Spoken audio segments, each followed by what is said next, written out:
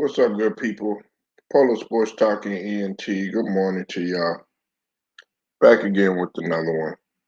Hit the like, hit the sub, also comment as well.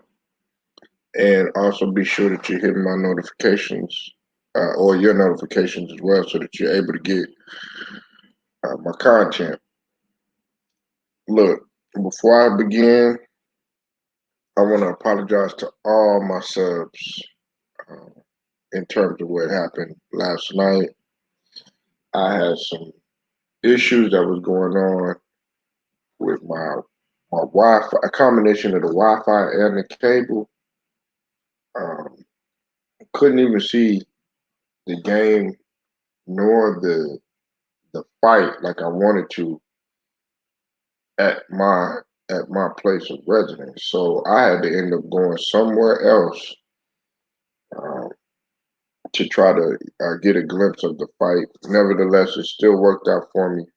I was still able to see both. The fight was the main thing that I was concerned about, and that's the first scene that we're going to break down, and then we'll get, of course, to the game.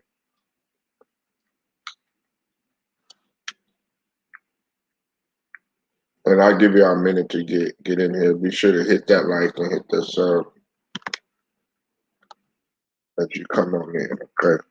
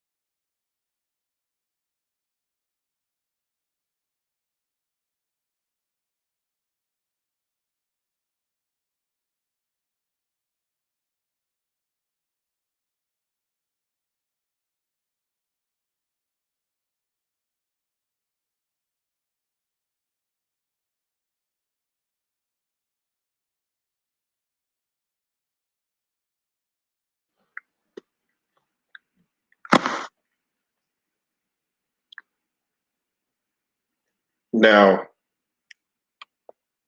I know everybody was expecting a different result from the fight last night. Uh, I know people were expecting Tank to just come out and end the fight like in the fourth or fifth round with the knockout. But that didn't happen, and I was victim of it too. Um,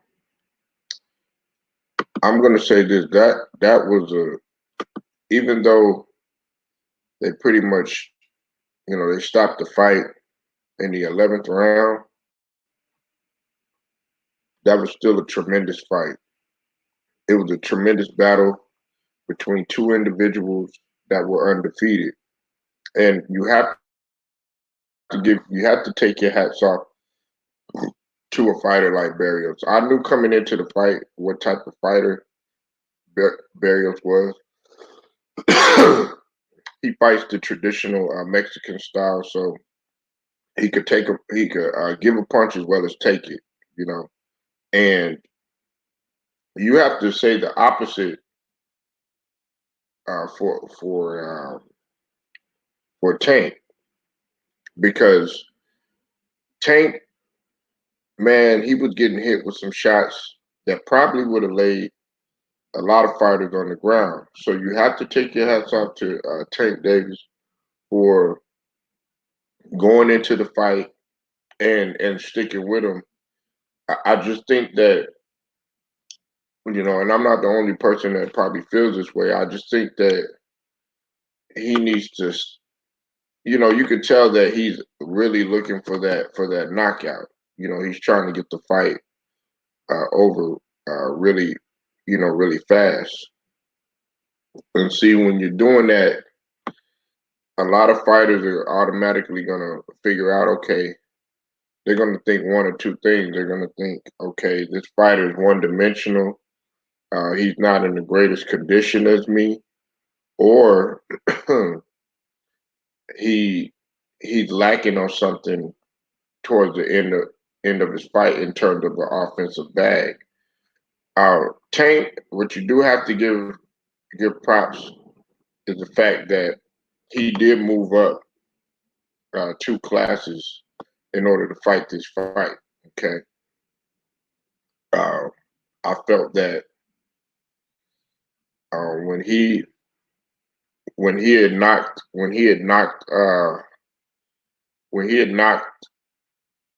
Barrios down, those few times that he did, because he knocked him down. He knocked him down, several times, but he kept getting back up. You know, uh, I think Tank knew, it's like, okay, wait a minute, this guy tremendously has a heart, and that's what Mexican style boxing is. That's what it's about. It's about coming forward. It's about working hard and also taking it as well as giving it. Um, Even though Tank had got the victory, I do feel that uh, it was made tough for him. He thought it was just going to be a quick, okay, get in and get out type of fight, and it wasn't like that. It wasn't like that at all. Um, Now I know that throughout the fight, or at the beginning of the fight, you know,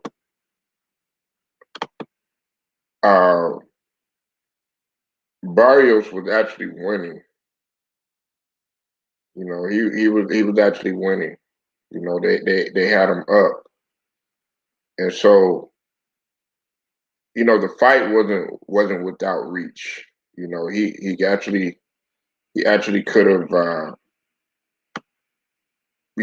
gotten the victory. Now,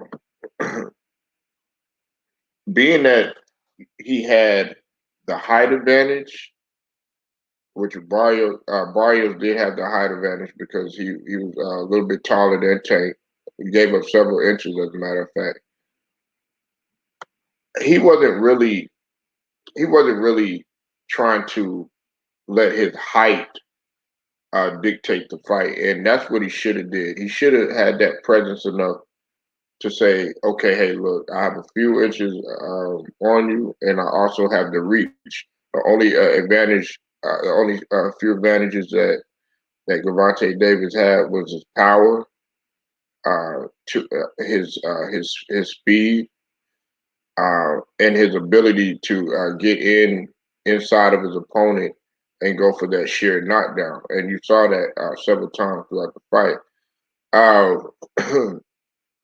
He was working the body in the beginning. Okay, he was definitely working the body in the beginning, and I'm talking about Barrios. Barrios was working the body in the beginning, and he had a good strategy.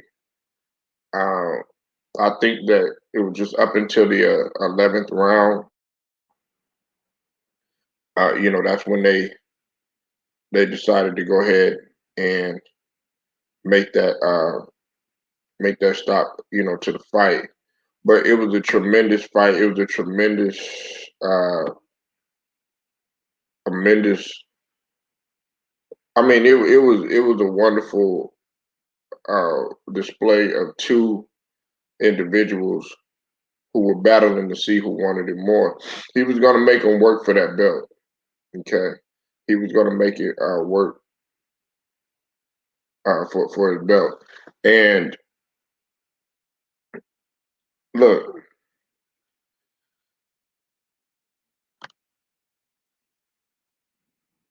Tank said that he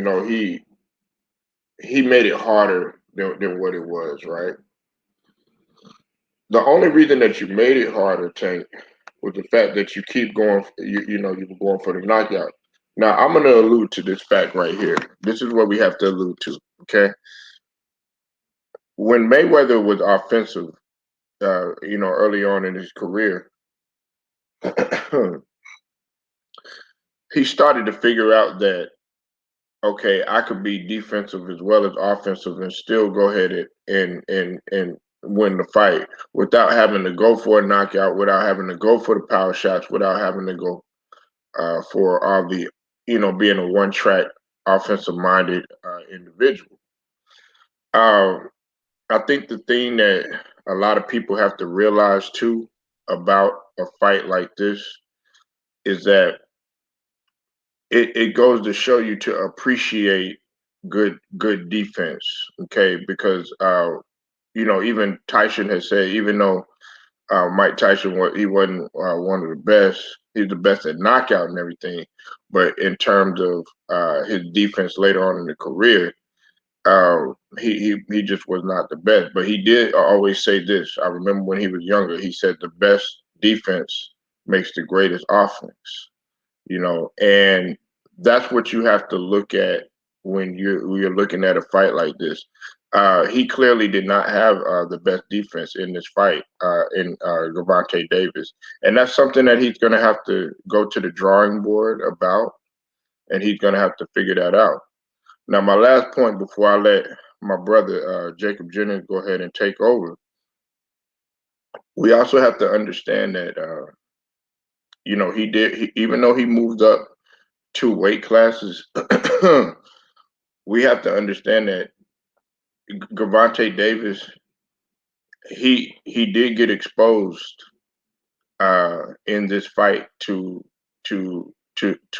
some degree. Okay, um, the way that he did get exposed is that when you carry him and when you go on and you keep getting up, and you're not. You're not phased by a knockdown because he did get, like I said, he got knocked down several times in the fight. Barrios did. What you begin to see is that Gervonta Davis is starting to get antsy and starting to get mentally, I guess, mentally unstable of the fact that the fight hasn't ended yet. And that right there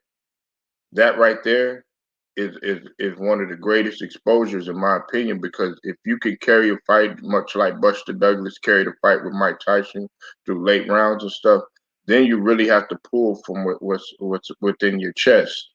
And hats off to Barrios, even though he lost and he did lose the belt, I will give him hats off for going in there and staying in the fight and everything. And this is gonna be a learning experience for both fighters. But Gervonta Davis, before he fights a fighter like Lomachenko, Uh, I think he'll need to fight just one more fight because now these fighters are really going to be studying film and they're going to be looking at those weaknesses and tendencies and everything. I think Floyd will point it out to him.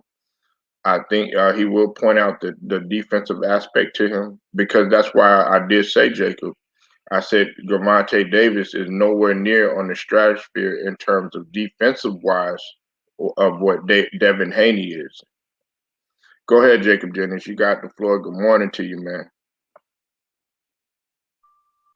Morning, Polo. What's good with you, man? What's going on, man?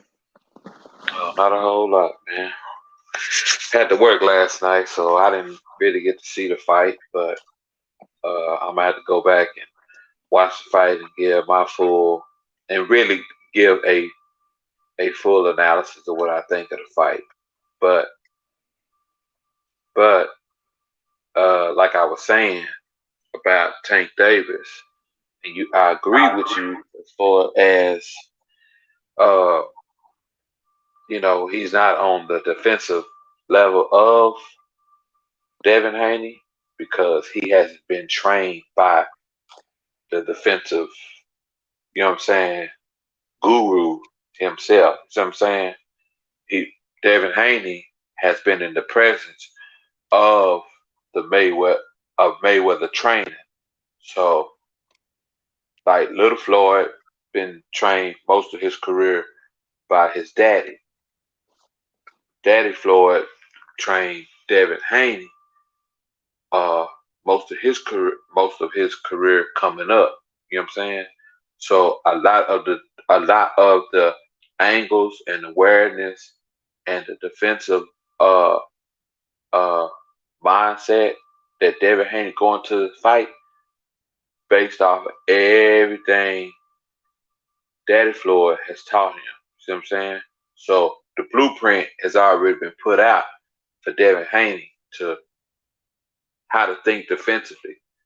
Because you got to learn how to think defensively in boxing if you want to last in this sport a long time. You know what I'm saying? You can do what Floyd has done his whole career because defensively it's worked for him his whole career. You know, but when what's his name, Gervonta Davis, he's got you're right, he's got a good offensive game, and I will agree that he's he's definitely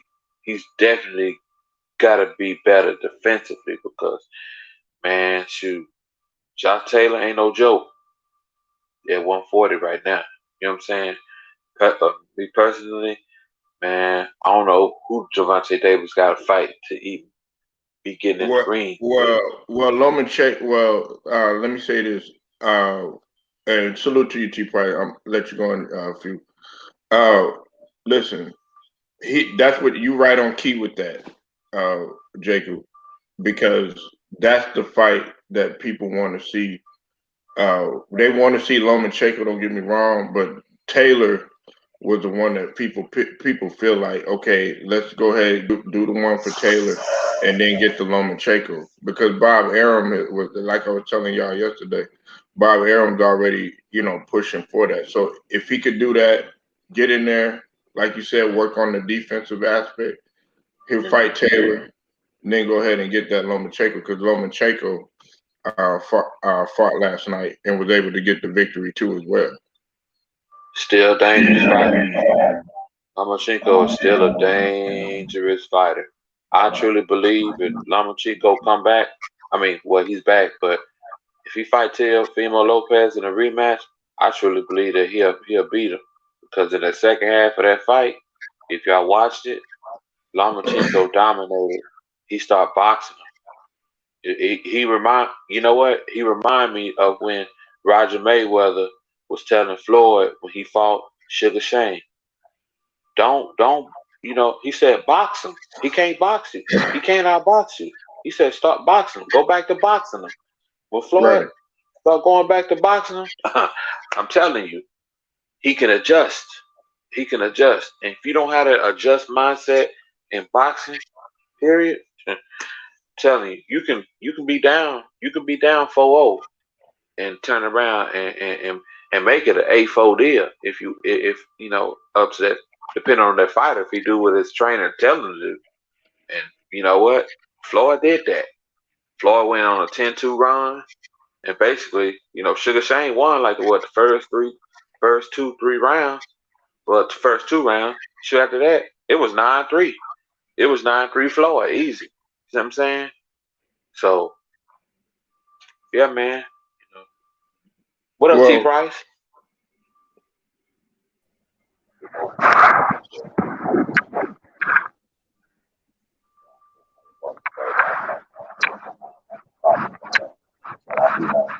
hey, T Price. Nah, Hold on one second.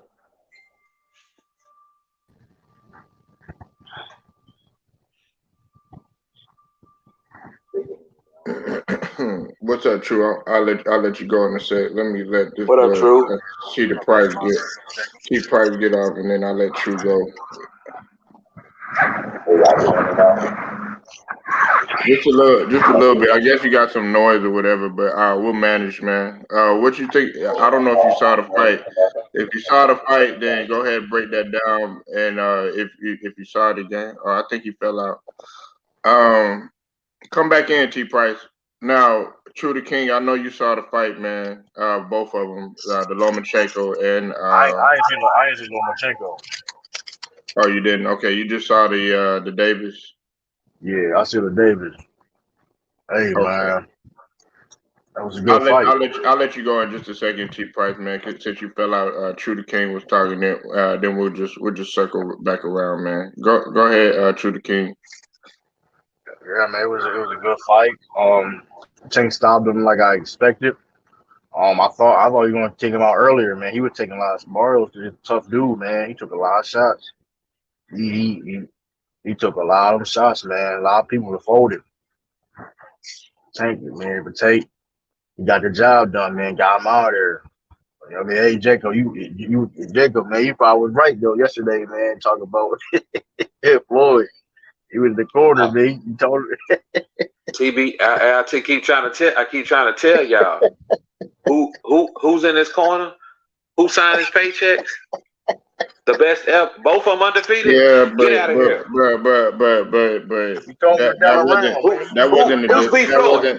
That wasn't the display that happened No, last but be night. fair though. Be fair though. But be fair though. That wasn't the display of last night, man. He defensively he's gonna have to get better, especially if he fights Taylor and Lomachenko. Floyd gonna train him. Watch this. Watch what little Floyd. Watch what my boy do to him in training. Guarantee you. Please. Listen, and that's why I said, hey, True the King. Hold on. True the King. And that's why I said yesterday, I told Jacob, what did I say? I said, in terms of defensive, yeah, he might be a knockout artist, Davis is, but in terms of defensive, he's nowhere near on the level of Haney yet. Yeah, that may be true though. That may be no, true. That's I agree with that. I agree with that, Polo. Listen. Yeah, I know you do that. You can say it's a fact, but here's the thing though. If Tank can sit there just take your punches, and he's just throwing back, like if he's walking through your punches, taking them, and you ain't putting no damage to him, it's over for you. I mean, but you could say the same thing about Barrios. You know, Barrios was up in the fight. He was, but I'm just saying. But that power, listen, is all. Hey, there's only so much you can take. Right, and there's so much you can take, but he knocked him down several times, and he was still getting back up. He got it. Tough dude. He is a tough dude, and that's what I said. If you fight, Jacob knows this, and so do you, True. They fight a traditional Mexican style fight. They're gonna keep coming forward, whether they get up, whether they bloody, whether you keep hitting them, they still gonna get up. That gut punch that ended the fight, though.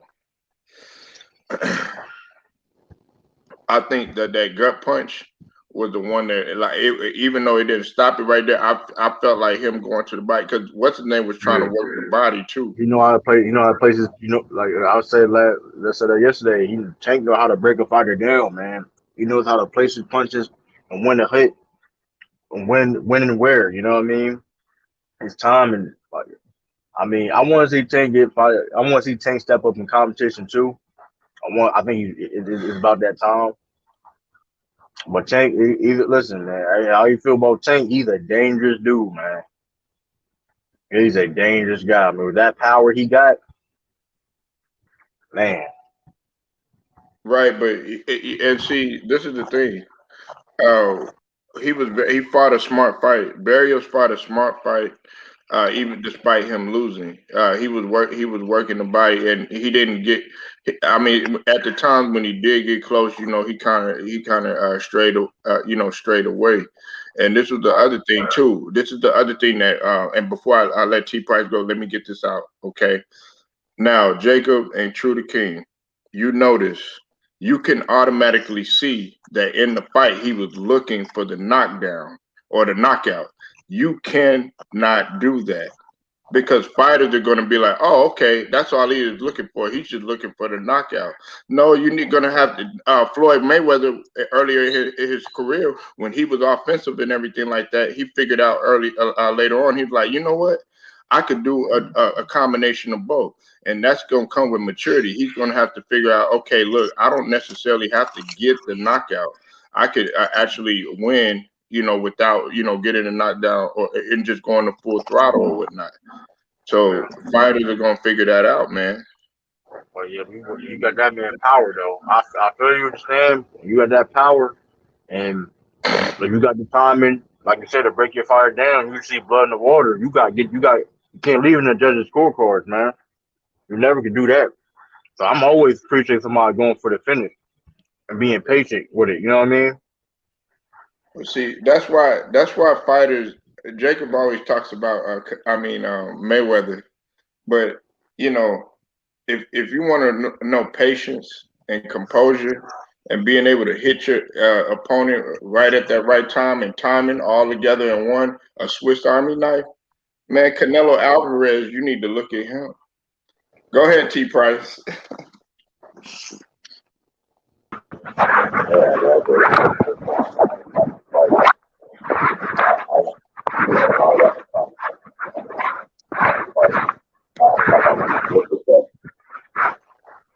Can y'all hear T Price, man? No, I can't even hear him. T Price, where you at? Where you at, brother? Yeah, I can hear you now. It sounds just a little muffled, man.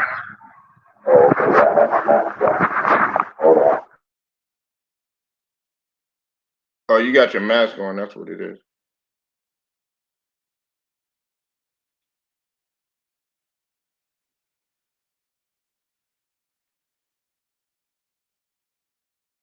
Yeah, but I want to see him get a little bit better with the defense, though, Jacob. As much as I like Tank, I want to see him get a lot better with that defense, man. He got to when he fighting a Lomachenko, his defense needs to be superb because Lomachenko's smart.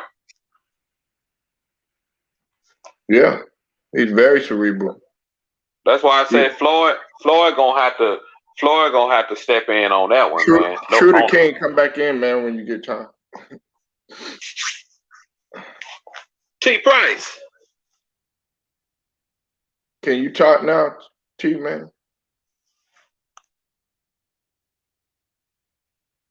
But we'll let T Price get himself together. I think he said he had his mask on and he had his had he got the little phone issue going on. But anyways, man, listen. Okay, now when he fights Taylor, what do you think that he needs to do with Taylor? We're talking about Lomachenko, but what do you think he needs to do against Taylor? I mean, I think he's gonna have to do the same thing because Josh Taylor, he's good with his jab. He knows how to set you up, and that's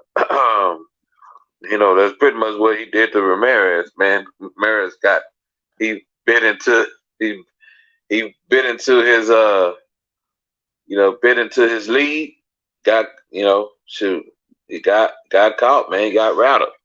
Josh Taylor was able to catch them unexpectedly. A lot of times you gotta learn how to do that in boxing. Bait your get your bait your opponent in. You know what I'm saying? And if you're able to do a lot of fakes and stunts and stuff like that, give them the catch in. That's what makes you a better counter puncher.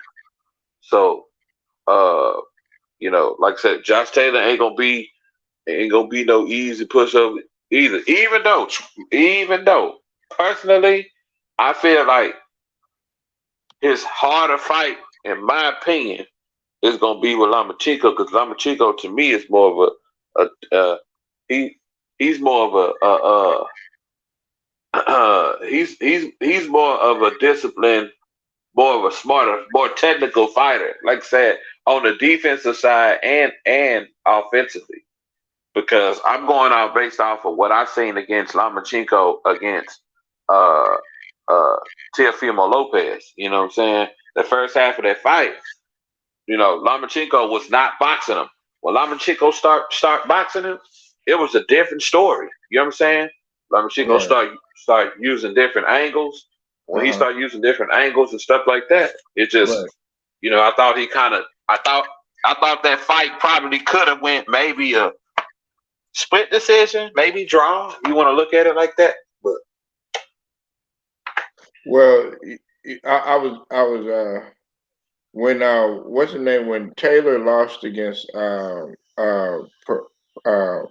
Progress, there were several things. Jose, really, Yeah, Progress. yeah. I felt like Taylor actually could have won the fight and it goes back to what you were saying, Jacob. It would have been it would have been more wise of him to kind of use his defense that much more. He was really trying to be more offensive minded during that time, and see that's what's going to be the Achilles heel for both of them fighters. Now, do I think Gavante or Tank can make adjustments, Jacob? Absolutely. I really do feel like he can make adjustments because he does have potential. We're talking about a guy, man, that's still in his young. He's still young, so he's still got a lot of time to make those necessary adjustments. If he had Haney's skill set in terms of the defensive minded, hey, he would be the top fighter right now. Talking about Lomachenko? I'm talking about Gervonta Davis. Gervonta, yeah. If he really had yes, I know that he's a knockout. He's considered a knockout artist and everything. But think about it. Think about it though, Jacob. When hey T Price, can you talk now? Yeah, I was busy at work, bro. Okay, there you go. Now we can hear you. Okay, good. Now we can hear you. my co-pastor. Co-pastor, Red Brown.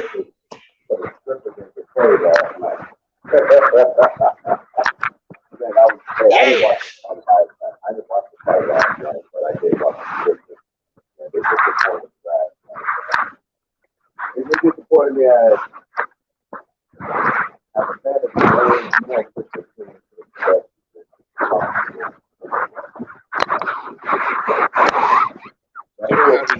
Still having trouble hearing you, T Price, man. Yeah, that's. Are you like moving around or something?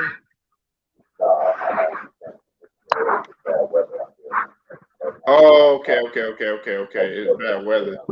Are you like really? Can you get closer to the phone? Are you on a headset or something? Yeah. I'm on the phone in my hand.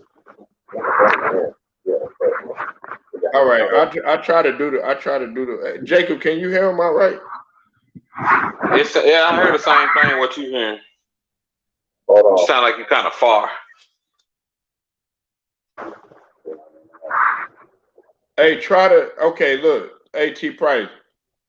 Go go back out, maybe cut the phone off, see what happens, and then come back in. I'm gonna save you. You always gonna have a spot, so just try to come back in. Okay, he gonna try to come back in because usually that's what happens. Right.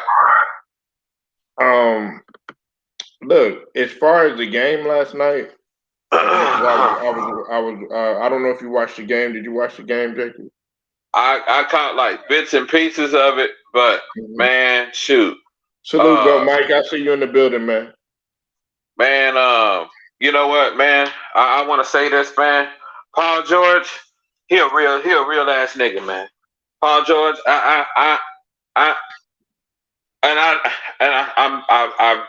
and like I said, man, Paul George is a leader.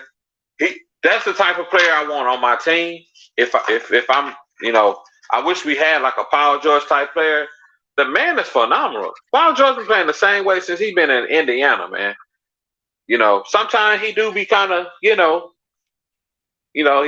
go in and out sometime, but yet and still, I gotta give kudos to Paul George for you know what I'm saying, trying to hold a team together. Clippers good, man. They really got they got talent. They really got talent, man. Tyronn Lue gotta, tighten up a little bit on his coaching. Other than that, I really like what I'm saying from him. Well, you see, Jacob, man, I can't, on this game right here, I can't even. I know some people may disagree with me.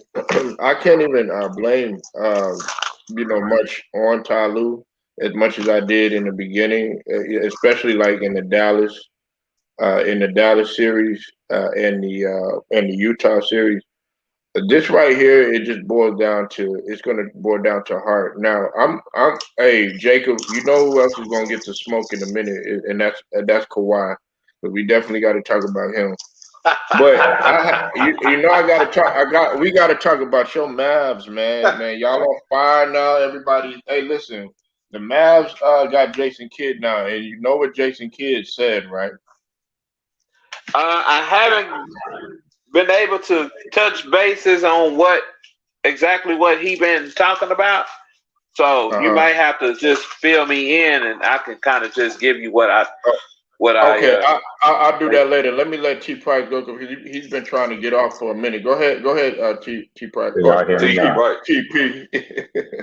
Y'all hear me now? Yeah, yes, that's a lot better, man. Oh, I don't know what's going on in the area. I didn't watch the fight, but I watched the strippers last night though. But they very. You went to the club? No, I'm talking about the strippers. Yeah, you went to the club. I know you was dropping. You were dropping them ones, right? You didn't invite. You didn't invite me. They got me live out there. Yeah, you didn't invite me. Girl. I'm trying to see one of them go-go girls. Man, I didn't know they had Onyx out there, bitch. Man, come on, man. Yeah, you know what I'm saying? Hold on one second, y'all. I'll be right back. Huh? Okay. We rode deep up in this mud. Onyx, you know what I'm saying? Man, let me find out. No, man. Let me find out you was in the cabaret last night, Jacob. That's it.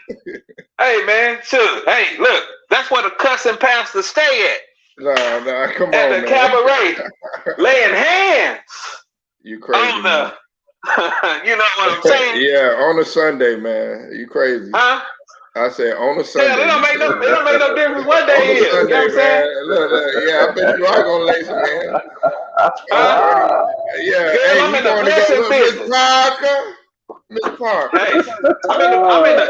Hey, me and T Price is in the blessing business. He's the nice one. I'm the hellish one. Yeah. That's very much true right there. But the strippers messed me up last night though, because when it was the fourth quarter. When it was fourth quarter, it was tingling. It was like tied up. I was like, okay, they looked so disjointed. They didn't know what to do. They took some really ill-advised shots. I didn't understand why he didn't keep the same rotation going. You talking about the Clippers? Yeah, I'm talking about the strippers, the Clippers. Mm-hmm. Yeah, man, they gave away that game last night. But that's one thing about Phoenix. Phoenix smelling now. It's over now, bro. Once we get 3-1, it's a wrap, bro. I was very disappointed. I was just very disappointed in them. It's just like why Rondo Yeah, was in the game. I don't know because you remember in the fourth quarter they didn't get no. They had so many bad possessions, so many bad possessions, too many going down the court and jacking up threes. I'm like, you can't win like that. You right. can't win like that. So give credit to Phoenix. You know, Chris Paul was in his bag last night a little bit, doing that and one stuff on them boys, man. And hey, man, the Clippers ain't nobody can get mad but Paul George and Ty Lue. I I put it mean, mostly on Tyler. Go I ahead, you know bro. what? You know what? Before I let go, Mike go. Listen, I can't put it too much. He does deserve just a little bit of blame. That's what I was telling Jacob just a whole second ago. He does deserve a little bit of Yeah, blame, but at the same time, though, T. Price, man, those players still got to go out there yes, they and do. execute. And Yes, they they do. were able to do it. They were able to do it the previous game. You know, when you Hmm. talk about man and when you talk about those other boys, okay, y'all did it. Y'all did it last game. Okay, we're expecting you to do it this game. And you got to think about it. They're shorthanded anyway. So now, and Hmm. like what Jacob just said, T. Price, uh, Paul George is really, man, his leadership is really stepping up. Despite them losing, I give because that's what everybody's talking about now. T. Price, they're talking about how Kawhi's in the skybox and everything like that. I can't front. I've lost quite a bit of respect for Kawhi. He's still a great player. Oh, he's sitting up there. He's sitting up in the Yeah, nosebleed seats with you his gotta family. be out there. You gotta be out there on the bench. Hey, T Price, Goat, and Jacob. If y'all are out there and y'all getting y'all ass whooped or whatever, or y'all struggling or something like that, a good thing mentally is for me to be like, man, what the hell is wrong with you? Motivating Yeah, on the bench, being you like, gotta what's motivate up? the teammates. I don't know. He You, need to you, have Meeks He need to have Meeks to go motivate him. right, Hey, did you exactly, see man. that video of me? You see that video of me doing Kawhi Leonard, his recent one? Oh my God, he was out of pocket. It was funny though. It was funny, but Wow. man, I don't understand it though because it's just like with me, it's just like okay, with it, that fourth quarter, because I watched that fourth quarter again, like Uh this huh. morning before I went to work. I was like, dude, this game was up for the taking. They did not Yeah. execute. They took really bad 3 pointers. Yeah. You And said what hell. and what and what was Phoenix was doing? Mid range, pick and roll, mid range. Chris Paul knocking that mid range. You know what I mean? It's just like, hey, the better team won last night. I ain't giving no excuses to nobody. The better team won last night. So Look, who ended man, up y'all winning got that me. fight last night? T Price, Mhm. your little brother right here from another mother. Go, that's your little brother because he's a Lakers fan too, and y'all motherfuckers got me cornered in here right now. I got two You diehard, you got me diehard calling. Lakers fans in this bitch. So y'all got the We floor, home. okay? And We y'all can home. say what Nigga, y'all I ain't want got to nothing say. else to say. I ain't got nothing to say. We home. Hey, We home. hey, hey, Polo. I'm not sure if T. Price is a Lakers fan. He being too nice Uh, he being too nice to the strippers. The strippers got their ass beat the fuck up. Fuck Paul George. Fuck the Clippers. Fuck Steve Ballmer. You want to play in our Oh, T stadium? Price, You want to cover up Jersey? You he want to cover already up he Kareem? already You calling the want to cover up strippers. I mean, Kobe? damn, You want that's to cover up all the disrespectful. banners? Man, fuck the goddamn strippers. Y'all sitting here being nice to the goddamn strippers. Man, fuck them niggas. Fuck Paul George. Fuck that man. Fuck the whole organization. Fuck the whole team. Get the hell out the goddamn basement. Move the hell out. Go move somewhere else. Y'all sitting Hey, here they being get nice to their the own. goddamn strippers. They Man, fuck get. the They ass. get. Fuck They get. Ty Lue. They gonna Fuck get their Terrence own Davis. building. Fuck the whole They been. goddamn team. They No, been renting hell us no. for You a years. Lakers fan. You a Lakers fan being nice to the goddamn stripper. Man, fuck the strippers. Hey, Hey, Sunday get them man. out of here. I'm a nice guy. Yeah, Move out of they out of LA. here. Move out Hey, of they LA. about to. They about to Move be out out of of there on the LA. next game. Get out the basement. I ain't being nice to no goddamn strippers. I ain't feeling bad for no strippers. I ain't You been ain't bad for feeling no bad for the strippers. My strippers. How bad. Hey, you a T Lakers Price, My T fan? bad. Price. How you a Let Lakers me fan ask you feeling bad for something. the strippers? Hold Man, on, stop go. this What up, shit. though, Mike? Hold on one second, go. Hey, what if they raise a banner in Staples Center? Mm-hmm. Let's go. They Hey, can't really what the all wing? the banners. They can't really all They the ain't banners gonna in my raise no stadium. banner. How they gonna raise the banner? You They hear can't How me, they really gonna all go? raise the the banners. banner? Get the hell out. How they gonna raise the Get banner? the They don't hell even out. have a banner. One Western They playing Conference our banner. stadium, bro. We got one Hey, Western that's what I'm Conference saying. banner. They playing our stadium. What you talking about? Find things to do. They playing our stadium. Man, fuck the goddamn Oh, strippers. man. Hey, they I can't even don't play in the think Great Western Forum, and I that's know a you Yeah, they bandit. played in the you in farm here too. being nice. You in here being nice to the strippers. But you're a Lakers fan. Man, Hey, stop that shit, bro. hey, Stop that's that just shit, how you. bro. Yo, Hey, Mike, what's up, I'm little Stop not. that brother? shit, bro. Hey, I'm just not the type of person that hey, I don't like the Clippers. I don't like I don't like the Pistons. Man, I root for you the don't sound Celtics. like it. You Then don't Yeah, sound hey, like it. hey, that's You T-Price, don't he that's don't sound like like the that's it, Clippers, Price. he that's up don't to like the you. Suns, he That's don't up like to none of you. Right, that's you though. You don't That's sound how you like it. take it though. But anybody that know me, they already know, man. I'm just a fan of the game, bro. I'm just a fan of the game. If anybody Yeah, else, you a fan of the game. Yeah, I know you is. You're a fan of the strippers too. Now how about that? Let's nah, be that's how you. let's be real Hey, facts. nah, Let's be bro. real I'm facts. fan. Let's All be right, real bro. facts. You a Clippers Hey, fan that's how. too. Hey, hey. Let's be those facts. You can say what you want, bro. I'm Fuck the not. goddamn strippers. They're the strippers. They're gonna always stay in the goddamn basement and they Man, ain't you coming going out. to I'm hell with locking all the door. I'm this closing the door. god dang on stuff, man. You know it's Sunday. You better go say you a prayer. Mm-hmm. Kneel on your bed, Mike. I'm gonna say Mm-hmm. a prayer for the strippers. Man, say what you I'm gonna want. say a prayer for them to get out. Man, Everybody we on ain't the gonna get on your ass either, Jacob, because you was in the strip club last night, nigga. So stop that shit. anybody Hey, pray anybody hold on. praising the strippers, get out. I'm in my hellish ways right now. Yeah, you Hey just had a Jacob, birthday. Yeah, you 25, motherfucker. Okay, I'm happy for you. he That's a right. he a Lakers fan Peyton's praising the back in strippers. business. He a Lakers fan praising the strippers. Man, they's cursed. The strippers are cursed. You don't play in our stadium and expect to win. Get the fuck out. Okay, play Hey, on go Mike. okay. Hold What do on, you go think Mike. about the What about game, the man? Jets and the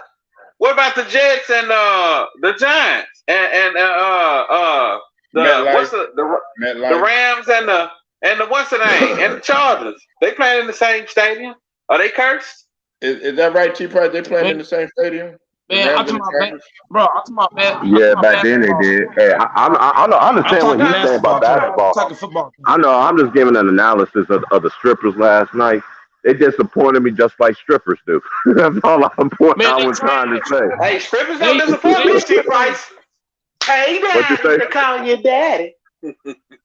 Hey Jacob, he being way too Yeah. nice to the strippers, man. He being way too nice to Paul George, man. Fuck that nigga. Get the hell out, nigga.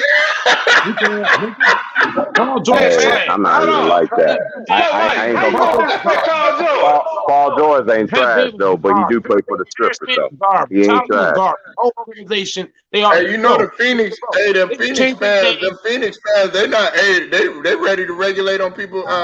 Put Hitman had their a ass out. video I'm gonna talking say about they hit me in gonna the wipe the cash floor app. on them. I'm gonna say hit me in the cash app. As soon as they get put, I'm sending the hitman a cash app. Fuck the goddamn strippers. How much you gonna send him, man? Hey, you never know what I might send him. You never know.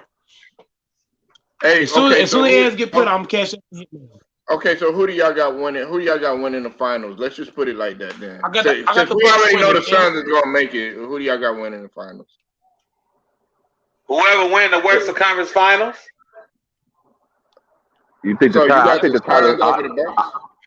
I think the title. I think the title's coming for the West. Because let's just say for years, man, the West has been the best conference. Period. Even when RoboCop been in the East, the best talent in the conference championship always came from the West. They few in the East, but Phoenix have a Who you great chance though. calling RoboCop, sir? T. Price, who you Hmm? calling RoboCop? Who's RoboCop? Who you Jay calling Reed. RoboCop? Jay Reed. Jay Reed. You That's calling it. LeBron RoboCop? That, You that's can't it. call That's LeBron, nigga. it. What you Yeah, I talking about? call him that You snitch. can't check LeBron, I'm talking nigga. about Jay Reed. I'm talking You about can't Jay check Reed. LeBron. You can't check What you LeBron. mean, can't He'll Javon? dunk on your LeBron ass, can't even nigga. check it. Oh, LeBron, hold on one second. Hold on one man, second, you sir. can't I don't know. check Hey, this LeBron. one thing. Hold on, sir. I You see. can't guard Hey, LeBron. You hold can't on. No, guard. no, no, You no, can't no, check no, LeBron. no, sir. No, sir. No, sir. No, You sir. You can't hold keep on LeBron shit going. up. You keep You on can't hold going. You ain't gonna LeBron let me shit get up. my shit off. Go ahead, sir. Hey, I ain't got nothing but time, bro. Stop calling LeBron J. I don't Reed, like nigga. Jay Reed. Stop calling I don't LeBron. like Jay Reed. Hey, I can talk about Jay Reed if I want to. Because at the Don't end of like the you, day, nigga. I Don't like know you. who built the Hey, Staples Mike, Center. we It can't wasn't hear that you, nigga. man. I know who And he built don't the like Staples you. Center. And LeBron like you. I don't give And a LeBron fuck. don't My like nigga, you. the nigga who I like, the nigga who I did like, he's buried in the dirt, homie. Kobe Bean Bryant, nigga. He was the one that built the Lakers, not LeBron. Fuck out of here. And LeBron That's like why the your ass, Lakers are nigga. home. That's why we home right now. That's You why we can't guard home. LeBron. That nigga You can't 36, guard LeBron. looking like he's You 58 can't years guard LeBron. old. You can't Man, guard LeBron. who Hating want to ass guard nigga. him? You can't check. Man, fuck LeBron. Man, fuck you. Man, fuck You, man. LeBron. Well, that's how you feel. That's how you feel, You homie. can't hold LeBron, nigga. You a broke ass nigga. You a broke ass nigga. Why I gotta be broke? Why I gotta be broke? Oh, I ain't got LeBron money? I ain't got LeBron money? Go, chill, Oh, man. why you had to go that far, bro? Hey, man, you don't even know my story, homeboy, so I'll let you keep on going with your little runs. But no, I'm good. I'm gonna respect it. I'm a very respectful person, but man, bro, you don't even know me, bro. You coming at me sideways, and this is all about fun. This is all fun and game. That's how you feel. Look, you the one that act like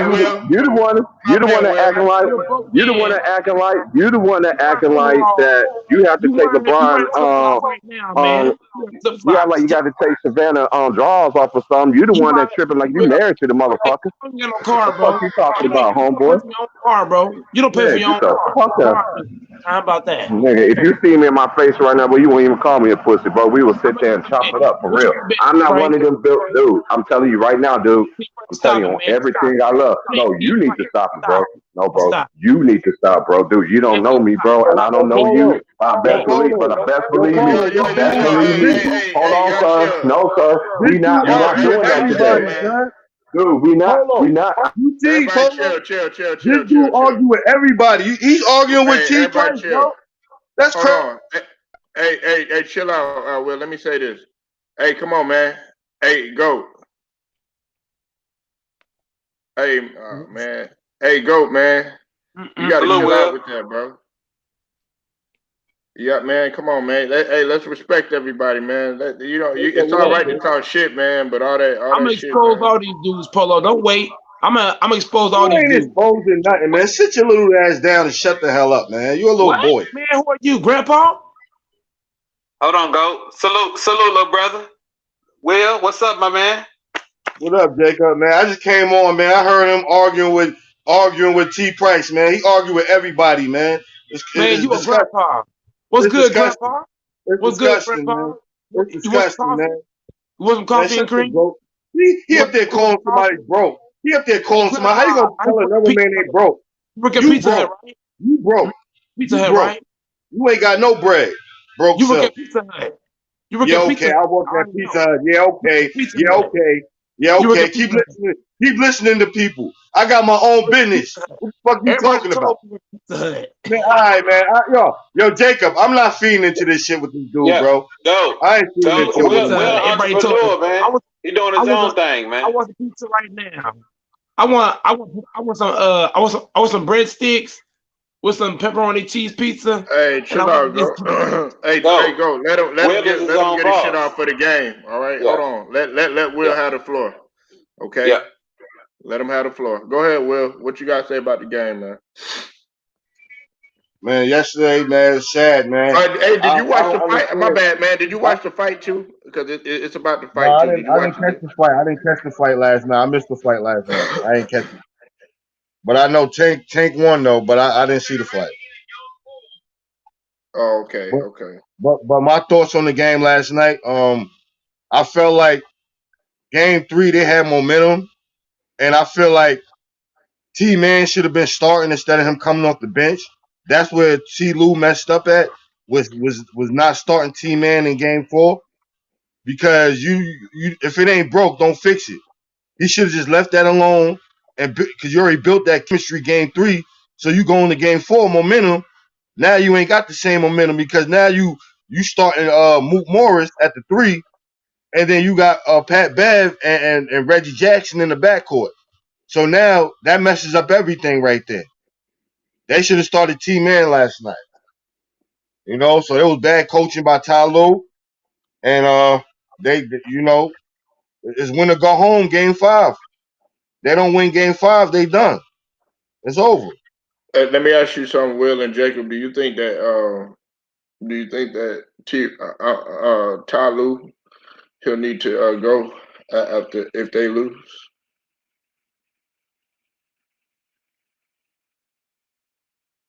Uh, That's a long pause. dude. God dang. Oh, I'm sorry, my bad. Hold on. No, I was on mute. I was on mute. I was on mute, Polo. I didn't want to interrupt. Yeah. No, Uh, it's all good. do Tyronn Lue needs to go if they lose Game 5? I don't think so. I don't think so. I think you got to give him a chance to see what he can do. Uh, what he can do with the Clippers. I think he has the pieces. He has the talent there already that they look like a championship contending team. They just don't have, you know what I'm saying? They still missing Kawhi. You know, I think he's still got to work on his adjustment assessments and stuff like that. I think if he does that, I mean, he's in the Western Conference Finals in his first year as the coach, and we know he came into a team that's already been pretty much, you know, they've already had significant talent on the team. So I don't think he should go like that. I don't think so. What about you, Luke, Will, man? What you think? You think Ty Lue should get another shot at it if they lose? Yeah, they shouldn't fire him, man.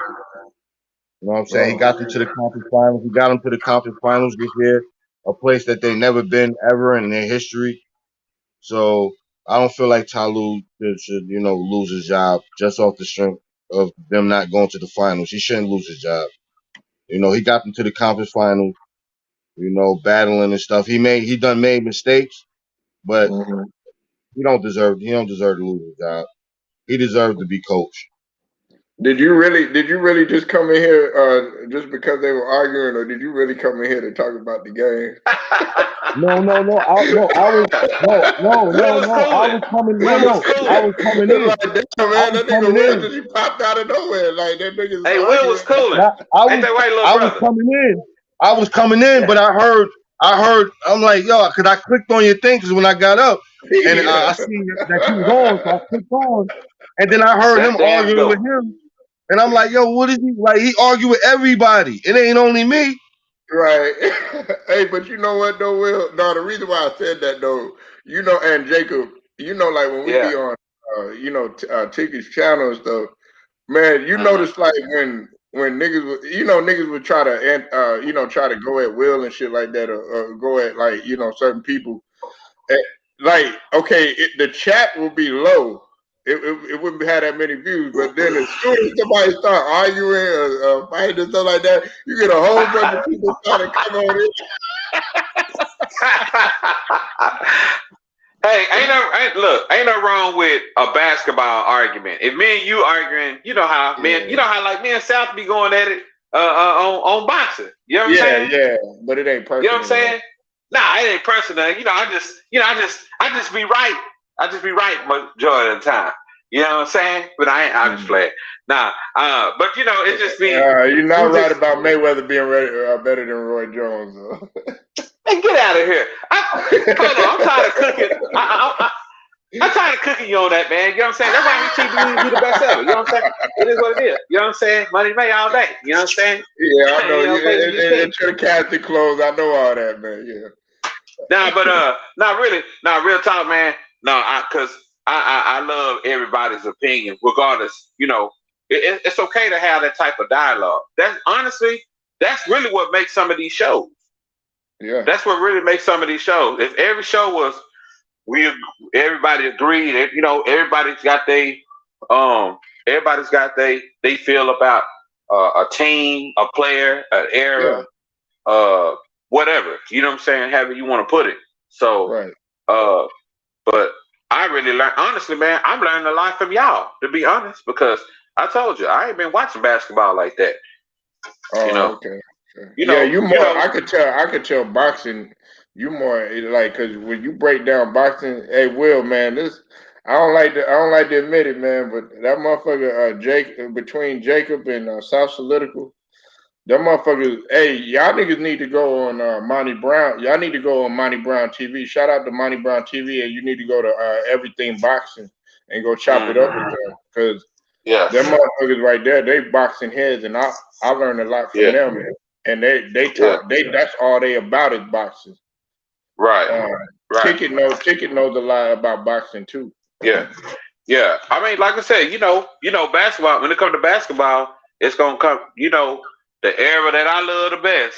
I love my '90s. You know what I'm saying? I love Will and Wilson in '90s Knicks. They're my favorite. Those are my favorite Knicks of all time. The '94 Knicks. That's really '92, '94. My favorite Knicks team. Yeah, hey, Will. That's why, like Will knows. Listen, even though we was hey, Jacob, you tell him. Even though we was in Texas, man, they love that type of style of basketball. That rugged style. I used to love. I didn't even. Okay, the Bulls were good. Don't get me wrong. Yeah. I love to see the New York and the Pacers, or I love to see like Charlotte versus Miami. Like I love seeing those games. Like motherfucking. Jamal McGlory and PJ, what's his name? PJ Tucker? No. PJ Brown. PJ Brown. PJ Brown, man. Yeah, PJ Brown.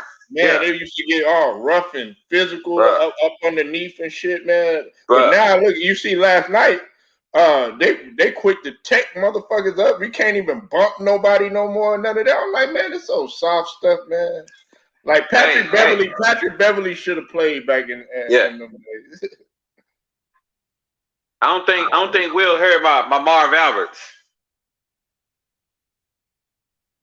Yeah, I love Marv Alberts.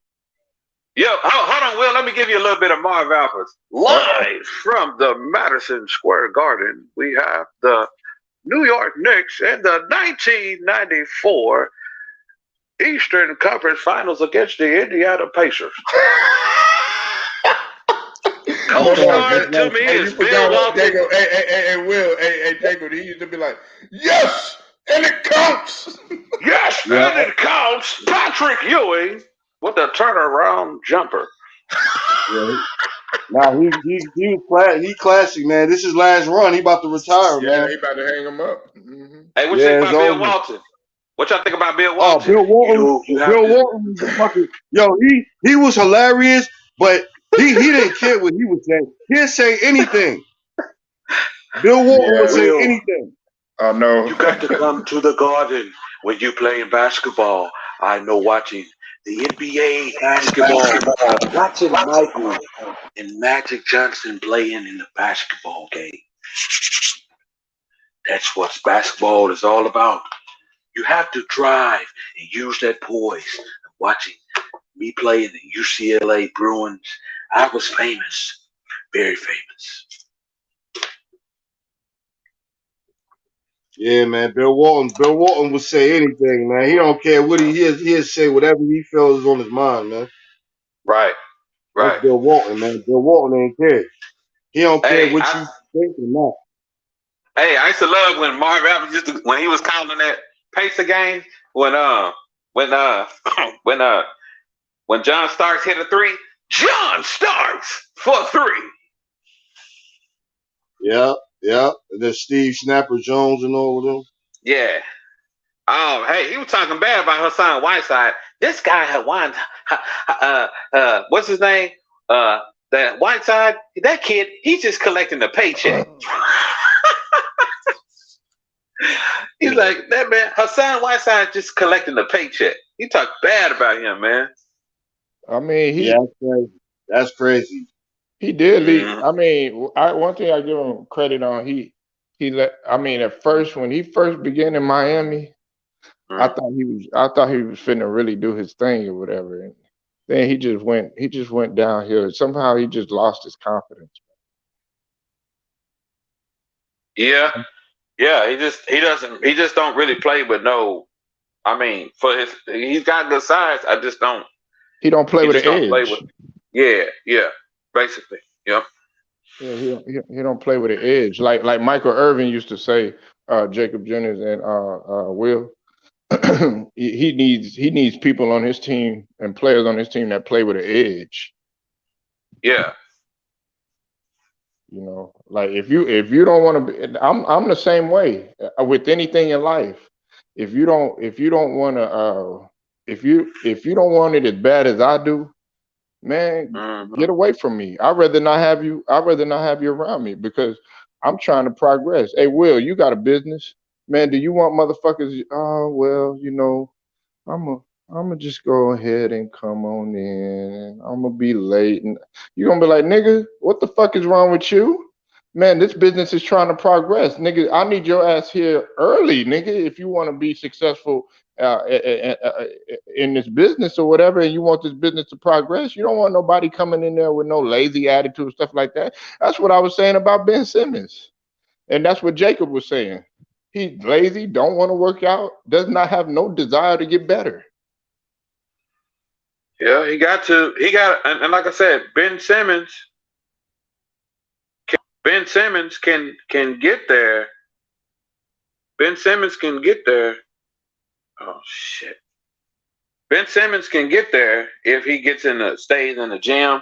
Like I said, being around, like I said, me on your back, man. When I'm on your back and I'm pushing you, you're gonna get tired of me. You gotta figure. You're gonna figure something out. Offensively, you're gonna figure something out. You're gonna find your game that way. Being on that court, you know what I'm saying? Just think about you feel the presence of just say you feel the presence of a Gary Payton holding you. You know what I'm saying? You don't want old Gary Payton talking smack to you. Come on, man. You know how Gary Payton was talking smack. Jordan will tell you that. Gary Payton talked, but he bagged it up. You know what I'm saying? He'll bag up his he'll bag his game up. He'll back up his talk with his game. You see what I'm saying? So that's what you need. You need that. Go, you're finally back. I see you're finally back, little brother. You come down, boy. Look. I'm gonna say this, all right?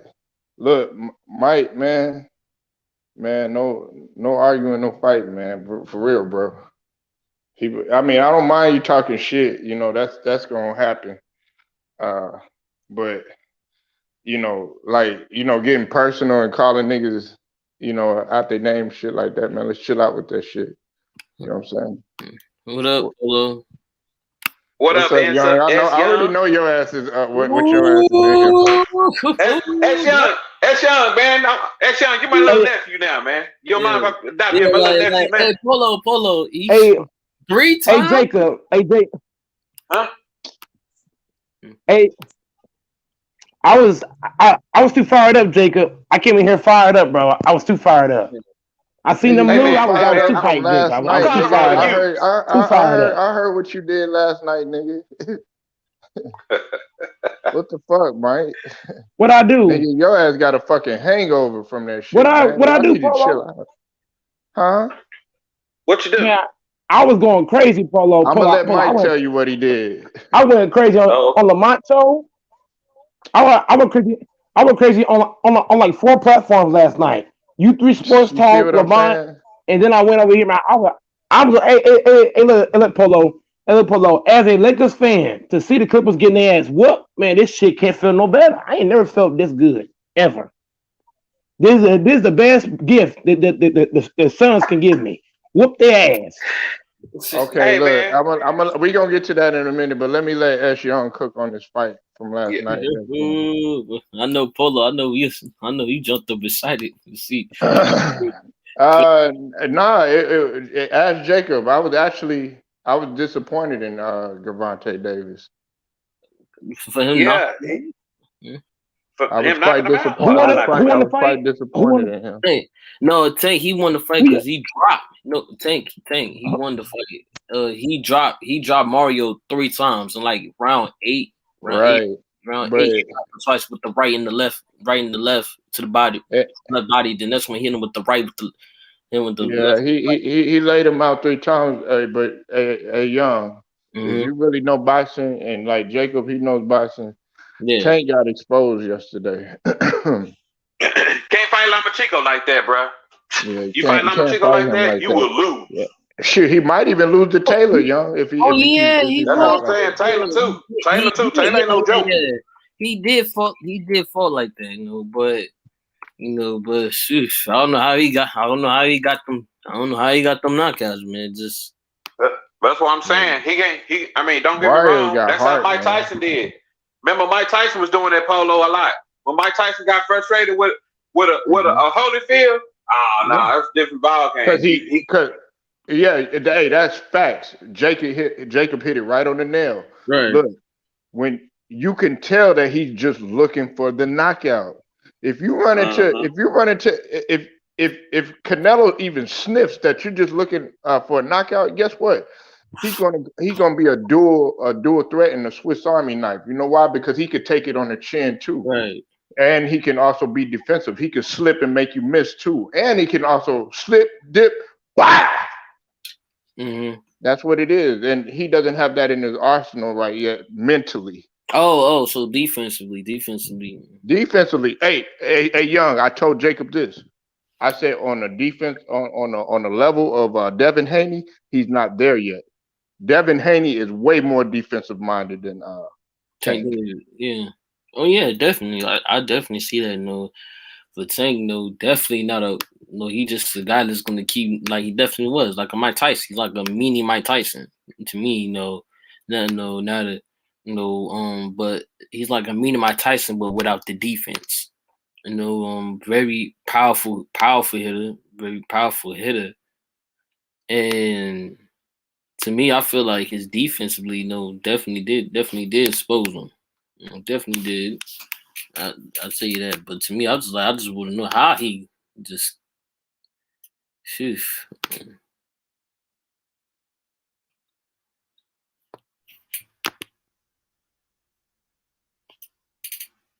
Well, like I said, Tank Davis gotta if he, like I said, just from watching boxing, Tank Davis he's gonna need Floyd really more in his training regimen.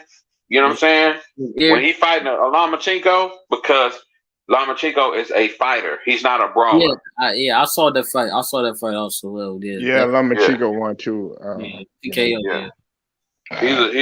He can, don't get me wrong. He can Japanese guy had heart though. Yeah.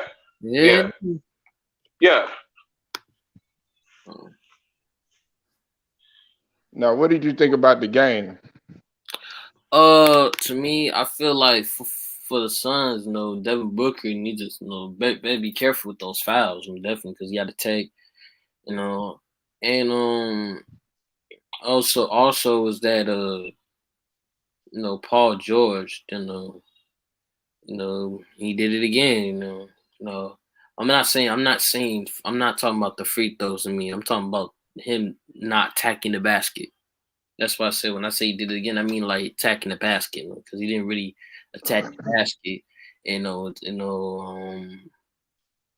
That's one. I'm not saying Paul. I'm saying the whole Clippers. They keep shooting 3-step attacking the basket because the Suns. It was opportunity right there. The opportunity was right there because Chris Paul just missed one. So Devin Booker was like gone. Devin was gone. So I'm like, the money was right there until they blew it.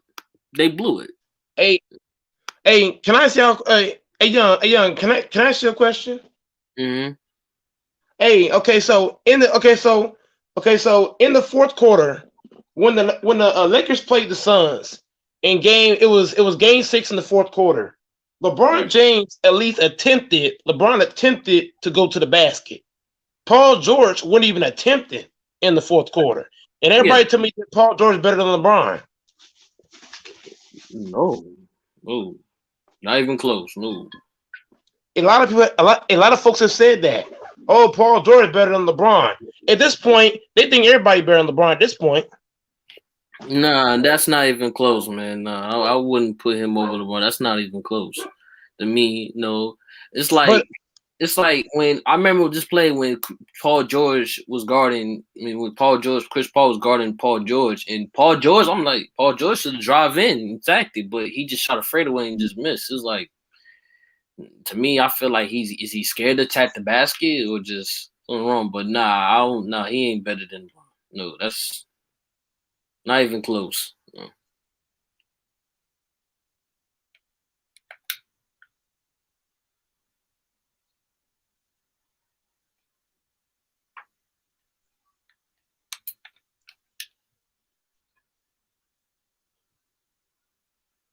And they y'all. LeBron James showed why he's LeBron. The Phoenix Suns kept building walls against LeBron, but LeBron still drove to the rack. He still tried to drive in the fourth quarter, even with that wall they was putting up. But yet Paul George couldn't do the same thing. But everybody told me, oh, Paul George better than LeBron. Oh, Curry better than LeBron. Oh, Draymond Green better than LeBron. They say everybody better than LeBron at this point. They think everybody better than LeBron. They call LeBron Jay Reed. Oh, LeBron Jay Reed. At least Jay Reed went to the basket. Paul George didn't want to drive. Right. That's your specialty.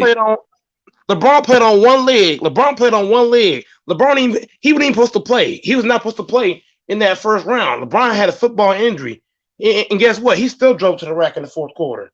LeBron drove a lot in the fourth quarter in Game 6. Why couldn't Paul George do the same shit if he's so called better than LeBron? Where's these Paul George fans at? No, nobody. I ain't never said Paul George. I don't know if anybody else. He ain't better than Polo, I be hearing trolls on my channel. Hey, Polo, guys come to my channel and tell me everybody better than LeBron. Paul George, Curry, Dame, Allen Iverson. I be hearing all this bullshit. No, I don't know about the other, but Paul George. Guys tell me Melo better than LeBron. Like, what the hell? I mean, Paul George might like have in terms of offensive repertoire and in his bag and all that. They say better all around. But he ain't a better overall player. Though, they say he better overall. That's what I heard. Nah, I ain't gonna say he better overall. I agree with you, Mike. But you know what, Mike? At one time, I'm sorry, I mean cut you off. Who was that, Jacob? No, I was just agreeing with him. That's all. Oh no! At one time, when he was really before that injury, though, Mike, he had potential because he was emerging as one of the best two-way players in the game. So Polo, are you saying he had potential to be better than LeBron? Absolutely. Hey, let me tell you this. Let me ask you something, Mike. Let me ask you something. Did you like Tracy McGrady when he played? I didn't like his. Tracy McGrady was a great offensive player, but his defense was trash. Right. Okay, I'll give you that. That's what he was emerging to be with the defense. He played just because he studied. Guess who he studied? He studied Kobe and he studied T-Mac. Those were his favorite two players. And if you saw his game in Indiana and you saw the way he could get up and then also play defense, you was like, man, this guy is on his way to emerging as the best in the league. I mean, at least I thought he was, before that injury though. Do y'all agree with me or no? Hey, I have to disagree with you, Polo. Bro, Paul George can never be better than LeBron, bro. No, bro. No, I was saying he had potential. He had the potential to be the best in the league. Man, come on, we talking about Paul George? Yeah. Polo? Huh? Are you referring to Paul George? Absolutely, yeah. I love Paul George. Indiana Paul George before the injury. My goodness, that nigga was nasty. Yeah, he was hard. Paul George in Indiana was cold. Oh yeah. Hey, Polo, Polo's reaching, bro. You're kind of reaching, bro. What are you talking about? I didn't say, but see, that's what I'm saying. You're misconstruing my words. I did not say that he was better than LeBron. Man, I said that he had the potential to be the best in the league. No, sir. Paul George never had. You would have to go and you would have to go watch it. I actually watched Paul George play. How many assists Paul George averaged for his career? Paul George never averaged as many assists. It wasn't about assists. No, I'm talking about overall game, right? We're talking about overall Right, game. overall We're not game, talking but that about. wasn't We're not talking about. that wasn't LeBron. He didn't handle the ball like that. LeBron handled the ball No, the no majority of the excuses, game. man. No excuses. Paul No, George. it's Paul not an George. excuse, but when you handle the ball and you're playing a point What about forward, Indiana? What about Indiana? When he played right, Indiana, he had the highest usage rate, and he still couldn't do it. right, and they took him 7 games. Think No, about that's that, and he was that in his beside young my point. career. No. I don't want to hear about. It No, no, took no, no. it took them a Hold on, lot to stop Paul hold on. George I'm during not that talking time. about game. I'm He talking was about an game. offensive. He No, was a walking bucket, Mike, I'm inside comparing and game. out. Am I I'm lying, comparing y'all? game. Hey, Can Paul Will, George run am an I lying? offense? Can Paul George? No. I remember the Pacers game. He used to give LeBron problems. Problems. I remember. He used to give them business. Even LeBron gave Paul George props. He said, "Man, this guy is a problem." That came out of LeBron's mouth. Yeah, because the Heat, no, they dealt. Cause I'm from Miami, Florida. Because they, Oh, Lord, he done left. yeah, no, yeah, because Look, you don't like LeBron? Oh no, because we dealt Paul in the Pacers for playoff for like 2 or 3 years. You know, it was just tough. Them Pacers, him, David West, them guys was just Lance Stevenson. What's up, Blackface Sports? I see you in the building. Y'all be sure to y'all support TJ's page. It's Blackface Sports, man. Definitely represent that South Carolina. Hey, that's Southeast in the building, young. Representing that South Carolina, you know what I'm saying? But he a Lakers fan too. You said PG was a beast in Indiana, and before the injury, he was right there with all the top players at that time. Exactly, that's facts. Yeah, he was. Yeah, he was.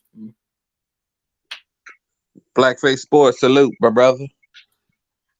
Yeah, y'all sub to his page, man. He and he loved boxing just as much as I do. That's another guy that loves boxing.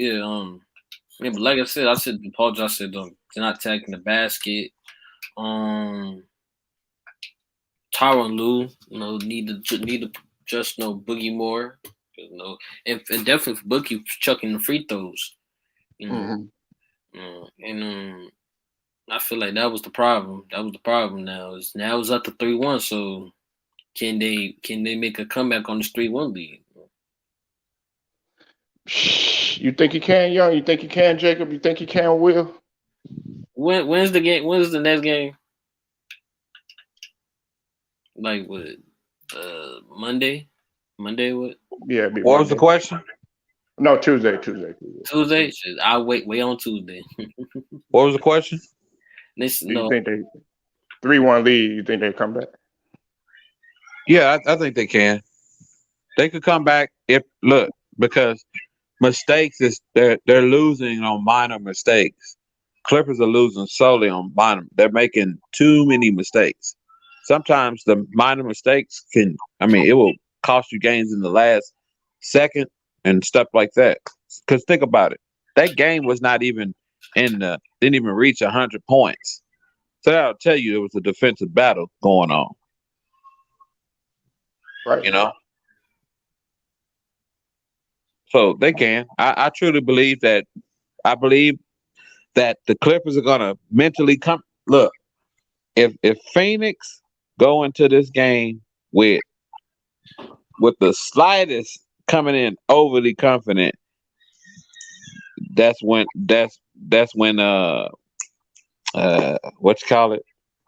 That's when the Clippers gonna pretty much surprise them, because that like I said, that game wasn't even a high scoring game. Right, that's facts. So they lost on mistakes. It's just I can't really. There's really nothing to really pinpoint. Like, what could they've done better? Paul George, he's got to be able to create a little bit more. I think he does that at times because we know that he can score. Paul George is not the issue. Can Paul George score? Yes, he can. He's proven that. He's showing that he can score. Brilliant player. What else do they need to do? get Phoenix in foul trouble early. And I think that driving part I kind of do take some of what Goat was saying. Driving to the basket will create a lot more. Will put teams in foul trouble. And I ain't just saying just Paul George, but anybody, So that's the basketball that I'm used to seeing. Taken to the hole. That's what Allen Iverson was good at. He was small, but guess what? He used that. He played big at times. You know what I'm saying? He's tough. Tough, man. Huh? I said tough. I said definitely was tough. Like definitely, and definitely the free throws. It's like damn. It's like yeah. It's like Get to the basket, man. Sometimes that'll put. And Phoenix was very smart, and that's why now I know about. Phoenix was Monty was very smart because he knew fouling Paul George, knowing that he's gonna miss them free throws. So and put pressure on him. So that was a very smart move by Monty by fouling the guy. Very smart. And definitely definitely like you said, definitely get Devin Booker some foul trouble because Patrick Beverly was tremendously very, very good defensively on Booker. He was giving Booker a lot of problems. And made him even shoot horrible last night too. Yes. Foul trouble. I'm like, that's the opportunity. They could have the opportunity right there. You didn't take it, but But he young. This is what I like in Jacob and Will. This is what I like about Devin Booker, and I like the statement that he made. He said that he's not going to blame, his shooting woes for the mask that he's wearing. See that right there? That shows maturation. That shows like, okay, mentally, he's starting to get it. You can't always blame little other stuff. If you play bad, you play bad, and he took full account for it. Definitely. You gotta take account for yourself. If you're not performing well, you're gonna have to take account of yourself. I'm not gonna blame my coach and stuff. I mean, no, it was me. I played like you said, I played like shit. And the best way for Devin Booker is, can you overcome that? Because he had bad two series. Bad series. This game and the last game, he played horribly. So I feel like he can overcome this when they come back to Phoenix. Right? Yeah, game 5. Yeah, when they come back to Phoenix, I feel like he's finna overcome that. And see, that's why I could never put like a guy like Mayweather in the class of Jordan or anything because he always ducked the smoke. And, what? He ran. Stop hating Polo. Polo. No, Mayweather. I needed to get him round up for a little bit, man. Sorry. Who fought more champions than Mayweather? Hold on, Jacob. I got him. Okay, Polo. Who he ducked? Who he ducked? Nah. I mean, he ain't ducked, but he could have fought them people like a little bit earlier though. No, but who? Loud Cal. I'm gonna break it down for you. All right, because I know what you're talking about. I know the situation. Like Shane Mosley, he could have fought Shane Mosley when he was younger, but Shane Mosley ducked him. Yeah, talking about his teeth. Yeah, get his teeth fixed. Get out of here. Yeah. Oscar ducked. No, Oscar. Hold on. Oscar ducked him. Yes, he did. No. I was joking. I was talking about that situation with Pac-Man. But, it was the whole test. That was that little test issue. Manny didn't want to take the test. That was the problem. Yeah, exactly. Manny did. Yeah. I'm messing. I was messing with Jacob. And I was like, man, don't you pull that Larry Merchant stuff? Like, yeah, what my man South at, man? No, I love Mayweather, man. I know Jacob, but Jacob, man, he love. Like I'm talking about love. Yeah. Mayweather. Hey, Polo. I Like just keep it a really realist, man. You know, loves because him Pretty Boy, I keep for telling real. y'all, I'm it's gonna two say, different Mayweathers. It's Pretty Boy money.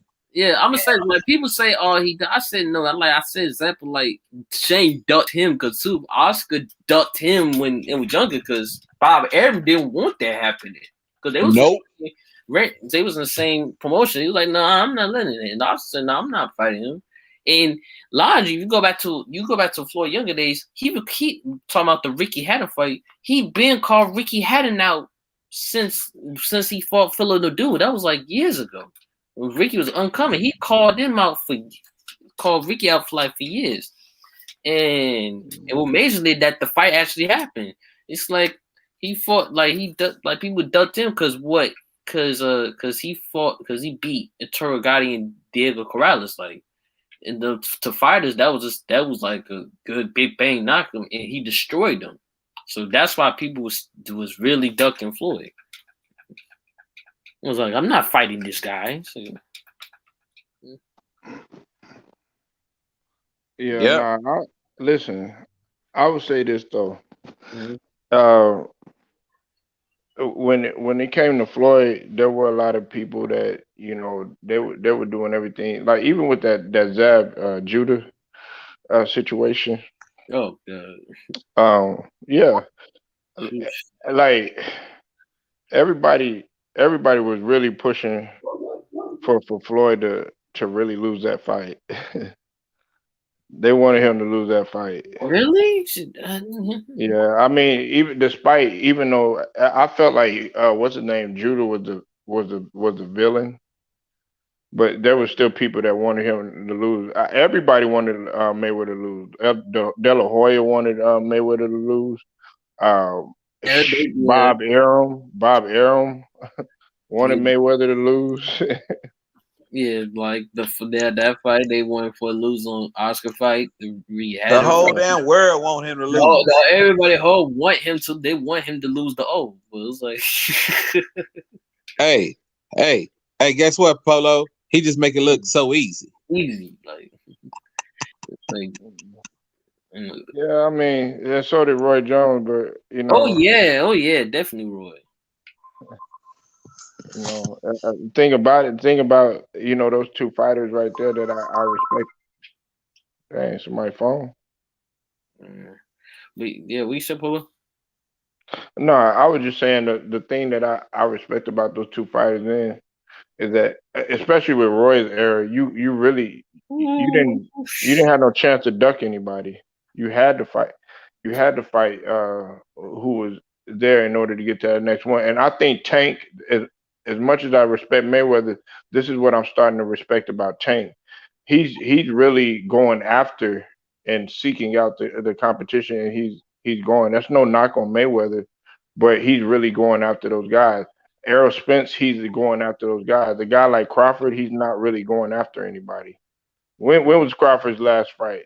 I don't Kell know, Brooks.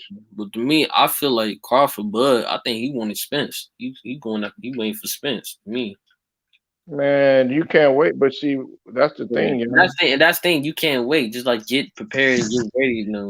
If I happen, just get prepared and just keep fighting. Just don't just sit there and just wait for him to come to you. Hey, Floyd's the best, Polo. Yeah, we're talking about fighters that are fighting now. Sorry, Jacob. Now listen, when we're talking about my bad. When we're talking about Floyd's the fights. Yeah, dang, he did fight. He just fought Jake Paul. My bad. Sorry about that, Jacob. Easy work.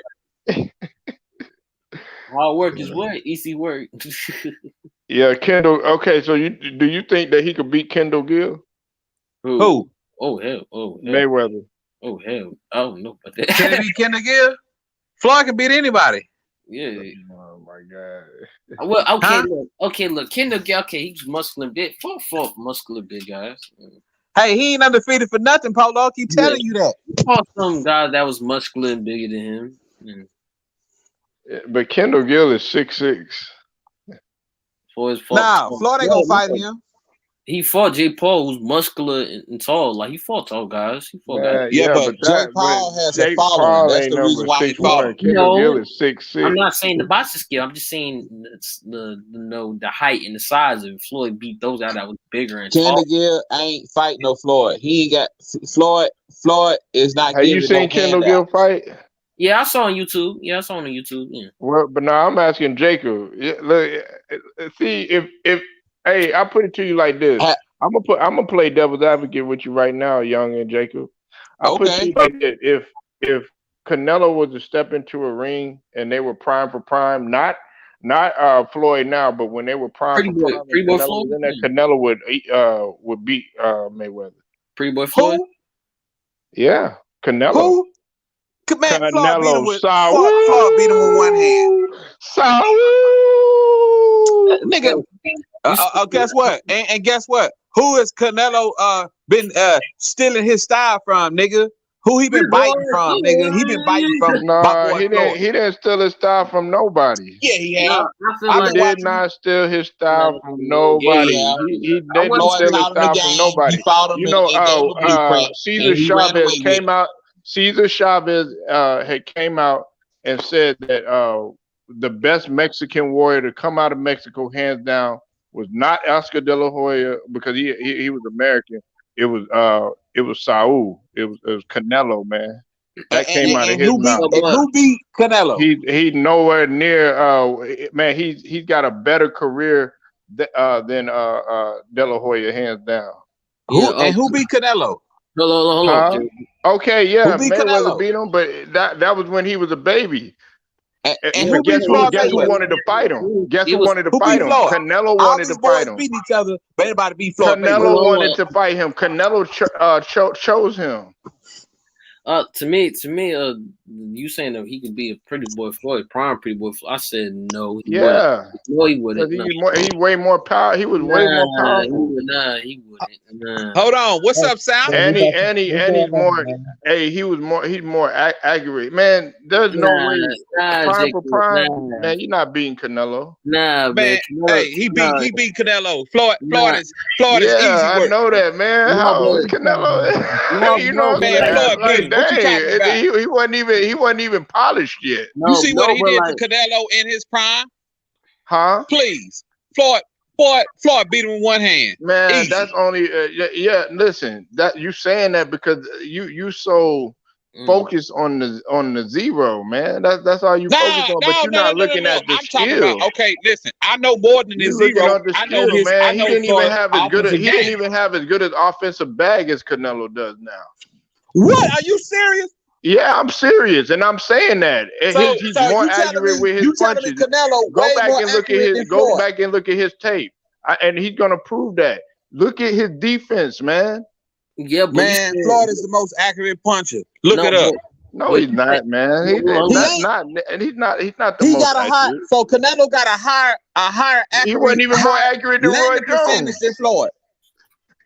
Is that what you're telling me? Huh? Are you telling me that Canelo has a higher landing percentage than Floyd? No, I didn't say that. No, that's not what I'm saying. I'm sorry. I'm talking about in terms of him, in terms of his skill set, and in terms of his bag, and in terms of him making direct punches. Canelo, after that fight, he learned a lot, and now that he's going into his prime. There wouldn't have been no way. You only looking at Mayweather. I mean, you can't look at it like that. Just because you were undefeated doesn't make you the best. He can't outbox Floyd. I bet you that. No, yes, he can. Okay, name a time Canelo ever got knocked down. I'll wait. Okay, so what you saying? Exactly. So how can you say that he will lose? Floyd ain't never been counted. When has Floyd ever been counted? One, two. He had to take a minute. he got stunned by Sugar Shane. Yeah, he got robbed. He got a better chin. Canelo got a better chin. No, wait a minute. Hold on. When he got hit by Jacob, many people would have got knocked out by that. Floyd ain't never been counted. Man, come on, man. Why we gotta make every boxing topic about? Because we are. Because we Jacob, are. I'm Okay, saying so they can come on here with this is the debate that's gonna go on forever. Jacob Hey, is Sal, stuck hey, on Sal, Mayweather. Sal, you know what time Sorry, it is. You we're know talking who the about truth. Tank Davis. No, You that's know what who I the said. truth. Like, if you don't like it, My mute little it. Mute nephew Tank yourself. Davis. If you don't like it, My mute little nephew. yourself. You don't hear it. Okay, I all wanted right. Now I'm fucking around though, but nah, I think Canelo will win. Though. Nah, Man, please. I no, think Please. Canelo Let will alone. win. See? nah. Easy work, easy payday. How much is that No, for? it wouldn't That's for be no another easy close payday. 5 And how million. can you say that when he was That's cool. he was the second best to sell out of the arena? Errol Spence hadn't done it. Crawford hasn't done it. It's been Canelo that's been the next best to Canelo. Who's the To pay-per-view Mayweather to king? sell out arenas. Who's the pay-per-view king? It's about to be Canelo in a Yeah, minute about to with be. Days in. He's about to be He's because Prince he's Canelo. running London, he's running America, and he's running Mexico. He's Prince. Listen, do you understand why Floyd fight a type of fighter like Canelo? Do you know why? Yeah, because Canelo chose him. Listen, No. matter of fact, you know what, Jacob? Man, if you give me your email, I'm gonna send you a link. There was an interview with the guy that discovered Canelo at 15 years old. He said Canelo sought after Mayweather. Mayweather wasn't even thinking about Canelo. It was Canelo that wanted to fight him. And people were urging him not to do it because they didn't think he was going to win. Canelo said, "No, I want to be able to challenge myself."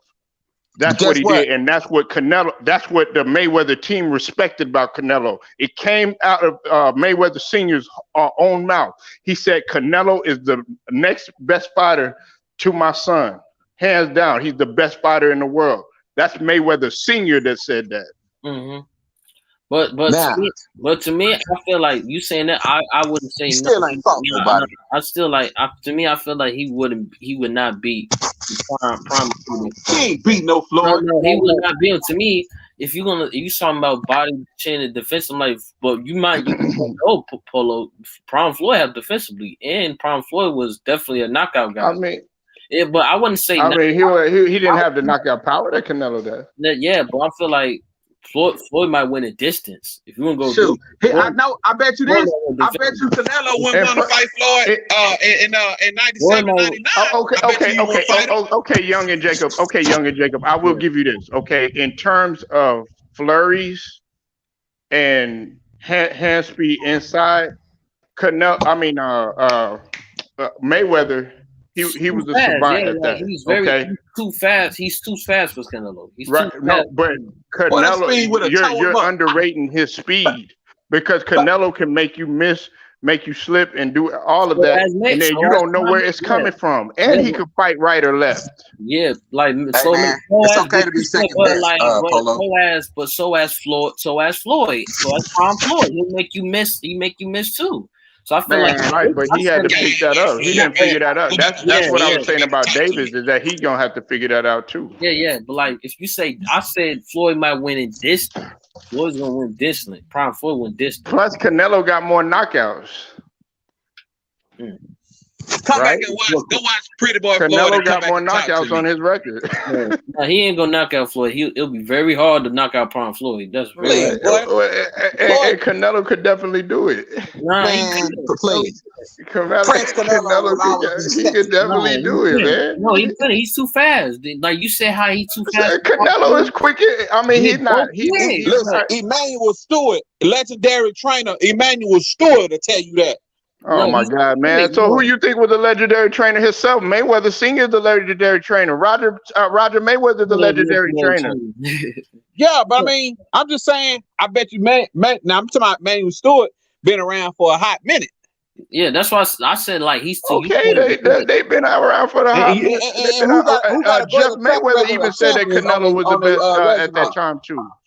No, you ask anybody right now, man. Everybody is. Who you think they chasing right now, Jacob? Well, he the face of boxing, of course. You gotta understand. Okay, Canelo right after Canelo. Right after Mayweather. That's why. Listen, look. He's talented, and don't get me wrong. He's good, but you gotta understand. Those are the type of people Floyd Mayweather deal with. He only gonna deal with somebody who either has a huge fan base or they got a country behind them. Ricky Hatton had a country behind him. Pacquiao has a country behind him. They got a country, a whole country behind him. he wouldn't have been as man. There's no way Pacquiao is on even any type of level that what Canelo is on. What? Are you serious? They're not in the same arena. They're not. Yes, I am serious. Please, okay, he fought with So Bob Arum, who would win out of Pacquiao and Canelo? I'm talking about a young Pacquiao and a Canelo. Pacquiao, piece him up. No, he wouldn't. He's too out of control. Do you realize how poised and how patient he is? Man, Pacquiao whoop his ass. No, he wasn't. That's why he got knocked through the ropes. Oh, okay. Okay. Wait a minute. When did Canelo ever get knocked between the ropes? Man, Pacquiao still got it. Oh, wait. No. Just go ahead and answer it. Name a time when he has struggled in the fight besides the Triple G fight. Shoot. Never. You talking about Canelo? Never. I'll answer it for you. Never. Laura. Never. Laura was giving him the business. Never. And plus, all these fighters that you are naming, they never gave up that much size. Canelo has fought numerous of guys over the size of 6'2". Last guy he fought was damn near 6'6". Come on, man. He would chop that tree down in a minute, man. That's size. That's why who you think they looking after now? They respect Tank because he's giving up size. He gave up size last How many champions has Canelo fought? Huh? How many champions has Canelo fought? He fought numerous of champions. How many title defenses has Canelo had? He tried Triple G. He second best. Thank you. Second best. Second best. What are you talking about? He's the first. He's one of the first guys that be a multiple champion in multiple divisions. In five different divisions. What are you talking about? Him and Carissa Shields were dominating the headlines because of that. Can I get my opinion? I mean, you got to realize that, and you have to understand that. Man, there is no way that nobody right now would say that Canelo would lose to Mayweather. Man, Canelo would lose. Simple as that. Right, but you still haven't explained to me why, except for the fact of his hand speed. You say, oh, he's too fast. Well, if that's the case, you could be all fast if you want to, but if you're patient and poised, you can still lose and have composure. Canelo ain't a smarter fighter than Floyd. Instinct. How not? On instinct. How not? He's never been knocked out. He in a better ring movement. Floyd He's never been knocked out. Huh? He's never been knocked out. Neither has Mayweather. So his intellect is up there with Floyd. I don't know, man. I think I don't see him beating no prime Floyd, bro. I just don't see it. Man, we gotta start. Oh well, you know what? Floyd, he was undefeated. Man, he got one loss, and he fought the best. Everybody else was running for Floyd. That's what you said, but Canelo did not. And the Vernon Forrest a better chance, and an Ike Quartet maybe a better chance. Do you know the names? No, I said man. You gotta realize that. And then on top of that, because I don't need to pull up track records. Huh? I don't need to pull up track records. I can go down the line. You could go ahead and go down the line, but the fact of remain is the only person that he lost to was Canelo, and don't give me that stuff about him losing the Triple G. That was a draw, okay? But he got it, and he was able to redeem himself the very next time, and he got the win. He was resilient. Man, he ain't fought everybody. Who? Fight the Charlos. Charlo don't that's not that. He don't have no control over that situation. The Charlo, what are you talking about? They want to set up that fight. He has to fight Plant first, and then what's it called? Then he got to fight Arredondo. Then he's gonna fight Canelo. That's what the plan is. Yeah, but to me, they ducked Canelo. They didn't want to fight exactly. Canelo. They ducked Canelo. They afraid to lose to a Mexican. I would love to see that. Man, boxing is about man. I would love to see that. Ain't no wrong with losing. Ain't no wrong with losing to the greats. They did it in the 80s. Everybody beat each other in the 80s. Everybody. Exactly. But the reason why this is the thing that this is one of the main reasons young Jacob Sal and Will, that I feel like Canelo would win in his prime is because it has everything to do with the mental capacity and very few to do with the physical. The fact that he's patient and he's poised and he's got charisma in the ring and composure, man. If you're composed in the height of battle, you could win anything.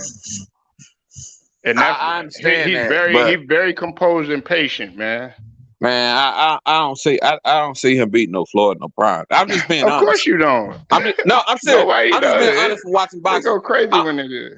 No, I'm just really being honest.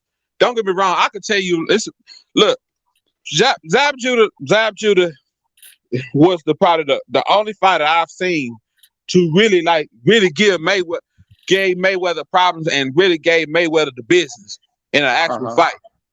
That's my honest opinion. I feel like that's one of the fights that Floyd struggled. It's some fights he was struggling with. Not only just Judah. I feel like the Cotto and the Cotto was giving Floyd the business. Did y'all watch that fight? Yeah, Cotto was giving Floyd the business. Cotto and he was giving who?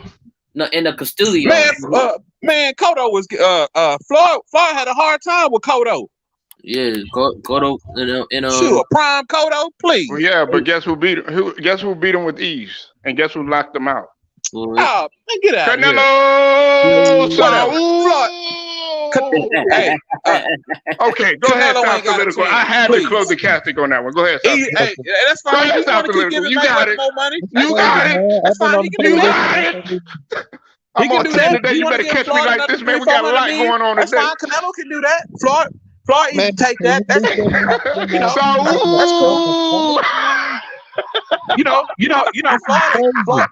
Floyd ain't gonna turn that no 300 million. You know what I'm saying? Hey, Young, say it with me, man. You know how they doing in that Cubano? Because I ain't seen nobody else on live showing off $100 million check. Ain't nobody ever got it on you. Oh my God! Why you gotta come with the money, man? Huh? Jacob, can you at least let me talk about the hey, why you gotta come with the money, man? Hey, man, I'm just keeping it real. My bad. Go ahead. See, we can't even say that's no argument right there because we know that Mayweather plays the way. Go ahead, South Political. What you got to say, man?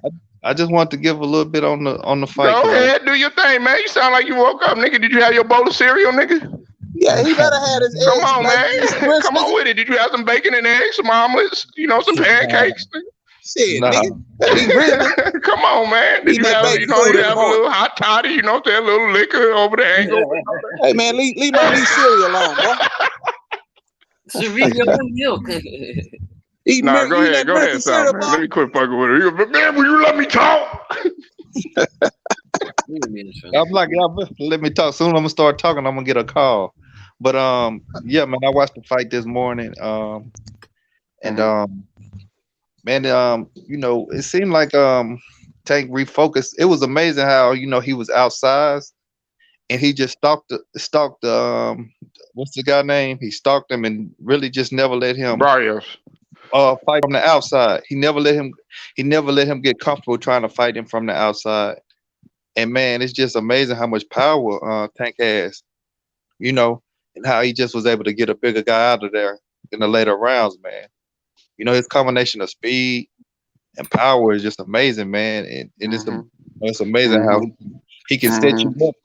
He can set you up with those powerful body blows and then make them look and then hit you with that devastating uppercut. Now he didn't really get it off in this fight. He got it off maybe once or twice, but man, right. I disagree with every fucking thing that you're saying.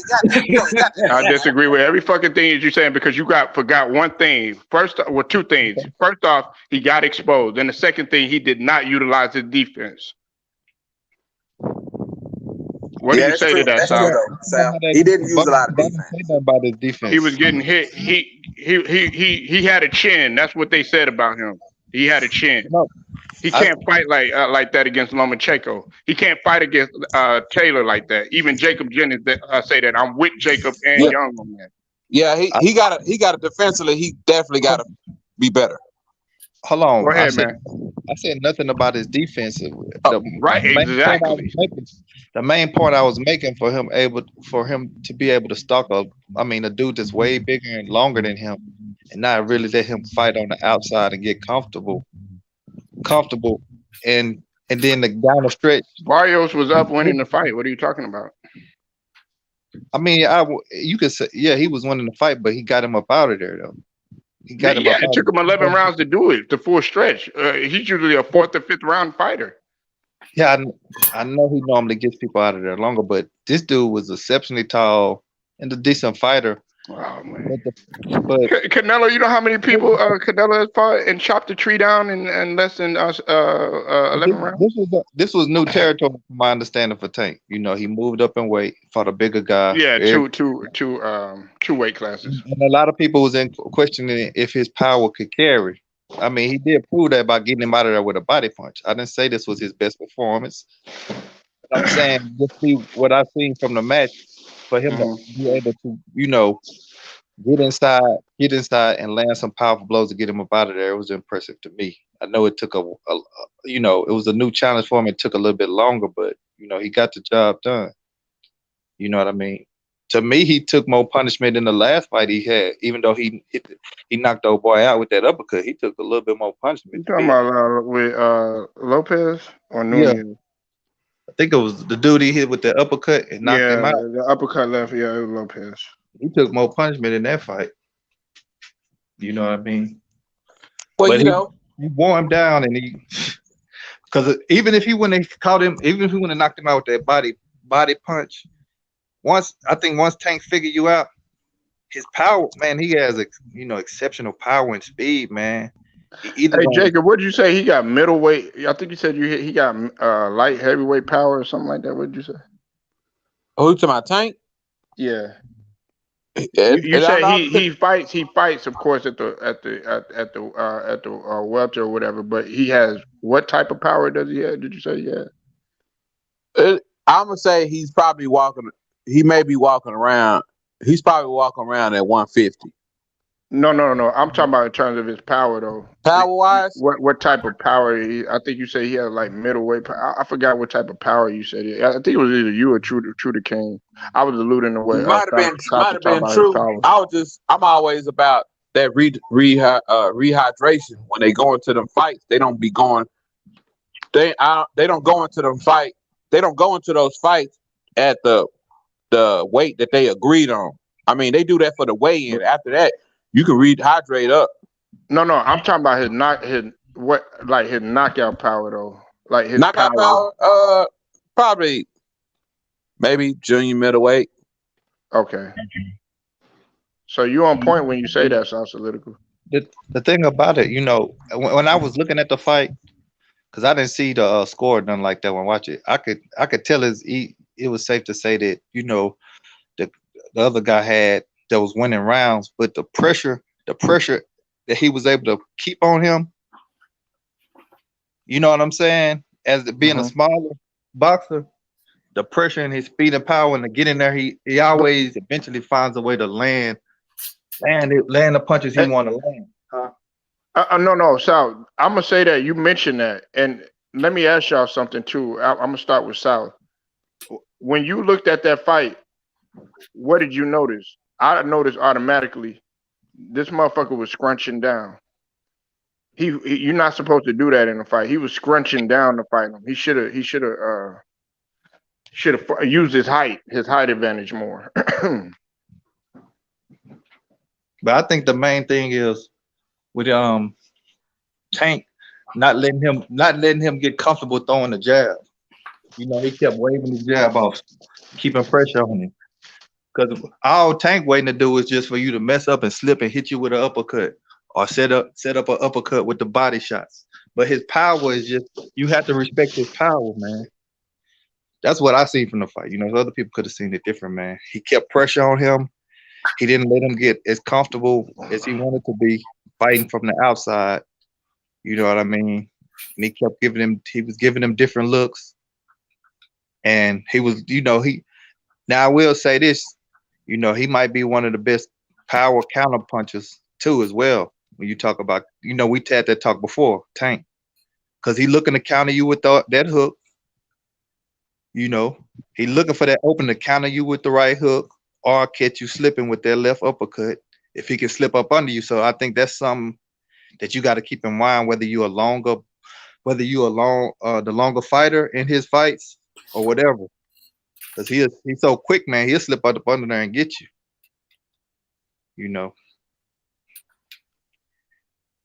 And he's a good body puncher, even though I didn't see him, focus on the body as much. But the dude power is so good, he was able to get him up out of there with a body punch. You know what I mean? And the last guy he fought, he set him up with the body punches, and then he slipped an uppercut in there that looked like a body punch. When they showed the replay, that looked like a body punch. That's why he caught him so clean on the uppercut. I'm like, man.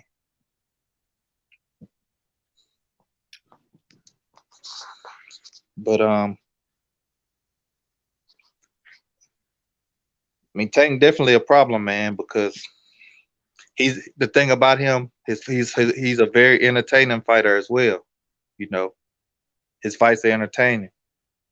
So he gonna make his fights gonna draw some money, man. That's for sure. Even more and more as he go, man. But the main thing about Tank is him staying focused. He can lose.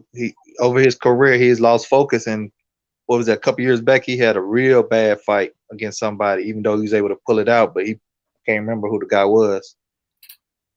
But I remember he had a real bad fight. Dang, everybody dropping out. Nah, I'm here. Jacob fell out. I think Young fell out. Yeah. But yeah, I'm back. My bad, y'all. Young may have fell out or whatever. No, we still here though. I think Will is still here. Will, you still there, man? Yeah, but no, go ahead, South. You got it, man. Keep on. Like I said, I'm gonna be in this bitch all day, man. That's for real. You saying that, Polo? We don't know. Oh, you don't think so? Nah, because it's the daytime, so I'm gonna be in here all day. We're gonna be just talking about several different things, man. I know South said he was at work. You at work, man? Who? You. I don't work for nobody else. Like you said. Because you would say you were doing something just a whole second ago, man. No, I was saying sometimes I get calls though. I get customer calls. Right, exactly. So you at work, motherfucker. Come on, man. Listen, man. Damn, Polo, you could have been checking this nigga in his office, man. Hey, you need to bring your ass back to Texas. I think you don't got too much Georgia Renian in your ass doing that. You know what that mean when you say somebody at work like they gotta be somewhere. Yeah. He be trying to take shots at me, man. Alligator. Hey man, you trying to say hey Sal, man, you trying to say you Tommy, man. You trying to say you Tommy. Jacob, you should have seen how he done me yesterday, man. Damn, Sal, you ain't got no job, man. Oh man, you should have seen how he done me yesterday, man. Damn, Jacob. Oh my God, you hit him with that Tommy shit. Yeah, he said, you ain't, man. Wait. When do I start? When do I start, Sal? Where's the location? I don't know. Nigga, quit lying, nigga. You ain't got no job, nigga. Well, the big brown building. Polo, where do you work at, nigga? It's for my job. Corner, man. Shit. Polo, he'll take a shot at you when you respond back. Now you in your feelings. That's how Polo do. Like, how am my feelings? You the one took a shot at me. He done it yesterday. A dude asked him about some good apartments in Texas, which was already kind of I didn't even understand the question, Mm-hmm. And then he said, man, ass off, he from Texas. And then I responded in the chat. I said, man, I ain't lived in Texas in 15 years. Like, damn, like, we didn't ask you that though, man. We asked you, can you help us out? And I said, this is what I said. I said, man, look, that's why you can't ask black folks for nothing. Yeah. That was his response, Jacob. Like, how is that a response? Man? I ain't live back on. Like, man, I came to depend on nigga. Hey, look, man, if something was, if it was a life or death situation, man, South, man, I'd be weary of have South around me, man. He'd be like, nah, you know what, man? I said, man, that ain't shot. Forget him. Man, ask you, he know you in Texas right now. Yeah. You gonna give it to, you gonna ask the man that ain't lived there in 15 years where the best place to stay. You know how much done changed in 15 No, but years? it was well. I usually, but I don't really. I hadn't really been on them sites in a while. He was asking Jacob. He asked what's a good site to find apartments. It was Florida. Florida was asking that. Florida 1804. Florida boy 1804. Shout out to Florida boy too, man. Yeah, I guess he was. I mean, no, it was just interesting because I'm like, it don't matter. You don't gotta work in a specific place. He must work for himself. But yeah, I was asking him because I was asking him South. I said if like let's say he go to metropolitan or like a big city like like a Houston or like a San Antonio or like a Austin or like a Dallas, you're not gonna have no trouble finding a place because it's so daggone big. You know what I'm saying? So yeah, having like a website or something like that, you know what I'm saying, kind of would be point. At least that's what I gather. What y'all think? nah, I was just confusing. Like, I don't know who asked that question first when they talking about moving to a certain place. Especially you talking about Texas, the biggest state in the country. Yeah. You could move to a lot of different places. You ain't never You know lied. what I'm saying? That's why I was like, hold on, this question just I don't get it. Where are some good places to stay? I mean, I could see if you vacationing, but I mean, you want to do your due diligence if you plan on moving and staying somewhere to see if it's number one type of place you want to stay, type of city you want to stay, I mean, just from the initial question, I'm assuming you got your finances is straight to where you ain't worried about working or getting no job from nobody, because that wasn't a question. Most people would ask, where's a good city where I can get me a good job or whatever. But since that wasn't asked, I would assume you got money, so you just want to see what the best city. I would think you would start off with the question, what's the best city? What's a good city to move to first? You know what I'm saying? Then go from that part. Yeah. Process. He asked what apartments like. That's why I asked him what area but he said it just I think he said anywhere in town. I was like, man, well, I don't know, like South at least, and Jacob, you know this, man. Like, okay, let's say like we live in Dallas, right, nigga? If you say Dallas or whatever, okay, well, what part of Dallas? Because a lot of people that come from like different places, South and Jacob, they'll be like, oh yeah, well I live in Dallas. Well, okay, what part of Dallas? Or hey, I live in Houston. Okay, what portion of Houston? You got many different places, and some of the like okay over here in Dallas, they play by a different set of rules. Jacob knows this because Dallas County and Fort Worth, Tarrant County are completely different. You could go to Arlington, you'll be in Tarrant County, and then you go to another place, you'll be in Dallas County, and their rules are completely different, man. And then just asking y'all, the Metroplex within itself is I think Jacob fell out. Yeah, the Metroplex within itself is a major strip of you can live various different places from Dallas, Fort Worth, and Arlington. You know what I'm saying? So I'm like, I didn't really get the question, but it is what it is, man. But I thought you fell out, Jacob. I did.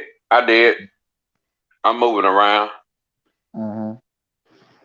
He keep getting knocked out the stream yards, just like Roy Jones will knock out Mayweather. He keep getting knocked out. Yeah, hater. Who got more? Who's the biggest superstar? Oh, okay. Okay. He the biggest superstar than you, Floyd. We know that. that's what my boy would have said. Oh, we know that. Oh yeah, no, who's the biggest attention whore ever in boxing? Nobody. It's not even close. Hey, don't get mad because Floyd got women out his house. Don't get mad. Don't get mad. Every door you open up, you see everything. Hey, you know what I'm saying? Floyd ain't let me in. Attention whore. You know, I'm gonna go ahead and get the TBE. I'm gonna go ahead and get the TBE hat. Put it on. You know what I'm saying? He by far. He by far the greatest at that. Attention whore as far as boxers. Hey, look. He on another level with that. This dog, yeah, that can't be disputed.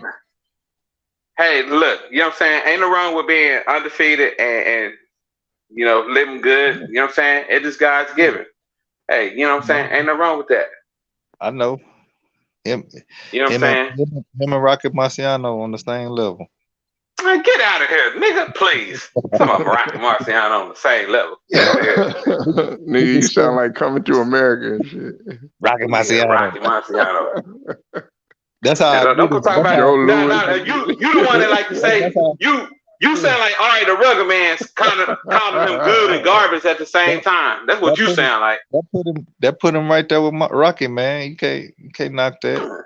One of the great. You know. What was Rocky Marciano? Rocky Marciano. Floyd got a better record than Rocky Marciano. What you talking about? What you talking about? They both 50 and 0, ain't it? Or was he 49 and 0? No, Rocky Marciano 49. Yeah. They still undefeated. He right above Rocky on the list. They put Rocky. They moved him right. That fool said Rocky. Did Rocky? I don't think Rocky fought Jack Johnson. Get out of here. I think so. Sal, stop capping. What you talking about, man? Stop capping, man. I'm tired of cooking you and Polo same time. Man, easy please. work. Nah. You got to cook that last one. Nah, I didn't get. Hey, I had to barbecue you on Canelo, man. I came with straight facts. I'm tired of cooking South on Roy Jones. But you just said, nigga, Jacob, you said that he struggled against Cotto, but Canelo. He did. I know, he did. I'm telling you. Canelo demolished Cotto. So what does that say about him? And he was just coming into his prime. That was how many? Okay, so that's after he fought Floyd. Yeah, it don't mean it. That was just a little bit right after. You got like it was way before that. Cotto was on his way out. Nah, don't give me that, man. If you could say the same thing about Sugar Shane. You can say that about a lot of people. Sugar Shane was on his way out. You can say that about Pacquiao. But Pacquiao's still fighting, unfortunately. You can say that about Pacquiao, piece Canelo up. Prime Pacquiao, eat his ass up. Man, that is not having it. South, who you think will win out of Pacquiao and Canelo? Just be honest. 100 punches up. Man, just imagine. Them little hard. No, hey, for real, South, who you got, man? I mean, I done seen Pacquiao walk into some straight hands. I don't know. He done had some epic battles where he just, dominated. Then he done had some I'll where be right back. He walked into a knockout punch. Who was that against? That was against Haddon. Oh, yeah. Do your thing, Jacob. Was that against Haddon when he walked into the right hand? I'm like, he just walked right into it. That wasn't Haddon, was it? Who was that? Wasn't it that white boy Haddon he fought and he just walked into a right hand? Yeah. Yeah, I mean, I haven't followed Canelo that much, but Canelo tough, man. He tough. Nigga, Canelo would demolish him. He's not only tough, he's smart. He got 38 wins by knockout, okay?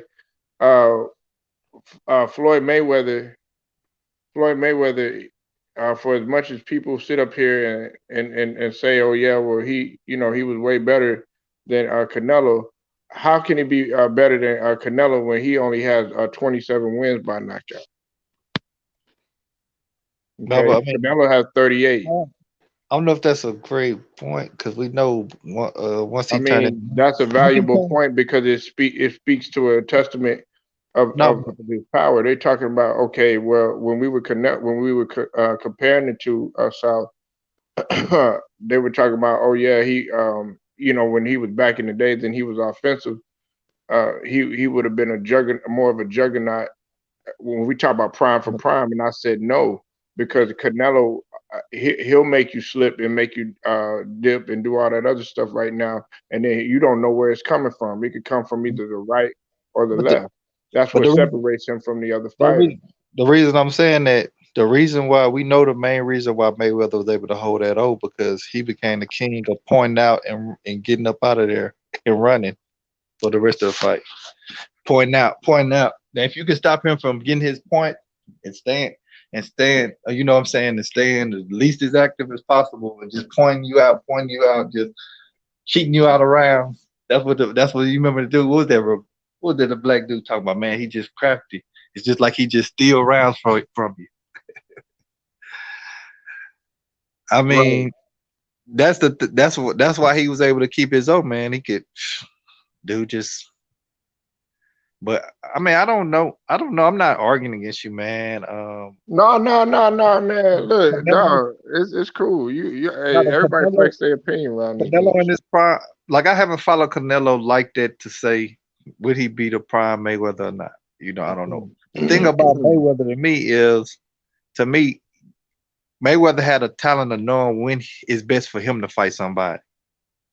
You know what I'm saying? I think that's another thing to help him hold his O2. He just knew when it was the best opportunity for him to fight, not the other fighter. You get what I'm saying? Just like even with the Pacquiao situation, he knew when it was the best time to fight Pacquiao.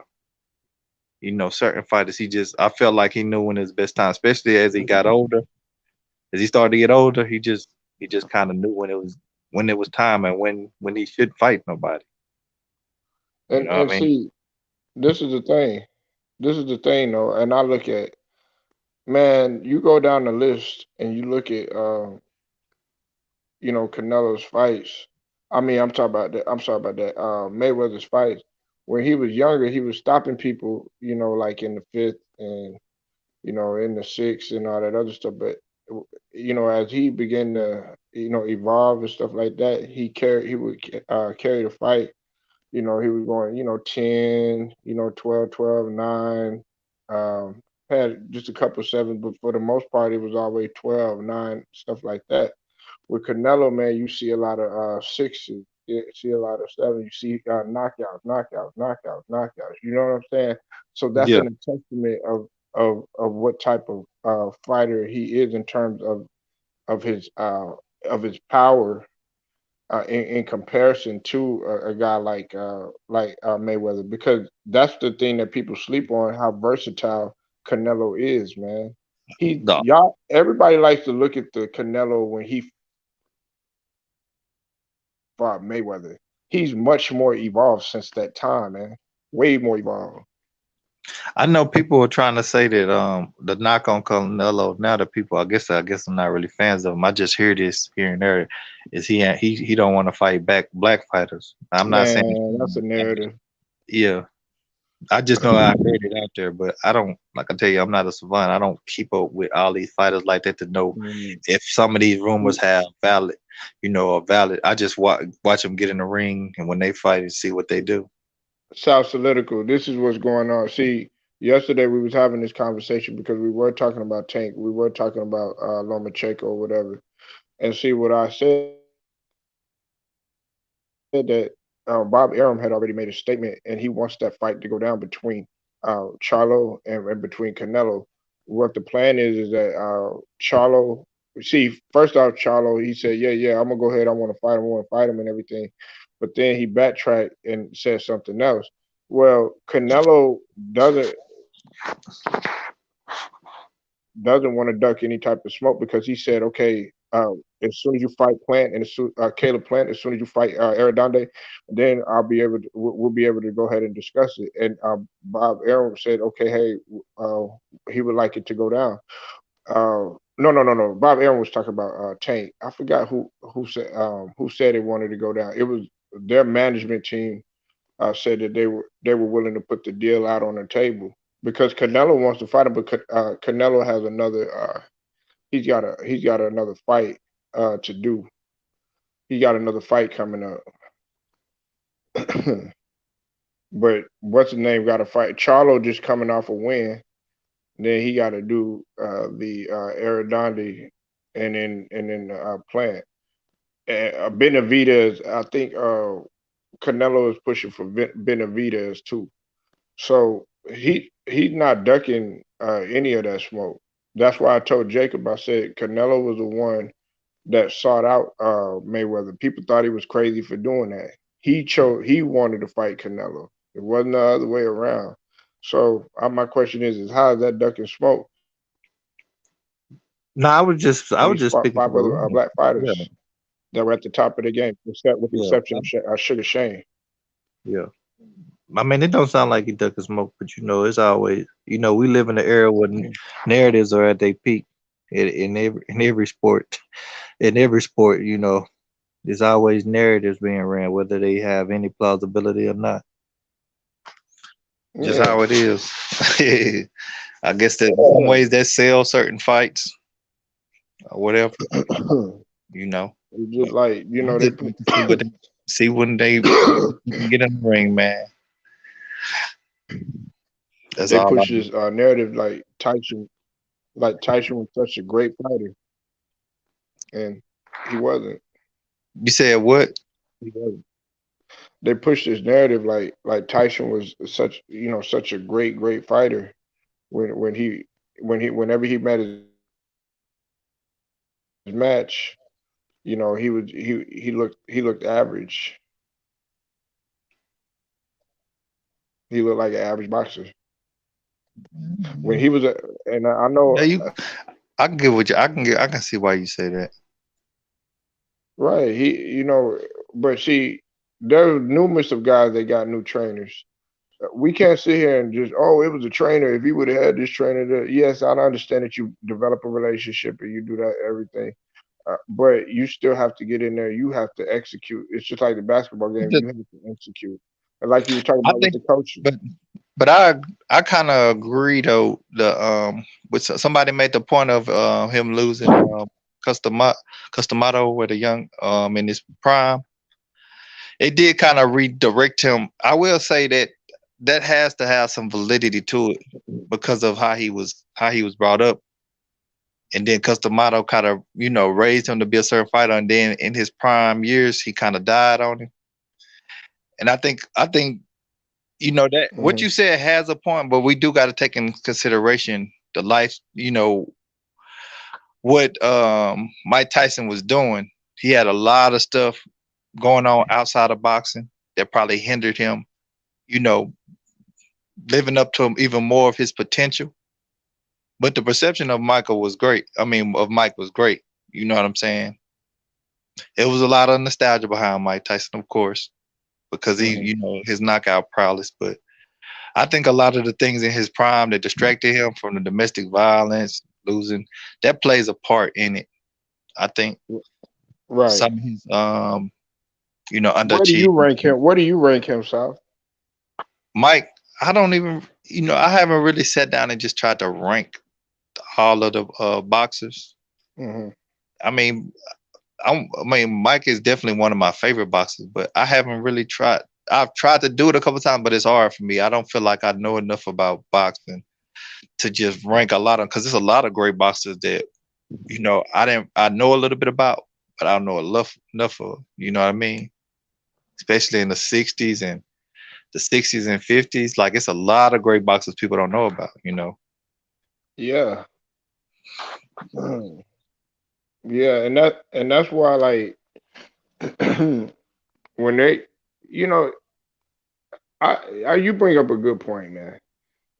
Excuse me, man. Something wrong with my, I keep having to clear my throat. Like, a lot of guys, like, they'll sit here and, like, you were talking about how Mayweather was an attention whore and stuff.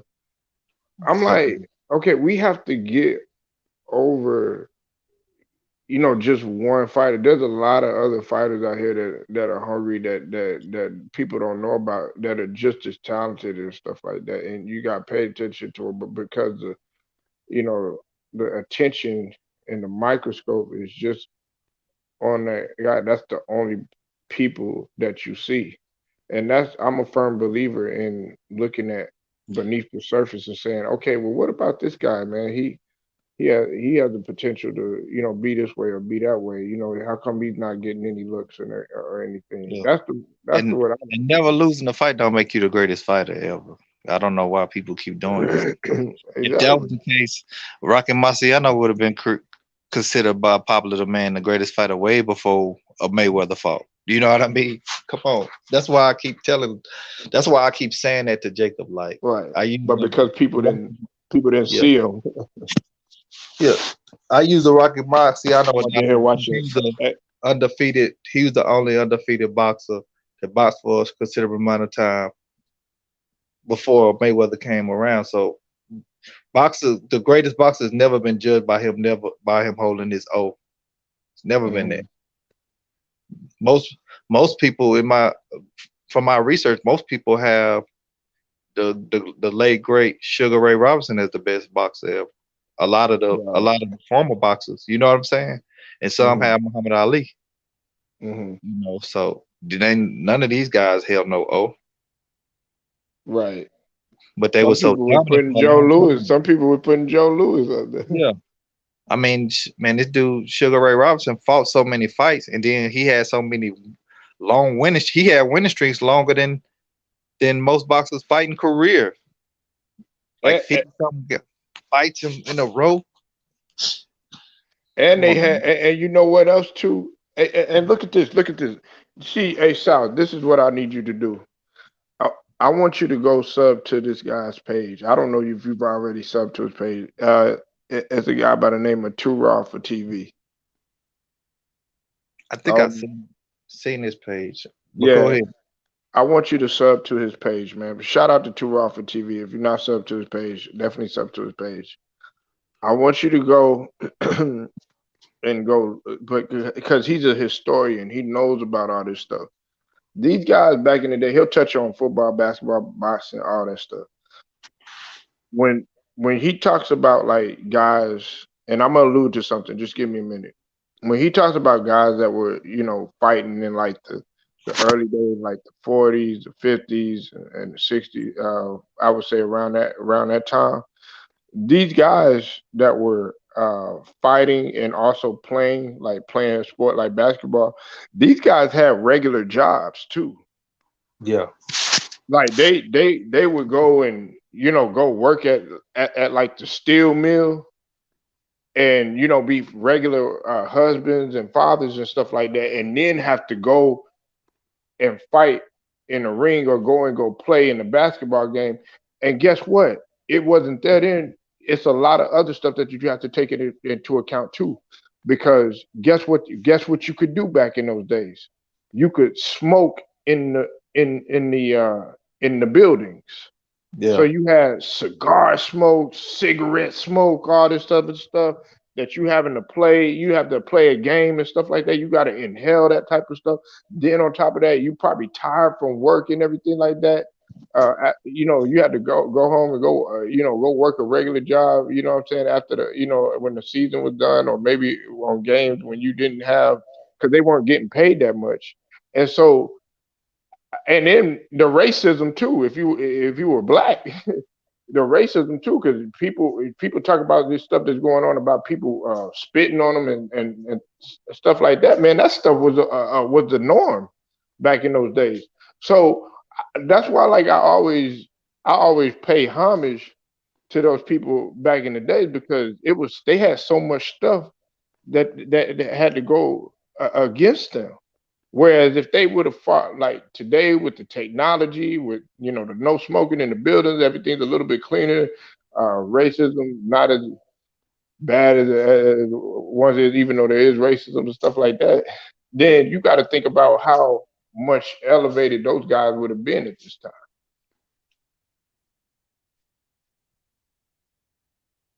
Yeah.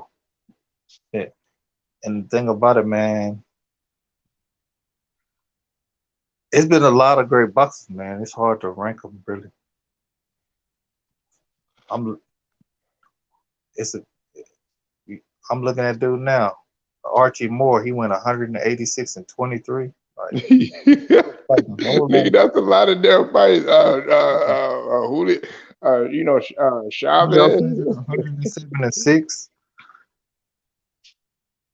Think if these dudes would have stopped fighting at 50 fight, man. You know what Jack I'm saying? Johnson, nigga. Marvin Hagler, 63 and 3.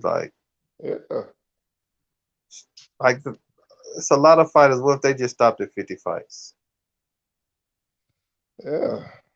Floyd Patterson, 55 and 8. You know what I'm saying? Floyd Patterson, yeah, man, that was and Tura was he was talking about Floyd Patterson the other day. You look at his losses, man. His losses to what, Muhammad Ali, people like that. Like them ain't even really losses. You lost to Muhammad Ali. Who counting that? Right. In his prime. But let me ask you something, because now that we're on Muhammad Ali though, South, a lot of people feel like once he like went to jail and everything, they felt like he wasn't lost a a lot of his fighter. prime. Yeah, he wasn't a fighter that he used to be. Do you agree with that? He lost like 5 years of his prime year. How long was he in jail? Was it 3 or 5 years? It was like 3 years. 3 years.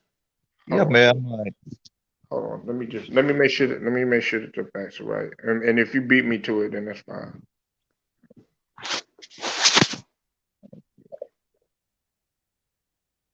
Yeah. Yeah.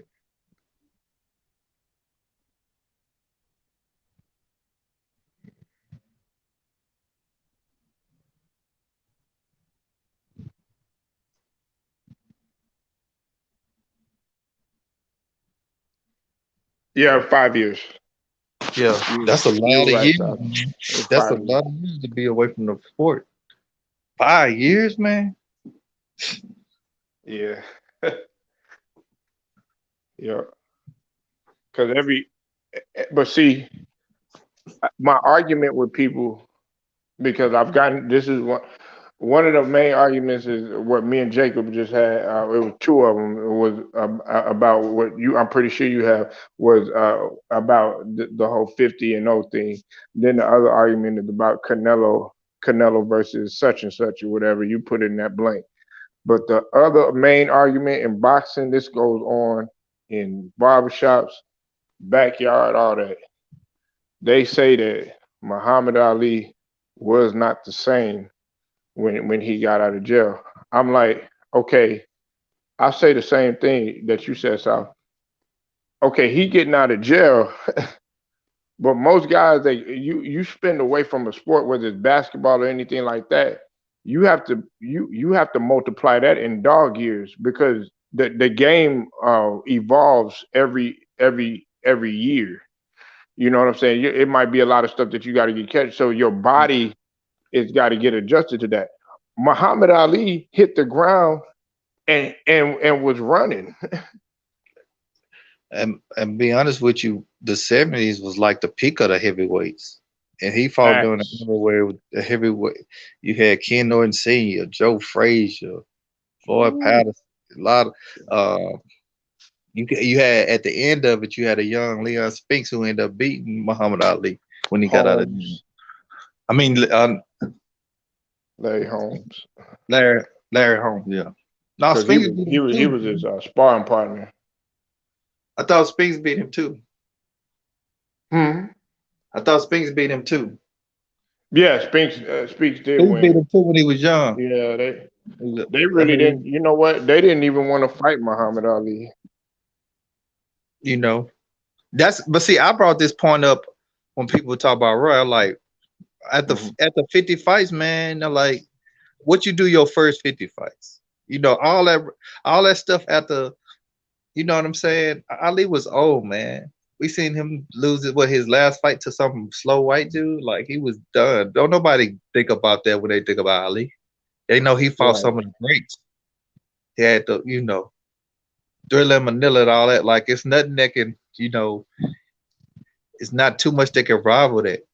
His epic fights with Joe Frazier. Just like with Sugar Ray and Hagler and Hearns and, and fighting Duran. Like, man, that's why some people say Sugar Ray Leonard the best, man. He has some of the biggest rivals. Right. You know what I'm saying? And you see South, that's what me and you, I see eye to eye with you on that, because you, in the 80s, more so in the 80s and the 70s and stuff, you couldn't duck nobody like that. Niggas, they were gonna be at that press conference. They were gonna be in that press conference. The thing about it, I don't even remember it being that type of energy anyway. Too much of that type of energy, but where you can kind of cherry pick who you want to fight when you want to fight them.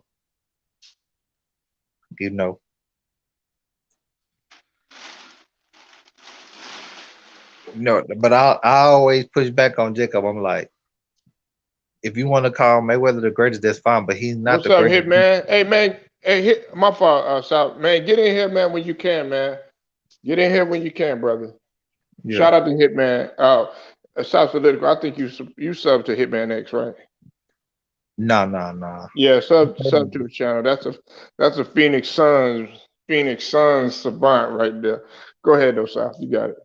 But like I said, I always push up on Jacob. If you want to say Mayweather the greatest, that's fine. But he's not but at the end of the day, nobody's the greatest based on them never losing.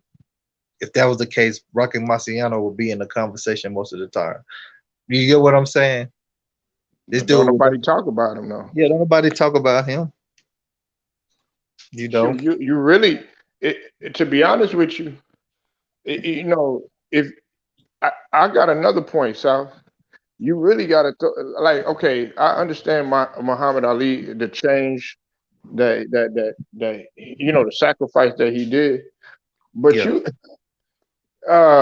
Jack Johnson fought in a more back in those days, dog. It was way more racism. It was at its peak, man. Yeah. And so when people say, okay, yeah, as much as I love Muhammad Ali, yeah, that the fight and the sacrifice that he did for not going to Vietnam, that was huge. Don't get me wrong, but Jack Johnson was fighting during a time where blacks were being made fun of. Man, they would paint their faces and all that, the whole Aunt Jemima thing and all that stuff. The Little Rascal, black and white, all that stuff, put being butlers and maids and stuff like that, made out to be and stuff like that.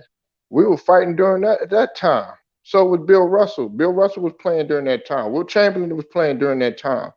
Yeah. We have to look at those type of guys, man. And hold on, I got you, Hitman. I'm gonna send it. Go ahead, South. You got it. And you got to think about it. Just you look at how sensitive athletes are now. Think of how insensitive you had to be just to compete with the heavy amount of segregation and being in these all predominantly white arenas and trying to perform at your best, knowing that you get scrutinized even by your own supposedly fans. Yeah. Just think about that. You got athletes now, they get mad if you give an opinion on them on TV. You know what I'm saying? They go crazy. When Bill Russell had to hear this every game, sometimes more than less, even by the people that's supposed to be fans of what he's doing for their team. Like it's just like I salute to you, Hitman. I'm gonna let you go after I say this, man. Like okay, it's like y'all probably done seen Glory Road, that movie Glory Road about the Texas Western UTEP. Y'all seen that, right? I seen Glory. Nah, I ain't never seen it. Yeah, Glory Road. It's a basketball movie. It was about the 1966 team. We became the first our people. Oh yeah. I seen that movie. The first to win well, they started 5 black players in the Started 5. Yeah, I remember game. that movie. Yeah, I know what you're talking about. I think I have. Yeah. Yeah, I see. well, we set the tone. It was us that set the tone, and we broke the barrier during that time. And they don't get no credit, but man, they were doing in the movie. I'm not trying to be the spoiler or nothing like that, but man, they were doing shit like one of the players. His name was Neville Shedd. They picked him up and they put his face in the toilet. It was 2 Caucasian dudes in the bathroom. He was it was like 2 of them. That's the type of stuff that they were going through, man. That's the type of stuff that they were going through. People spitting on them. That they would hit them on the head when it was time to go into the game and shit like that. You know what I'm saying? It was always buried at the end of the bench. We had the mortality. They did that to Bobby Joe Hill. That's the type of shit that we were dealing with.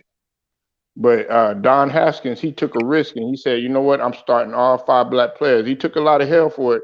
And guess who played against him, South and Hitman X? Pat Riley. Pat Riley was on that Kentucky team. That's why Pat Riley, man, he no nonsense. And he always giving people opportunity. See, I ain't know all that. Yeah. Pat Riley played in the 1966 NCAA game. It was Kentucky versus what we know now as UTEP. Back then, it was called Texas Western. Go ahead, you man. learn something new every day, man. Floor, man. We talk about the boxing, talk about the games, talk about whatever, man. Well, I didn't get to see the fight last night. I was at a little get together, whatever. And I left after the game, so I didn't get to see the fight. You hungover? Yeah, I'm toasted right now, man. I'm still, what you drinking, I'm still man? in recovery mode, man. I took an Excedrin, man. I'm good now, though. Drunk some water, man. I was up to like 12 o'clock, man. Yeah, you know that brown dangerous, man. I was drinking that cheap shit too, man. I'm drinking that Kentucky Gentleman. I think that's what's called. Kentucky Gentleman, man. Yeah. That sounds bad, man. I think they play. Straight, no chasers, nigga. Fuck this. I'm finna no turn chasers. up. I was drinking it straight, no chasers, man. Yeah, you know what it is. No ice either, man. Straight out the bottle. You know what it is, man. Oh man, I was at that damn party acting a fool, man. But that was an ugly game. But it ain't supposed to be pretty, man. Yeah, you know what I mean? Man, and like I said in my I heard video, y'all cook, man. What the hell happened? Because Go Mike came up in here, man, still on 10, man. And I was like, man, he's still on 10 from last night. What happened? Go Mike turned up? Man, he came up in here and then he was like talking about, fuck the Clippers and all this other stuff. And oh man, yeah, I was like, man, damn, man, you still the Clippers, they covered up all the Laker banners in there, man. You seen that? Yeah. yeah, that's come on. You can't do that, man. I don't know what possessed them to do that. I don't know if they always did that or not. But come on, man. Like, you got to pay homage, regardless. That's their stadium. Staples Center is the Lakers stadium. Right. That's like you living in somebody's house and taking their pictures down while you in there. Yeah, come on now. And putting your pictures over them. Hold on, it's like your ex. She got pictures with her. Your girlfriend has pictures with her ex, and you putting your picture over the picture of the ex. Man, come on, man, y'all can't do that. Different. And it's one thing to put somebody else's. Y'all ain't even got your own banners in the Raptors. Y'all putting the Clipper logo over them, man. That's disgusting, man. When I seen that, I'm like, look, for the Lakers, we got to win this game. Regardless of how I feel about the Lakers, you can't cover up Magic Johnson, Kareem Abdul-Jabbar, Kobe Bryant. Like, that's rare company, nigga. Y'all do them like that? That's why he was. Hey, that's one of the reasons why he was heated. Yeah, that's why Go Mike was like that. I told him, like, man, I understand it. We doing this for y'all. Y'all need to be thanking us. The Suns, we doing y'all a favor right now. You just rubbing it in. we doing y'all a favor right now, man. Up, Hitman. Ain't no championships going through Staples Center unless it's the Lakers. That's how it's gonna go down, man. Point blank, period. Shout out to the Los Angeles Lakers, man. And shout out to the Clippers though, man. I ain't gonna take nothing away from them. They came out there and fought last night. They did everything they could to stay in that series, but yeah, it is what it is. I Great don't know. teams find a way to win it. I was telling South Political this hit, man, and I told Jacob Jennings and also S. Young. I like the way I made a video about it. I said that Booker, I like what he said. He said he's not gonna blame his broken nose or the mask on his shooting woes. That right there, that shows. I'm glad he's growing up because, the first game, he was letting Pat Beverly get the best of him in terms of mentally. But I like how he said he's not blaming on it, and despite him still struggling, he still came out there. What you think about that, man? He need to blame Stephen A for saying he's the next Kobe Bryant, and then he haven't played with the Well, hold on. Here's the thing. Here's the thing about Booker, though. The Booker always been that way. That's why I've always said he's the next Kobe. It's not more his game or he looks like Kobe out there or he's gonna be better. It's more about his mindset and the way he approaches the game. Like he's always had that type of mindset, that professional, that accountability, like that. You gotta think about it. In order to get better in life, you have to hold yourself accountable. You can't be going out looking for excuses or blaming everybody else for your failures. You have to blame yourself first. And that's why I always had faith and trust in my team over a team like the Clippers. Like you look at the Clippers, Paul George is always making excuses. It's always somebody else's fault as opposed to his own fault. That you never hear that coming out of Phoenix though. And that's why, like when Devin Booker said that, it didn't surprise me because I listened to all the interviews from the Phoenix Suns. After every game, I listened to every interview, and they always had the same energy, the same mindset. It's the next man up. If somebody goes down, if we're not playing good, we're having bad games, we hold ourselves accountable. And that's what that's how champions are made. That's how they're bred. You got to hold yourself accountable. So shout out to Devin Booker for keeping that same energy, man. Somebody else? Wait, what, man? What's up with you, man? Yo, salute Polo. Shout out to the chat. Salute to the panel. Yo, listen, man. Salute. Listen, man. I come in. That must be Hitman, huh? That must be. Yeah, it's Hitman. It's Hitman. I knew it. That's Phoenix. I'm feeling that heat. I'm feeling that heat right now. Listen, dog, He's feeling that heat. Everything you said is on par. Only thing I just gotta disagree with you with is that Booker that next Kobe or got everybody disagree with that, man. Listen, it's too early for that, bro. Like I said, we gotta let him develop. Hey, Hitman, I gotta give it to him, Hitman. That was a bold ass statement though, but he stands. But hold on, you see, Stephen A. Smith took my take, right? He went on national TV Man, and said what I said verbatim. Yeah, he took your shit. I'm gonna get into that one day though. That's a whole nother video. Yeah, he be thieving, man. I ain't gonna lie. He be But hold thieving. on, for that one. I gotta rebut that statement. He says too early. It's too early. Maybe it's too early for y'all because y'all haven't been following Devin Booker his whole career like that. Like I watch every game, so I'm not gonna make a statement like that unless I'm assured and I'm confident in my statement. Just like I said that we have a good chance to win a championship this year. I made that. I think out my statements before I make them. I don't just say stuff without thinking about it. Booker a good player, man. You're totally right. You're totally right. My fault on that. It goes back to the accountability point that I made. It goes back to the work ethic point I made. That's all Kobe Bryant, in my opinion.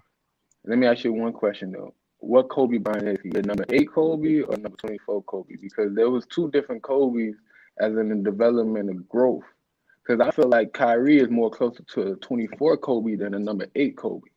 Now you saying Booker more of an 8 Kobe, as in the number 8 Kobe, and the drive and the focus on just getting better each and every day. Forget about who's my teammates right now. I gotta actually just continue getting my game better. I can see that as a number 8 Kobe. That 24 Kobe is a different breed. That's something. That's what I meant by him. I think it's opposite. I think it's opposite though. I think Kyrie's more close to the number 8 Kobe. And Devin Booker's closer to the 24, because you got to remember when Kobe was, at the latter part of his career, that's when he started really trusting his teammates. I think that's where Devin Booker's at right now. He's starting to trust his teammates. He's embracing DeAndre Ayton and all those other guys, and he's really helped building them guys up. So I'm not seeing that from Kyrie. I see Kyrie more looking for himself. He's trying to make a name for himself. I ain't gonna lie. Now you speaking blasphemous. Now you speaking blasphemous. I've been following Kyrie since he came in from Duke. I can tell that he went from a number 8 Kobe, as in trying to do that shit in Cleveland. if he had the real opportunity to grow through it. But that's when LeBron came through and fucked up his whole plan for him. So that's why he kind of went even deeper into Kobe by saying, I got to get the fuck out of here. I don't want to play with this guy. Even though I got success with him, Niggas saying he pulled the same niggas thing. saying that you could beat Kobe 1-on-1. Don't make your ass no damn Kobe. Yeah. But But isn't him leaving Cleveland? Isn't him leaving Cleveland more to my point about him trying to make a name for himself? That's why I say he's Yeah, that's number the 8 Kobe. 8. Remember, Yeah, that's a more number number 8 Kobe ran Shaq Yeah, off. but Number when 8 Kobe but ran when he Shaq went to off because he Brooklyn, wanted to be but when he his went to own man. Brooklyn, That's Kyrie. but when he went to Devin Brooklyn Booker's not and running any became teammates off to be his own man. He's embracing all the team. He's embracing the team aspect of the Let me game. get this out right quick. Let me get this out right quick. Somebody got some background noise. Is it I me? was just saying, like, after the 24, like after the Boston debacle, because you gotta understand the media kind of went in there and slandered that whole situation itself. And a guy like Danny Ainge or a step up guy, they so called say Brad Stevens should have put himself out there in the front end and said, nah, this is not what is going on. Y'all need to stop this. But he probably would have still been in Boston. But the effort that the organization didn't even try to put in that effort, and then trying to slow down these stories and trying to debunk them, it shows that, you know what I'm saying, they wasn't there for him like how he was trying to be there for them. So when he went to Brooklyn, like I said, he became more that first year. A lot of people took that criticism that he said about his teammates in that first year, making it seem like, oh, Kyrie just want to play with this and that. Nah, he was just he's just that type of basketball fanatic who actually get into the game and just say certain things. But he was always there for them. He was always at the bench. He didn't sit in the skybox, or he ain't sitting in the with the audience and shit and all that. He was out there on the ground, even after the injury that only let him play like 50 games last year. Still out there doing that. He couldn't even get. See, he wanted to go support his team in the bubble, but the NBA did not allow it. So don't even say that he wasn't trying to do all that for his team. So he was all in for his team. And that's a 24 Kobe compared to number 8 Kobe. That's what I'm saying. And like I said, Booker, he having an early success. We going like I said, like we can say all that, but it got all about consistency. You know what I'm saying? We gotta see that as a consistency. I want to see him next year. I want to see him finish out the series. I want to see him in the next series against whoever, as in the Milwaukee Bucks or Atlanta, because I'm gonna be honest with you. Whoever won the championship is between them two teams, which is Atlanta or Milwaukee. Keep it East, baby. Well, hold on. First, let me challenge that, because you gotta listen to your boy. When it comes to Devin Booker, like I said, I'm not new to this. I'm true to this. I've been following Devin Booker. He's always been a team guy. Whether if he's having a bad game, he's not going to force the issue and try to make up and try to be the savior. He's going to trust his teammates, and that's why I always harp on the number 24 Kobe. That's what I mean. Like, it's a difference for being on the court for your team and being on the court working with your team. Right? I have yet to see Kyrie Irving do that. He had a team in Boston. He had Jason Tatum. He had Jaylen Brown. He had Gordon Hayward and Al Horford. That was a good enough He didn't have team. Gordon Hayward. Don't cap now. He didn't have Gordon Hayward. You know he was injured. The first game they played together, he got injured, and they never played with each other like that again.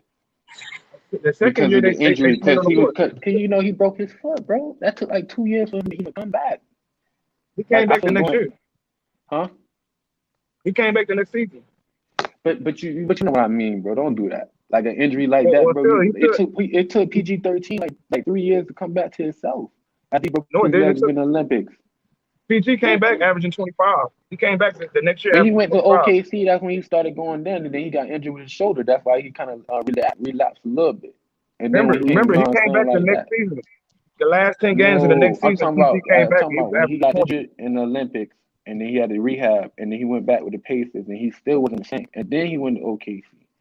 And then he was trying to get in there back on his stat, and then he got injured with a shoulder injury. So injury bugs were pegging him from coming back completely. And then after he got over those 2 injuries, he became who he was. Right. Okay. Well, you trying to focus on Gordon Hayward. Hold on. You trying to focus on Gordon Hayward. I'm talking about PG-13. Okay. Well, even PG-13. I mean, okay. Even if Gordon, let's say you're right about that. Still, you had Jaylen Brown and Jason Tatum, Terry Rozier coming off the bench. You had a good enough team to compete, and y'all went out in the second round. Y'all lost to the Milwaukee Bucks, who lost in the next round. So, I mean, there's no excuse for that. And a lot of people say you was a locker room cancer, and you That's wasn't what I'm a saying. A real lot of leader. people say, but nobody was involved. Everybody who said something involved, which is the teammates, which is Jason Tatum, or Jason Brown, or Marcus Smart, they never say anything negative about him. So just the fact Well, that you I've heard hear, Terry go Rozier ahead. came out on national TV and went on. But what happened to him though? He was even done that next year. So like, so I'm saying it's not even Boston that said, you know what, Boston had the whole idea of saying we don't want Terry Rozier because we don't want to pay him that much. It was a money situation with Boston. That's why they said, you know what, Terry, we can't help you with that. Because Terry was trying to get some bread, which he got his bread But Terry in Rozier had a Charlotte. good year this year. He had a good season this year. It wasn't like I said. That team was good enough to compete. That's all my point is. There was 10 And Kyrie Irving didn't get it done. So they ran the team. He ran the team up with Kevin Durant in Brooklyn, and we don't even know who's the real leader of that team. But you just and that's seen a my real point. leader. It's like You just Kyrie seen a real Irving. He's leader. always been in a favorable situation. He's always had competitive teams, but he's always tried to make it like he's the guy, and he's trying to make a name. And I ain't mad at that. Like I said, but you Where have did to you embrace see the that from, team though? aspect of basketball. Like I said, if he would have embraced the team aspect of basketball in Boston, maybe they would have won a championship there because you had a talented team. But they, like I said, they didn't get it done for whatever reason. My opinion on that is, like I said, Kyrie Irving was trying to be the man. Kyrie Irving was trying to be that guy, and it just didn't work out. Kyrie Irving's a sidekick. He's not. Kyrie Irving's not the guy you build your team around. Let's just call it spade a spade. He's not that guy.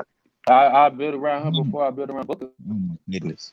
Well, you see what happens when you build around Devin Booker. You get what you're getting right now. Healthy. Kyrie wasn't healthy. He got hurt. So you trying to say, yo, you're a healthy situation? But that's another point, though. Availability is the best ability.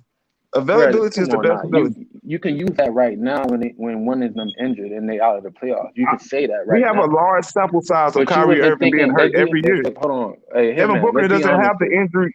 Let's be honest Devin here, Booker man. has not been injured like that in his whole career. He hasn't been injured as much as Kyrie Irving his whole career. His career is just not even really like he's just really getting his career, bro. Like he's not even like you talking to him like he's like in his like 9th year. He's not. That's what I'm saying. He's like, in his 6th year. He's in his 6th year. He's not in his 9th year. He's shown the ability to finish and close seasons, bro. He hasn't had this these injury first time in the riddled. playoffs, bro. Relax. And he's in the conference finals That's what already. I'm saying. That's sick. That you can't even like relax. Hold on, Like, look, I've I seen understand multiple y'all want to say players go take your time and stuff like that. I get that point, but y'all are just not watching the Phoenix Suns. Call it spade a spade. I've been watching Devin Booker his whole career. My thing is, like he only got one playoff run. It's not even done yet. But this, let's exclude this playoff run. Okay, you got a point on that. But my thing is, all those years we spent losing built Devin Booker's character to where it is now. That's what I've been saying, bro. Let's quit this. Anybody though. Let me say something about it. Go ahead. Yeah, I'm not the biggest fan of Kobe like most people. He in my top 10. He one of the top 10 greatest players to ever play the game. But we not finna sit here and act like a Booker or Devin Booker, who team hasn't been in the playoffs in the past since he's been on the team, is on the level of a Kobe Bryant, man. This dude one of the top 10 greatest players to ever play. So when did I ever say Devin Booker was on that level? See, y'all misconstrue when I say that, bro. When I say he's the next Kobe, I'm not saying he's on the level of Kobe. I never said that. I said the mentality and his approach to the game is on the level of Kobe, and that cannot be denied, but you know what people are trying to allude when they do that? They trying to do some back. And that's how you easily misconstrue what people are saying. Everybody know what people try to do when they say that. That's a way for them to safely say that, but then recant from it if somebody addressed it. But hold on. But if I directly come out and say he's not on the level of Kobe, you can't use that. You can't use that type of logic or to your argument. You can't apply that to me. If I'm saying he's not on the level of Kobe. He's a premier young player in the league, but it's no guards in the league on the level of a Kobe Bryant. So quit that. Nobody's saying that, because if he was, that means he's he's a top 10 greatest, one of the greatest shooting guards already. He's not. But I'm saying his approach and his mindset on the court is on that level of Kobe Bryant. That cannot be denied, man. Bro, especially if you've been following the Suns. If you just now started watching the Suns, you can't really. I can't really trust your opinion. Hold on. If you just now started watching the Suns and you ain't really been watching them for the last 5 years because we've been trash, I can't really trust your take on that. Because How you're, can I you're, trust your take? that's why How can I trust a your lot of y'all take? say How give him can more I time trust your because take when you y'all coming need more off as time. a I fan? don't. I You had coming 6 off years as a of it. fan. You I coming off had as a 6 years fan to though, watch this bro. dude grow. Let me But I say had he's a this. 6 good years to player. watch this dude grow. 2 seconds. 2 seconds. You coming off as a fan, so even you saying that, you No, kind of I'm cut not. your own throat by saying No, that, bro. that's You not just true literally. either. Because Let me finish. I've always Hold on, see. right That's the quick. 2 thing. seconds. 2 Y'all are seconds. new to this though. No, Go ahead. because you're not about to. You're Man, we not just about to watching put that jacket basketball on me. too. I've Devin always You Booker given just did Devin it. Booker criticism. You just did I it, have bro. just now recently started giving him praise. I've always crushed Devin Booker. I was on record saying we should trade Devin Booker. Until recently, That's until what that I'm bubble saying. run, That's I what I'm said saying, trade though. Devin Booker. Now you just making That's what I'm yourself sound saying. You even coming crazy. off as a That's fan, bro. facts. Hey, hold on. Let me say this. Come on, In man. Hitman's Talk. defense, hold on. In Hitman's defense, because I do follow him. He's speaking facts right now because there was a point in time when me and him kind of went at it. He was talking about a combination of Booker. I think he was talking about was it Zario Sorry or was the other guy hit? Who you talking about? Talk about Hitman. trade? Yeah, as far as you were kind of upset with their play. Oh I think yeah, it was or it Frank was Devin Kaminsky. Booker, Dragon, It was yeah, Frank Kaminsky, Devin yeah. Booker, He all them guys. was on their helmet.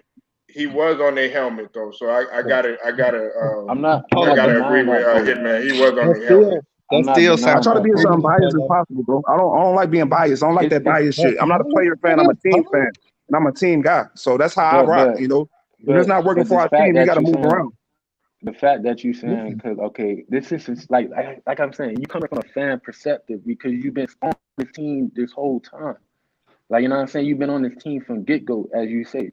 You've been on that shit from get go. So your perspective and your opinions is swayed more than being honest because you've been Well, studying his team. he was objective too though. Wait. But this is Right. Thank the you. fact. The Come on, line that Polo.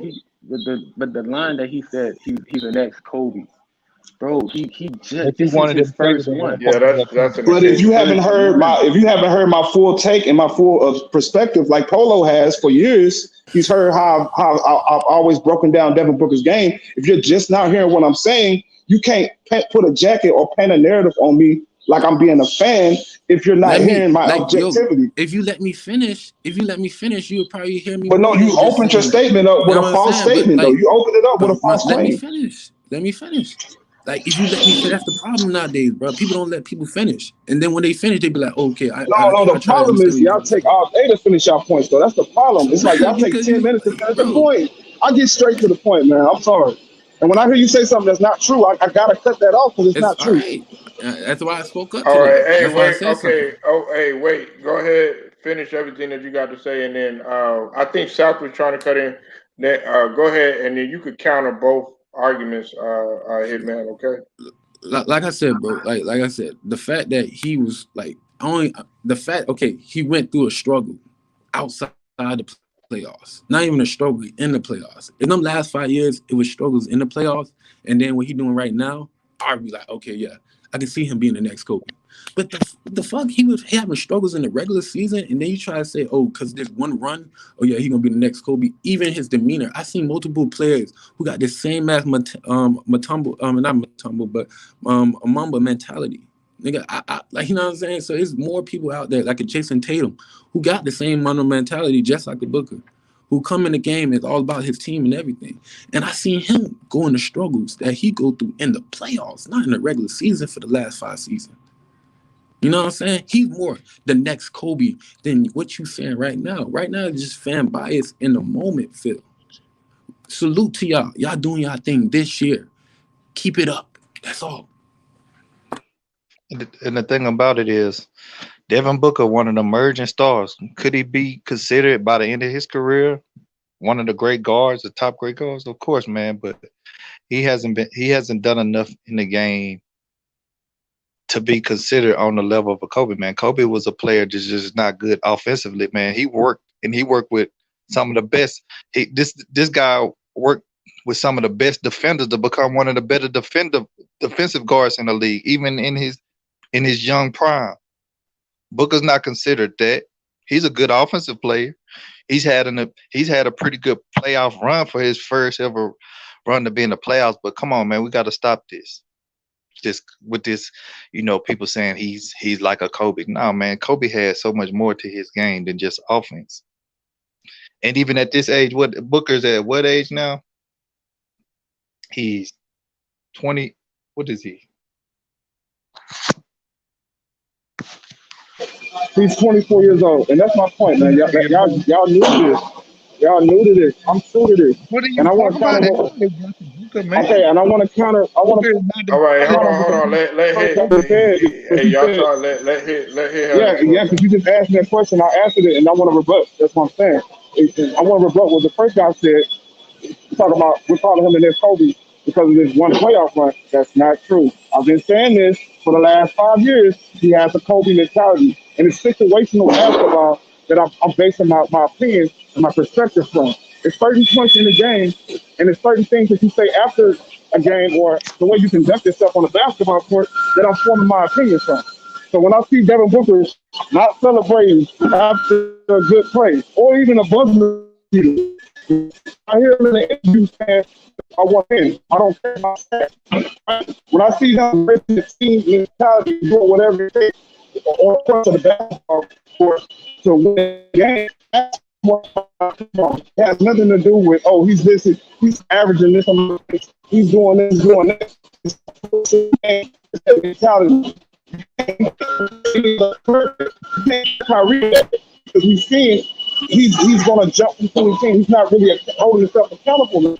You can't put Jason Tatum on that, right? So that's what I'm saying. Devin Booker has been on record. He has the mindset, and it's proven. It's not just this year. It's been all his whole career. You breaking up a little bit, hit. Yeah, you breaking up. By the way, this is the same Booker who was in the runs in LA complaining about a double team, and that was just like a couple months ago. Like I'm saying, bro, Kobe would never talk like that. Kobe would never complain like that. Kobe wouldn't even.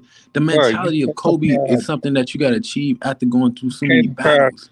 Kyrie on Booker and Kobe. Let me say this. I'm gonna let you go, South, but let me say this though. Do I believe that Booker is the next Kobe? No, I don't believe anybody next Kobe or anybody can be compared to Kobe. That's just my opinion, okay? And let me tell you why. It's something that South just alluded to. Very few players could actually come in and have the mental fortitude that Kobe possessed, because he was already the type of assassin. People think that he was just an offensive assassin. No, he was an assassin with his approach. He was an assassin with his preparation. He was an assassin with his mindset, and in terms of even on the defensive end too. He always wanted to play defense and wanted to play both ends of the floor, and he always wanted that challenge of becoming better. It's just like, MJ, him wanting to switch teams in the middle of practice when they were down by like 8 or 9 points in order to help the other team catch up so that they could win. These players like that nowadays, they don't necessarily have that mentality. Now, there are some players that have the potential to evolve into that, but as of now, I don't really see that. But we have to give praise to Booker just for the fact that he's just evolving into something that could be even greater. Just like you give praise to Giannis when you say that, well, he's not a superstar, he can't shoot and all this other stuff. I mean, anybody, not just Wade, but anybody. You have to respect the evolution of his game. Giannis has been the most consistent in this playoffs, as South alluded to too, and everybody is seeing. So just like Booker, we have to keep the same energy about some of these players that's doing great things out on the West too. But as far as the same sentence as Kobe or anything like that, he was talking about his mentality, not necessarily his play. You can't even say that. Hold on. You can't even say that because this the point they can't run from. Booker and Kyrie don't have the same desire to be a great defender at guard that Kobe had. Kobe didn't have the best measurables and was the best, most athletic player but he had a desire to be great in every aspect of the game. So I'm not a big Kobe fan, Polo, but you got to respect the man, one of the greatest guards, one of the greatest players ever to play the game, and you diminish his legacy when you're gonna talk about some of these great young players having a mumble mentality when it's not all encompassing being bested, being good at every aspect of the game. You know what I'm saying? You know what though, South? I don't really feel like that's diminishing his legacy. That's actually paying homage. Devin Booker and Kyrie are not trying to guard, trying to be as great as a defender and other aspects of the game like Kobe was. They're not doing that. Well, how can we? But like my thing is this though, like, okay, when it came to Kobe, he had a different mindset. But you have some guys that in other areas that might, they still got to work on, like with Booker. I was just saying that, he need to work on, the mental aspects. When he came out and he made that statement, and South, when he was saying, okay, I'm not going to blame the shooting woes on my broken nose or anything like that. That right there, you have to pay attention to that type of evolution. Now, to say it's a Kobe or anything like that, that's debatable. Yeah. No, I'm sorry. Go ahead, man. You got it. But the thing about it is, you remember Kobe used to be in All-Star games trying to learn how to defend, getting tips from a guy like the Glove, one of the best guard defenders ever, trying to get better at every aspect of the game, not just offense. These guys are not doing that. So that's why I say you diminish when you're going to throw Mamba mentality on these guys. Yeah, they're great players, but I feel like it diminishes it because these guys are just great. Kyrie just a great offensive player. Booker is just a great offensive player. Kobe was a great player all around game. That was the Mamba mentality, but people don't keep that. People don't pay attention to that. They just look at offense. Most of these fans, they think of offense. I think that we have to look at what I'm gonna let you get it out. Wait, my bad. But we have to look at the evolution. It's just okay when you're taking care. If you have kids, or I'll just say dogs because some people don't have kids. We'll just take a dog for a second, okay? When you take a dog as a puppy, okay, you have to that puppy don't know anything, okay. You have to train that puppy. You have to breed it, and you have to let it make mistakes, and you have to watch the evolution, and then eventually, then it'll become second nature. Well, defense. When you talk about defense with both of these guys or whatnot, they weren't defensive savants like that. Coming out of where they came out with Kyrie coming from Duke, and with Devin Booker coming out of Kentucky. Now in Kentucky, to D Book's defense, he did play somewhat of a defensive role when he was at Kentucky under Calipari. A lot of people don't know that, but he did. He didn't really even score that many points. But the thing about it is that we have to realize is that when they get to the NBA, or where Booker, he was just looked at as that 70-point scorer and everything, and then all of a sudden people went haywire and they just focused on his offense. He will get better. We have to pay attention. If he doesn't, then we can't put him in the same sentence, but we just have to, look at the evolution of those guys' games. It's just like with Giannis with his shooting. Go ahead, wait, what?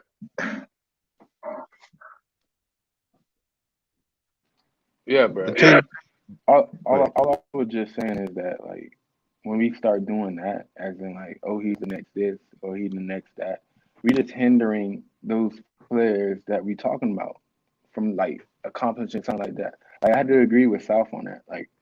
Like even watching, let's say, for example, when I was watching the Last Dance documentary, and MJ was speaking about, the young Bulls that were coming in at that time, a Kobe Bryant, his eagerness to just like, yo, I'm at the best right now.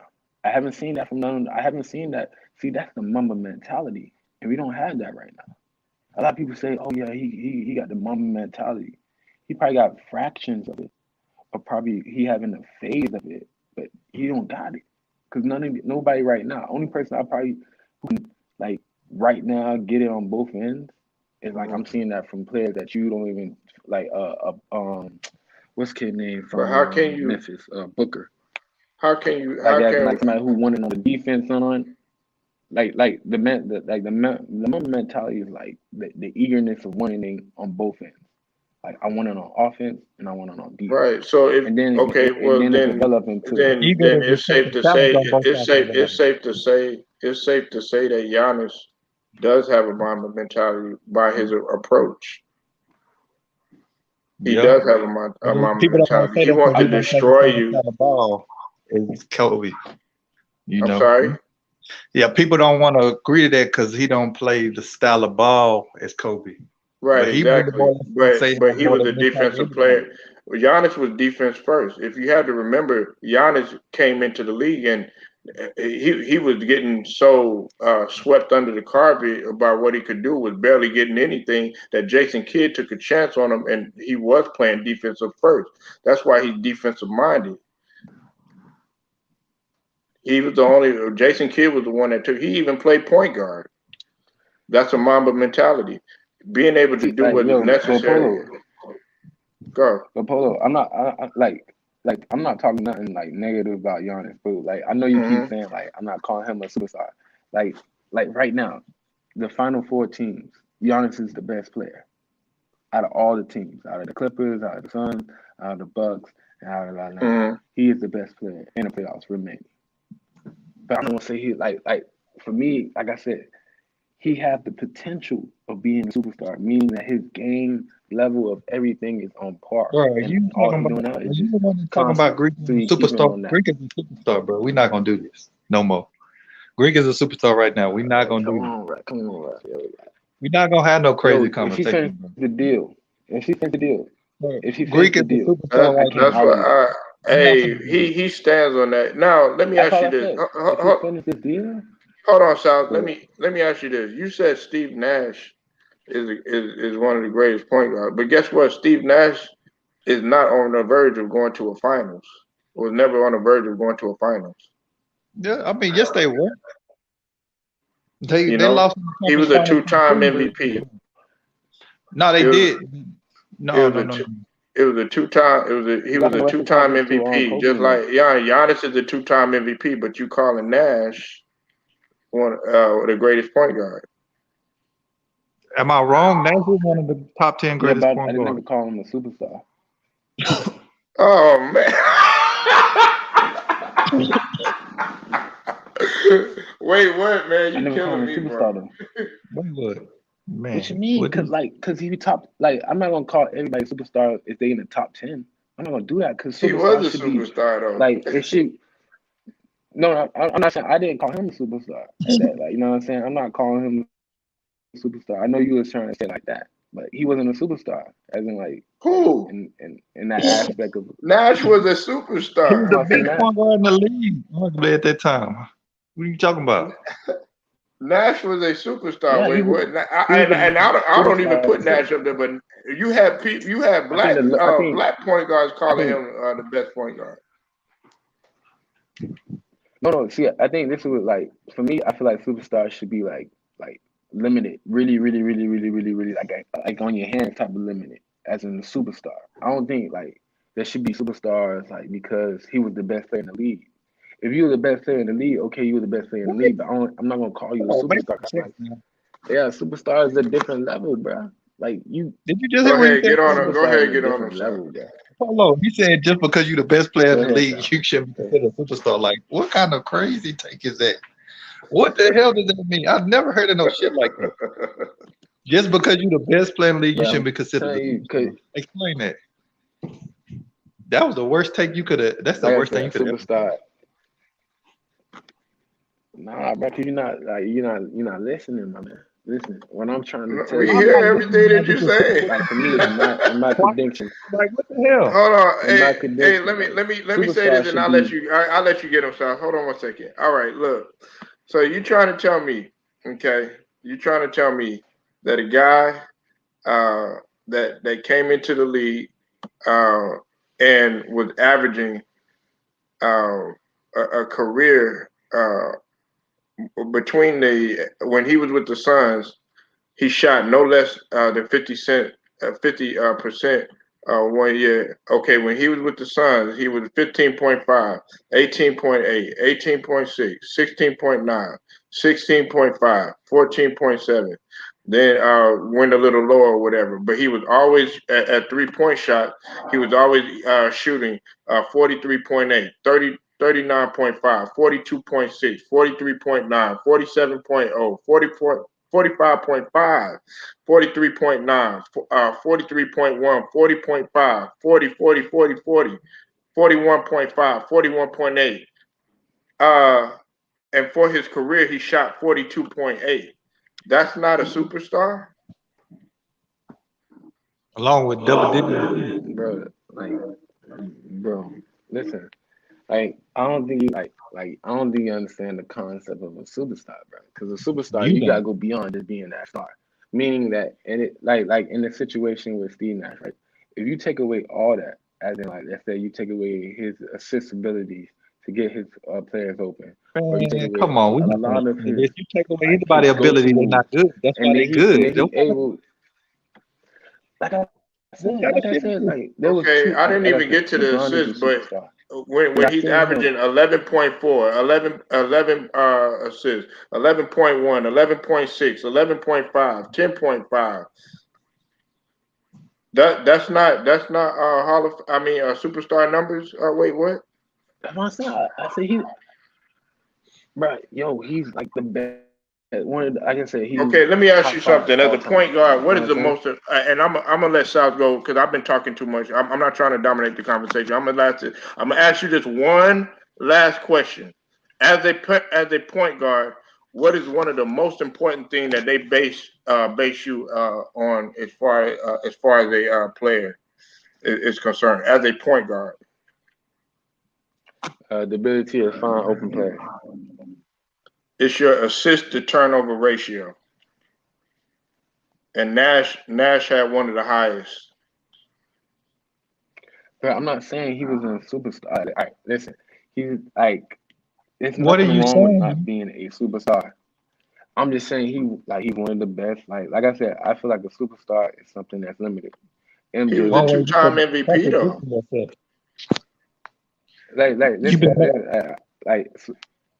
Like MJ is a superstar because I seen him when they took away everything from him and he was still able to get through it in the When they take situation. away everything I from seen him, Jordan, LeBron what do are the you same talking thing about? too.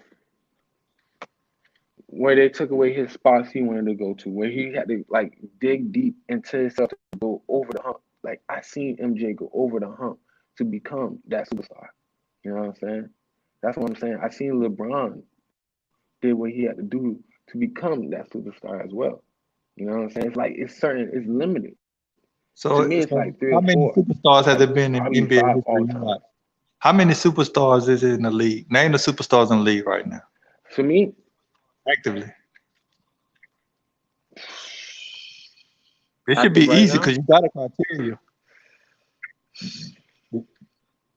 Yeah, it should LeBron. be easy for you. Huh? I said LeBron. He the only one. Right. Has LeBron ever won Defensive Player of the Year? No. He could have got it, but he didn't. But them voted on accolades, bro. It's Hold multiple on. times where in Miami he should have won that shit. You know, Go but ahead. it was voted. Go ahead. Wait. Go ahead and finish. I don't think that was a good rebut, Polo. But why do you feel like No, that was a LeBron the great only one because superstar? there's only been 3 other players that have ever done that have won an MVP and a Defensive Player of the Year in the same season. It was David Robinson, Hakeem Olajuwon, I and understand. what? I understand that, but that don't really put him in the hot And seat. Michael Jordan. Yes, it does. Nah, I'm Yes, finna it put him in does. the hot There's seat. very few people. There's very few people I that can agree. do that. I If know you could play both ends of the floor, nigga, that says much about your game. You just alluded to that just but a whole minute ago when you were talking about Kobe and the defense. Polo, but you know that's a bad because he got robbed in 2013. But Well, yeah, that's what I was saying. this is the thing. This is the thing. One way. It's only one superstar in the league, and it's LeBron. That's what you're saying. That's what you're telling us. Nah, I'm not saying like there's only him. I wasn't done. I wasn't done yet. Y'all boy was going at it. You know, I was Hold on, letting y'all boy cook. you all right, man? Um, You on the edible this morning? huh? You okay, bro? Nah, I'm saying y'all boys was going at it when you just talking. Nah, but all Nah, right. bro. So We like I asked you a said, question. it's You only said LeBron, LeBron. Kawhi, and then you know,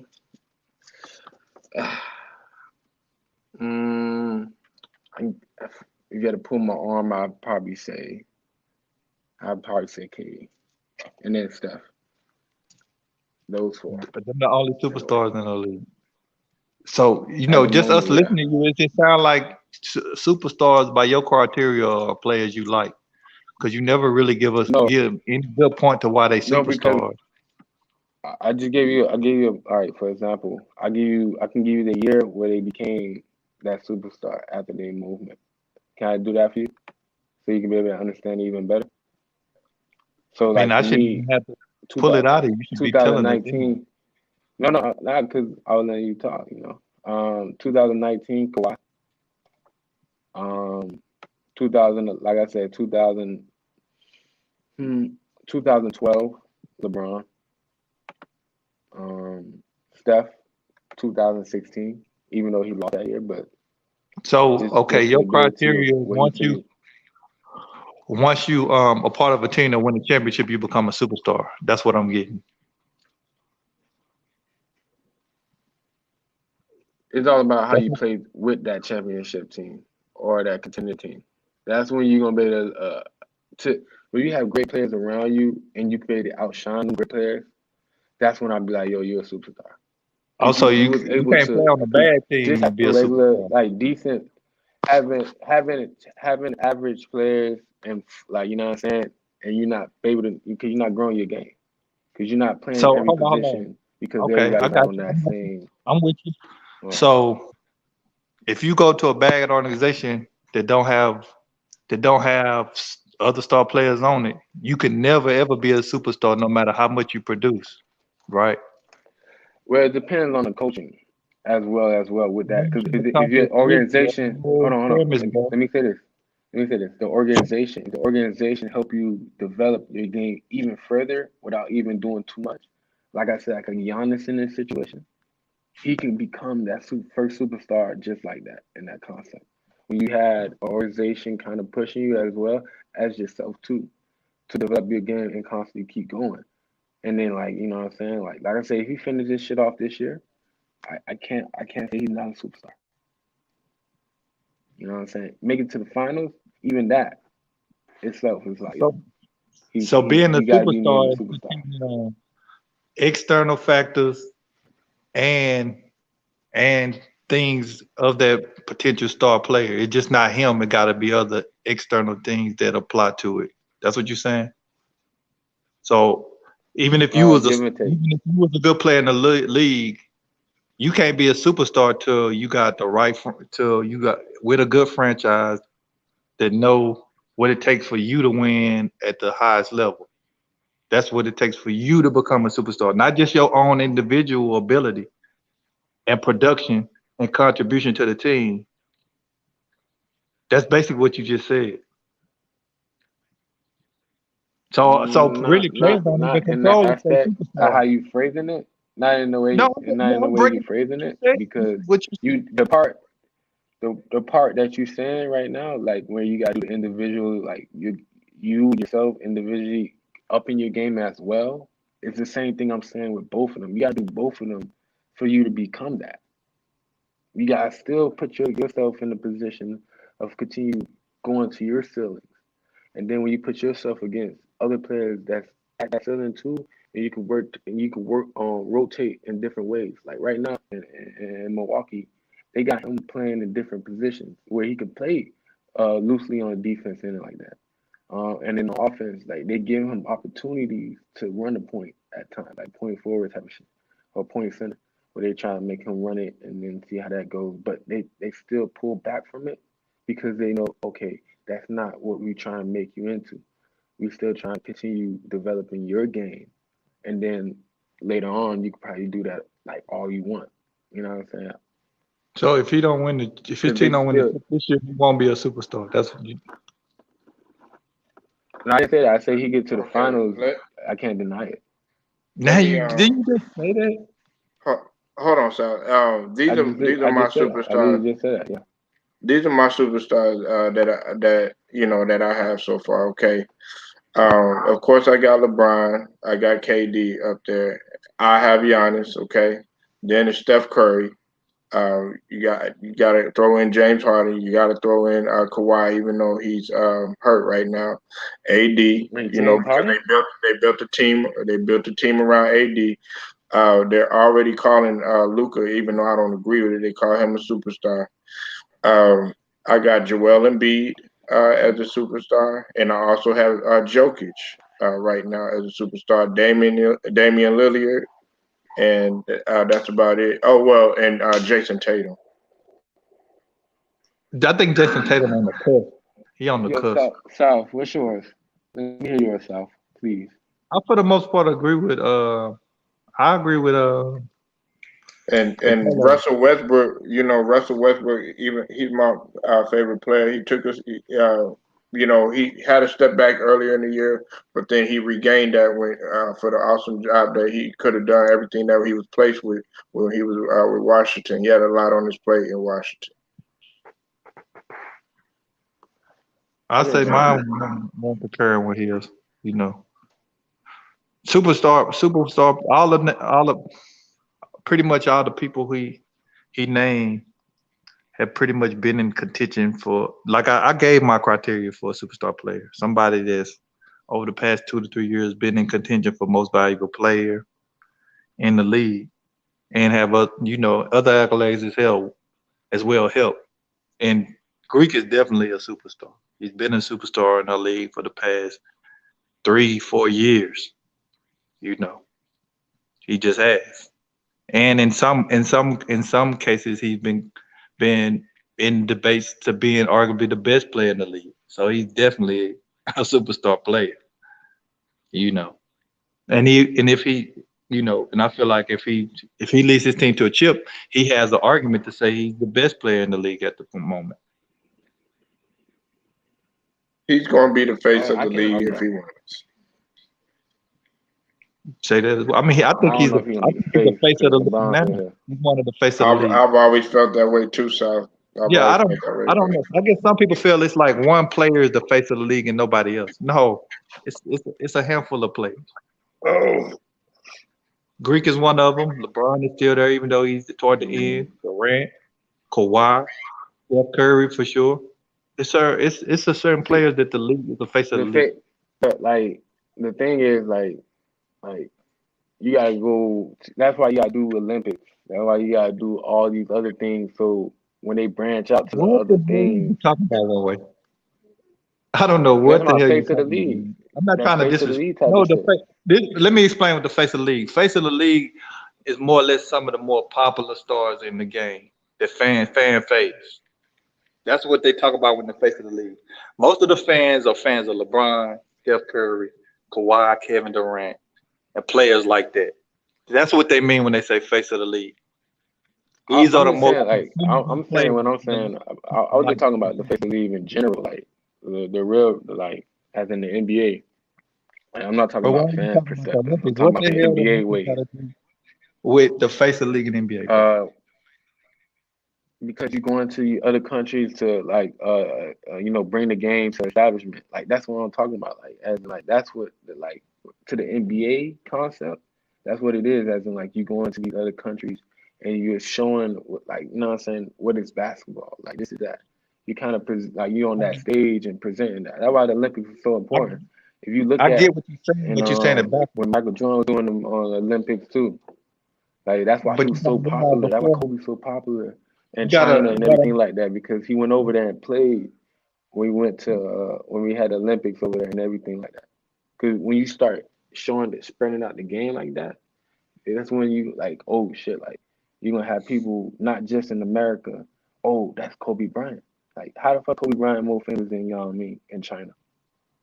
Like, come on, like, cause that nigga They've seen him play in person, bro. Polo. Yeah, that's He more facts. popular. No, that's facts though. That's Yeah. That's facts. What's up? What's I'm gonna up, say man? I can get the source for that right now. That's facts. What's I get going what on? you. Dang, we Huh? tell you on the phone. You on the phone, Polo? I think he on the phone. Nah, you I called. think You Polo. said Polo. I was Nah, saying what's I was asking you. I was just getting the reference. He said Kobe's more popular than Yao Ming in China. I don't know. I don't know about that one side, but even though Kobe is up there, but No, I'm just trying to get a reference. nah, man, you talking about Shanghai, man? Come on, wait, what? I'm just trying Giannis run. I mean, Yao runs China. Because this was interesting because most of his career he got so many All-Star votes because of China, and now it's Kobe. Yeah, that's why I was like, I could be wrong. I don't keep up with stuff like that all the time, but that just sounds weird to me.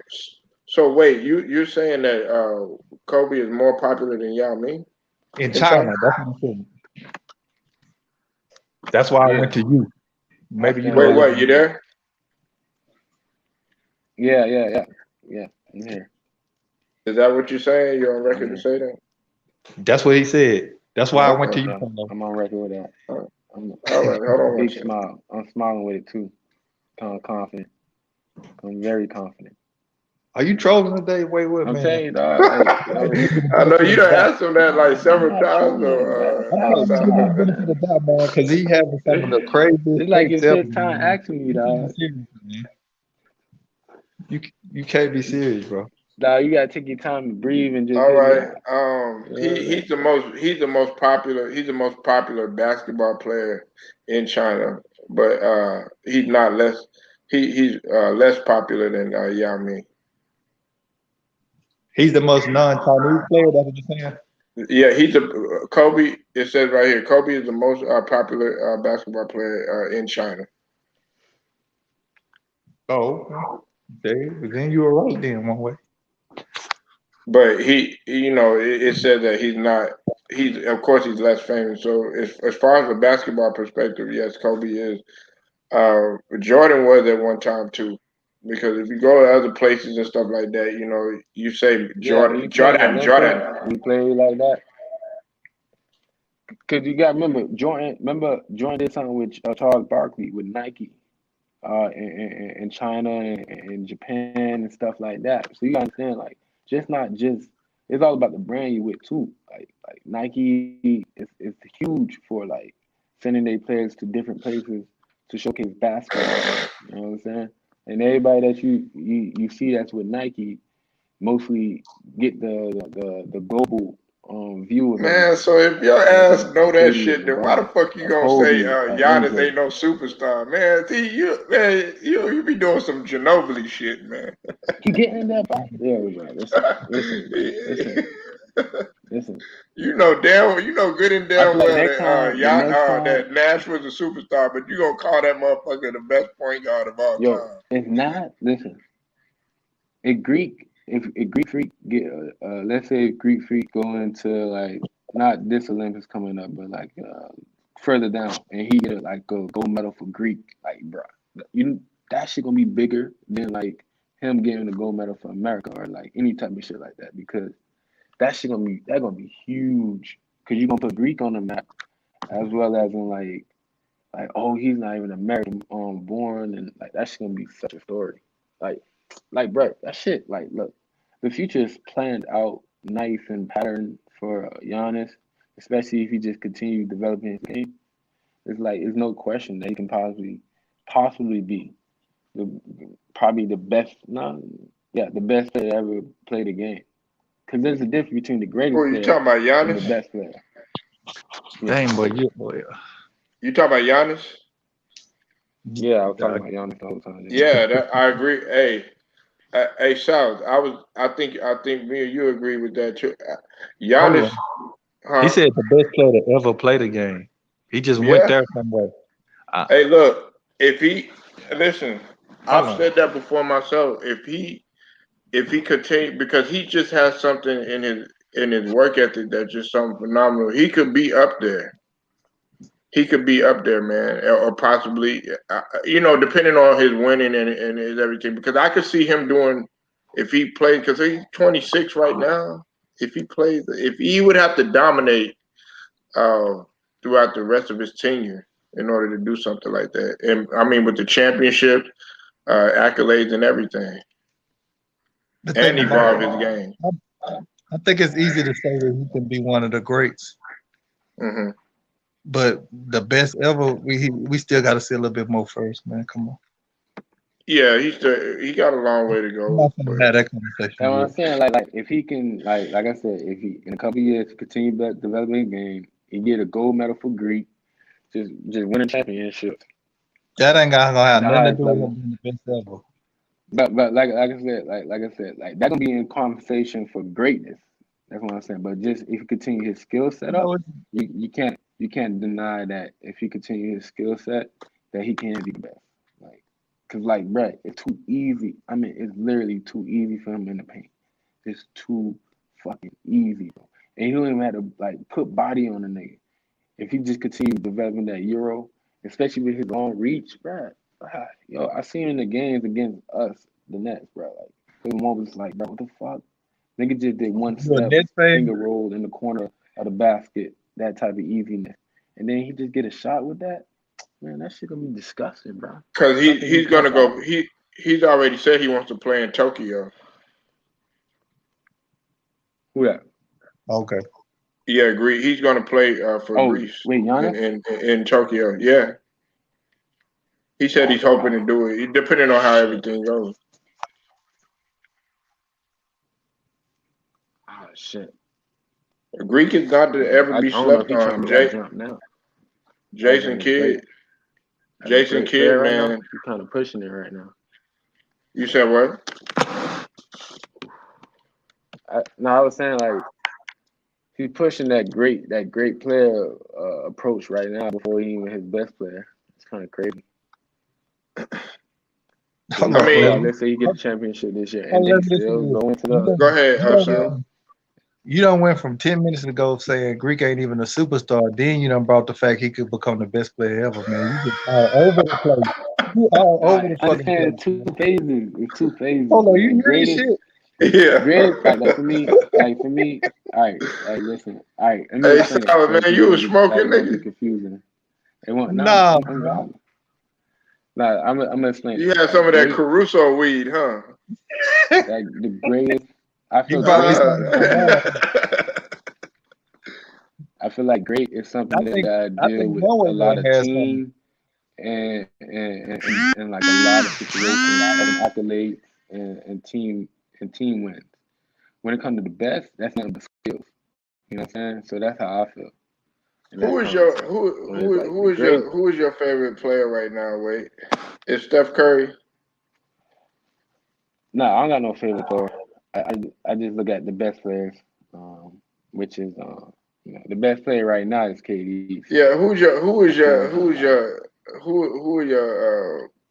I would say your top 5, your starting 5 in the league right now. My starting 5 in the league right now. Steph, Clay. I mean not Steph. No, Steph, Kyrie, KD.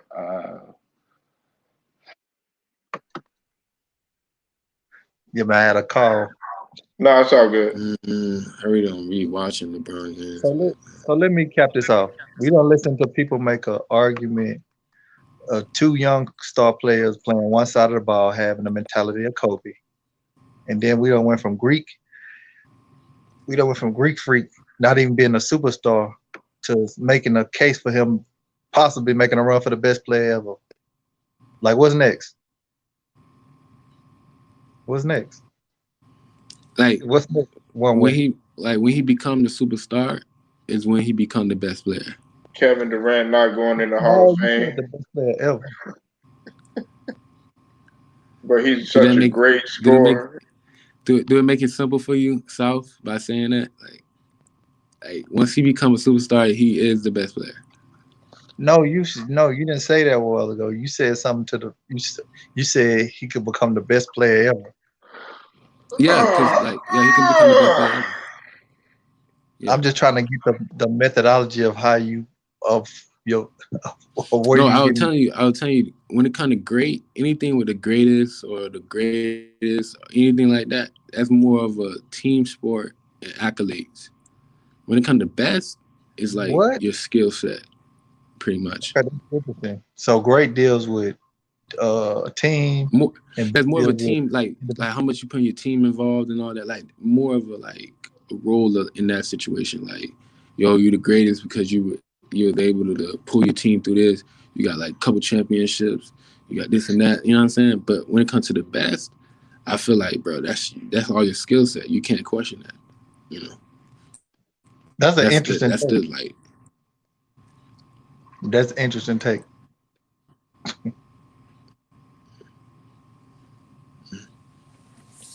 That's interesting. So yeah, that's how I kind of separate it like that. So you can be the greatest player, but you don't. So mean you're the best. so do you consider Melo? Did you consider him a superstar when he was playing? That question right there.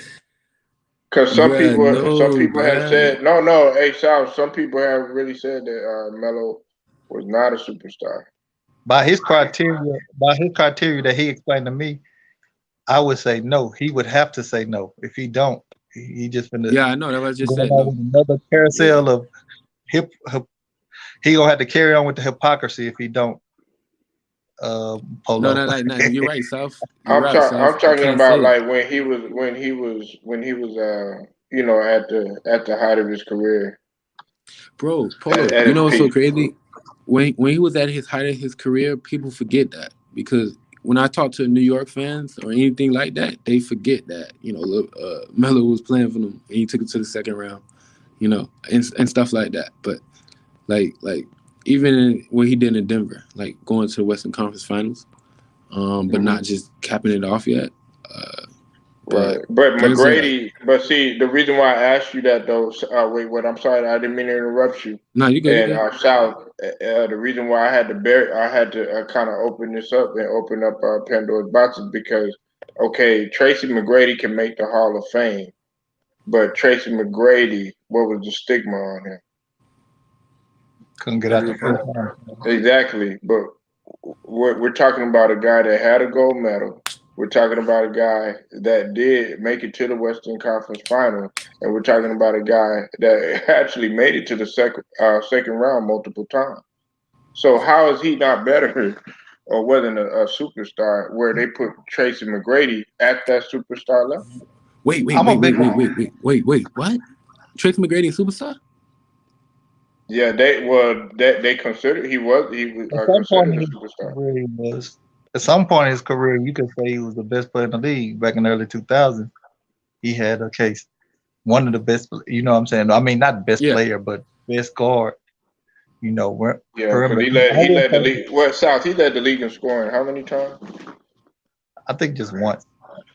But it might have been once or twice. I know for sure once. He averaged like 32 with Orlando.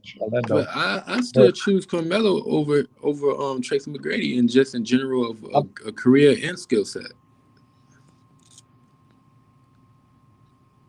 I get sick of hearing this skill set shit, man. That does not go in the equation when we talk about Hall of Fame players.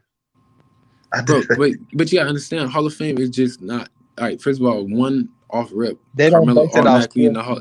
I'm just saying, automatically Carmelo in the Hall of Fame because he won a championship in college. So even if he don't win a championship in the NBA, he's automatically down there right there because Hall of Fame is not just the NBA. South, you were right. It was two. It's all about two times. It's all about basketball in general, as in Olympics, as in NBA, as in college. Like, it's those three criteria as well to make you in the Hall of Fame. It's not just one like the NFL, like it's just the NFL Hall of Fame. It's just when they say Hall of Fame, that's why you have so many different people. And you have somebody that's like, I'm not sure, at the same time, it's like they're using 3 different phases, which is Olympics, They don't use no college, skill. and they're using They don't NBA. look and say, man, he had this skill set. Because there's a lot of players that had great skill set, but No, they they look just at their accomplishment. They look at their accomplishments and then see what you did, and then they look at numbers like that.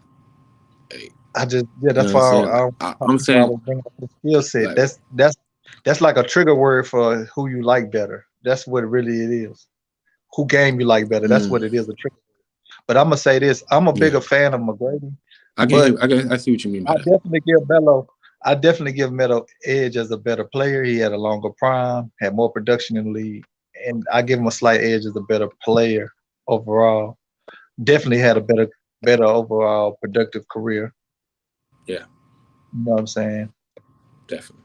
And he was so he's considered definitely a going to slide superstar in for that player Hall in of the Fame. league in his prime. Yeah, he's gonna be a Hall of Famer. There's no question. Yeah, definitely. And Tony And Cooper, like I said, that championship with Syracuse, that's really just the. I ain't gonna say the meat of it, but they're gonna push it over the edge. Definitely, because the they fact that count college heavy, like really. No, Melo went like 8 to 9 years, averaging 25 points a game, and he has a lot of production in the NBA, multiple All-Star. It's just to tell in that people started doing some weird shit with his shit. Like, that's all it was, just to tell it, making it seem like he can't play ball no more. So I mean, the thing about it ain't the fact that he can't play ball. It's just, to me, and Polo might disagree, Melo was one of those great players that could only play one way. He couldn't sacrifice his game to help and better for the betterment of the team. Yeah, he just doesn't know how to play one way. That's my opinion, Polo. No, For yeah, me, it's your opinion, but I I disagree with that though. But I'm gonna be honest. I feel like it's more of an ego thing. I can get what you're saying on this on that South, because I feel like if it was an ego thing, like, all right, let me Polo, step go back. have that argument Let me with be Chauncey coached. Billups, the great Chauncey Billups. Go have that argument with the great Chauncey Billups. But I had that opinion way before. Well, we're gonna bring that up. Yeah, but man, yeah, I know, man. Yo, Polo. Chauncey Let me ask Billups, you a man, question. but he would never. Hold on, wait, I got you, man. But see, Chauncey Billups, the only bragging rights that he has is the fact that he had a ring, but he never was on the level of Melo in terms of what he done for the league. The argument not to say who was better, but it doesn't help. I always had that feeling about Melo, and it doesn't help the fact that a teammate will come out and kind of really give the same sentiments, because there was no reason. It was nothing for Phillips to gain coming out and saying that about a player. It was nothing. One of the. I mean, Melo he was the only one that said it though. He might have been the only one that was bold enough to say it. I'm not saying he was right I'm or gonna be wrong for honest, saying though. it, because Like I said, it was an ego thing.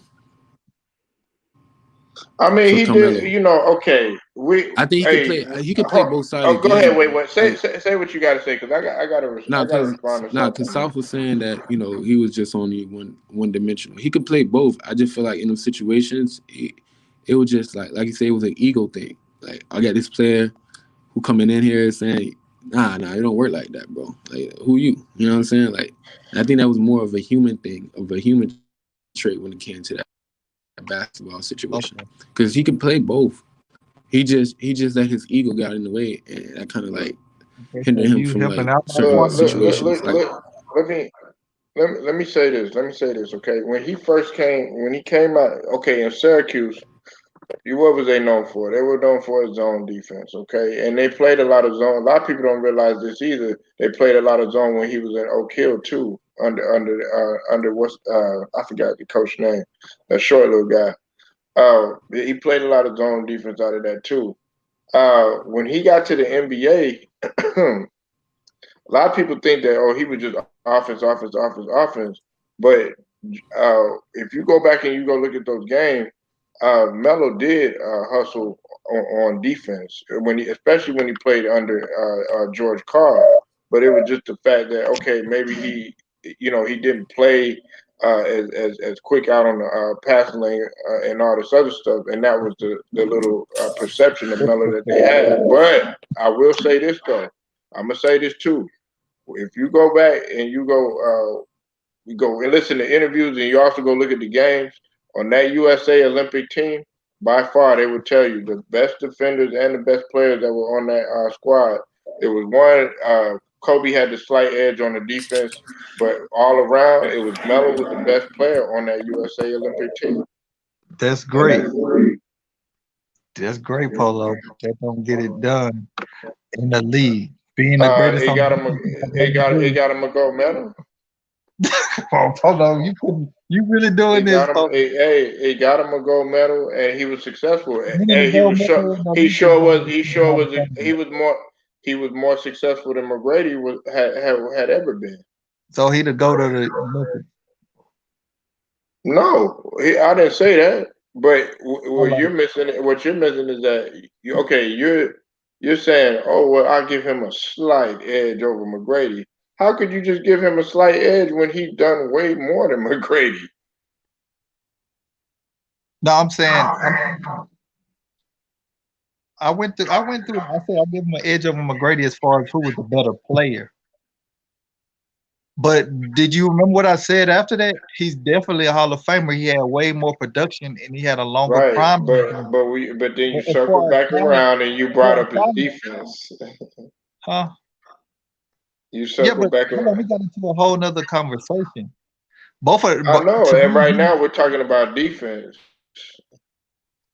Yeah, but see, this thing is getting convoluted. Because I thought we were off the McGrady and Melo comparison. Well, no, I'm talking about just primarily. The reason why I brought up McGrady is people for all this stuff that they say, oh yeah, McGrady should be in the Hall of Fame. Da, da, da, da. Well, McGrady needed to improve in some aspects of his game, and guess what? One of those aspects happened to be defense. Yeah, both of them have to say. None of them are known for playing defense. Very skilled players. I said I like McGrady's. I like McGrady more as a player than Melo, but Melo is definitely the better player, and he had a more productive career. You felt like he could have done more, though, is what you're saying. I already explained it, Polo. I said he was a player that only was focused on playing one type of way. I felt like he wasn't. So that's my opinion, and his other players' opinions. But nevertheless, one player, and Charlie Billups. Yeah, one player he played with. Okay, and another player they played with. But let me say this. Let me voice this because you trying to put this cape on for Carmelo so bad. You want us to put the cape on so bad. No, because I can't give you that though. And you want to keep. You're saying that he was one-dimensional, and that wasn't the case. He had a lot on his plate in New York. Listen, man, you using every point, but in the NBA, he was this in college in the USA. We talking about the NBA, man. We talking about the NBA. No, we ain't talking I just said New York. I said that he had a lot on his plate in New York. I got off the college thing long time ago. Ain't no excuses. When you expect to be one of the greats, you normally have a lot. So if they're not putting pieces around you to get better, and they're having problems, is that you? And they're having somebody picked it up. They're having Dolan who don't know what the hell he's doing. That's Melo's fault. It's the same situation that's going on with Dame. Listen, at one point, go ahead. I'll let you have the floor. My bad. Go ahead. We done this before. We done went down this road before. At one point, the Nuggets had Allen Iverson, a young J.R. Smith. They had what some people call a super team. Could get out the second round. In the early 2000s, them Denver Nuggets teams were pretty good teams. He done played on some good teams. We're not gonna do that. Now, do I think The biggest point I always make is Melo and they teamed him over to play two. It didn't make sense. Him and Iverson, two players that really don't sacrifice their game and make teams better. They just play one way. Yes. High usage CB and Logic. scores. Carmelo is a Hall of Fame player. Go ahead, Sal. Yeah, we're not gonna do that. Carmelo a Hall of Fame. Anybody that's gonna sit here and try to debate that are ridiculous or crazy. Not gonna do that. But we are gonna do this, even though it hurts Polo Soul. Melo was a player that the thing about him, he was a great player, but his biggest weakness is he never really would sacrifice his game to make his team better. And Yes, I will he say lost 15 pounds in one season to come back a more lighter player. That's not sacrificial. Sacrificing your game? Yeah, he sacrificed his game so he could get better on the defensive end. Losing weight is sacrificing your game. He sacrificed his game to be a better player on the defensive end. He lost he lost like 10 or 15 pounds CB Logic, if you want to come in here, come in here. Don't be a chat warrior. Because that already tells me that you're basing perception. Oh well, he's only one dimensional. Bro, I watched the Nuggets. I watched the Nuggets when they had Iverson, they had Billups, they had different teams. They had a lot of talent around. They had a young J.R. Smith. Right. They had a lot of good so talent. All of that was Melo's fault. No, I'm not saying all of it was Melo's fault. But one glaring thing I noticed about Melo, it became apparent to me is he's not a player that's willing to sacrifice or add more other things to his game to help his team win. All he did was score. He was a scorer. No, that's it. Just a great scorer. No, he didn't. He did more than that. Did you know that going into it was like he changed his diet. He made many sacrifices in the game so he could play both ends of the floor, because that was one of the things that was on him, is that he couldn't play both ends of the floor. Melo was a rebounder. Melo did a lot more than what you're giving credit for. It's just that he was so gifted as a good rebounder. He could do that. Melo was a good rebounder. That's what you're telling me. He wasn't like Dennis Rodman or nothing like that, but he did grab the board. You gotta remember, he did play inside too. He would penetrate and bang. And you putting the cape on for Melo. Melo is one of there's no cape on that, but you have to understand what you're saying. You sitting up here talking about, he was one dimensional. How is he one dimensional when Krzyzewski said the complete opposite about him? I said the complete opposite about it. How are you going to say this, that he's one dimensional when Krzyzewski said the complete opposite? Krzyzewski and his USA teammates, guys that were superstars, most of them superstars on that team, said the complete opposite about him. But this is what I'm telling you. You speaking of every incident but in the league or in the playoffs. So did you? You brought up Chauncey Billups. You brought up Chauncey Billups in that old weak ass statement that he said. There's plenty of players. Come on, man. You gotta come stronger than that, bro. Billups had a game coming out and saying that about Melo. Nigga, that was the only person that said that shit about him. Maybe he was the only person bold enough to call him out. Okay, so if was Chauncey Billups a superstar? Why did he got to be a superstar to say something? No. Okay, so if LeBron would have said it, then there would have been some muscle to it. If Chris Paul would have said it, then there would have been some muscle to it. If any of these other superstars would have said something to it, would have been some muscle to it. It has no bearing of who he is as a player. It just happened to be something I agree with. It don't have to have no full bearings, but it's, to me, it speaks volume that a player that played with you would say that. And I felt like that pretty much in the prime of his career. Like he just was a guy that could score. I mean, he didn't really impact the game in other aspects or even care to.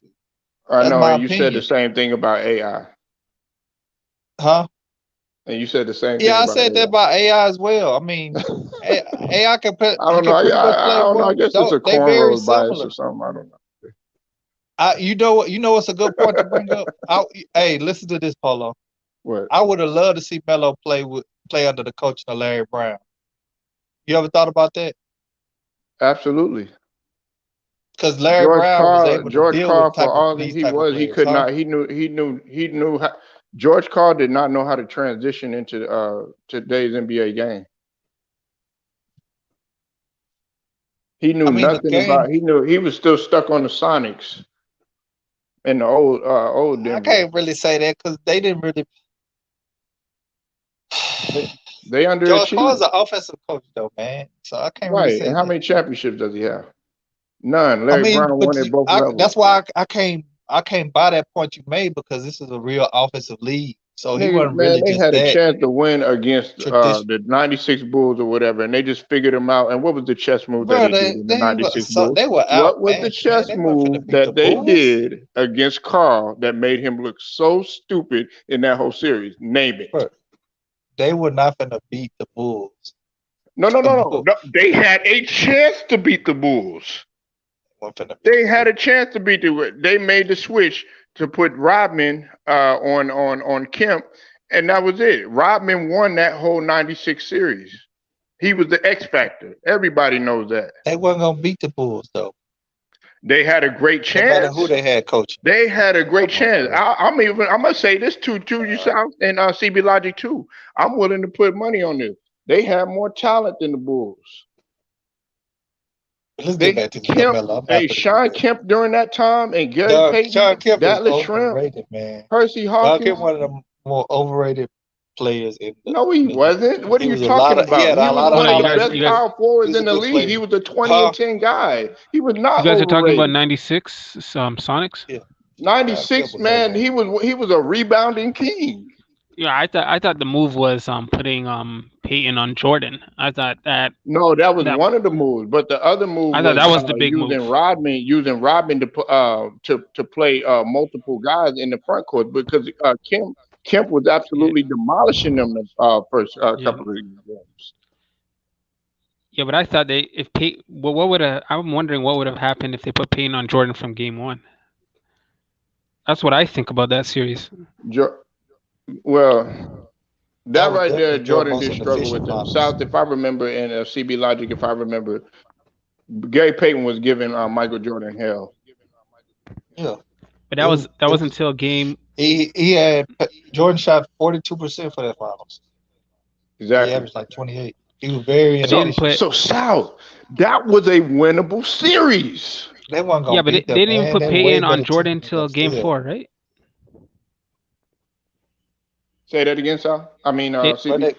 They didn't put Peyton on Jordan until game 3 or 4, right? It was like game 3. It was like game 4, 3. I think 4. Game 3. Okay, game 3 or 4. Yeah, I think that could have made it a longer series, man. Was it game? Am I right or wrong? No, that team was Hershey Hawkins, Detlef Schrempf, was Vin Baker on the team? Was Vin Baker on the? You know, they had Nate McMillan on the team. They had Sean Kemp. They had Gary Sean Payton. Kemp, of course. So this was What about Vin crazy, Baker? Was he Polo. on the team at that time? You done turned into one way on me. You talking about the 96 Bulls, who arguably some people say the best team ever was that the Seahawks Supersonics was as deep as them. Come on now, Polo. What are you saying, man? This is easily one of the top 5 greatest teams ever, the 96 Bulls.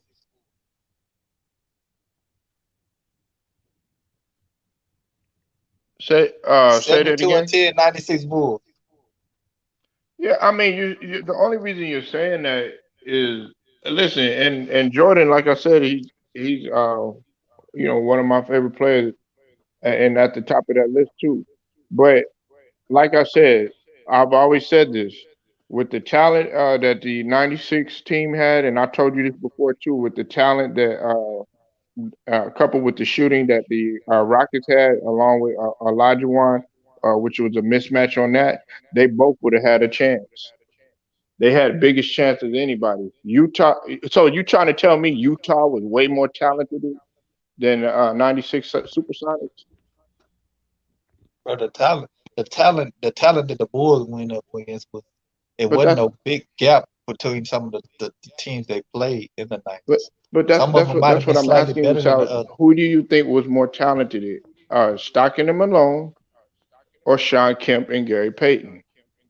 Man, come on, that's not even a question. Stockton Malone. Oh my God! That team, that Wait, hold on. You're 96 talking about Bro, them were Sonic the bench? team, best two. talent wise, not What? better player, talent wise. With a roster, I gotta go with the Sonics with a roster. Like like when you look at the bench and the supporting cast, other than the top two players, you got to look at the Sonics. The Jazz were not that good in No, he terms asked of their out bench of the two and tandems. other than Stockton and Malone. Oh, out of There's the no way. There's no okay, the way two that people tandems. would pick the Jazz. Yeah. They, No. Just the tandem. You got to go with the Jazz. And Malone was a beast, man. Stockton too. They were two top 10 players in the 90s. No, Malone was, man. My goodness, Malone was like going. Stockton and Malone. Malone was a you, monster at that time. they were always facing the Jazz too. They were, and during that time, the West was full. People think that it's just the East. Nah, the West was the powerhouse to itself. I mean, look at Mutombo. Look at how they were able to eclipse the Sonics that year. Was it the Sonics? I think it was the Sonics when nobody gave them a chance. They were a low seed with Mutombo and Robert Pack and all them boys. All the teams were pretty much about the same in the 90s. And the Bulls were a way better team than all those teams, man. That's why it wasn't even a contest, man. Not all of them. They were not Yes, the were. same. Okay, they're better than the Suns. Way better than the Suns. Way better than the Jazz. Both years. Yeah, they were better than most of those teams in the 90s, man. Yeah. So when you talk about great teams, you don't talk about nothing but the Bulls in the 90s. You don't talk about, like, people talk about 80s, What? 2000s. New York? They don't talk about no other team like that. New York, Indiana. What are you talking about? Bro, Charlotte? them not all-time great teams. The Bulls are the Okay. only all-time great What's team it called? in the 90s. What? Indiana had Reggie Miller and a whole bunch Houston of wasn't decent guys. So. all-time great team. The only all-time great team is the Bulls in the 90s, man. No, it wasn't. They never had The no Houston true team Rockets. that could The battle them. Rockets. The Houston Okay, maybe you Rockets can were argue the all-time Rockets. great Yeah, you team. can They argue the went Rockets. back to back, man. Yeah. Okay, you can argue the Rockets, but that's pretty much it. But when you talk about all-time great teams, nobody's bringing up the Rockets. But I was just talking about talent alone. Okay, now all-time great. This was my point. All I was saying is that 96, you could put the Sonics up there on the level, or even talent-wise higher than the How Utah can you Jazz. do that when people say the 96 Bulls is arguably the best team ever, or top 3? You might well say the Sonics up there in the top 10 then. Who, the Wait, hold Suns? on. Wait, Polo. I think Polo's talking about talent. He's just talking about talent. Talent, not overall though. Of course, He's not talking about you're the talking better about team Mr. like in Assist the. and Mr. Steals. Yeah. No, Still don't make He's sense. just talking about. Mr. Third time all leading scorer. I think Polo's talking overall, about talent. I But mean, on paper. talent-wise- On paper. He's talking about on paper. Not about Talent-wise, who. they had to go through. Those not were making one of the teams that they had to go to get to the finals. Sal. They had to go through the Jazz. Gary Payton was John Stockton was Gary Payton's nemesis for a while in the West Coast. That's why he had him at the Hall of Fame speech. It's the thing, it still don't make sense. Because they're super How does Sonic that team. not make sense when Bro, he had to go through and play those guys to get to where he was going? Gary Payton did. He had to play Stockton because they were beating them all the time. We always taking stuff out of context.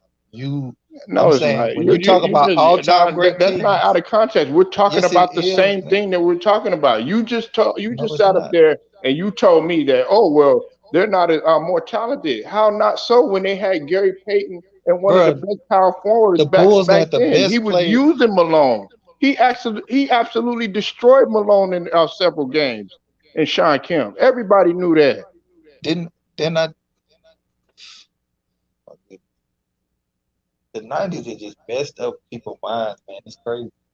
It's only one all-time great team in the '90s, the Bulls. I don't man. even fuck with the '90s like that. I like the '80s better. But I don't get why we be trying to push these teams up if we have an all-time great conversation, we're not gonna talk about none of the teams in the CB 90s. Logic, how old are you? Late 20s. Nigga, just say you 25. Say your damn age. They don't give a fuck. Anyways, I'm listen. 28. Listen. Talent wise, when you looked at Malone and you looked at Sean Kemp, who was talent wise, not overall, talent wise, who was better?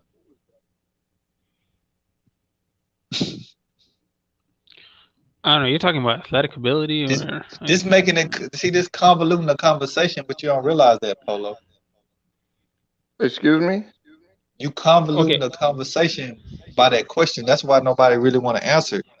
Because what does it matter? No, it's not. Karl Malone, don't do that. Sean Kemp do that. I just asked him stand a the test simple of time question. against Who is Malone's better? career. Don't worry about it. I Okay, asked okay. CB Logic a question. I'll give any of these little Polo. I'll side give you shit this. that I'll give you that this. you got to say. Okay. I asked you a simple ass question. It's not simple. That's what you don't get. Slick shit like that, like people. Well, you know the bit power and shit like that. Nigga, you better get up out of here with that dumb shit. But who is better? Karl Talent Malone. wise. He's Karl Malone. Nigga, I'm asking CB Logic. Talent wise, like you mean in terms of like just natural talent, like athletic ability, Just talent, just that kind of athletic shit? ability, raw talent. Who is better? I guess Sean Kemp. I don't know. You're talking about athletic ability, so Okay. And guess and I'm getting to something with South, okay? And Big Who, you already said Karl Malone. Who did they have to beat in order to get to the '96 Bulls? The Supersonics. Huh? no, he's talking about the Supersonics. Who did the Supersonics have to beat to get to the Bulls? To get to the Bulls, right? Who did they have to beat?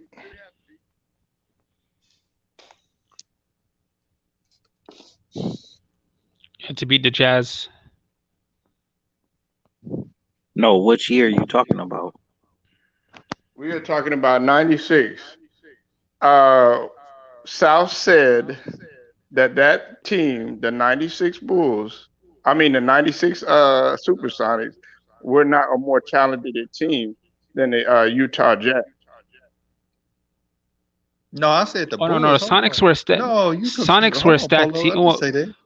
No, No, I'll you give Polo said that this. in the beginning, but then I said who was more talented out of the Jazz and out of the Supersonics. I must didn't hear that. I didn't even speak on that. Yeah, that's what I've I'll been go with talking about the whole Sonics. time. No, I think the Jazz were more talented. Sonics They is went 2 years in a Yeah, I row. know you would say that, but you know the Clippers about to go home, so I understand your anger. They went 2 years in a row. With this Anyway, Polo, y'all about to go home. take a shot. We close the category, y'all too. Y'all be out there home with us, you know what I'm saying? Nah, it ain't over. Right now, probably a little hungover and everything. It's over. It's over. But it's all good though, not tripping. Yeah, my nigga. Who's more talented it is? Yeah. But what's the point of answering that question, Polo? Who was more Because talented? the reason why I'm Kemp or asking you Malone? that I don't question get is that. because you sitting there, you sitting there acting like Sean Kemp and Gary Payton and all this whole roster that they had was just some sleepovers in comparison to the Utah Jazz when they weren't, and they had just a better chance to beat the Bulls. Okay, can I ask you a question, Polo? Go ahead. Is the '96 Supersonics considered one of the top 5 greatest teams ever? No, they're not.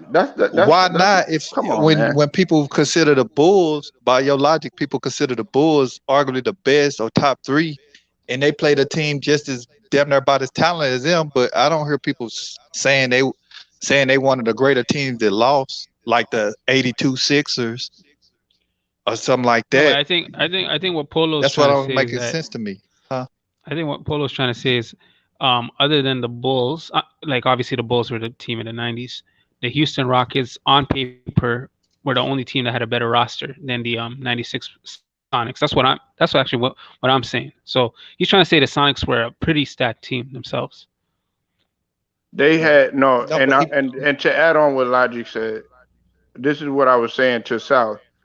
What you're not realizing is that they had a greater chance than a lot of those other teams to beat the with the formula that they had a great chance to beat the Bulls.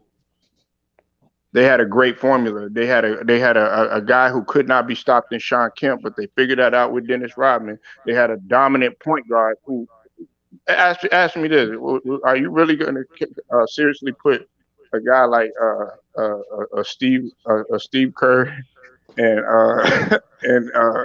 Gary Payton in the same sentence? Nope. Exactly. So they had a great but formula. nobody on their team is remotely as good as Jordan. Right, but it wasn't just about Jordan though. That's what I'm trying to get you to see. It wasn't just about Jordan. I mean, I'm just making a parallel point to your point. You want to compare Peyton to Nash? Compare anybody to Jordan 18? Nowhere close. Not even close. Right. So, Compare anybody. No. That's okay. I'll let you go ahead and think you're getting away with that. Compare anybody on that team. you set to Shawn yourself up Kemp. for that. Scottie Pippen was a better player than Shawn Kemp. No, he wasn't. Absolutely not. They built around Shawn Kemp. Shawn Kemp would kill. He would murder Scottie Pippen. Okay. Absolutely. We're talking about just destroyed. I didn't say they were going to guard each other. Okay, no. How come he didn't guard him? I said he's a better player. How come he didn't guard him? Hey, Jordan was a better player than Elijah one, but they're not going to guard each other. Come on, where does logic come in?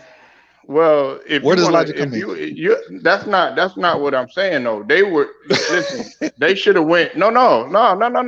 You can laugh all you want to. You know this, and I know this, that he was one of the dominant power forwards during that time. He wasn't better than Pippen. But you don't want to, huh? He was a league leader in rebounds and amongst power forwards in points. The Bulls had the best two players in that series. And so did the league and Shawn Kemp and Gary Payton. That's why they were there. Emerging star. He was an emerging star at that time. He was one of the best power forwards in the 90s. He was on pace. Had he kept up everything, but he wasn't better than he was on pace Malone, to be a Hall of Barkley. Famer. He wasn't better than Malone, Barkley, or who? Dog. We know that like overall, but I'm talking about talent wise and him getting there. They had the best formula to actually beat the Bulls. Phoenix. I actually felt like the Sonics did a better job than Phoenix.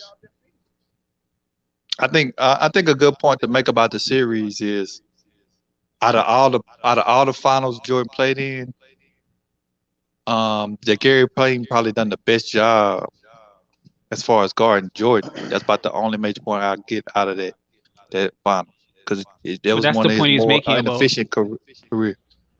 But he's not speaking on that point. He's talking about a whole lot of. That's the point he was making about. I heard him saying something about like George three Karl. different formulas and three different angles that they could have easily beat the Bulls.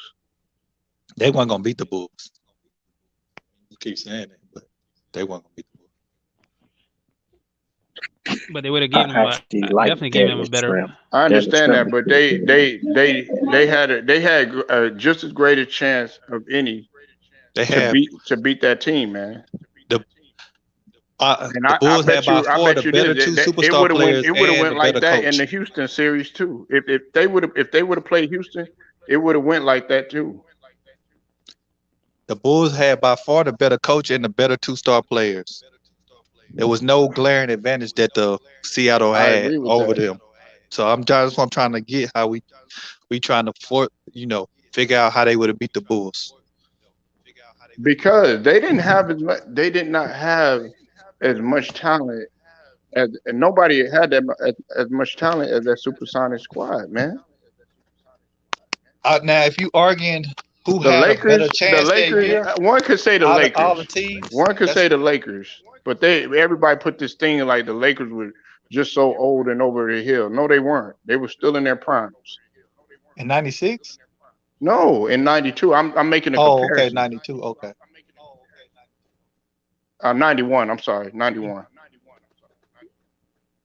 The 92 was Blazers. But the Lakers suffered some injuries in the finals too as well. Right, I understand. Yeah, Scott and Worthy. So. Had they, but some people feel like if they had been just a tad bit younger, and they had, they didn't injury didn't decimate them, they would have had a chance too. Possibly. Now, if you want to say that the Supersonics had the best chance out of all the other teams in '96, okay, they made it to the finals. I mean, it's safe to say they had it, but what they gonna beat y'all. the Bulls, okay, maybe I'm rolling Dolo on this. I'm gonna ask CB Logic, I'm gonna ask Big Who, and I'm gonna ask you, who was out of all the teams that Jordan faced, who was the best team in the finals? The Utah Jazz. Okay, you got the Utah Jazz. Big Who got the Utah Jazz. CB. I say as a on paper or as a team, just like how they played. No, hold on. It matters. Talent on paper or you sound like Polo now. No. I'm trying to clarify on paper or how just does he sound like me? I just said talented. Well, he just can't answer the question. No, because he's saying like when someone says talent, paper, it gets plastic. He's talking about on paper. When you say on talent, you're talking about on paper. That's what I'm tell thinking. us on plastic. Just overall, who you think was the better team? Let's start because Sal's gonna dissect shit too.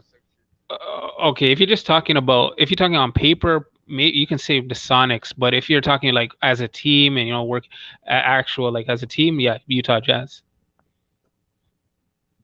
And I already know Sal. But talent-wise, Sonics, probably Sonics. He gonna say Utah.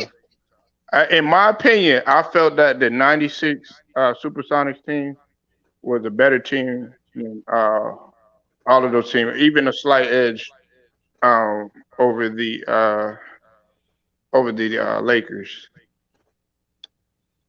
You ain't gonna let me give my opinion, man. Come on, go to me like that. But I thought Kemp was the second best player. I don't know, maybe I'm wrong, but I thought he was the second best player in that finals. In that finals, I thought he was the second best player. Absolutely. Okay. I didn't have Pippen as And I thought Kemp was a monster too. I don't know if you looked at. I know Big Who's old enough to remember. Man, Shawn Kemp was a terror. He was a nightmare. Yeah, he was. I'm not saying he was a nightmare in young, transition, and he was a nightmare in the front court and the half court. Go ahead. Shawn Kemp was a great player, but I felt like he didn't live up to expectations. He didn't. But we talking about at that time. The finals. We're not talking about the cocaine. We're not talking about the alcohol. We ain't talking about all that other stuff. But he still got. I'm gonna tell you.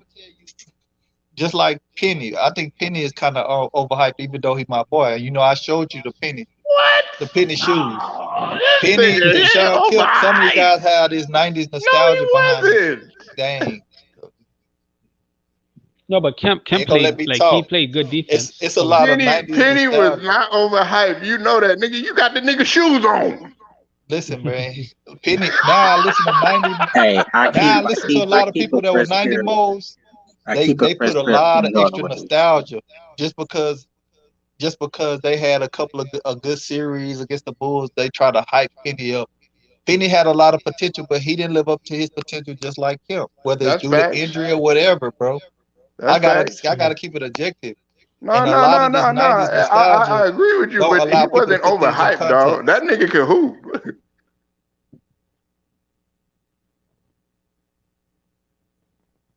That nigga was first stepping Jordan going to the rack, nigga. But Kemp was playing good interior defense during that finals. He was averaging right here 23.3% on 55% shooting, 2 blocks, 10 rebounds a game, 2.2 assists, 40 minutes. Thank you, Logic. If I remember correctly, because I watched it years later, I watched it again because I was really young. but I remember watching it again, and I mean, if you came in there, man, he was swatting shots, man. He was affecting shots. His interior defense was nice too at that time. It was before he got fat. Damn, man. I think Damn, Logic, everything was good up until you mentioned that shit, man. the thing about it is a lot of 90s Damn, we're not talking about a South Political and Big Who. We're not talking about Cleveland Cavaliers, Sean Kemp, But I was about to say before the Cavs. Yeah, I was going to say before the Cavs. We ain't talking about Big that, Kemp. Big Who, listen to me, man. You don't gotta agree with me, but a lot of players get extra. It's like they get extra nostalgia for playing a good series, having good one series, good playoff series against Georgia, playing against Georgia. Penny was he was a good player. He had a lot of upside, but we never did get to see him live up to his true potential, man. And a lot of people keep basing him as arguably be the great of the greats just because he had a good series or he had some good battles against playing Jordan them teams. Like, I understand Kemp he played a great series in the finals. He had a great series in the finals. But overall, his career, he didn't live up to expectations, just like Penny. That's the reality of the fact.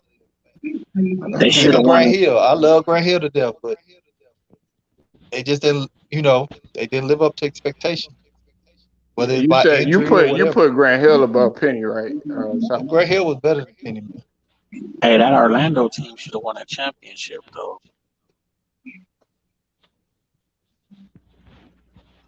Yeah, they didn't get it done. They faced it was a combination of several different things, but the main one was Hakeem Olajuwon, Olajuwon. Well, they were vets. They faced rookies basically. So. Oh man. I think the Supersonics was a great team for the 90s, but the Bulls is the all-time team. When you talk about all-time team, they were all-time arguing. We know that's common sense right there. I'm just saying, because the Bulls had way more talent than most of these teams in the 90s.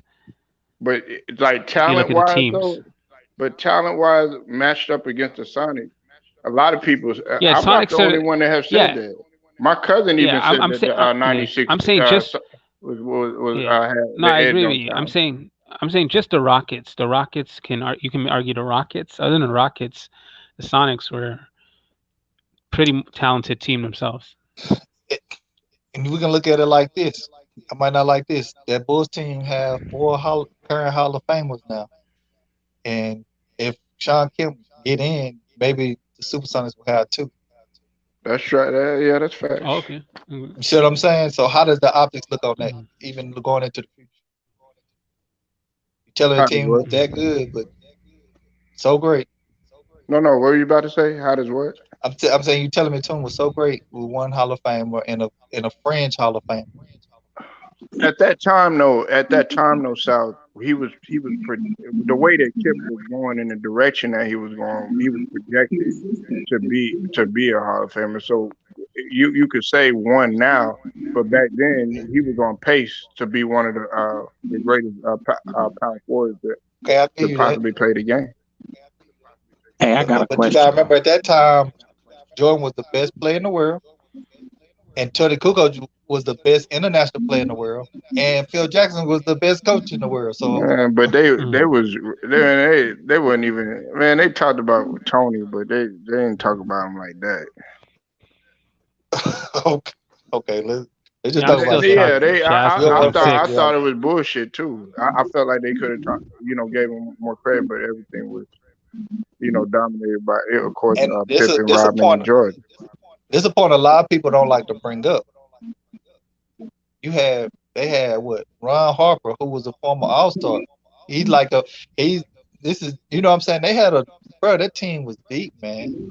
Yeah, they was. Yeah, they had Ron Harper. Deep. Ron Harper before he got injured, man. And Ron Harper was leading team, man.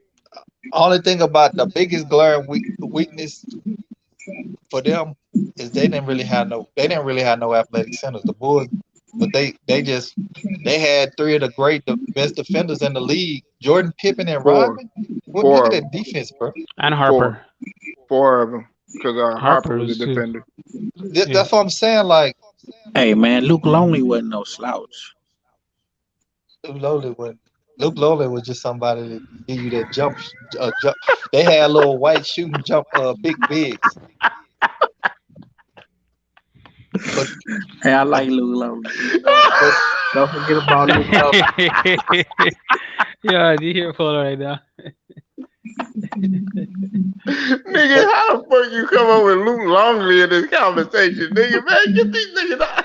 No, That nigga, ain't nobody talking about no that was goddamn Luke Longley, Hey, nigga. Bill Somebody Wennington must said Will got Perdue. Man, Oh, put some motherfucker. respect on his name, man. He got 2 chips. Yo, Luke Nigga, Longley got Corey, his chips. Yeah. what's that motherfucking name? Stacey King and shit, nigga. Goddamn Bill Cartwright and shit. Yeah, Bill Man. Cartwright was in there too. Hey, but no, I got a question Nigga though. said How Luke come, Longley, nigga. Nigga, you might as well throw Jason Cappy ass in there. how come people? But y'all don't realize the Bulls is why the people. I keep bringing this up because people say they hate how the game is played now, but the Bulls had the biggest I'm influence fucking on with how the you, big game is hoop, played man. now. Wait, I didn't hear that. See it? I said people hate how the game is played now, but swear they love the Bulls. But the Bulls are the main reason the game is played the way it is now, with no traditional point guard, no traditional big man. They didn't play with all that, and Oh, people true. love them. Didn't even think about You that. see what I'm saying? But Yeah, they Lamar hate how the Ball. league is played now. Hey, The why Bulls was that Robert? before That's any other team was that, huh? Why Robert Horry is not talked about like other players is talked about? He got the most chips out of everybody. Hey, Sal, you see what I'm saying? Now you speaking facts, man. Because you lost me on that motherfucking Luke Longley shit. That's facts right there, though, big hoop. No, but for real though, I'm just saying that's real shit though. Nobody talk about Robert Horry like he should be talked about. Polo Hey, talk Sal, about what it. did I? Hey, at CB Logic, I asked CB Logic and Sal. They know this. I asked both of them motherfuckers if what's it called was a Hall of Famer. I mean, you know, I feel like he'll eventually get in there Robert Horry? over time. I That's mean, he crazy, has an bro. impact on a lot of epic, dynasty runs. Spurs, Sal know I Lakers, love Robert Horry, man. Yeah, I think I he'll love get that in nigga because Robert the Horry, man. impact he had on those playoff series finals. I think he'll get in because of that. How big his impact was on every single team he went on. He was that piece, that championship piece. He turned a lot of series, man. Nigga, think about it. Think about it like this, and nobody ever looks at it like this. Probably South has looked at it like this, and probably CB Logic, and probably you, Big Hoop. Every team that he went to, they won 2 or more championships. Every team that he went to, he was a contribution and a big asset rather than a liability, and they won 2. They three-peated with the Lakers, 2 times with the Spurs, and 2 times with the motherfucking Houston Rockets, back to back. Oh, don't remind me. Yeah, he saved them versus the Kings, man. Saved them. That series should have been over, man. This guy. I mean, And then another way the to put Spurs it, and Pistons, man. another way to crazy put it too. is, it's hard for a lot of these franchises to make a highlight reel tape making a run for a chip without him being in it. That's true. Yo, you guys remember that 21-point game where he was just going crazy on the Spurs versus the Pistons? Then he had a left-handed dunk on somebody. Yeah, that guy, he just, I don't know what it is That about was the when he playoffs. was with the Spurs. Yeah, I don't know. The Spurs the and Pistons, because Phoenix. a lot of people forget the Pistons went back to back, but they lost that second year to Yeah. the Spurs in 05. Yeah. I mean, the 05 season. Man, if they'd have won he that. changed that series, that game. Oof. Yeah, he did, because I thought Detroit was gonna beat the Spurs that year. They went back. That guy changed so many. Which actually they fought Robert like Horry y'all crazy like with the the Heat. best though? Because I like H. I don't care what nobody says. I like H-Town Robert Horry. Yeah, Say what? because that was probably his best. He was at his Oh, best you said probably at that H-Town, time. right? Yeah, he was still young, a little bit more athletic. Yeah. And I don't care what nobody say. The Clippers is coming back. Oh man. Is that Okay, why how you much you want to came put in on here, Big that? Who, to advocate for the Clippers? Yeah. Man, say he ain't giving up on his team, man. I ain't Let's giving let's up put yet. let's put 5,000 How on you? that. Yeah. Come on, my How you? nigga. I know if I win, you gonna give me my 5,000. I don't even know you on the internet. What do you mean?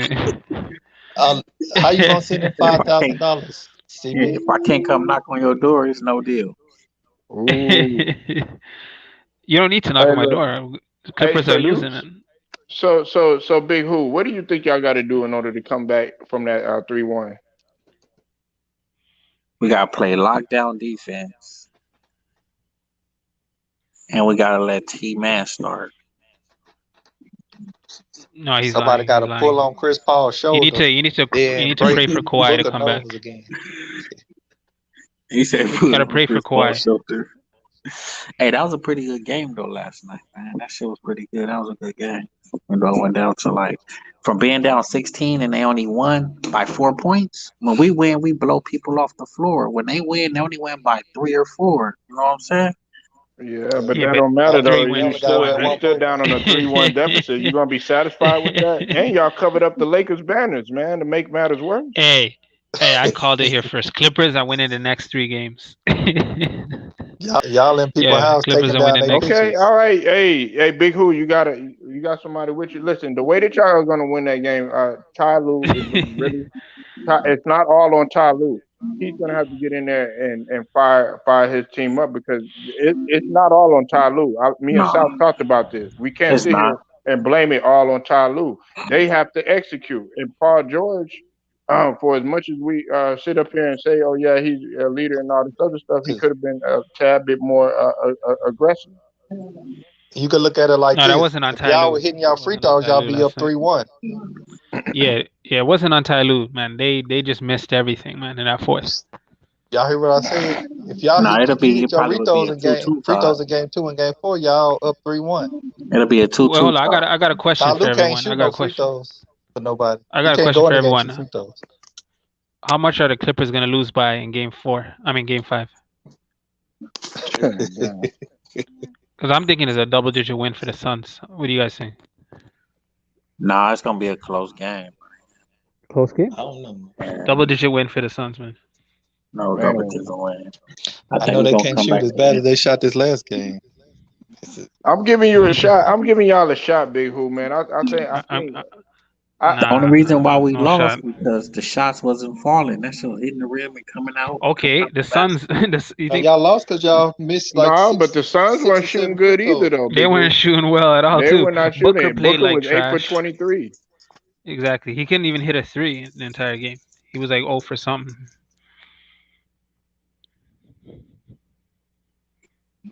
Yeah, but I still got faith in my team though. Until it's over, it's over. Oh, okay. All right, but you gotta be prepared. They're going down. Nah, but not without a fight. Not Hey, you without a guys can fight. put up a fight. Yeah, okay, put up the fight, but end of the day, Suns are gonna take this off to the NBA Finals. Hey, you know what's CB? If the Clippers come back, man, you're gonna have to come back in here and say, hey, you're gonna have to Yeah. man up, man. Not if I have a medical emergency. Not if I have a medical emergency. Nah, and what's the medical emergency gonna be, man? I You don't know what it know. is right now, but Yeah, you depending on how the banking on series that? goes. I hope you're not banking on that shit. Don't bank on no medical emergency, please don't. No. But no. They're not coming back, man. That's just Damn, man, impossible. all the doubt, man. Shit, I want to Unless see. only one I way. want to see a good comeback, man. Yeah, If Kawhi comes back, if Kawhi faith in comes Ty back, Lue. hey, I'm off the hook if Kawhi comes back. That's all I gotta say. Yo. Oh, you think Kawhi gonna save No, he's the not day? coming back. But if he came back, yeah, he can save the day. No, Kawhi, that's what I'm saying. If he did, just think about it. If Kawhi comes back in Game 5, they win Game 5. whew, I'd flip flop to the Clippers side if they win I'm Game 5. disappointed in Kawhi though. He needs to Why? be sitting down on the bench. Oh yeah, true. Nah. I can't Yeah, say he does, man. Shit, it makes a lot more. Man, Big Who, you can't sit up there and have your superstar, perennial all-star up in there, man. He's supposed to be out there motivating and rally y'all up, man.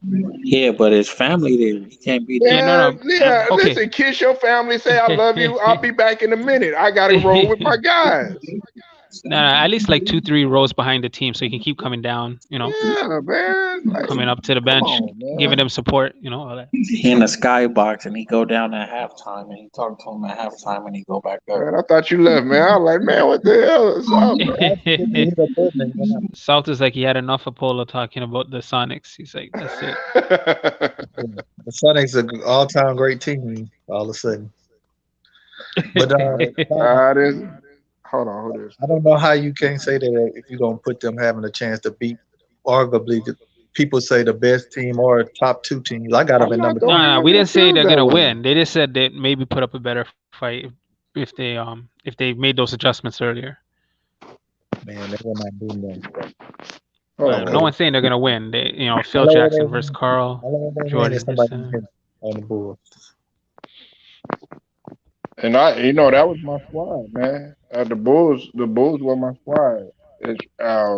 I like the second repeat that I did on the first time. Hey, I like the Carl too. Didn't he beat Cancer too?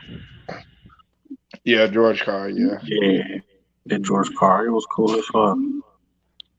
But I was gonna say this about the Clippers situation. I don't see them winning it. They might get forced to go to 7, but I still, even if they take it to 7, I don't see them winning. I mean, that's just my opinion. Take it. Oh yeah. I see. Even if they took it to 7, yeah, I'd go with the Suns without Kawhi, of course. But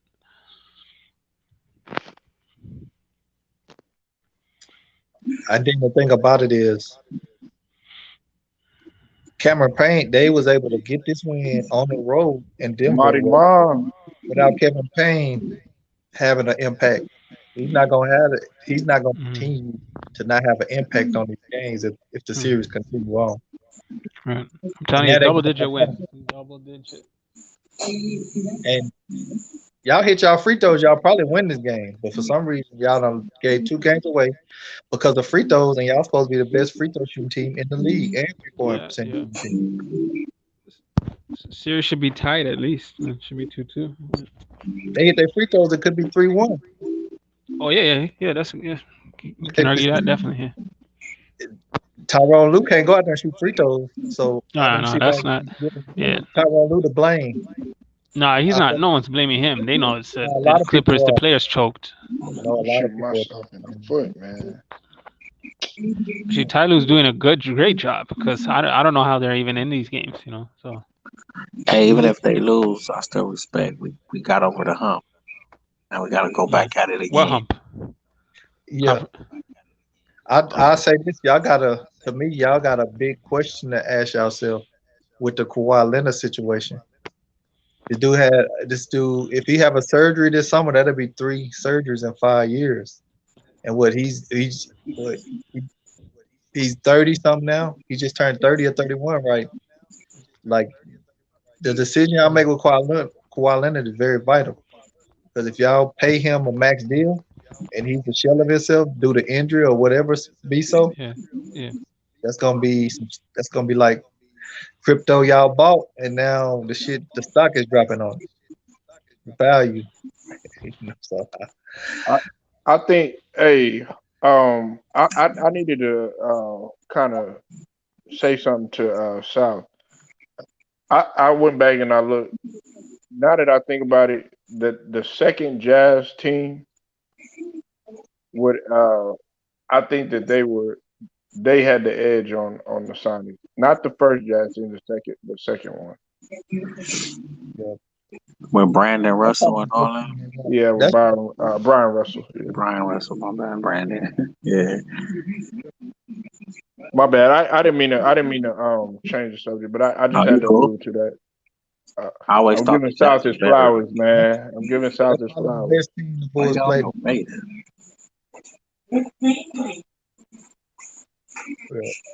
Yeah. You know, but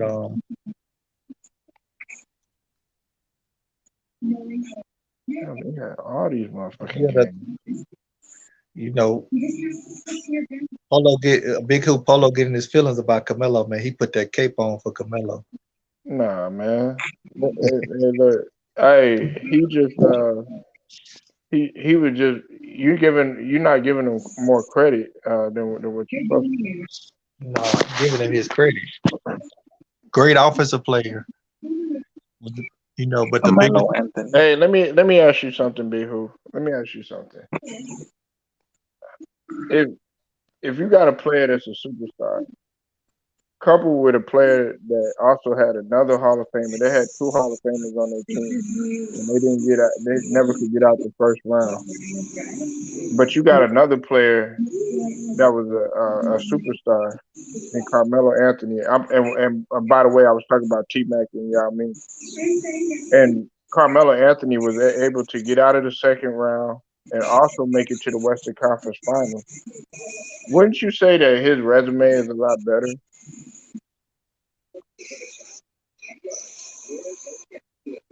Whoa, I'm trying to understand this better. Wait, say it one more time. Out of Carmelo Anthony and Tracy McGrady. Okay, Tracy McGrady could never get out of the first round. Okay, Carmelo, for people that always say that he couldn't play defense, he was one dimensional and all this other stuff, but he actually made it to a Western Conference final and then also made it out of the first round numerous times. Who would you say had a better resume? I'm gonna go with Carmelo Anthony because I don't like what they tried to do with T-Mac. They tried to put him on the Spurs team. Remember? Yeah. They tried to put him on that Spurs team. We talking about T-Mac when he was, Orlando and Houston Rockets.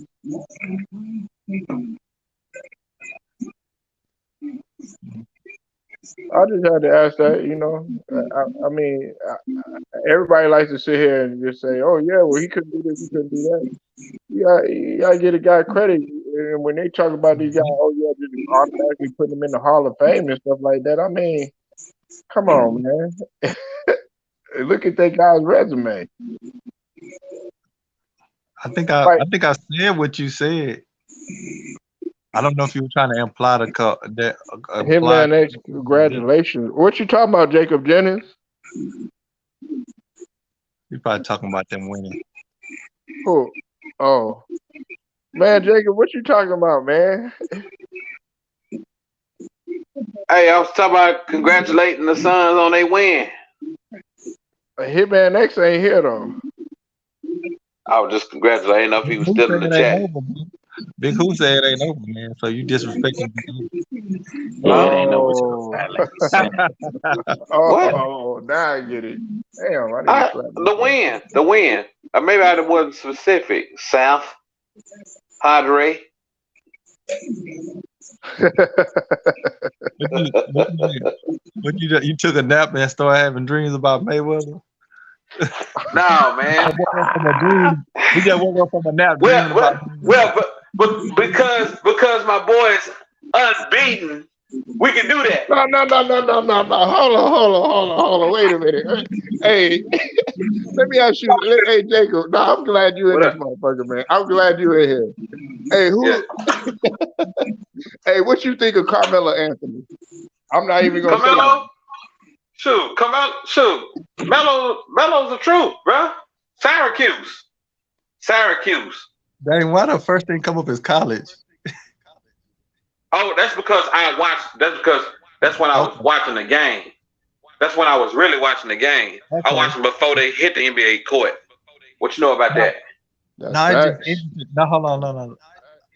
It's interesting. Like all the major points Polo made was about non-NBA points. Syracuse, the USA. Then you come in and say Syracuse. This is just interesting. No. Don't try that. That's not what I mentioned that he got out of the first round and he also made it to a Western Conference Finals. But most of your points you were bringing up points that I brought. I never even mentioned the fact that he won the NCAA championship, but that is on his Yeah, resume. as a freshman. As a freshman. As a freshman. As a freshman. Bruh. You know that they said that he was the most skilled out of LeBron and D Wade in that draft. You do know that, right? Yeah, that's Man, why Melo this was skill the and truth. talent word is vague as hell, man. Huh? That's why Melo still good. Say that again. Melo still good. This skill and talent word, they becoming like cuss words, bro. Because you don't never know what people use It's hard for you to handle of the projection that they had gave him initially when he came in, but that was the projection. They said D Wade was, to my knowledge, they said D Wade was the best. They said that he had like the chance to be like longevity. LeBron was going to be that megastar, but they said the best offensive player and offensive package was Carmelo Anthony during that 2003 draft.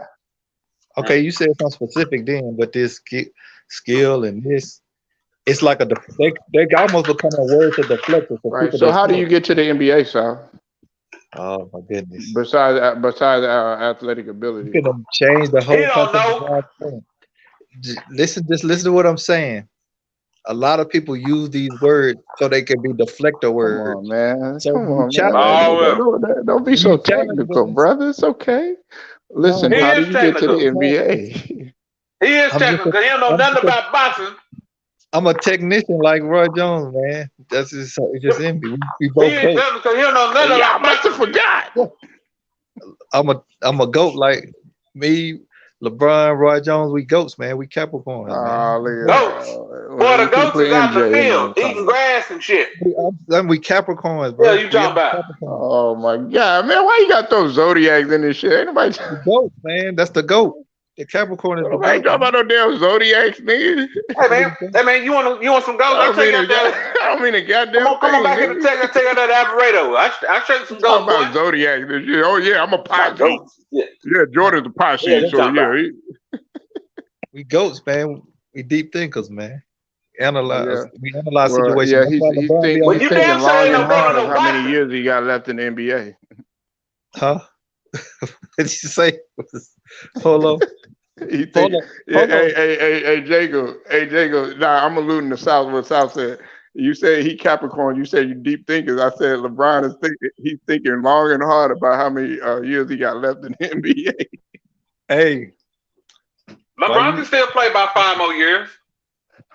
Hey. Oh, okay. He play about 5. Jacob, while you were deep in sleep in your TBE pajamas, Polo been he been on here with a Carmelo cape on, trying to save. Hey man, why you hating on Carmelo? I ain't even hating I'm on old school, nigga. But Carmelo, my nigga. I know CB Logic said he don't deserve to be in the Hall of Fame. That's who hating on Carmelo? He just passed somebody. Who did Carmelo just pass? He just passed somebody on the all-time list. You said it's Carmelo. Carmelo don't deserve to be on the Hall of Fame. Crazy. But then he said Robert Horry should be over Carmelo. Like, dang. Well, he got 7 damn rings with 3 different teams. Oh, you think he should go in there before Melo? Who Robert Horry? I think he should. I think he should. Come on, man. Look who he played with. Look who he played with.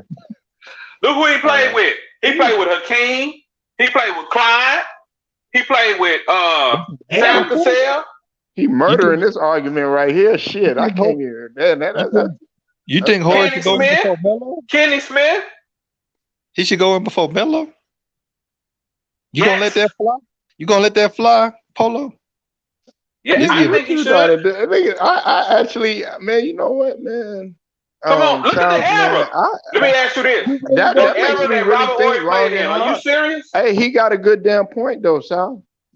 Bro, you really He got a good point because for all that you're saying, right? He played with Hall of we're Famers. looking What at are you it talking like about? okay, accomplishments wise.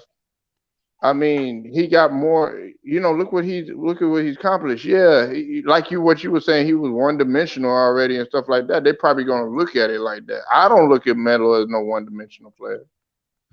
Nah, Melo deserves to be in the Hall of Fame, in my opinion. Melo's gonna be first ballot though. Huh? Melo's gonna be first ballot, but Robert Horry, they're probably not gonna look at. Are we talking about going in the Hall of Fame before one another, or just going to the Hall of Fame? Period. Let's say they come up the Before same one another, year. right, Sal? Is that what you mean? Yeah, no, I'm thinking we making an argument. I'm making an argument. Do you feel like that if they were in the same eligible same year, that Horry would get the nod over Melo? Push come to shove.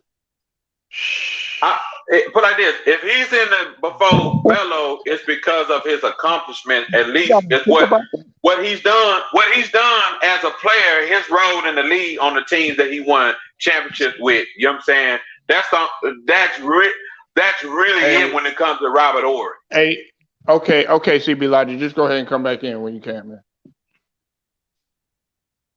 Polo, we really doing this? You feel what I'm saying? But y'all saying I'm hating on Melo. Man, but because okay, look at it like this. I don't know what your issue with Melo, so I can't really say you hating on Melo. This is the thing. I know you've been in your TBE days. You know, I'm tired of cooking. I'm tired. We already had that. I'm already undefeated whooping you already with Fatso Floyd. I'm already undefeated with you on that. I mean, goddamn, I ain't even got in the ring. I'm already undefeated with you. Jacob, man, you closing the Catholics today, huh? Shoot, man, I'm ready to retire. I'm ready to retire. He had his TBE. Well, like Mayweather. You know what I'm saying? Shoot, man, Floyd, man, we gonna be kicking it. No, okay, look, let's get back on this though. But see, this is my thing though, Jacob, and I told South this, and I think he kind of maybe agrees with me, man, is that the fact that you got Tracy McGrady, they automatically put him in there and everything. And Tracy McGrady, he had let's just call it what it was, towards the end of his career, he was injury plagued, and he never got out of the first round, even when he had at that time, one of the two dominant big men in Yao Ming, and he never could get it done. And so they go ahead and you look at a guy like Melo, they automatically just shitting on Melo and stuff like that, but diminish his accomplishments of what he done, which has been more than T-Mac. Well, I don't see how that's going on. I think Melo gonna be a first ballot Hall of Famer. I mean, he's just still playing the game. He's still playing. You know what? I put it to you like this, man. And I'm gonna change the subject a little bit. You know who I would have felt would have been better than Jordan though? Who? Len Bias. Oh yeah, Len Bias. If he wouldn't have died, Len Bias was cold. What you think about that, South? Possibly. That's all I got to say about it. I mean, I don't know. Possibly. South don't like the fact that I'm random than a motherfucker, man. You should know we Texas niggas, man. We random than a motherfucker, man. I don't know, man. Like, damn, nigga, how we go from Melo to South, you don't be eating cheese grits or nothing like that in the morning no more. Hey, y'all cooking? Nah, I ain't cooking that. Are you gonna barbecue, Jacob, man? You know the sun is out, nigga. Oh shit, man. Them niggas barbecuing probably next week. Somebody cooking something. Probably yeah, because 4th. What y'all gonna do for the 4th? I gotta work. Oh shit, damn. What about you? I gotta go to my job, like Polo said. You don't put me on a job. Come on, South, man. We know where you work at, man. I don't work for nobody, man. That nigga don't work. I wouldn't be able to get stream anytime. That nigga said that nigga is an entrepreneur. That's good, man. Ain't no wrong being an entrepreneur. Black man working for himself. CB Logic, man. Yeah. Okay, all right. Just making sure we can hear you, man. Salute, Did you watch the fight yesterday? Salute. What? Did you watch the fight yesterday? No. I didn't watch Tank. He knocked him out in the 11th, right? Well, yeah. I mean, they stopped the fight in the 11th. Yeah. No, I didn't see that. I don't unless it's a big fight. I don't really watch it. I watch more UFC. Yeah, that was somewhat of a big fight. I think it was a big fight. Y'all don't think it was a big fight? No. Yeah, I don't know. Okay, what about Earl and Pacquiao? Are you gonna watch that one? Oh, that's a big fight. Yeah, I'm definitely watching that. Okay, we gotta know this now. Who gonna win that one? Oh, that's easy. That's Spence. Oh, okay.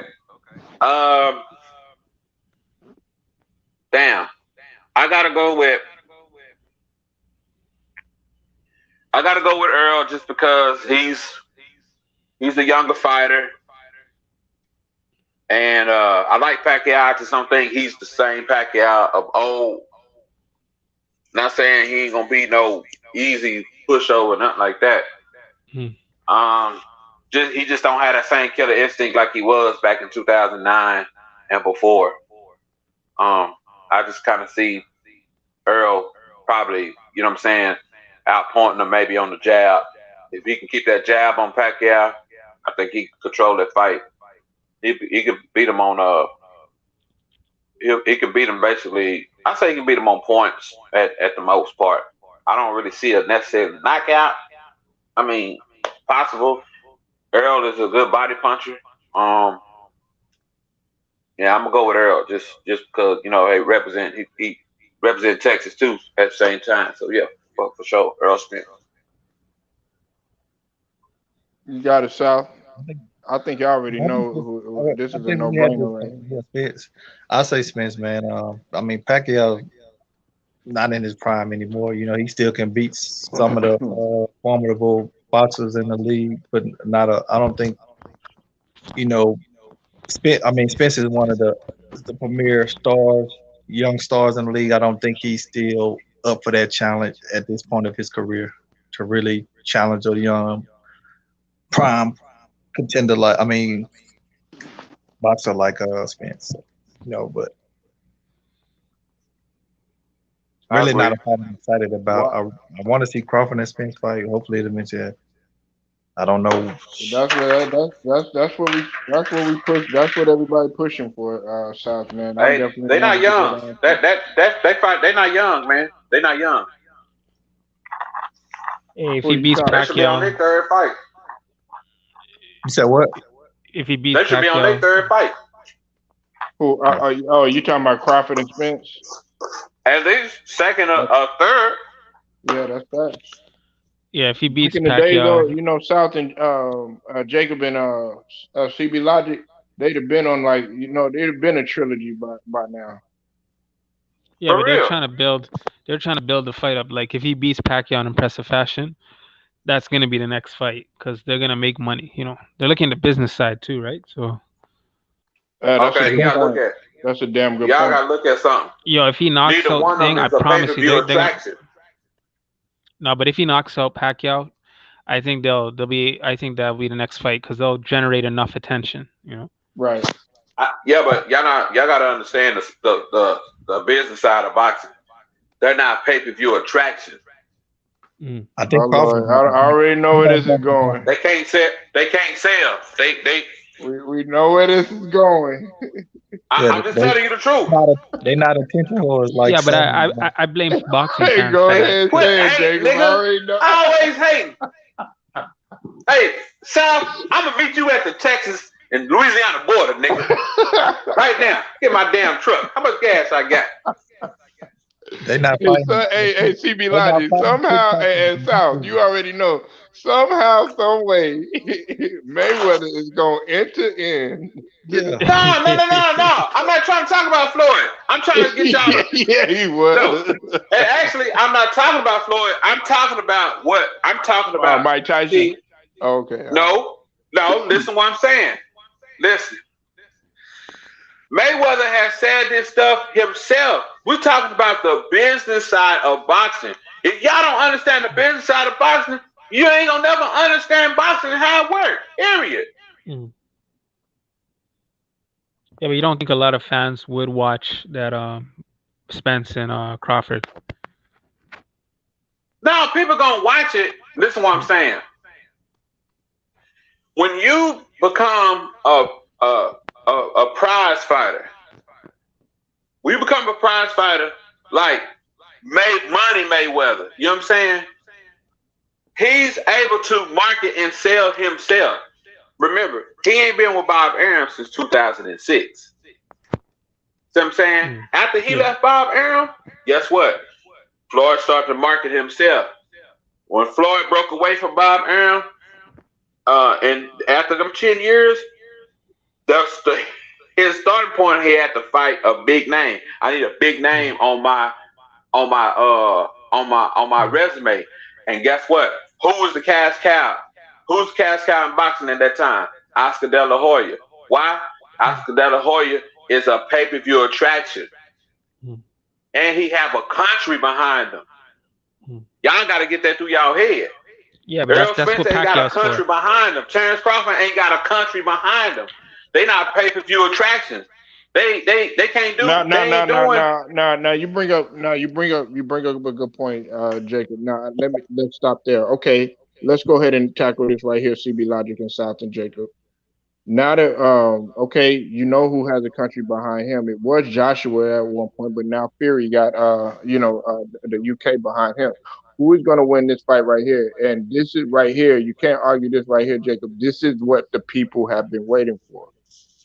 Who is going to win that fight right there? Talking about Fury and Wilder? Fury and Wilder. People have been waiting on it. They've been waiting on it for a couple of years now. I think Wilder get him. Wilder get him this time. Wilder get him. I got a feeling Fury gonna beat him. Who you got? I got a feeling Fury gonna beat him. You think Fury gonna beat him? Yeah, I do. Look. Fury, I mean, don't get me wrong. Y'all understand? Fury going in there. I'm gonna tell you what y'all ain't nobody looking at. Fury using his weight too, man. This is the thing. 20-something pounds on you, almost 300 pounds. Man, come on. Wilder built his stardom on being a knockout artist and people fearing him. Done got hit with his hardest punch and got up and whooped his ass. So, like, psychologically, even with all the conspiratory stuff going on, you can't forget that he knocked this man down. He got up and he still whooped his ass. That's a good point. So it's really he doesn't have the same fear as most. That he can't impose that fear like he's done on other opponents. Wilder can't. And it's hard for me to see him turning into this totally different boxer after he's been boxing one way for so long. Maybe he can do it for a couple of rounds, but when you've been doing most of the time when you've been doing a certain thing for a long time, you're gonna revert back to it in adversity. You saying why they gonna do that? I'm saying more likely that's what's gonna happen. Okay, but you know what? Personally, I wouldn't have necessarily fought him right off top, because when a new trainer, to me, man, I think he need another fight. That's a good point to see kind of, if he's ready. Yeah. That's a good point to see if he really ready. Right. Because you're right. Deontay Wilder can revert back to what he been doing, what he been knowing for a long time. Because I don't think you just gonna change necessarily like that. Emmanuel Stewart did that with Lennox Lewis. And you got to think about it. A good analogy of this is Holyfield and Tyson. Once you took that intimidation factor away and he could take your best punch, like what are you really scared of Wilder for? He done proved that he can stand in there, take your best punch, and get up and get in your ass. Like, what advantage does Wilder have? Wait, hold up. Did in that second fight, I don't think Wilder really caught him clean much, you know? Nah, to me, I didn't really see it. Exactly. So I don't think the first that would be fight, a mistake for Fury. Yeah, but if you look at both fights, it doesn't look good for Wilder, man. Like Fury completely dominated him both fights. Yeah. I mean, all Wilder was doing was, okay, let me catch him with my right hand. Like, that's all. Okay, is there an opportunity to catch him? That's it. He's not doing anything else. He can't box. Let's be real. You know, I'm rooting for him, but he can't box. He can't box. Sorry. You saying Wilder can't box? No, he cannot. He can't box at all, man. From those two fights I watched, it was just horrendous. He's not boxing. He's just waiting for a right hand. That's He just it. trying to line up, set Just you up for chilling. Yeah, just lining up. Yeah, doing nothing the whole fight. Just okay, hoping that he or gets you that. He get getting wild. killed round by round. Getting killed. And then if he feel like he got you hurt, he gonna get wild. Yeah. Wilder. Wilder. But I feel like he fought better in the first fight than he did the second fight. That's what I think. Not I mean, really. the He first didn't. He fight did the didn't same even shit. go- He did the same shit. Huh? Like he wasn't He made fighting the both. first fight didn't even go that long. The second fight didn't go that long. What'd you say, Sam? The second fight wasn't even that long, was it? He got up out of what, 5th, 6th round? Threw in the towel? When did he throw in the towel? I don't know, maybe 5 or 6, or was it? Yeah, it wasn't even that. How he do better? I don't get that. No, he wasn't. I mean, didn't both think he do fights. good the second fight. No, it's just that he got caught early. But I mean, he wasn't even in the first fight. He was getting killed round by round. He was getting killed. If he didn't have that Damn, is that knockdown, it would look even worse. Am I echoing y'all? No. Oh. The only reason the second fight looked better is because the first fight, because he caught him. He caught him. Yeah, he got he didn't catch him in the second fight, but I'm sure Fury knows that he's more confident, but he can't be too confident because Wilder still can catch you if he catches you. Then, but that's all he How can does. Wilder be more confident than him though? He done knock. How can Wilder be more confident than him? He's Wilder not more done hit him confident. with- Fury is more confident. No, I'm just making a rebut to you saying that he can't be. I don't know what Wilder really got to worry about. What does Wilder have to worry about? I mean, Fury. I don't really know what Fury really has to worry about. You No, gotta he think about still it. has to be cognizant of that right hand, he gonna- man. It's still. He gonna be put like this. Deontay Wilder is gonna fight. He's just gonna learn how to actually box and fight more of a smarter fight using his jab board. Who learns how to box this far in their career, man? After they've been a knockout order, who learns how to box at this point in their career when they've knocked out almost? Yeah, but 30 there's certain things, little feints, But Tyson using Fury your- is a different type of fighter. I mean, there's a lot of things they could have done to improve his boxing. Even though it's late in his career, like there's certain things you can do just to throw him off. Like Jacob said, with the jab or feints, certain things going to the body, and then coming up with that right. So there's certain things you can do to set up that right, but you can't just wait there with that right hand cocked back all fight, man. Then Fury's not scared. He knows exactly all you can do is one thing. How much of a difference that's gonna make with a guy that's normally used to getting people out of there in 3 to 5 rounds, man? How do you feel that he will be patient enough and disciplined enough to really fight a player? I'm not saying he will be. I'm just saying that's what Jacob's alluding to. Like that's the only way. He could have got learn how to box a little better. Keep him honest. He's not keeping Fury. Fury's just waiting for the right hand. Right. He has to do it. He can't just, like I said, you can't just have your hand cocked back the whole fight. Waiting to land the right hand. You got to do other things to keep him honest, keep him busy. So then when that right hand comes, he's not ready to, he's not ready for it. He can't get out of the way, that right hand. I think Fury's in a comfortable spot. He's been hit by the right hand. He got up and went to work. He's finna Man, Fury this big. is his third time fighting the Fury same. coming in with that weight. Damn, Y'all man, forgetting about that. This motherfucker is CB Logic, man. I didn't know this motherfucker liked boxing like that. This motherfucker came No, out I'm of not. I'm more nowhere. of a UFC fan, but I used to watch boxing. Look at him, man. Look, hey, we got a combat sport survivor. If you come to UFC, then you'll hear me talking. If you come to UFC, My Better bad, I watch ain't your hear polo. about He'll put you in that lock move. Huh? Nah. I know. Hey, and Clarissa Shields had just Oh won. man, I'm loving that. Man. I'm loving that. Yeah, I'm watching that. I watch They that. were like, "Oh, she can't do it." Yo, I knew she could do it, but I'm like, I didn't think it'd be this fast, man. I thought it'd take some time. But yo, she has a lot more work. But she's getting there. She's getting there. Yeah, she Stay ain't away ready for from Amanda Nunez. Nunes. No, she ain't ready for that. She ain't ready for that. No, trust me. She ain't ready right now. Hell no, you better not. You better not call her name out. Nah. She better wait a year or two before even thinking about that. Couple years. Hell, you A need year or 5 two? years. Yeah, I mean a year. I know. I would say a year or two to be That's thinking that. about I ain't that. fighting you in 5. I fight you in 5 years. Yeah, she's still young, man. She ain't number 24. Yeah, she's young. That's fine. She'll be. That's perfect. She needs 5 years of fighting some of these other girls that Amanda Nunes has fought. You know, fight Kelly. What's her name? Holly Holmes. Fight Holly Holmes. No. Whoa. Hold on. No. Yeah, it depends on the weight class, though. She's in No, fight she's Holly. in lightweight right now, though. So, but I think I think she got a chance. Hey, you forget? Hey, CB Logic, South, and Jacob Jennings. Carissa is not short. You know, she's like 5'11", man. She's 5'11". I thought she like 5'8". Yeah, she's like 5'10", 5'11". Damn. Carissa Shields is tall, man. No, but I'm saying Holly Holm is man, no joke. She's really skilled, man. Holly Holm will break her down. Like Holly Holm is, I think Clarissa Shields could beat her. right now? No, not right now. No, a couple more fights under her belt. Okay, at least. I'm gonna say, Polo, man.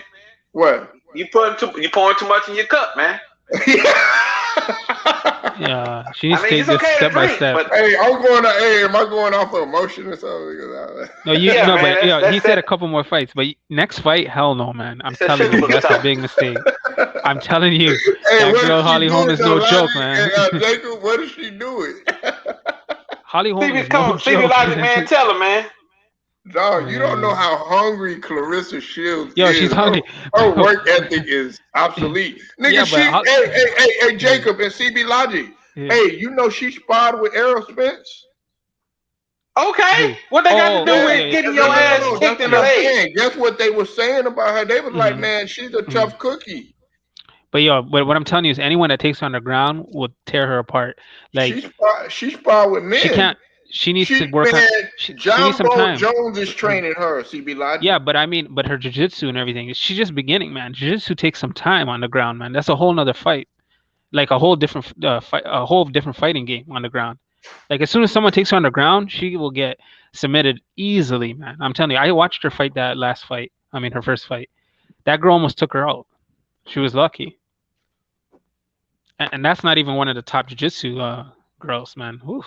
She gets to anyone takes. First of all, Holly Holmes, I think, will kill her standing up. Her kicks and everything. I mean, Holly Holmes will kill her standing up, even if she didn't take her to the ground. But if anyone takes her to the ground, What if Ronda Rousey decided to come back? You think she'll get Rousey? Huh?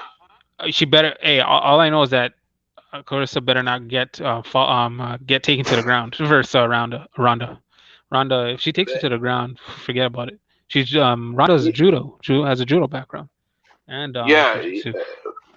Hey, not just taken to the ground, getting kicked. Nah, I don't think Ronda's a good stand-up fighter. She was overrated. Like I'm saying, getting kicked by a professional. Yeah. But she's learned how to defend him and take those kicks, and she has thick legs, so she can take those. You know. Shit. Okay, let Amanda Nunes kick you. Okay. What about Cyborg? Well, you guys need to chill. You guys need to chill. You guys need to chill. Not yet, CB. No, please, man. No. Yeah, let's fall back here. CB like begging, man. Come on, man. No, listen. Hey. Okay. She'll get there, but not now. You guys need to fall back a bit, man. 5 years. Because that girl that she fought, Jacob, that girl that she fought was her record. She had a losing record, anyways. So get her get her up against some competition. I say like 3 more fights. I would go for that Holly Holm, depending on the weight, because you know she's middle right now. Holly Holmes, lightweight. Holly Holmes is the ex-champion, Polo. That's dangerous. I think fun. That would be good for her resume. It might be good for her resume, but I don't think so. I agree with CB Logic. No, but she doesn't even need fights. She needs training, man. Just training. She needs training. Conor McGregor don't have.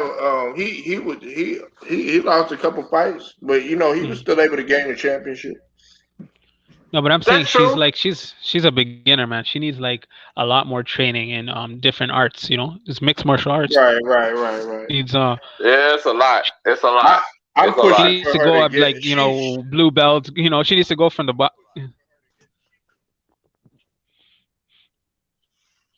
I don't know if it's gonna be a comfortable weight class per se to really say if that's what to kind of like.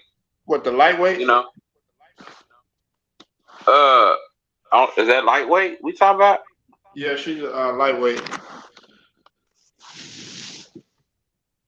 I think she has. She's so much Yeah, I stronger would. than these.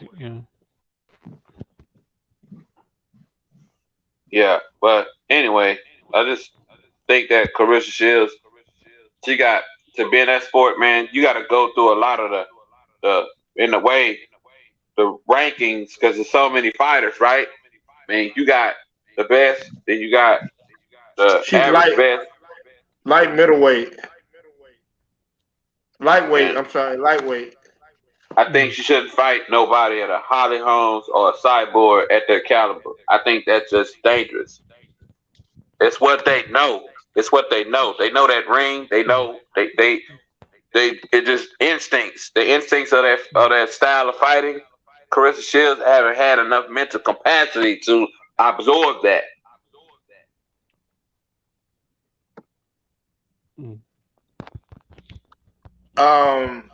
Okay, look. Hold on 1 second. I wish her the best, though. Don't get me wrong. I wish her the best, but Nah, man. Man, come on, Jacob, man. You supposed to put more muscle behind our queens, man. Hold on. Look. Hey. Hold on. He doesn't want to Hold feed on. her to the dogs right off the bat. Hold on. I love Clarissa Shields. She's the best boxer right now I'm seeing. In female boxing I've seen. What she accomplished at boxing already is like phenomenal, hands down. She's record. She's in the history. She's in the history books. Period. Give her that. But we talking about boxing. MMA, I could see if she was doing that like most of her career too, along with boxing. You know what I'm saying? That'd be different. I just think that them type of fighters, that's all they've been doing. Amanda Nunes ain't been in no boxing ring with a boxer like that, a professional boxer like that. Holly Holmes ain't been in no boxing match like that. You know what I'm saying? I think. They do. I think like if I think she's gonna be more successful than some of the other guys that tried to cross over. They was already doubting her when she came in. They were like, "Oh, she's not gonna win. What is she doing?" Da da da da. And look, she actually won. You gotta start from somewhere. Like James Toney, remember when he came, he tried to come in there and try to fight Randy Couture. Man, he got mollywopped. Right. Well, I just think that I like I said, you just got to give it some time. Got to start from the ground up. Yeah. I want her to be. I guess I don't know, CB and Jacob and South, if you're listening. I want her to be successful because she done something in women's boxing that no other woman had done. With be a champion in multiple divisions. Yeah. I feel like I guess she moved on where the money is. I don't know if it's that much money in women boxing, but the UFC thing. Yeah, she said boxing was dead. Yeah, for the women. She done everything. She said it was. She said it was dead on both ends. What, boxing and MMA? Yeah, she said she had an interview. She was like, "Well, boxing's dead right now on both ends." She said that's why she's trying to make the transition. Now it's starting to pick up just a little. It's starting to pick up just a little bit more because they got these fights that are getting ready to come now. They started off with Tank, of course, that Lomachenko, that was on ESPN though. Then they got the Wilder and the Fury. Then you got Earl Earl and Pacquiao. So they coming with it. Then they got Canelo getting ready to fight. So they coming one after one. I think Days In right now, Jacob Jennings and South, they're really trying to make their presence felt. Days In is really, really coming with it. TBE got a whole bunch of stuff lined up too. I'm waiting for Gerald Ennis to go ahead and get his Jerron Ennis to get his start, and then also Shakur Stevenson. I need to see some more fights with him. You know the problem with Shakur though?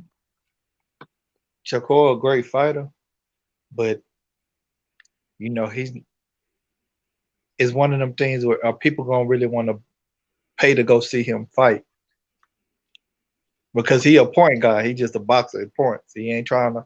It ain't like Tank where he, you know what I'm saying, you know, get people out of there with these powerful body and uppercut blows. You know what I'm saying? That's the big knock on him right now. He's gonna be a great fighter. He's gonna beat a lot of people. He might keep his O for a long time, but are people gonna really want to watch him fight? Because he's just a technician. He not going there and do nothing fancy. He ain't doing nothing to where a lot of fans want to see. You know what I'm saying? I mean, boxing purists love to watch him fight, but you know, most boxing fans want to see, you know, power blows, knockouts. You know what I'm saying? They want to see some of that. You talking about Shakur? Yeah. Yeah, I like him, man. You got a good point, man, on what you're saying though. Cause I mean, I like him, but you know, he next in line to me. I think you know who next in line? I'd like Devin Haney to be next in line before Stevenson, as far as somebody people want to go out and see. That Japanese fighter is next in line. Not the one that got beat last night, huh? No, the other cat. And I don't think Steve. I like how Stevenson boxed, but I don't think the broad fan base. I mean, boxing fan base is excited to watch him fight. Who? Stevenson. Oh no. That's the thing about it. Nah. He's not out there trying to knock nobody out. He's not trying to show nobody up. He just go out there and just do his Do you thing. think more people are anxious to see Jerron Ennis? Yeah, and Devin Haney, because they have a little bit more excitement, you know. Devin Haney's not a knockout artist, though. No, he's not a knockout artist, but he's a little bit more exciting than Stevenson, man.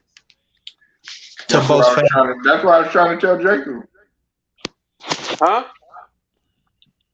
That's what I was trying to tell you and True yesterday. What? About Devin Haney. Oh, in comparison to Tank.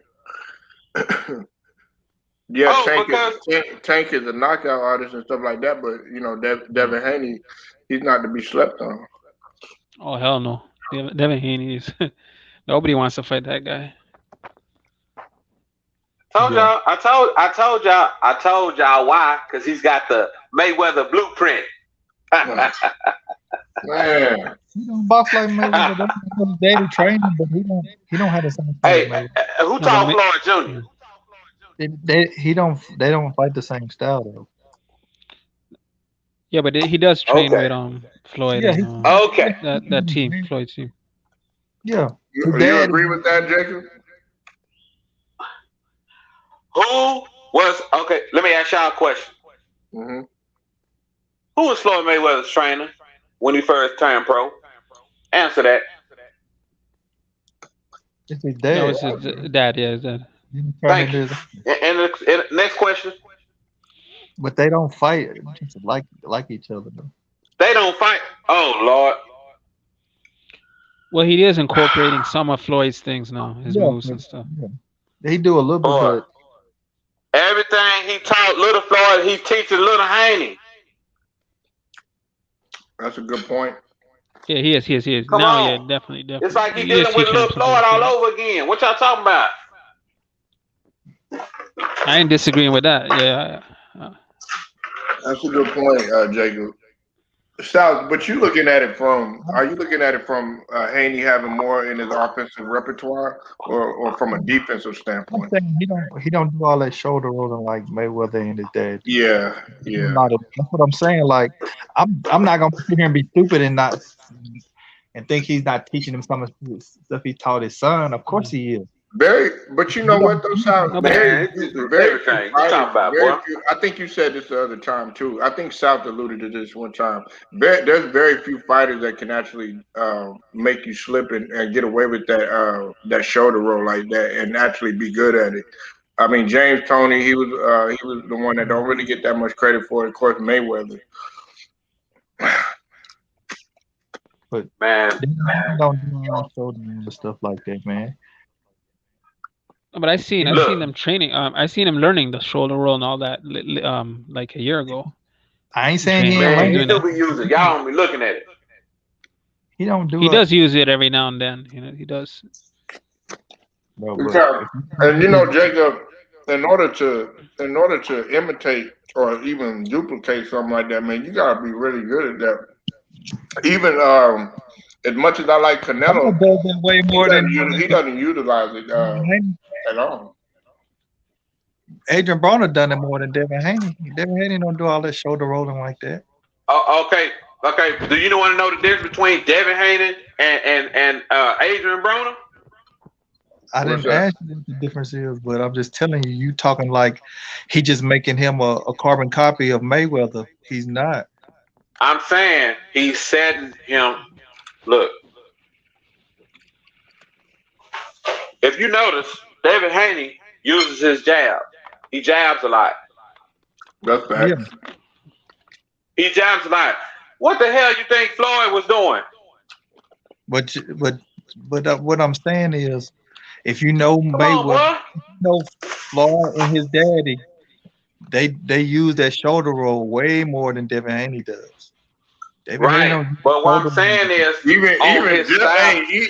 even Jeff Mayweather, Jacob, even Jeff Mayweather, the youngest brother, used that shit.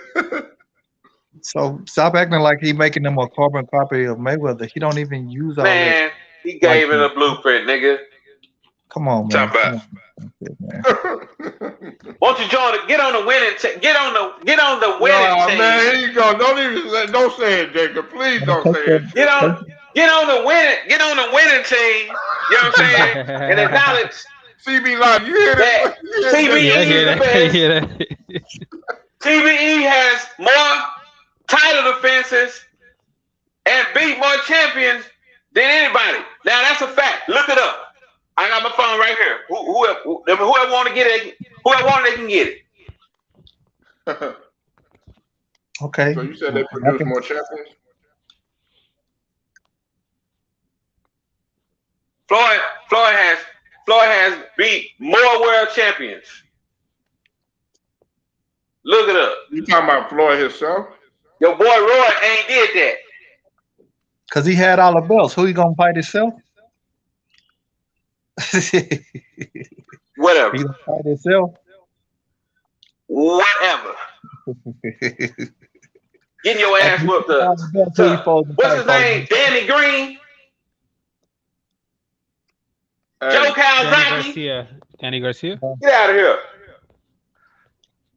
Who he supposed to fight after he got all the belts? Himself? He supposed to challenge himself? No.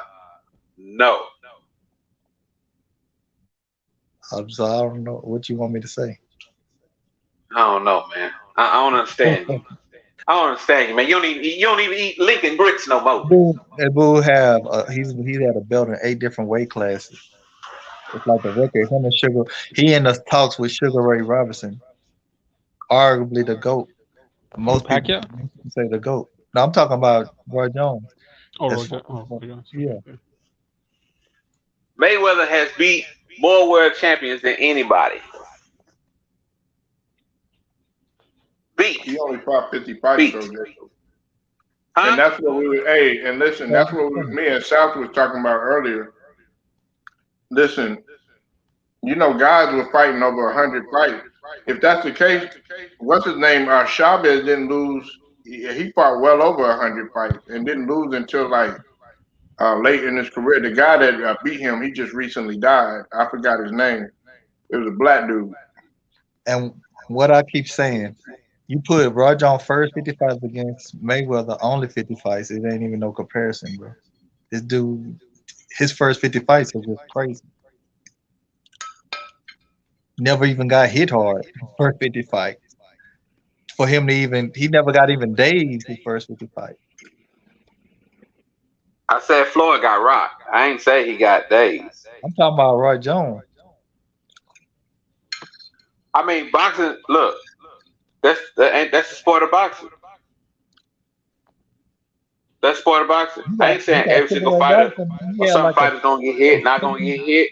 It's about taking less punishment. Listen, you had Sugar Ray Robinson after he lost his first fight. He won like 70 straight fights. Man, That's good. man. It's good. He's still in top Floyd though. And How ain't is he gonna nobody. do that? Floyd didn't fight on 100+ fights. Man, I'm finna pull up how many. Hey, We finna Sugar Ray we're finna Robinson. prove Hey, my point. Let me pull this up. Jacob, I got it for you. Hey, you know, Sugar Ray Robinson had a total of 200 fights. You know that, right? Excuse me. Right. Yeah, he had a total of 200 fights. His South already mentioned this. Yeah, it was 173 and 19. So how is he better? How 173 wins? And you know how many of them were by knockout? 109. So he's better because he fought more and he knocked out more. Is that what you're saying? That's a lot of fights. So if we're gonna sit up, he didn't even he went well beyond 50. He got a winning streak that's longer than the I fights. mean, damn, what you want Floyd to do? The man just came out the Olympics in '96. Man, listen, Damn. bro. This dude got a winning streak longer than the amount of fights. And the nigga started at 126 pounds. He was Hey, check this out, South too. Check this out, Jacob and TB Logic. Y'all Check tripping. this out. This is really what's gonna check. Guess how many gold medals he got? Floyd was riding with his gold medal. No. Guess how many gold medals Sugar Ray Robinson has? Okay, how many? He got 4. Oh, I thought you had 3. 4 gold medals. That shows you how great he was. A lot of gold medals. Jacob. So was Floyd riding with his gold medal? Yes or no? I mean, yeah. I mean, one can argue that, yeah, but you know, sometimes it happens like that. But we're talking about just the totality of what he's doing. Man, the nigga was riding with his gold medal. So basically, he undefeated in that too. Cause even the I can't remember that white a lot of dude people that didn't get a gold medal, and they still admitted it and said Floyd was robbed. Deontay Wilder, he got a bronze medal. Roy Jones got robbed too. What are you saying? He got arguably the biggest rob in the Olympics against that Korean Hey man, dude. he just ain't bigger than my boy. How not though? If he fought 173 fights. He fought 200 fights, 173 wins. I mean, hold on, wait a minute. That nigga. So CB Logic, do y'all understand what I'm saying? You don't gotta explain to me. I don't argue. No, I'm talking about CB. Do you understand what I'm saying though? Like 173, 200 fights, right? Compared to 50.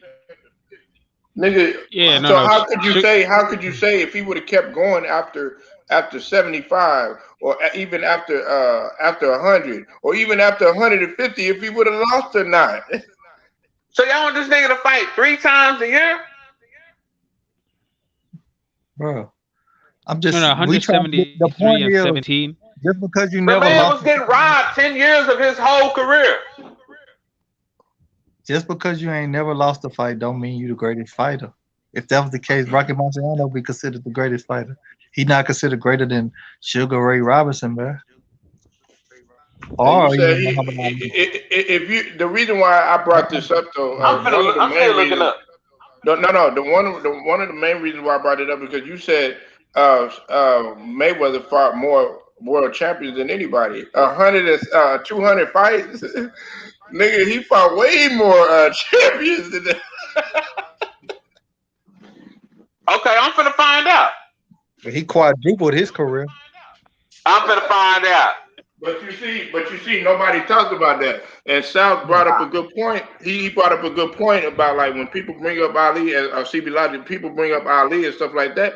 They forget how Jack Johnson fought way more fights and more rounds back then. They forget about how Joe Louis fought way more fights and way more rounds back then. And then of course Sugar Ray Robinson. Yeah, Jack Johnson fought about what 120, 130 fights. Let me look it up, man. He fought over 100 fights too. You said he was 173 and 17? No, 19. 19. Still, that's crazy. Yeah, if you fight, that means you're but fighting he at had your prime. You're more active. Six draws and 2 no contests. Oh, okay. So 6. All right, here we go. Jack Johnson. You got to pay homage to it. He fought 95 fights. He was 72. 95, Jacob. 11 losses. What? He was 95 and 11. Still ain't better than Floyd. Man, come on. But he fought way more. He fought 40 more fights, 45 more fights than Floyd. These fights were not here worried about, well, if I lose the fight, I won't be considered great. They were just fighting whoever the best. Let's look at Joe Louis. All right, Joe Louis. Well, I had him above a lot of people. Joe Louis. Okay, look at this. He fought 69, a total of 69. He was 66 and 3. That's a damn good record because he fought 19 more fights than Floyd. 69 and 3. That's a decent record. He got 1 gold medal. No, 3 of them. I'm sorry, he had 3 gold medals.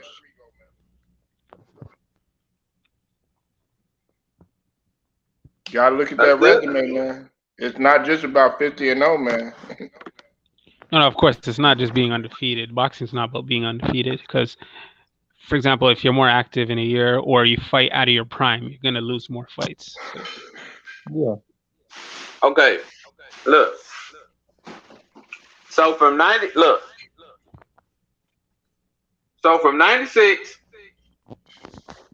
to 2006, Floyd fought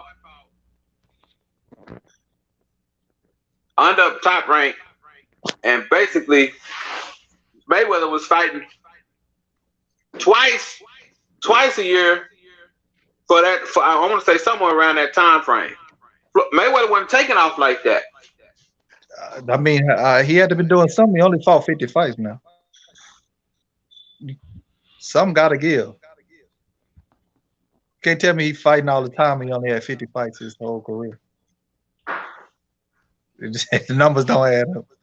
Yeah, if you he's fighting like a prize fighter. a year, he's a prize fighter. Everybody knows Floyd talented. That's why everybody wishing and hoping and praying for him to lose. And nobody's saying he's not talented, but you just can't get out your head. You ain't the best fighter because you never lost a fight. Well, hey, he's supposed to think that. Andre Ward still undefeated. People be talking about him.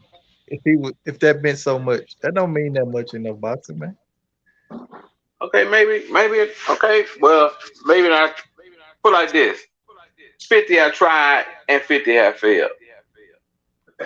Yeah. Yeah, 48. 200 people have actually. So out of 50 people, you should have a couple of losses on your record. Like out of 200 some people, you should have a couple of losses on your record. I don't think it was 50 wins. It was 48, right? 48. Huh? 48 wins, right? Hey, if 50 people tried to break the code, If 50 people trying to break the code, no. Let me ask you something. Let me ask you something. Okay, so let's say I go to school, right? And let's say you like a big ass bully, right? And you only knocked out two people or whatever. But I done fought like 30 people. I done fought 30 people, but I maybe lost like 2. Who do you think is gonna have the best, like the best resume in terms of experience? you because you fought more people. Exactly. So you putting up 200 fights, 173 and 19 up against 50 and 0. When he got to 60 fights, we wouldn't have known if he would have lost. If he got to 70 fights, we wouldn't have known if he lost. If he got to 80 fights, we wouldn't have known if he lost. If he would have got to 90 fights, we wouldn't have known if he lost. But the fact that he lost 19 fights, it just shows you, okay, all right, well, he had a bad day that day, but the number of fights that he fought was 200. Yeah, but how many? What was his record? What was his record when he got to 80 fights? Sugar Ray's record. Say that again. What was his record when he got to like 70, 80 fights?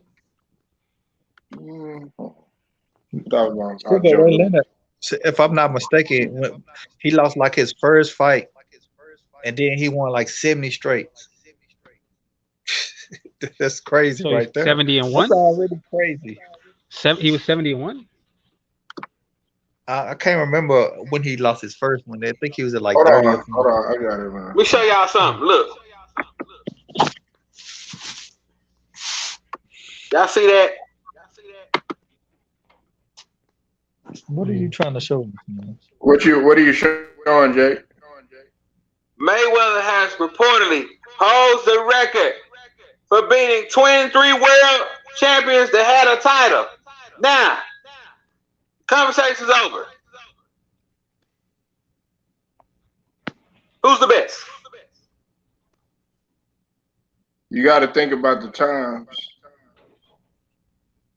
That they were. Hold on, I'm trying to look at something. He won 70. He lost. He lost at 40. South Solitical. Yeah, I knew it was around the 30 to 40. Yeah, he lost 40, and then he went 40 and 1, and then he didn't lose again. It was a draw, and when he was at 54, then he kept winning, and he actually fought. It was 100. It was 100 and it was 128. 128. Because he was 128 1 and 2. He lost in 1951 to Randolph Turpin, but then he eventually. Okay. Yeah, that's better than 50 and 0. 128. 128, Jacob. Oh, that's crazy, man. That's crazy. 128 and 1 and 2. 1? That's insane. I'll take that any day over 50 and 0. That's insane. Hey, that's way more than 75 South Solitical. God damn. I knew it was somewhere. What y'all talking about?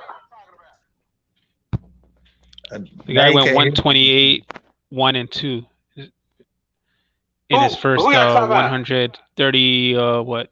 130 bouts. 31 fights, yeah. Like I said, 23 world champion.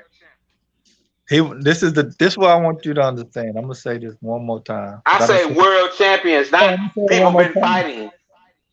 I'm gonna say this one more time. I want you to get it, Jacob. Whatever. Mayweather is the smartest boxer of all time because he always smarter. I'm tired of you discrediting this nigga fighting style. No. Hold on, wait. One, Let me two, 3, 4. Mayweather, the smartest boxer of all time, because he always put in this situation where he can win a fight and make money. So Floyd never dominated. 13, 14. It wasn't with him. It wasn't about being the best fighter, fighting the best. It was about making the most in his fight and being in the best position to win the fight. He wasn't just out there trying to fight the best, no matter what. That's fine. I'm not mad at him for it. This his legacy. He was That all guy's about 48-0. He fought guys that weren't even fighters, man. Like, He he got that weren't even 19. boxers. He got 19 title fights. By the way, Jacob, and he had every one of them. He was defending his title too, because Hey, everybody they're was making trying they're making a strong case for Sugar Ray, man. and we're not taking Absolutely. into consideration there might not been that many belts back then as well as it is now. Yeah, that's what I was about to say that too. I forgot. I was about to say that too. Yeah, they got a whole bunch of random belts now.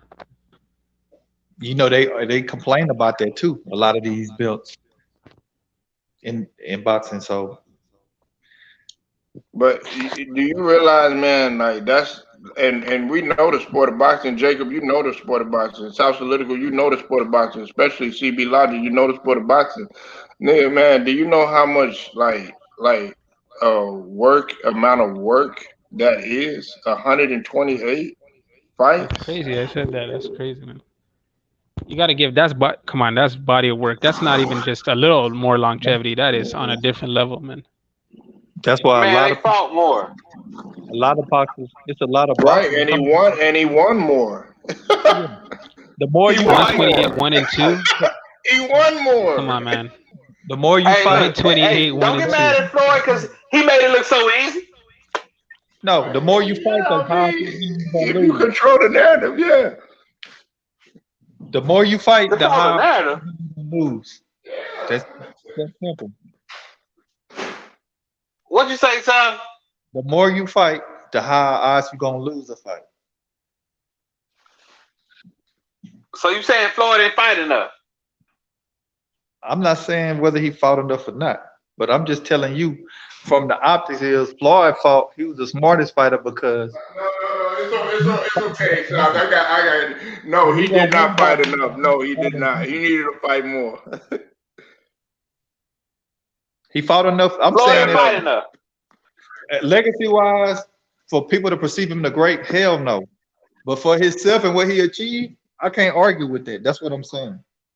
But it's not a whole lot of people walking around talking about Floyd the best boxer ever. CB fell out. Okay, let me ask you this: What other fighter is doing what Floyd doing on his own, managing himself as a professional fighter? Most fighters didn't even try to do this. What are you talking about? This is something he's been independent. The Charlo brothers are self-promoted. No, but I'm saying, listen, bro, we talking about this is not fair to the fighters of the past. This wasn't even a alternative or even a vision that fighters had. So that ain't even fair to some of the great fighters of the past. So quit that, man. This don't apply to every fighter in history, man. Come on. The fighters of the past just wanted to fight the best. They weren't worried about what they gonna lose their record, undefeated record, all this old goofy stuff. This is a whole different boxing. If that's the case, Jacob and South too. Listen, you sit there and we talk about, Canelo, he lost against Mayweather and everything like that, but he got several more years to make a case of why his record is about to be just as impeccable, because the fact that he's fighting more fights, he's pretty much on his way to fighting 60 fights. He's only lost one and had one draw. That's a decent record. So if he gets up to like 70 fights, which he'll probably do, man, his record gonna be impeccable, and his resume too, and who he fought against. And the biggest elephant in the room with Mayweather is a lot of people feel like he didn't want to fight fighters in their prime. Do you have to agree with it? No. Can you make points that maybe he didn't? But that's one of the things a lot of people feel. That's one of the ways a lot of boxers feel about it. And I've heard a lot of people say Sugar Ray the best to ever fight. A lot of them. This ain't even nobody putting Mayweather above Sugar Ray Robinson. It's very few. Very few Man, Floyd called out a lot of people before he became Money Mayweather. A whole bunch. But wasn't nobody calling out Floyd before he became Money Mayweather. Wasn't nobody doing that. Hey, I'm not saying this. You're probably right. But at the end of the day, Who was calling Floyd out? You give me some names who was calling Floyd out I'm not at that time. at the end of the day, the dude went 50-0. He fought 50 fights. I'm just judging him off the 50 fights he fought. You know. That no matter what, he only fought 50 fights. You know. Man, that's good, man. It is a good thing. But to me, boxing's been better than. Cause any given day you can be knocked out. Not if you You trying to say like you gotta fight 100 times to be proven or something. Not if you Let's dig this up then. Let's look at Floyd. Okay. I mean, I have to go back, you know, sometime earlier because I don't remember every single thing about him. Quote unquote, the best ever. That was the name that he gave himself. Man, now look, Floyd talking shit and bagged it up. Now look, I'm gonna go down the line and just ask me if you know who these people are, okay? Do you know who Reggie Sanders was? Jacob Jennings? No. Do you know who Jerry Cooper was?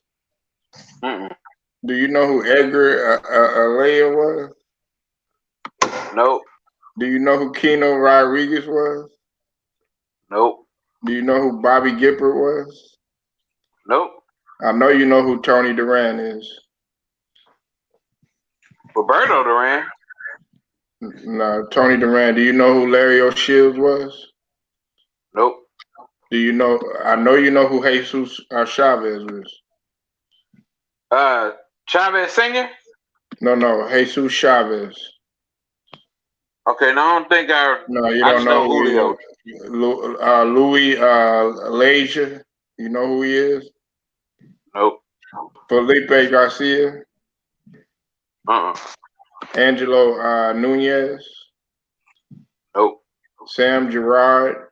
No. Miguel Melo. No. Gustavo Coelho. No. Tony Pep. No. Now I know who Gennaro Hernandez was. Do you know who he was? Nope. That was his first title fight. Okay, You talking about Floyd? Yeah, Floyd. That was his first title Yeah, see, fight. I ain't seen his first title fight. That was for the featherweight.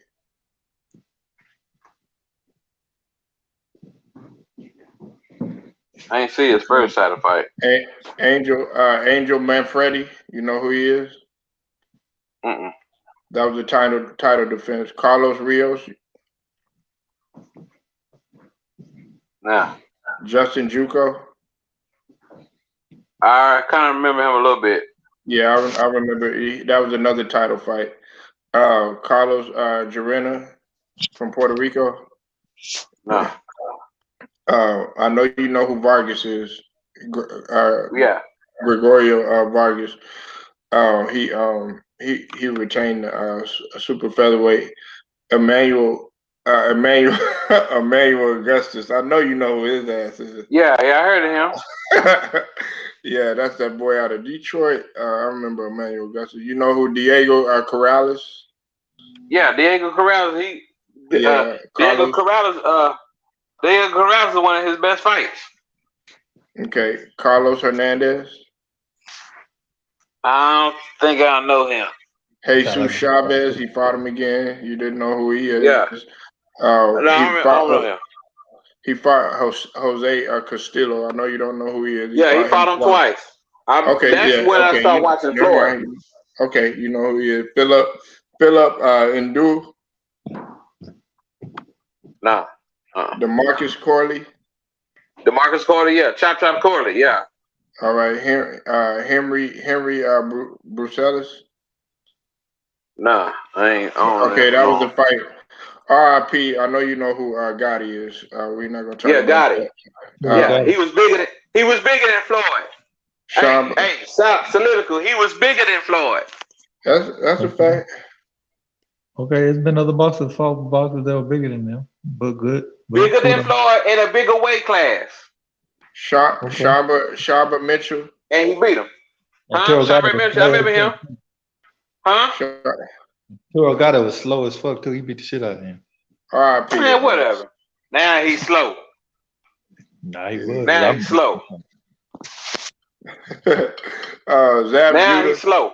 I know you know who Zab Judah is. Super Jab. Yeah, Super Jab Judah. Carlos Baltimore.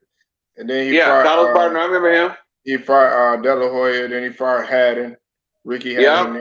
He fought Juan Mikel Marquez. Then he fought Sugar Shane. Then he fought Victor Ortiz. Then he fought Miguel Cotto, Robert Guerrero, Canelo Alvarez, Marcos Maidana. Then he fought Manny Pacquiao. And then he fought Andre Berto. And then he fought Conor McGregor. So, you know, there weren't guys that, oh, wow, da-da-da-da-da. You know, you could be like, wow. But let me tell you this. Sugar Ray Leonard record is way more impressive than Mayweather 50. You know, if you look at who Sugar Ray Leonard fought. Way more. Well, he fought Hagler and Hearns twice. Fought Duran twice. That blow up his, you know what I'm saying? These dudes are the top 30. Some of these dudes had a top 30 boxers of all time. Hey, and in the beginning, so Jacob was like, man, I don't know who none of these motherfuckers is. But with Roy, you'd be like, oh yeah, I remember that. I remember that almost every fight. Oh man, come on, Jacob. But you know what happened with Roy? People actually somebody till they fought Roy, then people act like they wasn't even nothing because this nigga just embarrassed people so much. You know what I'm saying? A lot of them dudes, they were like, he undefeated. Man, Roy destroyed these folks. Or they weren't even considered good after the fact. Right. But I don't even want to bring Roy into this. If you name, because I think Sugar Ray Leonard, what was he? 40 something, 42-3? Something like that. 4. But his resume way more crazy than Mayweather. The boxing Sugar Ray Leonard had to fight. Let's take a look. I was about to mention that too about Sugar Ray Leonard, that he only fought 40-something fights. But he only fought 40. He only fought 40 fights. We had 2 gold medals. See, a lot of people, you know, I don't know about you, Sal, I know a guy who used to box. He said a lot of people there's a lot of fighters that take a lot more pride in medals than they do you know, some championships sometimes. They take a lot more pride. Not that it's more important, but they take a lot more pride. Okay. Tommy Hearns, Marvin Hagler, Roberto Duran. Man, let's see. Floyd Mayweather Sr., Rafael Rodriguez,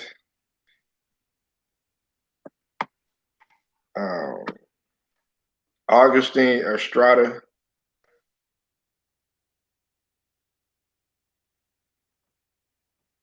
let's see. I know some of these guys. I know you know who Tommy Hearns, the obvious, and all them was, but do you know Hector Camacho? But he lost against Hector Camacho. He lost against Hector Camacho. He actually lost against Roberto Duran too. I know everybody remember that. Okay, he back. Okay, Jacob, man, I thought you running out on this. No, my bad. I got knocked out. All right. I'm always gonna keep it 100 with my boy TVE. It's not TVE, it's TSE, the smartest of them. He was Oh, smart a as shit. hater. Such a hater. So Florida didn't dominate nobody. Is that what you're telling me? Florida, smart, the smartest of them. Florida ain't dominate nobody. Yes or no? Florida wasn't gonna take no risk that he felt like was a risk. He's gonna take the safe. Make sure, like the dude's smart, man. I give it up to him. And he made a lot of money off selling that somebody could take his oath. A lot of people want to see him lose. I thought you were going to say he made a lot of money off of selling weed. I was like, well. 50 people had a chance. Huh? 50 people had a chance. How many people need a chance? Mayweather. I'm like, damn, Mayweather was moving pounds. I was like, what? Polo, man. We can't be talking about power and talk. Yeah, I know. I'm fucking around, man. Yeah. I don't know. Shout out to Mayweather, man. I'm just fucking around with you, man.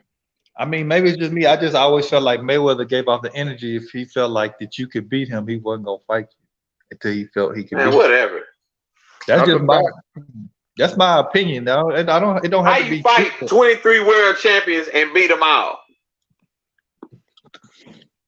If I say he's smart, he knew when he knew. So when honestly, he was fought somebody who had a title, who was good, and he beat him. Who he wanted to fight. You should be giving him full credit because he beat somebody who was a champion. Floyd was no champion. No. Hold on, Jacob. I can't give you that. Listen. You remember back? on. Hold on. I said this to South earlier. Now let me say this to you.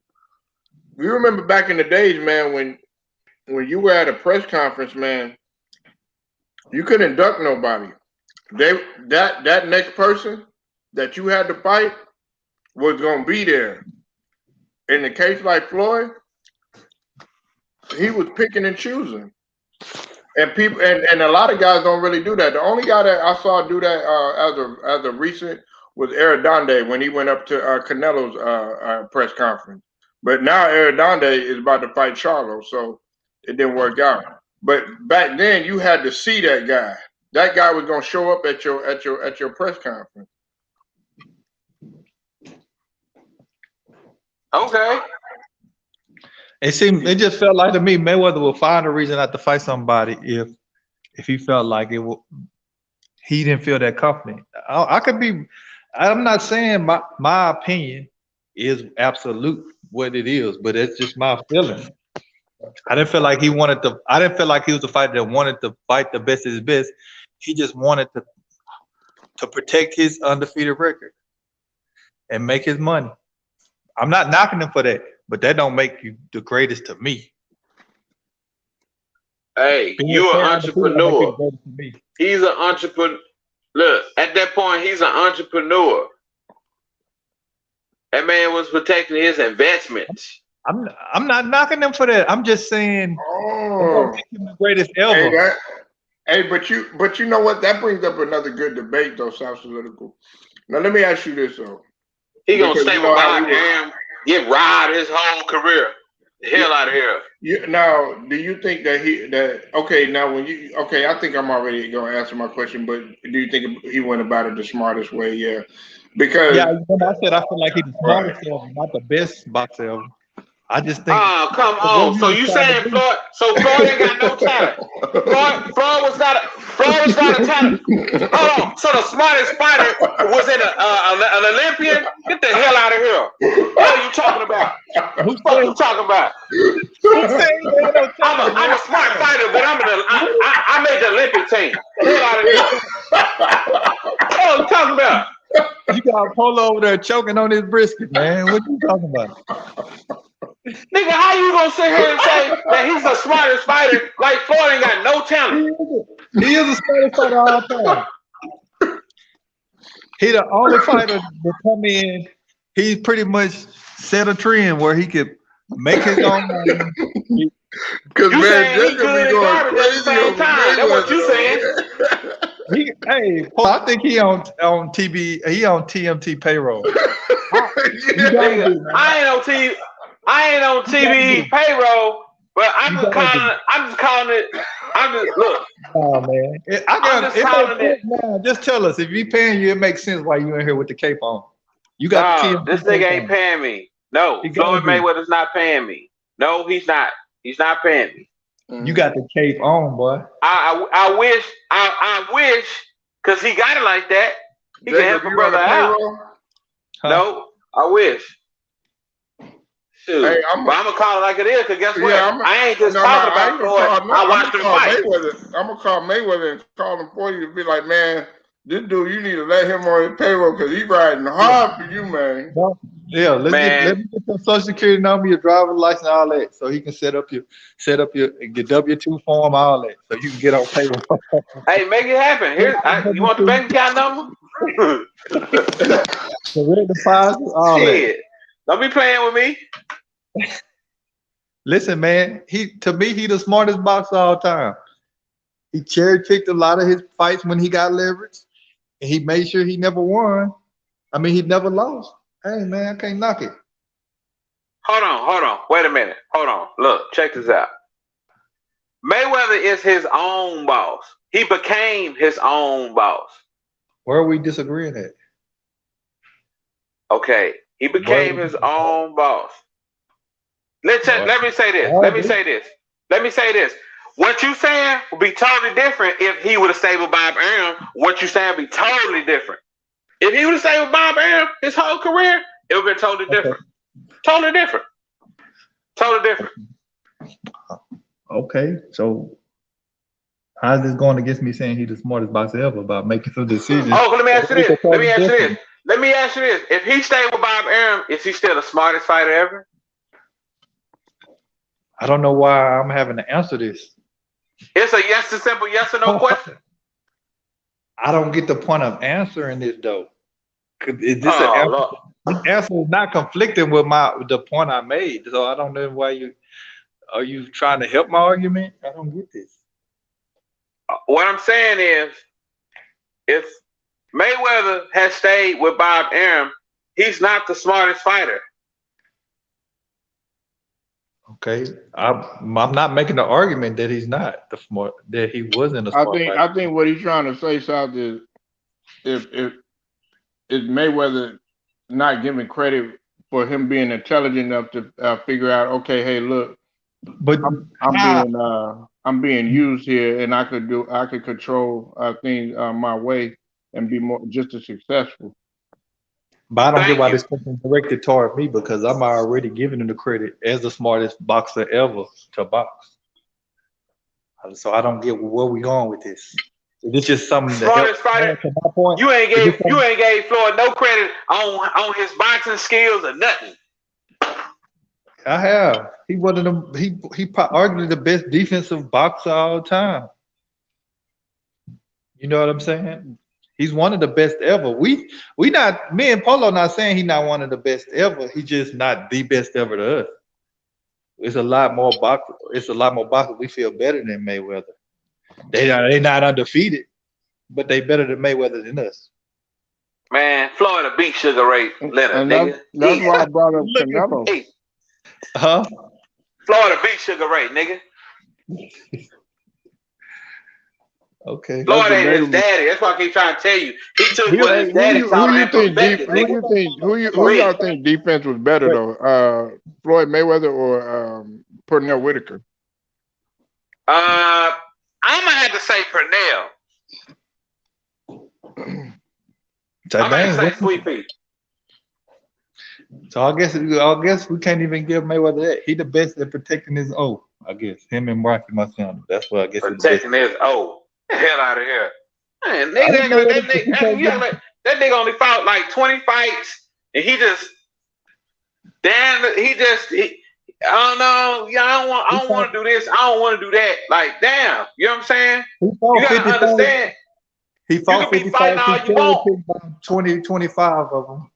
The man protected his investment, dog. I agree. I'm not disagreeing with that. You finna fight all these fighters, get robbed, everybody else take everything from them. Do all of that for what? For $5-10 million every single fight? My Why point is that Bob Arum get to go home with $250 million a fight off of him? Yeah, eating good. Nigga eating good. His money long, super long, and his age long as hell. Talking about. smartest fighter ever. That would sound like me. No, I'm talking about Bob Arum. I'm talking about Mayweather. The promoter. Your promotion. Nah, Jacob, you got a point about that, but I think well, I know. Did Tyson get robbed? Yes or no? Huh? Did Tyson get robbed? Yes or no? Well, Mike Tyson, yeah, absolutely. By Don King. Business millions, hundreds of millions. We know that. But we Come on, man. Yeah, is Tyson gonna be the smartest fighter because he would have dropped Don King? You want me saying that? I understand that, but this is what I'm saying. We're looking at it from a skill set, fundamental, and just the culture, not the business side of things. At least I am. I mean, I'm looking at it from that standpoint. From as far as fundamental skill set and him actually the culture, him in the fights, the amount of fights and stuff like that. You have to make it. That case has to be made because the fact that he only fought 50 fights, okay, the fact that he only fought 50 fights in comparison to a guy like Sugar Ray Robinson who fought 200 fights, you know what I'm saying? During the time when there weren't that, the belt quality wasn't that much, and then also let's just call it what it is during those times when it was a very bad time in America when you talk about racism and the wars and all that other stuff. For him to be successful and have 4 gold medals and fight 173 fights in which he fought 128 until he achieved another loss, man, that resume right there, he can't even scratch the surface of a Sugar Ray Robinson. Yeah. He can't scratch the surface of him. Not that body of work is just tremendous.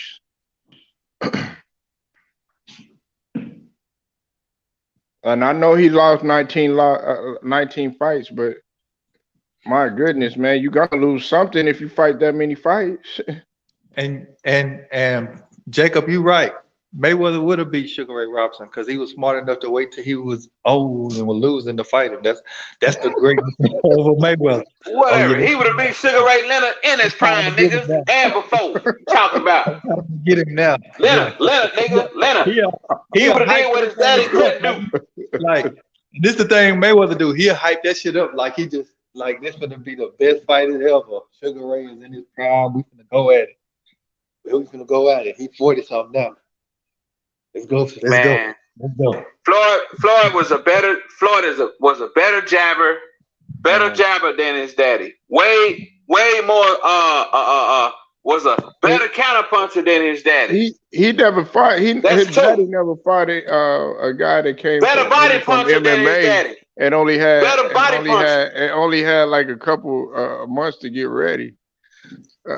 And daddy might mess around and have a better fighting resume than him. He fought Sugar Ray. He fought Sugar Ray Leonard. He fought some greats too. He would have beat him. No, he might have didn't beat him, but he would have beat him. Competition might have been even tougher than his son in the 80s. No, the 80s was thick. Yeah. Just his daddy resume, as far as who he fought. I know he didn't beat him, but bro, man. This is something that could go a long time because see now some people you could even argue like South I think mentioned this too. You could put Ray Robinson above Ali. That's what I'm saying. A lot of people do. A lot of people don't realize that. Most people got Sugar Ray Robinson as the GOAT, man. I know Emmanuel Stewart used to say all the time. The great, you know what I'm talking about, man. Stewart, he used to say it all the time. He say the Sugar Ray Robinson the GOAT. I mentioned Emmanuel Stewart gave Floyd Mayweather his props. He one of the greats, man. We can't take that away from him. But Hey, he ain't. Emmanuel Stewart. But you know the Mayweather's props. the Mayweather's He's too fast. He's just too fast. Mayweather's just too fast for him. He can't top his speed. That jab just too much. They don't feel like Ali is the greatest. Mayweather don't even feel like Ali is the greatest. He feel like he better than Ali. Yeah, he tried to. Yeah, he kind of disrespected maybe like Ali came. You remember when he said all he got is a rope a dope? That's the only thing he done. You remember when he said that? Yeah, I remember. He disrespected a great. I was like, man. And Jeff and but he's supposed to. But I'm saying any fighter, really, truly speaking, any fighter's supposed to think they the best though. That's just truly speaking. Ain't no fighter supposed to be disrespecting great fighters though. He can say he the best, but why he talking about all Ali had was the rope-a-dope? Like, come on, man. And that's Ali not the only thing he had in his bag. Really, hey, they learned to pull. Listen, I'm gonna tell you something that they learned from Ali, but they won't never admit it. They learned they learned the pull counter from Ali. That pull counter move, he did that shit on Sonny. I think it was on, if I'm not mistaken, Sonny Liston.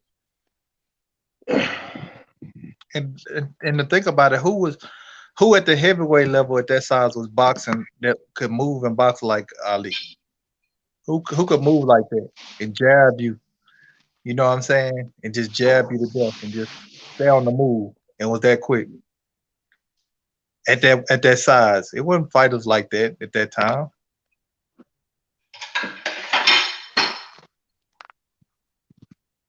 So that was very disrespectful of Mayweather to say that shit, man. The resume of fighters that Ali fought is way 10 times better than I don't care if Mayweather had 100 goddamn title defenses or whatever. Or take up from bro. He ain't fought nobody as great as Joe Frazier. He ain't never fought nobody as great as Joe Frazier. Joe Frazier one of the top 20, 25 boxers ever.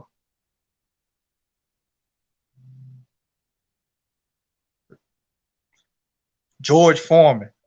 He fought George Foreman, a young George Foreman. Yup, in his prime. In his prime. And I mean, come on, man. George Foreman was destroying people when he came in the box. Man, I ain't taking nothing away from Muhammad Ali's Jacob, do you like heavyweight? Do you like heavyweights? Or you just I like heavyweight. Oh, okay. No, I like heavyweight. Yeah, I like heavyweight. Muhammad Ali, one of my favorites. He's one of my favorites, man. Shoot. He's up there. Mayweather will never have the prestige of Muhammad Ali, man. He just won't. He one of the greats, though. I mean, he probably won't. He probably won't. But first of all, he probably couldn't even endure what Muhammad Ali had to go through. Nobody talks about Mayweather like they talk about Muhammad Ali. Have you ever listened to Mike Tyson and other people just talk about Muhammad Ali, man? Oh yeah, of course. No, of course. I ain't even talking about Mike outside. Tyson. I'm not Mike even Tyson talking about. don't like that nigga, man. He don't like that nigga, man. He do not like Floyd. Yeah, he was about to hit him one time on stage. Man, that nigga like, man, I'll punch you in the mouth, man. Disrespecting my nigga like that. Bro. My OG. Ali, one of the boxers that would die in there before he quit.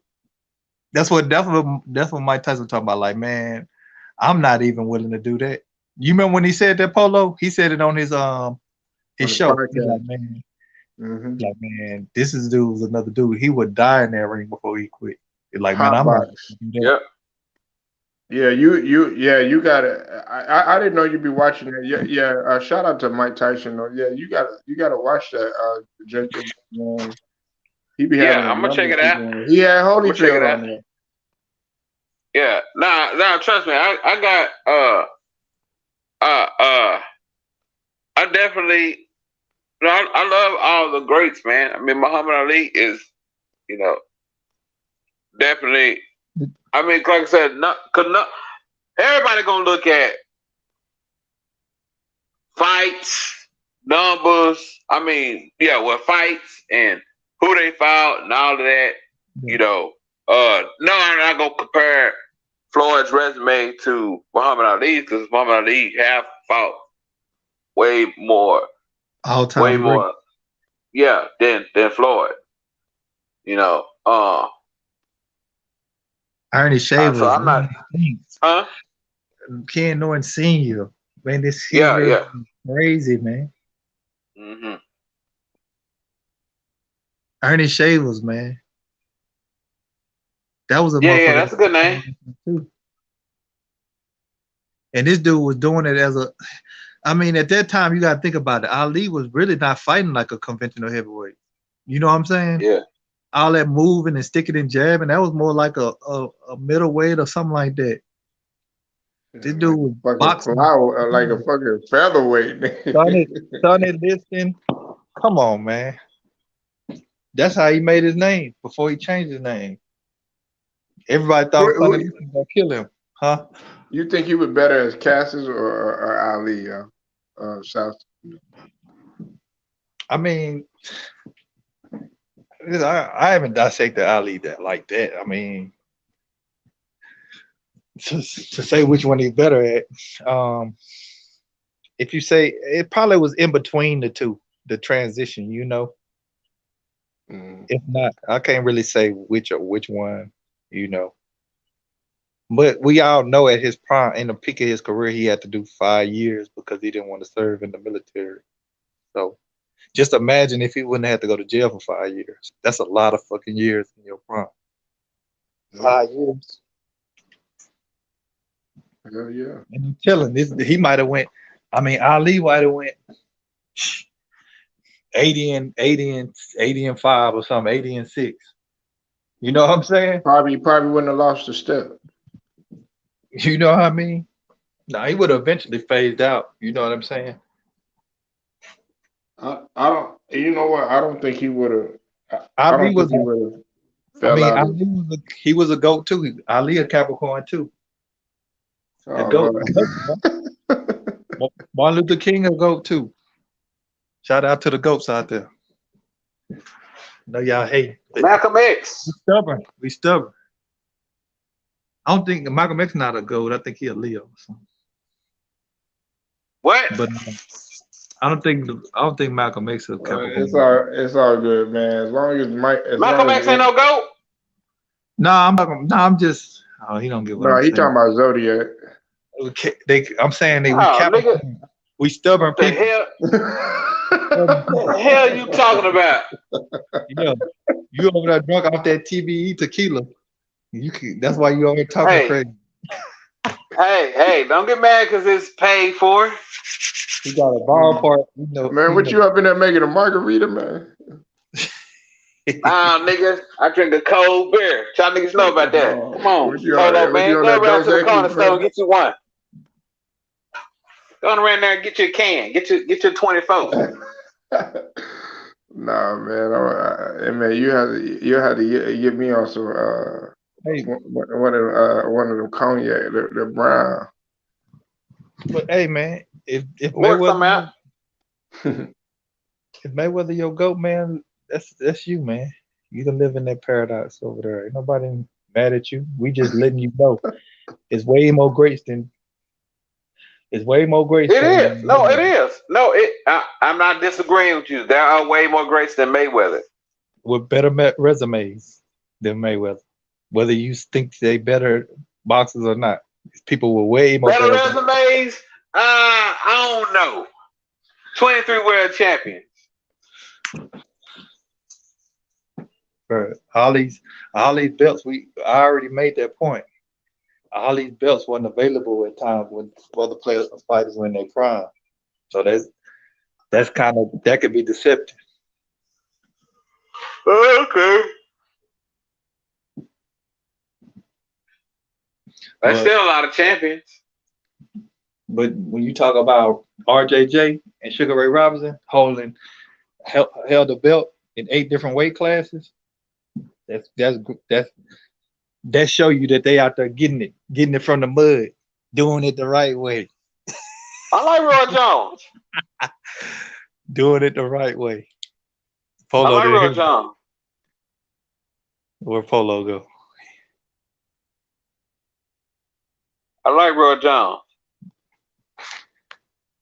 Mayweather the smartest to me, man. He the smartest. He achieved what he wanted to achieve. He wanted to make sure he protected his oath and him make his money. Kudos to him. He achieved both of them. He's still getting his money. Fighting TikTokers and Instagrammers and all that. He's still getting his money. Some people say it looked bad for boxing, but hey, teach his own. All I'm saying, look, this is all I'm saying. If Floyd would have stayed with Bob Arum, right, he would not be in the position that he's in right now. Oh, okay. There's no way he will be in the position that he's in right now. I will say this though. I will say this. Mayweather gave a lot of people advice, but I think the one person that took a lot of his advice was LeBron. He gave LeBron a whole lot of advice or whatever. They of course they in turn listen to each other, but I think LeBron took a lot of advice from Mayweather. Yeah, I can see that being true. He was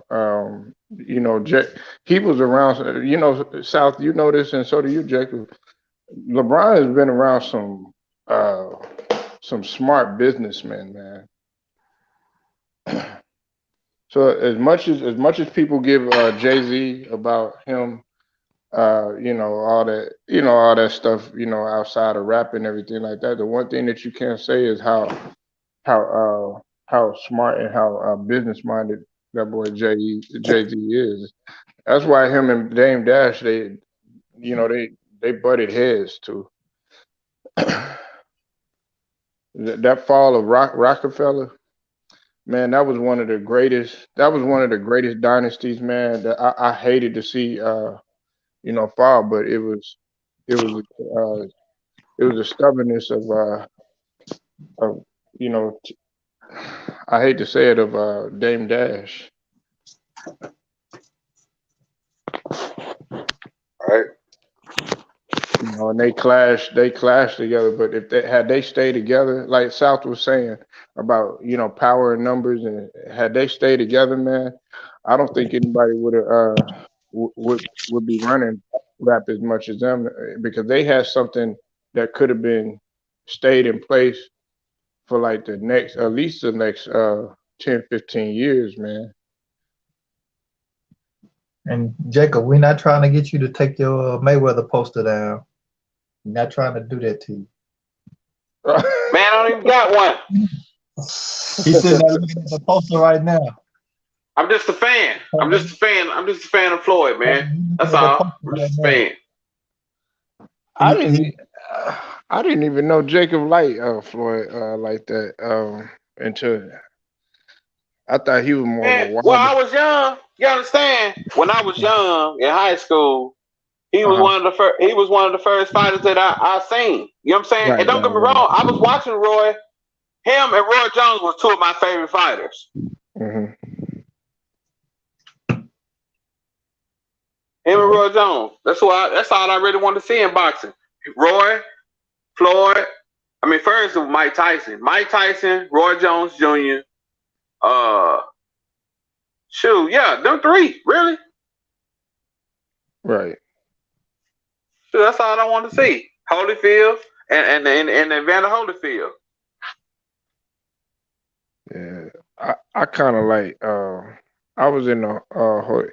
I like. I mean, Mike Tyson was all right and everything, but then somebody had to point out something to me that I started to recognize.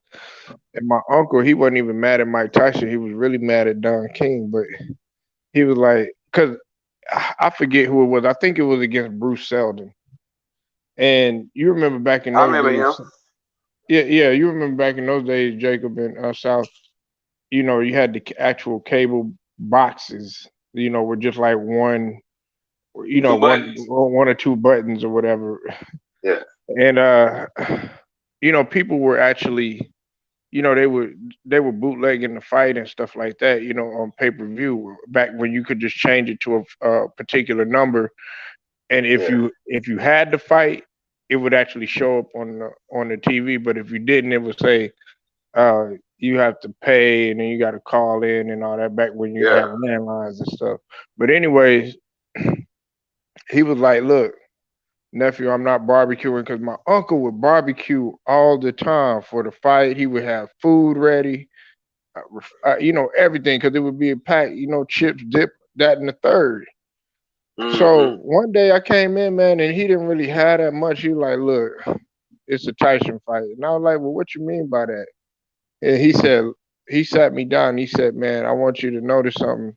There's not gonna be that many people that show up. He said, I ain't even gonna charge nobody because he said this fight is fitting to end really, really quick. And I said, what you mean? Da, da, da, da. I was young, man. I just want to see Tyson fight. He's like, yeah, I understand that. But he said, it's not Tyson, it's Don King. Man, because before that, Jacob, he would have barbecue, he would have ribs, all that other stuff and stuff. We sitting up in there, everybody all hyped up to get the fight and stuff like that. Then next thing you know, we think we gonna see a good fight. You got your plate set up and stuff like that. Mike Tyson end up knocking the dude out within like in the first round and stuff like that. And he was like, man, I'd have paid all this money, da da da da. Sure enough, man, he ended up beating Bruce Seldon. He's like, man, I'm not doing this no more. And that's I guess that kind of always stuck with me about and that wasn't really even Mike Tyson. That had something to do with Don King and what he was doing, King Vision and shit. So I never I didn't like how he, you know, when people talk about like, you know, what Mike Tyson went through and everything like that. He was a brilliant talent and everything, but you know, in terms of his skill and everything, every time he ran up against somebody, you know, he did lose. But I think that if Tyson would have got with a better team, he could have went down. He could have been up there with Ali. Had he kept going with Customato or whatever they say all the time, you know, he probably could have been up there. I kind of see what you're saying, Polo. I don't fully agree with you because you got to look at it. I mean, he started off young. He broke a lot of records early, being the youngest, you know, heavyweight. If I'm not mistaken, back in like 86 or something like that, 87. And he was through a tear. And then once he started to hit his peak of his prime, he lost Customato. And then he had all this stuff flying around with the Robert Givens marriage. Like in his prime, a lot of stuff started to so I felt like he was a talented enough boxer. If you saying he wasn't really as talented as people expected, I can't really agree with that. No. If he would have, no, I'm not saying that. But if he would have had the, you know, the right team, you know, around him, you know, to say, hey, look, you know, da da da da, all that, you know, that really cared about him and stuff, to want him to put him in position, and I felt like he could have been up there with the you know, like an Ali or with the Sugar Ray Robinson and everything. But you know, they still put him up there, no doubt. But you know, every time, you know, you look at his resume and he fought against Leonard Lewis or he fought against Holyfield, he always I mean, took. really, he was out his prime then, man. By the time he started fighting him, he was done. If them guys would have fought him, if he would have never he went to jail for like 2-3 years. Right. He probably had the Muhammad Ali went to jail for 5 years. No. I mean, Muhammad Ali wasn't himself once he got out. He still wasn't the same fighter when he got out. You know what I'm saying? But Tyson did lose 2 or 3 of his prime years because the early 90s was like his peak. And then he had all this stuff spiraling in his life at that time when he fought Buster Douglas. He ended up losing that fight, even though some people say it was controversial about when he had first knocked out Buster Douglas. They said it was a long count, but nevertheless he lost the fight. And then I think he fought one more fight before he went to jail, right, for domestic violence for Robert Gibbons, right? I felt like the '80s. He, like like that 80, like that period of '88 and '89. I felt like he was, he was real cold. Hold on, let me address this comment real quick. So he said, "Yo, Polo, who's the best boxer in the world?" Canelo Alvarez, right now, hands down. Right now, it's Josh Crawford. Who? I mean, Terrence Crawford. I'm like, damn, who is Josh? He's a baseball player. That's dude. He's from Houston. I'm like, damn, where Josh? I gotta go look him up now. To me, well, South Political, he says it's Terrence Crawford. I say it's just Canelo, just for the fact that everybody is looking for that cash payday to one, either beat him, and also he's what Jacob was saying earlier and alluding to the fact this is a good point that he does have a country behind him. He has that, and then also he has fought, what some people they consider the best, which was Mayweather, and very few fighters besides Pacquiao have fought him that's fighting now. So that's who I feel like is the best in the world. But yeah, I think Tyson, he was a brilliant talent and everything, but it was just like when he ran up against, the top guys, man, he just wasn't successful. The end of his prime, to me, I felt like his prime. Yeah, when do you think his prime was? His prime was early 90s to the mid 90s. Mm-hmm. Now, I would make the point, he did fight Ali had his number. But at that time, he was in his mid 30s at that point, man. They were the same age. No, I understand that. But nevertheless, he still was out his prime. Holyfield, because Holyfield was still. If you forgot, they were supposed to fight each other before he went to jail. But something happened because you remember they were supposed to fight each other in the early 90s. But I think what had happened, I think either Holyfield lost or Tyson ended up going to jail. It didn't happen early in their career. But they were supposed to fight each other. They were on the course. Yeah, I remember that. Because Holyfield had he was on pace to try to get Tyson, but I think that whole situation where he ended up and Holyfield no. But you know what though? Holyfield was older than Tyson South. He was 4 years older than Tyson. He was 4 years older than Tyson. Yeah, but we gotta keep. Now I can get deep into it. Go ahead. No. Go ahead, man. I got nothing but time. Go ahead, bro. We know he had this concept of styles make fights, right? But we also had this concept in boxing of certain fight styles don't sustain themselves out their prime. The style that Holyfield fight, he could fight longer at a high level, kind of even like Bernard Hopkins. The way they fight, they can have a more sustainable career outside of their prime. But the way Tyson fought, it wasn't conducive to fighting. His window wasn't that big. Yeah. You understand what I'm saying? Just I'm on point with you. I agree with you. The style Roy Jones fought and the Mike Tyson and certain fighters, their style wasn't conducive to fighting outside of their prime. That's why we seen Mike get embarrassed, because Mike. One thing about Mike in his prime, he had a good combination of speed and power, and he could weave and he could take punches, so he could get inside and do his damage. But as he get older, man, that's tough, especially fighting somebody like Lennox Lewis, a bigger and stronger guy. Right. You know, he fought. I mean, Lennox just punished him, man. He wasn't no old Michael Vole. Yeah, man. And people think that Lennox was like slow or something like that. I hate man. Lennox, man, he could move, man. He was quicker than what people give him credit for. And what Lennox was one miracle punch from being an undefeated boxer too. Right. Grant hit him with that miracle punch, and he thought he was the shit.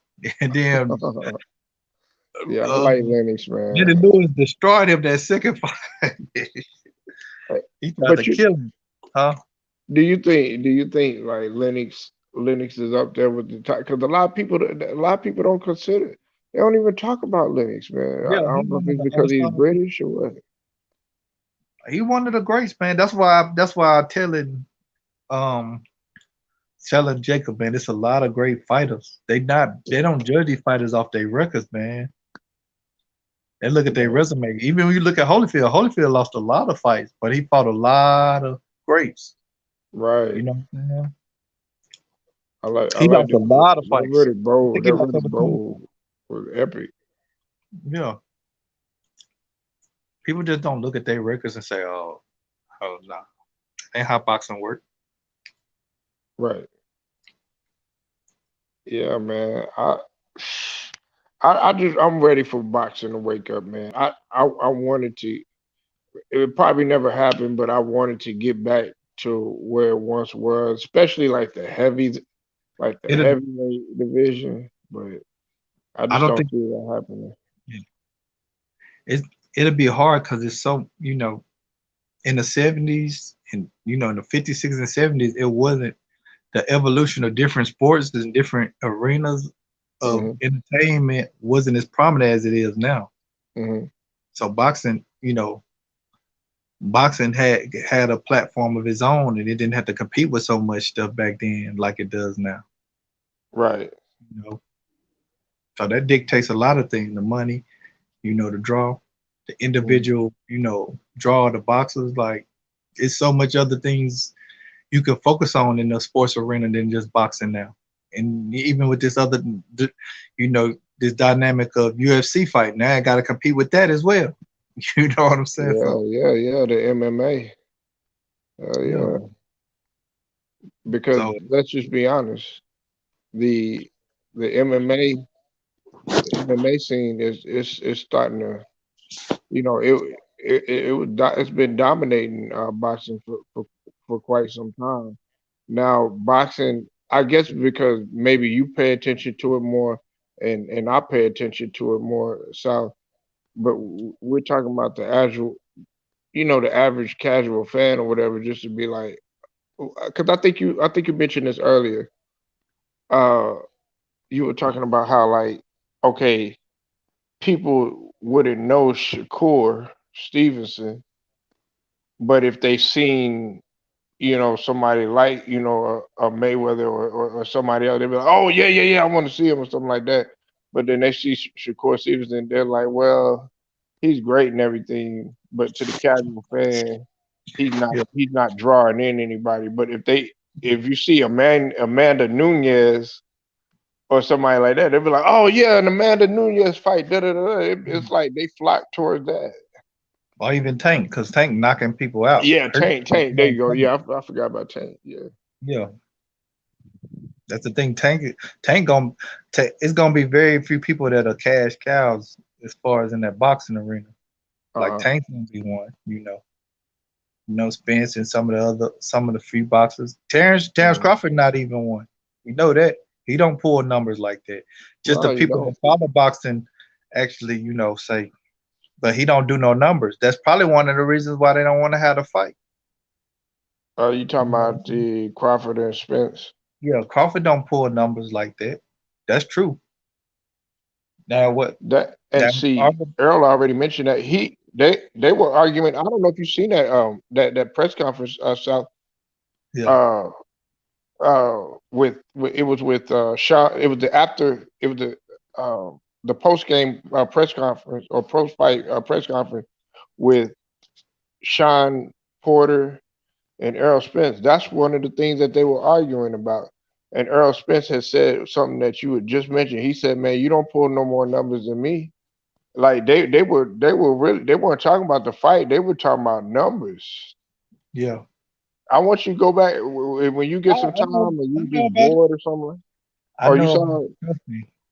I know that Terrence Crawford. I wouldn't have brought that point up if I didn't know. You know what I'm saying? I know that. Even on one of his last fights on cable, they was talking about how he really didn't even. I mean, his last pay-per-view fight said I wasn't a big fan. I can't remember what fight it was, who he fought, but like 2 years ago. his last two have been on TV because he fought Kell Brook and I think the fight before that, I forgot who he fought before that, but I just know that he hadn't. That's what people were like making kind of a joke about. Like I was like, damn, can you at least get on pay-per-view before we start making a big deal about you? Like. Yeah. But I'm not taking. Listen, it'd be silly for me to sit on here and say that Terrence Crawford is trash. I just need to see him.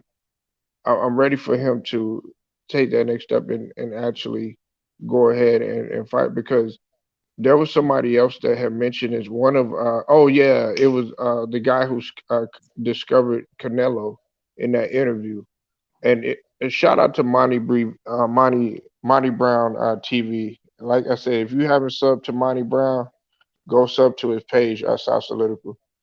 They had the interview with the guy that discovered Canelo, and they asked him a question.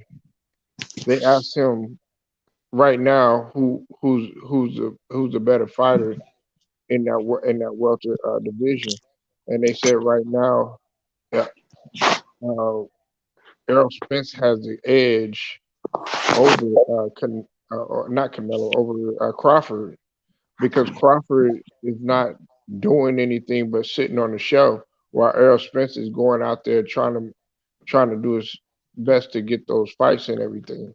What you think about what he said about that, man? I can't listen. I can't really judge no player off. No fighter off what they trying to do or hearsay. All I do is I judge it off what I see when they. That's why I say Terrence looked like the best to me. Just off seeing him in the ring boxing. You know what I'm saying? Mm-hmm. I don't even, what I'm saying?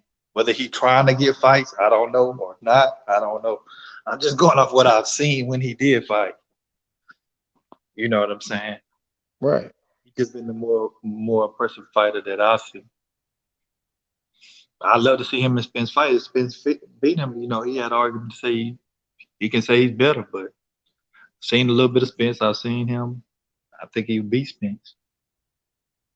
That's just my opinion. Nah, man, it's definitely validated. I know I fuck around a lot, but when it comes to, like, I am objective. I am gonna say this though, like,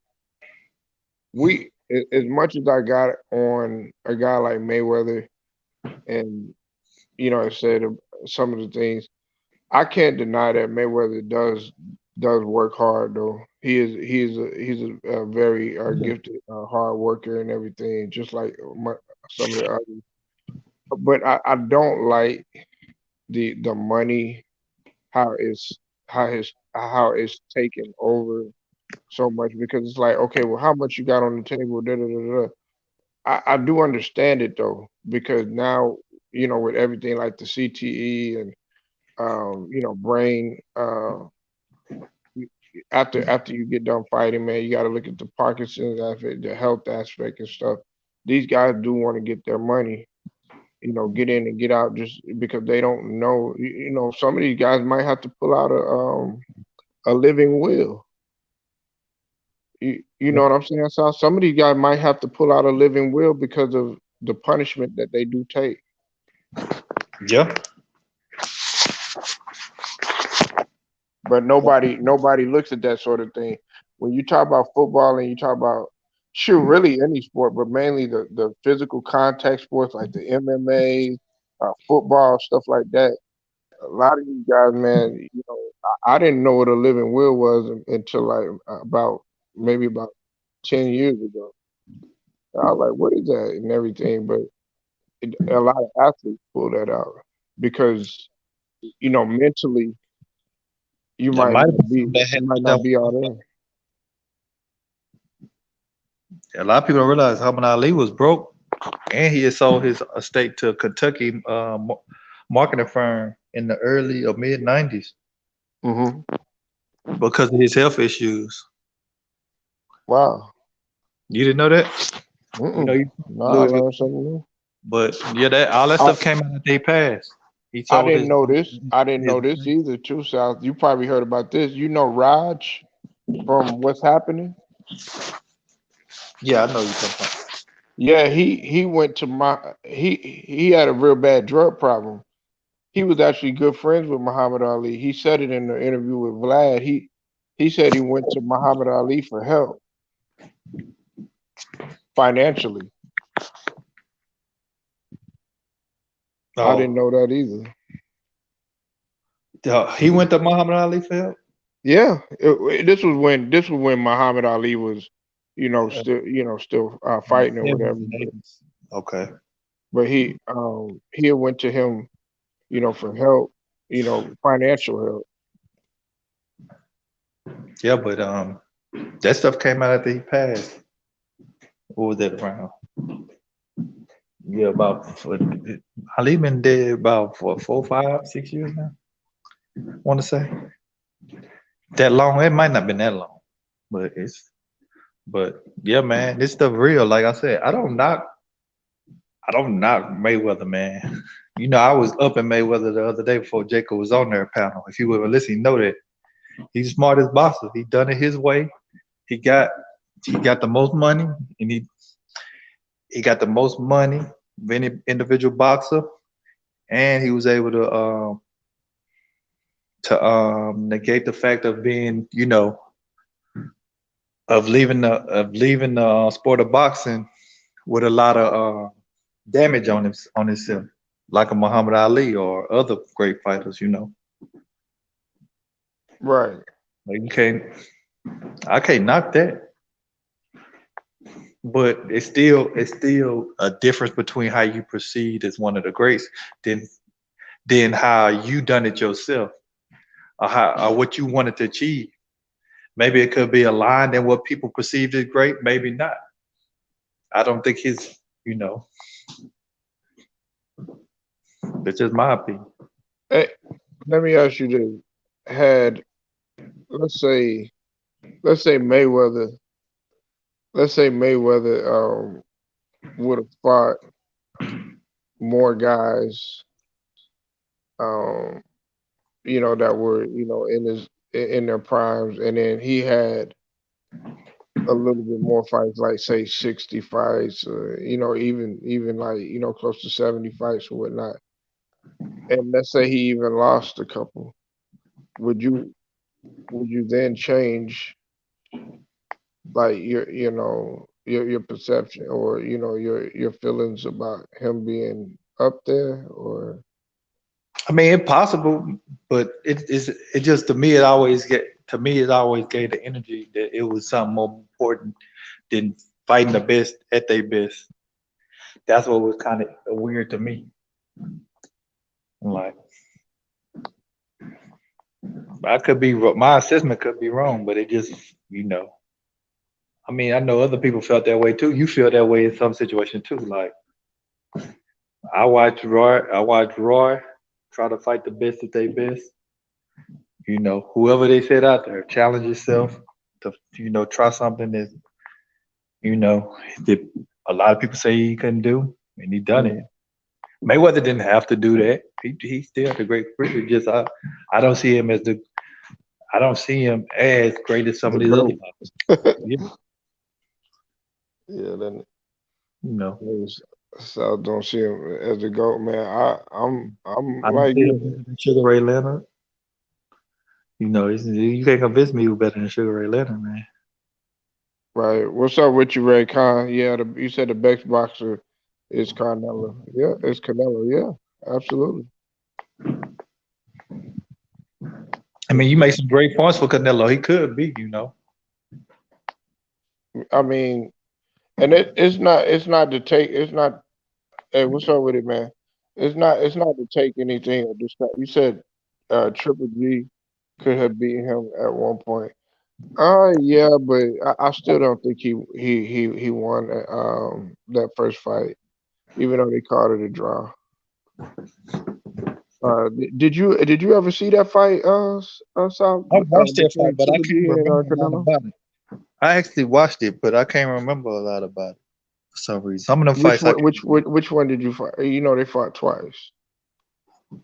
I can't remember. I know I've seen one of them, man. Mm-hmm. I want to say the one that was close. Yeah, they were both close. The one that was the closest though was the first one. That was the one that I thought was the draw. That was the first one I seen. Yeah, that first one though. See, he wasn't fighting. He wasn't fighting like the traditional Mexican style. But like how what's his name was fighting yesterday, Barrios. That's how he fought that second fight. Like coming forward, like just straight coming forward, and he even lost a couple of pounds. But he lost body weight in order to get a little bit more, little bit more condition for that second fight when he fought Triple G. And, the whole big on knock. One of the things that I don't like about what people have to say about Canelo is the whole steroid allegations. I mean, do you remember Mayweather done that with Pacquiao, right? What the steroid? You remember when they were supposed to fight early in the 2010s, or was it 2000? He was saying that that was one of the reasons because they was under suspicion that he was taking steroids or something. I don't know if it was true or not, but that was like when he was up first, when they were initially building up that fight, the first for them to fight at first. Y'all remember that? No. I remember it because they wanted him. They wanted Pacquiao to go ahead and take. You talking about when they wanted him to take the test, right? Yeah, that certain type of drug. Yeah. And see with Canelo, it was a little different. They found something in the system, but the thing about it is that he ate some meat that had been in there. Now listen, I played in Mexico and I actually lived in Mexico too, South. Sometimes you will run. It's more often than another that you won't, but sometimes you will run into those places that actually use they put steroids and what's that GMOs in their cattle. Yeah. Now the thing about it is that's really rare in Mexico because in Mexico they don't really be believing in stuff like that. They do things in the natural. Now if you come to the US, that's what they do. They use all these GMOs. They use all this stuff. That's why, like, when you go to the market, you can tell the difference. Like, South. Don't go to the motherfucking Walmarts or the other places to get your fruits and vegetables. No, you want to go to a market and you can tell a real orange from a fake orange or a real strawberry from a fake strawberry. Well, see, if you go to if you go to Mexico, a lot of like the fruits and vegetables that you see, they sell that stuff on the side of the road, and that's the real fruit and that's the real vegetable. Well, the reason why I mention that, man, is because Canelo, in America, some of it is not as natural. Yeah, exactly. That's what I was saying. You said in South America they have natural meat. Exactly. Exactly. I think South knows that. So for them to sit up there and say that, oh, Canelo, he took steroids, like, taking a shot in the ass or something like that, that's not true. Or he did it on purpose. That's not true, because they don't really rock like that. And I know that because my wife isn't from this country. Go ahead, South. My bad. I just had to get that out there. No, you good. I just know that was one of the I just remember that was one of the main things with Pacquiao. That was like, I don't know if a lot of people looked at it. Oh, this was the reason to duck Pacquiao when he was in his prime, more or less, considered still in his prime. And then later on, they eventually ended up fighting around 2015, 2014, somewhere in there. Right. It's like, why even want to fight him after just to make money? I don't know. It's just a lot of weird stuff with boxing now. I don't know. So I don't know what is the come of boxing. It seems in some aspects it has some promises, and then other aspects it don't seem as desirable, especially when you talk about the heavyweight division. Heavyweight division has been somewhat down for a while. It took a big dip after the Lennox Lewis's and the Klitschko's brothers kind of held it down for a little bit. Yeah.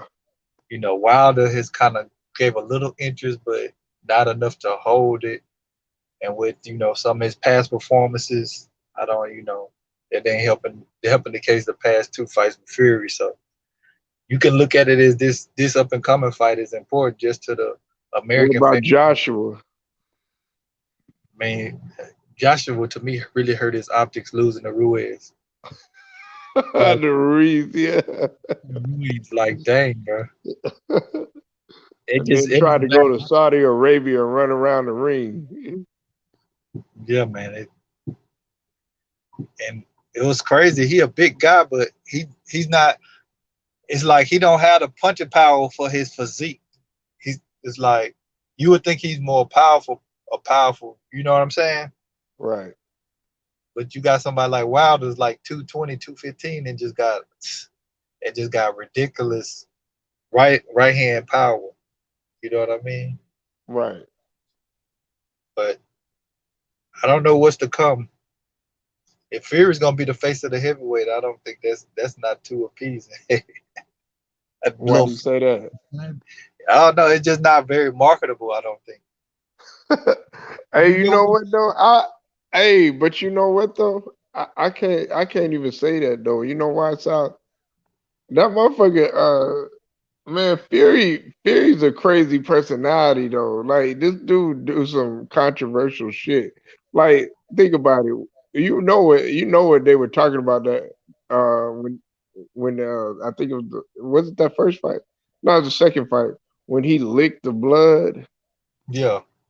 Like that type of stuff, man. Like, that's like controversial, and some they like to, believe it or not, they like to market off of that though, off of stuff like that. And in his press conference, he was the only one that was talking. Deontay Wilder didn't say a word at the press conference. Did you see the press conference?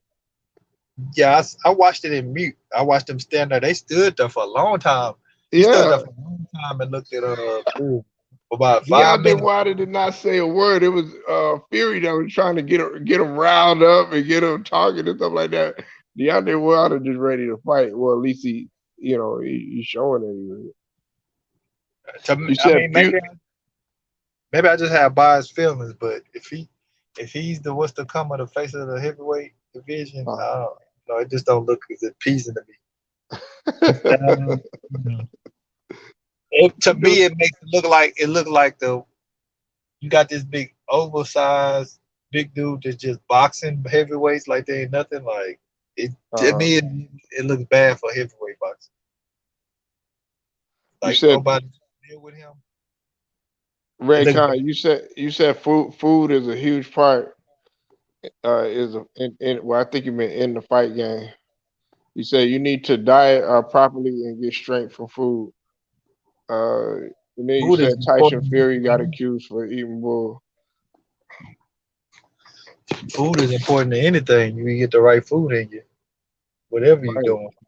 Within the sport. Like I tell people, your diet got a lot. You are what you eat, man. You know, I tell a lot of people, like I be having to tell my people too, South man, like, man, get you a salad in you every now and then, like like with with my wife when she gets back up on the feet and everything, like we gonna make a new transit because I always been about the health. Some motherfuckers around me South, they call me a health nut. You know what I'm saying? I stopped giving my kids fast food. You know what I'm saying? Like I stopped doing that because I take them McDonald's every now and then or something like that. But I'm Yeah. like more into home Man, cooked meals. this fast food way different than it was when we were little, boy. It's a whole nother animal now. Yeah. Think of McDonald's when we were like, 7, 8, 9 years old to now, bro. It's a whole different thing. Even the pizza place, it's like I don't know what this is now, man. My wife was telling me she don't even. I think she ate, like Little Caesars. You remember Little Caesars back in the days, South? You used to like Little Caesars, right? Man, South, I ate some pizza, from there one time. I'm like, man, this pizza don't even taste the same. It Nah, don't even. the worst one is Domino's. Like Domino's back in the 90s. Yeah. Now, bro, it's like they making a piece out of cardboard. Yeah. Yeah, Not eating the South. box. I gotta make sure I'm not eating the box. I'm like, dang. Yeah. Yeah. It's something else, man. Man, I thought I was the only one that recognized it. Like, because you used to eat Papa John's, right? And see, with Papa John's, back in the days, you know what I'm saying? They had fresh vegetables on it. The tomato sauce was on point. The cheese and everything. Then man, I eat it. Like maybe like a month or two ago, man. I like, man, what are y'all losing y'all value? You know what I'm saying? Or, like, what is it, man? Because it just don't taste the same. And I've always wondered that. But yeah, you on point about what you said about the cardboard thing, man. Man, the Domino's taste like cardboard. They bread. I don't know what they do. I ain't ate Pizza Hut or Domino's in a long time. And somebody brought this up too, guys. It's a place. I don't know. Do they got a Dickies down there in Georgia? Dickies? Yeah, the barbecue place. Nah. Okay. Well, somebody, one of my partners, man, he brought this up. He said that the barbecue place, if you notice at that place, there's no smoke coming out. Oh yeah. I ain't From the buying no building. barbecue. I don't smell no smoke. Yeah, it's just, but inside you smell barbecue. It's like That liquid he smoke. said that's odd, and he don't trust that. That's liquid because they liquid smoke it. Hmm. That's what they call it. I know about it because they do that shit down here. Because barbecue, Atlanta ain't known for no goddamn barbecue. Right. So they have all little goofy stuff going on. Right. But on Saturday and Sunday, you could hit a little. They be posted up in the gas station. You know what I'm saying? And they might have a little grill. I might stop here and there every now and then. If I see some smoke, I'm like, okay, I smell something. If I don't smell no barbecue, barbecue don't exist to me. Like y'all, if I don't smell no barbecue smoke or nothing like that, I don't know what y'all doing, but I'm good on it. I gotta smell something. Don't tell me you serving no barbecue. I don't smell nothing. Right. Yeah, Don't that tell. hey, and I know you know, man, because you know, in East Texas, man, that's the cream of the crop. I'm willing to put, you know what? I'm willing to put a couple of my uncles that come from out that way, you know, like the Kilgore, Yeah. Tyler Longview. I'm willing to put them up against. Okay, give me 3 of your best guys from Memphis. Give me 3 of your best guys from Kansas City. I'm willing to put money. We win. What you Oh, you think, talking? Sal? Hey man, I only know one way, so you're gonna have to show me otherwise. Feel me? You know what I'm saying? I ain't tasted nothing better than no Texas barbecue, man. When it comes to barbecue, ain't nothing better. I can take you to a place where it's like a old shack house, and it's just smoke A coming out. hole in the wall. Yeah. A old shack house that sit by itself. No, it ain't even a whole while. It's an old shack house. It's over 100 years old. And now you see the smoke coming out the chimney. The hickory smoke, but they're hickory wood. Because East Texas, we had this hickory wood. Yeah, And they just hickory. smoking briskets all night. Yeah. Then you go up in there, somebody chopping it up, and the other one putting the sauce on it while he chopping it up. Yeah. That brisket But down to the fire. Huh? But no, I was saying it's a hole in the wall because, like, it's like a saying. But Yeah. like usually, like a hole in the wall. Those are the places that I like to eat because they put the realness and the essence into the food. They take the time with it. I just kind of correlate hole in the wall is kind of like when you at like a liquor store and you at a little spot and then they got something on the side. Mm-hmm. You know what I'm saying? But this is Yeah. like just a shack house to sit by itself. You know what I'm saying? And just smoking. You can go in there and sit down. Oh, okay. But down Kilgo, you said Kilgo, so you know about Kilgo. You know they got the Yeah, line. man. Liquor Yeah. store. And they got you got the little Mexican spots on the side. That's like a hole in the wall where it be a line. Mm-hmm. You be like, where the hell that line going to? It's the taco. You go in the liquor store, get you some liquor, and then you get in line, get you some tacos. And it's like a Right. little hole in the wall in the cut. They selling their tacos. I know. Like, see, like, if you go to some places around the way, like in Texas, see, we're notorious. Like, let's say you have, like, they got some spots like that over here too. You go there, let's say you go to the club, right, Sal? But see, in the club, they're cooking. They cooking food and stuff. But you also get to dance and stuff like that. So what you do is you go ahead, you get your food or whatever, you know what I'm saying, and then you get your drink on. Then after that, then you go dance. You know what I'm saying? Those spots like that, man, I think those are like some of the best spots. So like where you could actually eat. You know what I'm saying? You sit down with your lady or whoever you with or whatever. Get your food or whatnot. Then after that, y'all done chopped it up. Now it's time to dance. You feel me? Yeah. It's Texas got a lot of stuff going on, man. It's a different world, Mm-hmm. different world within itself. I had to find that out once I left. Like, y'all, they don't even have stuff like this other stuff that I'm used to. I just thought it was everywhere. Waterburger, Right. whole its own world. Man, yeah, man, you need to come on, man. I keep telling Sal, man, come on back, man. Come on home, man. What I say, come on home. Yeah, I got business to take care of right now, man. Out here. Yeah, nah, I know, man. Yeah. That's more important. The building, developing, maybe I'll go back home. I want to look into being my business partner buying property in Texas because it's a lot of development, a lot of different stuff. Right now, we got to take care of what we doing right now. Mm-hmm. But yeah, I'm behind on coming back home. Even when I come home, I ain't got time to do nothing outside of dealing with my people.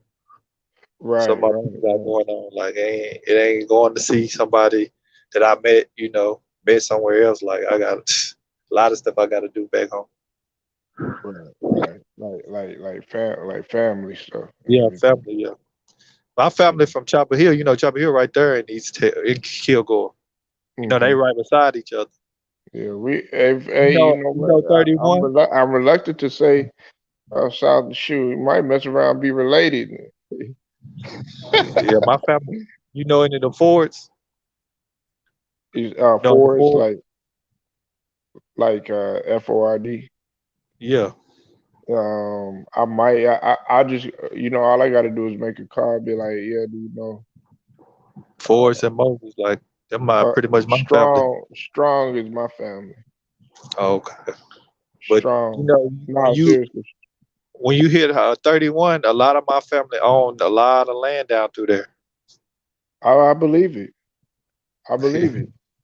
We got some land. A lot of matter of fact, one of my uncles was it was a big old situation that he had to go through because they were tripping on the fact. You know what's real big, and I'm gonna tell you about this, South. You probably can relate to this. My uncle was cutting some trees, and so then they try to press charges against him, saying that he was cutting on the land. So he was dealing with that situation.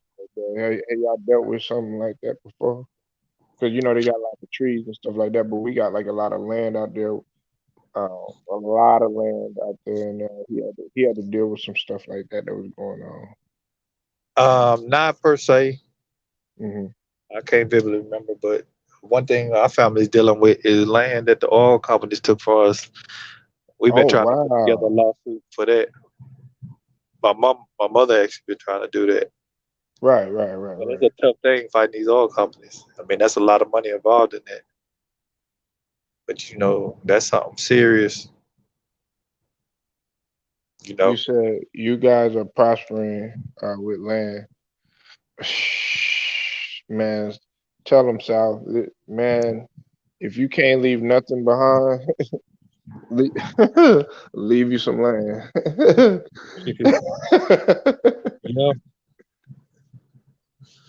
In the city, you can't. In the city, you can't get land without paying millions. That's not true. That's not true. Depending on where you trying to get land at. If you're trying to get land in New York, California, you agree with that, South? I know that's not true. No, I'm saying that it depends on where you're trying to get land. That's where it comes to. Right. If you're trying to get land in the city of New York or LA, of course. Red Con, where you now? Okay, see, Red Con, you live. See, that's a good question. And check this out, Sal. I'm glad you brought the. Hey, Red Con, man, you opened up another can of worms. You live in California, okay? And guess where hey, you know where I'm going, Sal? Guess where the Californians are coming? They're coming here because the land is cheaper. Am I right, Sal? Yeah, a lot of people move to Atlanta from California, New York, because land is cheaper. Yeah. Other places, DC and all this. It all depends on where you buy land at. Right. The city, It's a lot of good real estate in Alabama. Alabama, like a quiet gold mine. Mm-hmm. They don't talk about it because they don't want you in that mud. They don't want you in Alabama. Stay up out of there. But South is more right than I am, Ray Con, because but I know about this sort of thing because I'm actually into it, So, but South can tell you because his family has property and they have land. My family does too. I don't know how much to the certain extent of what South is, but being that we're our families in that area, they probably know. They probably rub elbows with each other, huh? So they probably know some of the same people. Yeah, man. Ain't no way you got family up in Kilgore area. My family don't know. A Right, lot of my family exactly. from that Chopper Hill, because Chopper Hill is between Kilgore to Tyler. Right. So that's like pretty much my whole family down to that Chopper Hill. So it when we go out there, it's like Yeah. we. Oh, you got it, bro. Now my best friend, he live in Kilgore, even though he went to Chapel Hill, because it's like some of the district of that high school is in. I mean, some of the district area of Chapel High School is Kilgore, Mm-hmm. and so trust me, man. If you got people in Kilgore, somebody know 'em. If even my family don't know 'em, some it's that area too small not to know nobody. So it's been black folks there for too long now. Right. And my family got land from 20, 30, 40 years ago. They had, my great uncle and all that and stuff.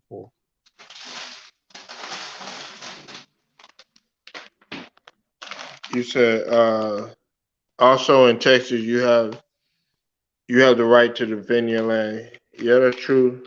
So no stupid gun laws. What you say to that, Sal?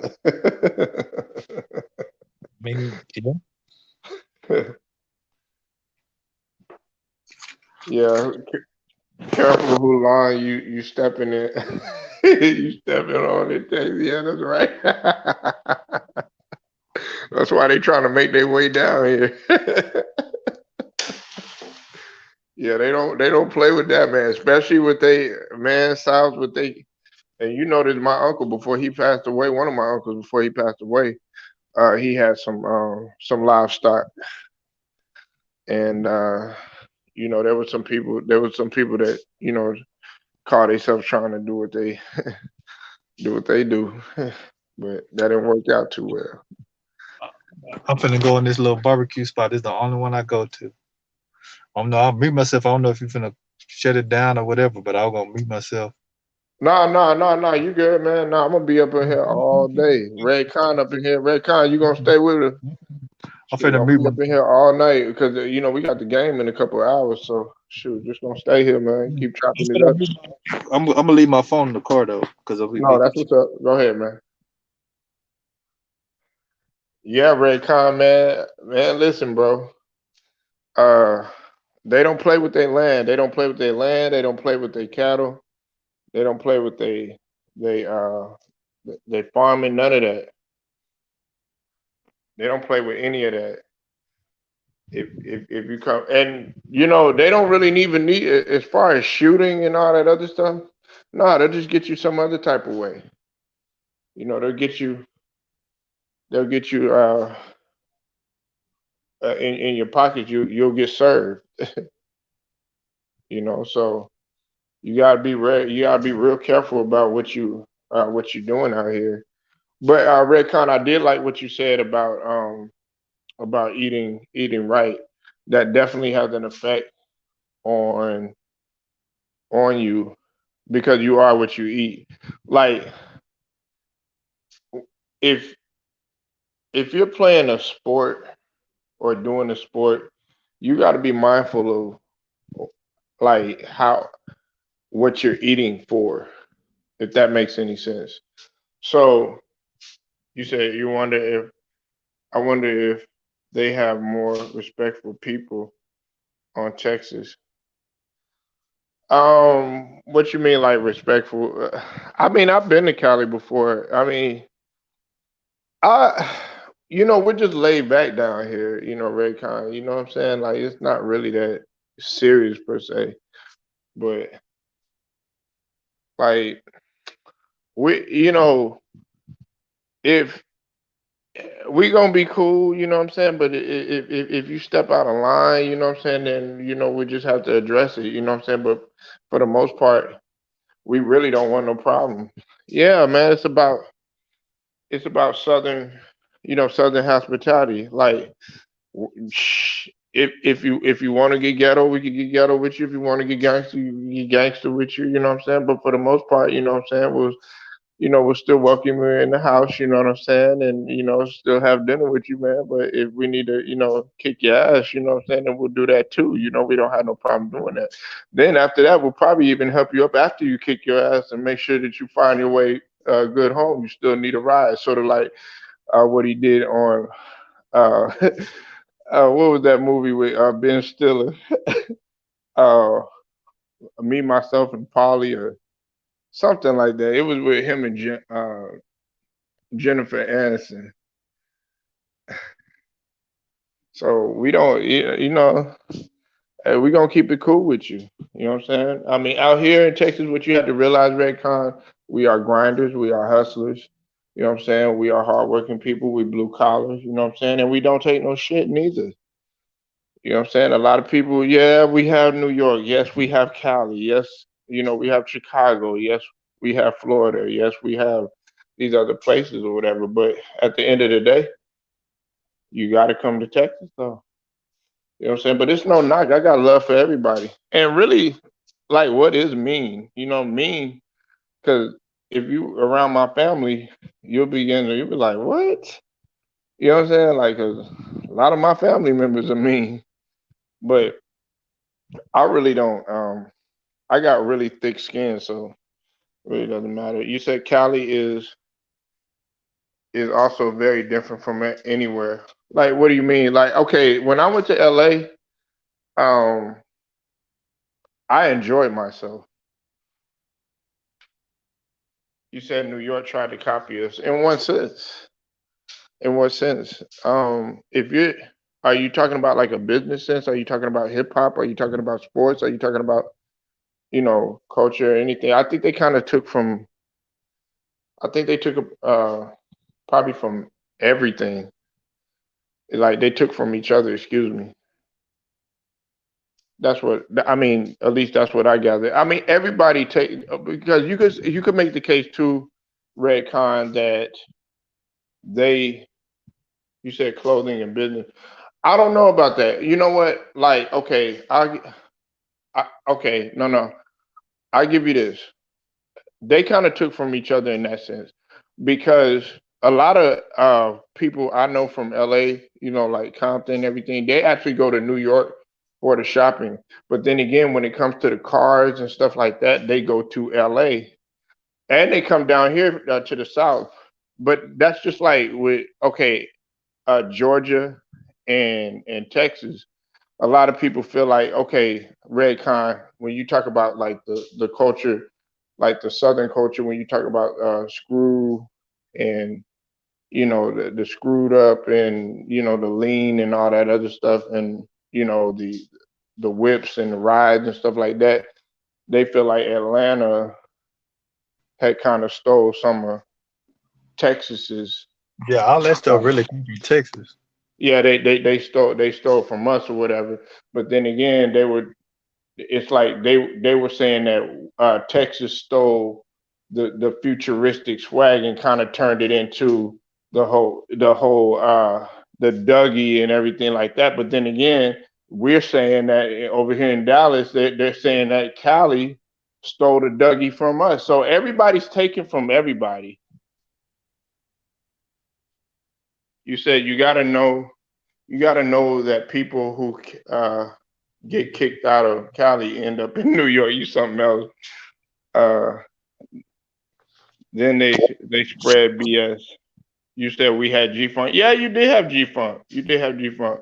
You guys had Flip, Slowed and Screwed from DJ Screwed. You said you had Flip. Are you talking about Little Flip? Cause Screw was kind of everybody had Screw. It's like Dallas and Houston. They were clashing, but Dallas kind of had their own style, and so did Houston. But they still had love for each other. But then again, some people butt heads. I got love for all of the cities in Texas, and I also have love for both for both coasts because I got family on both coasts. I got family in the Midwest. I got family in Chicago, Indianapolis, St. Louis, all that. So a lot of people too. I think South can agree with this too. You know what? A lot of people took from St. Louis. A lot of people took from St. Louis. The Hold show on. me. Before St. Louis, a lot of people took from Memphis. Yeah, a lot Really, of people took from Memphis too.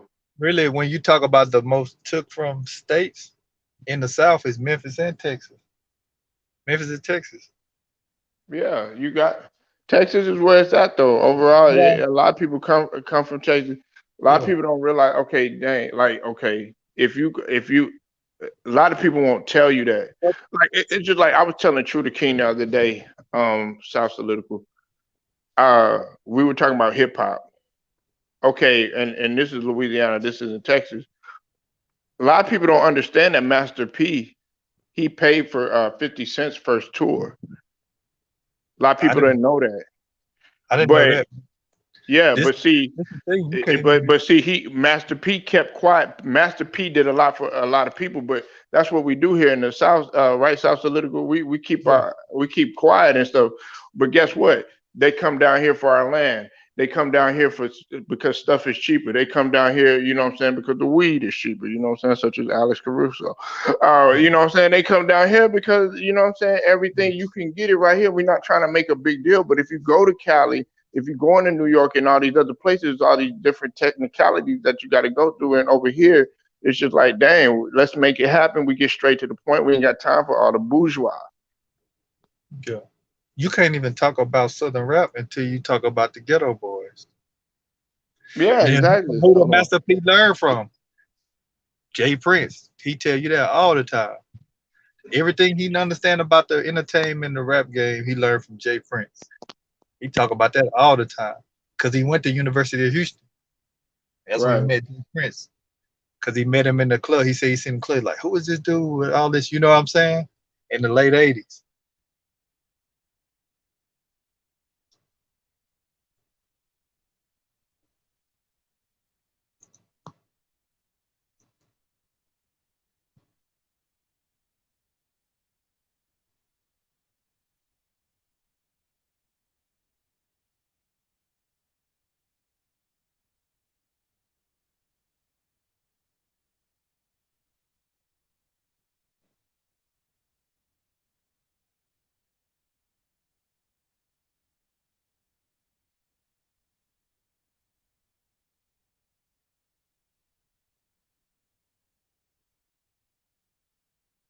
Hold on, it disappeared. He don't know it.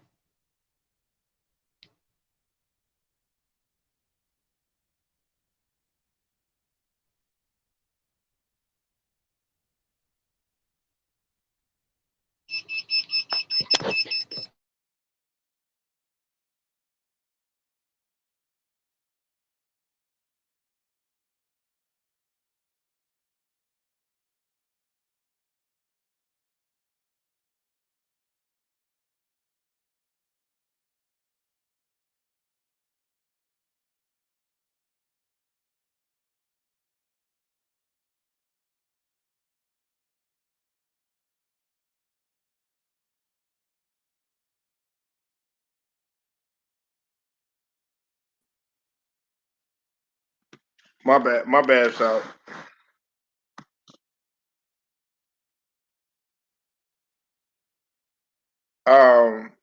You said L.A., Detroit, L.A., Chicago, and Detroit are original. Hold on one sec. Let me see something real quick. Where all these comments come from? Hold on. Okay, now you said L.A., Chicago, and Detroit are original. You said New York copies from everybody. Nah, I can't agree with you on that, Red Con. I think everybody they got pretty much, but everybody takes from everybody. You said New York is crab in a bucket. A lot of cities are like that, Raycon. A lot of cities are like that. You know, it's not just the New Yorks. It's not the LA. It's not the Chicago, Detroit. You also have to realize there's Miami. I also have to realize that the Dallas, Houston. There's also New Orleans. There's also Birmingham. There's also Philly. There's also Memphis, like South Political alluded to. It's a lot. It's every city you're gonna have.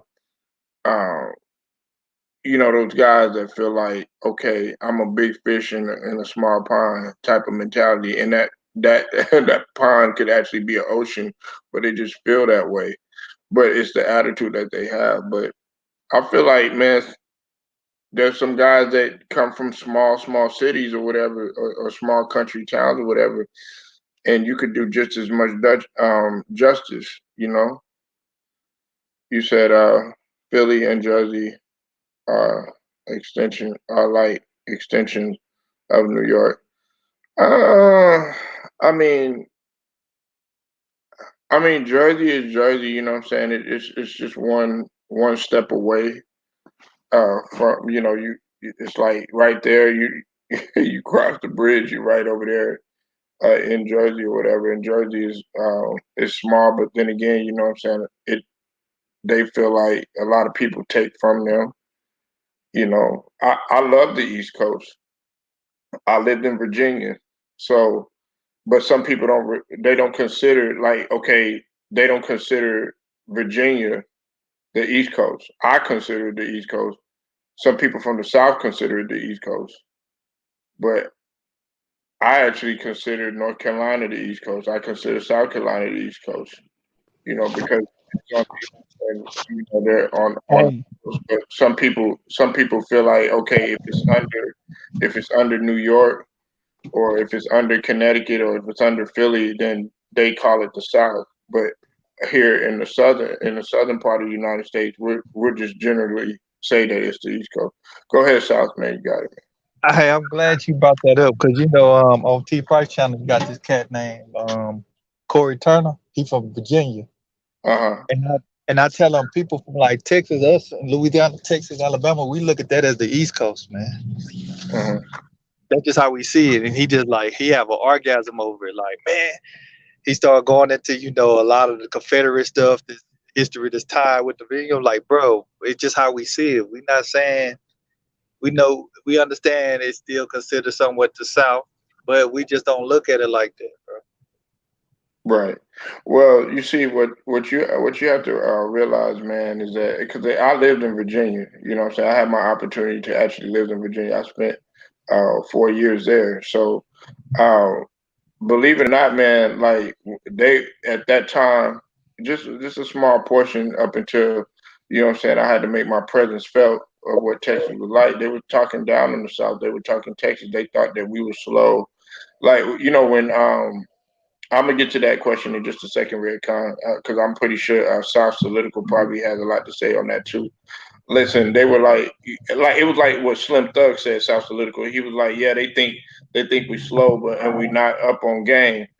That's what they really thought. But until we started, we would go up there. I was on the East Coast or whatever. They were like, wow, you talk different, da da da da da, and the females were drawn to it.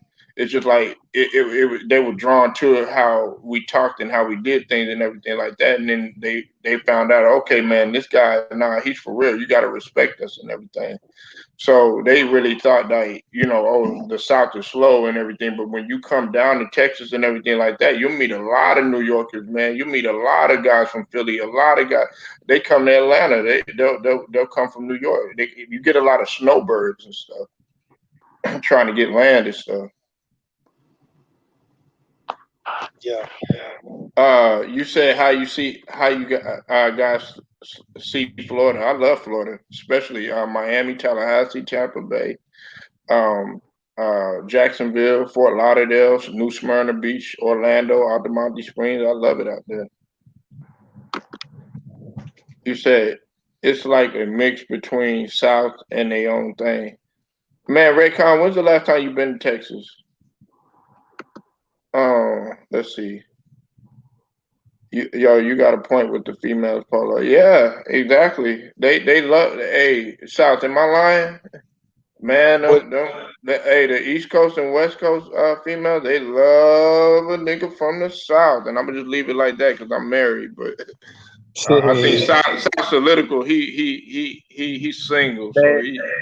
Yeah, It's liberty to crazy say because I that. was in this little, I was in this little barbecue spot.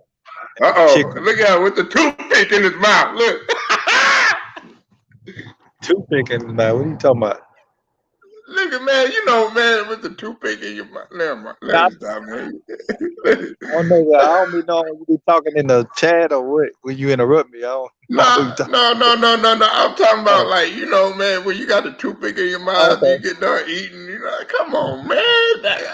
Look, that's why, hey, Ray Khan, that's why I told her this nigga need to come back to Texas and get some of that.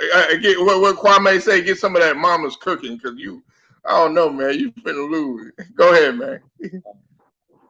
So just kind of cut the story. I wish you would have ad-libbed it after I said it, but let me try to continue. Yeah, you got a short-term memory, nigga. He was asking you, okay, about the females and everything. You're a southern nigga. Go I ahead. remember, but you cut into me talking. You cut into me heavy.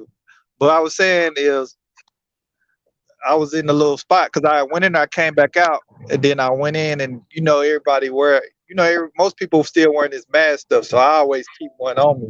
I keep like a cover over my face that like always on my neck, so I don't gotta keep no mask on my ear. So I guess the little chick, she was trying to get me to pull it down. She was like, "So why you got that on?" She asking me. She just wanted me. It was funny though, cause she was slick trying to holler at me, I guess.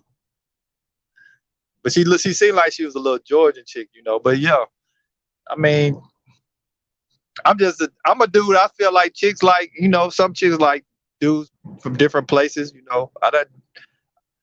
I'm more intrigued with the Cali chicks. I don't know what it is, man. Cali chicks cool. I don't know if you ever dealt with some Cali chicks, Polo, but you know, you got chicks from up north like dudes from the South. I done dated some chicks from up north like that.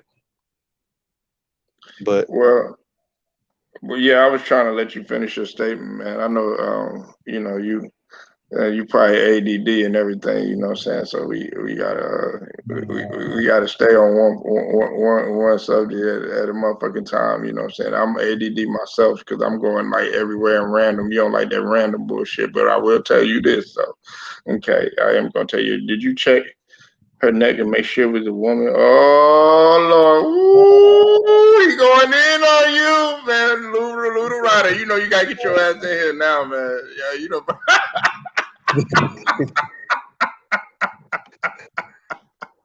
now I've been around long enough.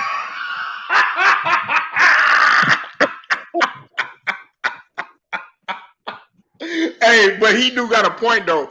Hey, Styles, I ain't gonna lie though. When I went to the Atlanta airport though, you know what I'm saying? Because you know it was my niggas up in there and everything. I was making sure, you know what I'm saying. I was like, because I heard about that stigma and stuff, man. I think a lot of niggas that don't be around women be getting tricked like that. I don't know what that's about, man. I don't get tricked. I can tell off the rip. Once if you get close enough to me, I'ma know something ain't right. Ooh, yeah, man. I can't be able to tell off from a picture. I can't tell if somebody a woman or a man because you know technology these days it's a beast. But hell yeah, man. If you in my proximity, I'm a be able to tell. Yeah. I don't care how much makeup, Man, whatever. sometimes you can't, man. You know, I ain't gonna go there, man. You know, got you too. Y'all maybe them dudes that don't be around women. I don't know, man. He said, "How can you tell if it's not a man?" Come on, Ray Khan, you already know that. I ain't even gonna answer that, but you already know that, man. You already know that. Clearly, their shoulders and hands are a lot bigger. It's a lot of different ways you can tell they build, the energy they give off. Yeah, I know. I don't know. South seemed like he liked the motherfucking Brittany Griner looking women. So I don't know, man. Yeah, he might go. He go holler, man. Listen, man. Hey, man, please. Red pill. Come on, man. Would you stop, man? Talking about this. I love Asian women, man. Listen, South, man. This motherfucker say this shit all the time. I love Asian women, man. Can we talk about somebody else? God damn. Shit.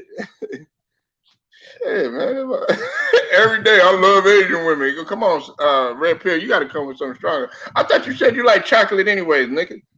He Come don't on like. now. He telling you he don't like no woman with no ass. That's all he telling you.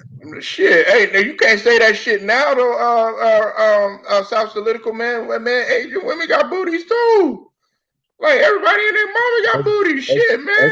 Nah, that Asian women far and few having asses. Man, shit, you better go look around, nigga. Man, they got some.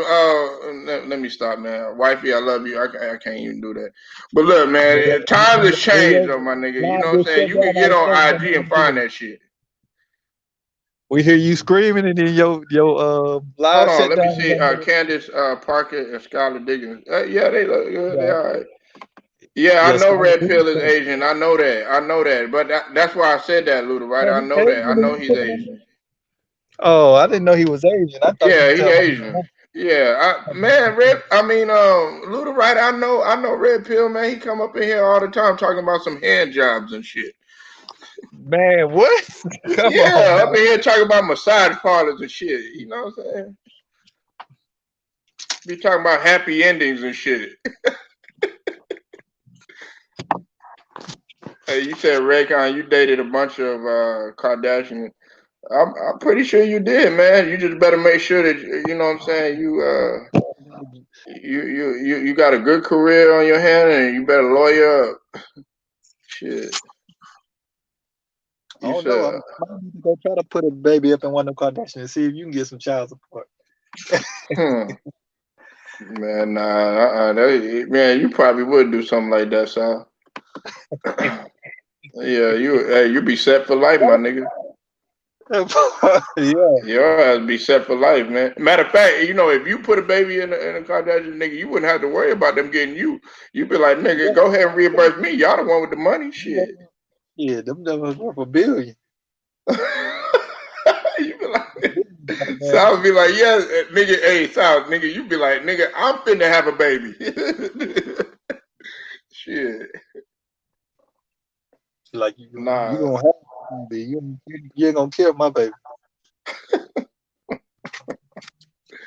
Hell nah, man. But nah, man, you know, man, women have evolved, man, like real talk though, because it used to be a time where when you would say just what you said just a few seconds ago, or a few minutes ago, South, you were just like, you know, well, Asians, you know, they not that, you know, they don't have this or they don't have that. Man, you can't say that no more though. I mean, still, I don't know. I don't see too many Asians with ass. Man, if she can have kids, I don't think she can have kids. You said I want to put a baby on Oprah. Man, you love Oprah, man. What about Gail though? I thought you would have been more into Gail or Wendy Williams or somebody. Kelly Rowland. You say Kelly? Yeah, you always talking about Kelly Rowland, man. Shoot, yeah. You know what about Lizzo? I thought you'd been into Lizzo. What you think of Lizzo, Sal? Man, I'm finna go in the yeah, I can tell you talk. I'm gonna go in the store right quick. No, don't get shot now. Ain't nothing shy about that. Look at him. Hey, you know you get Lizzo to work. Yeah, you will. You get Lizzo to business. Stop lying, nigga. On a late night tip. Nah. Yeah, that nigga, that nigga be like, nigga, I told your ass not to come here in the daytime. Come in that motherfucker. Come in the nighttime, nigga. Shit, hey, man. I want nobody to see you with me. Midnight hour. Oh my god. Hey, Lizzo, man. Listen, ain't nothing wrong with Lizzo, man. She a BBW, man. Ain't nothing wrong with that. Big beautiful woman. Hey, what about Cardi B though?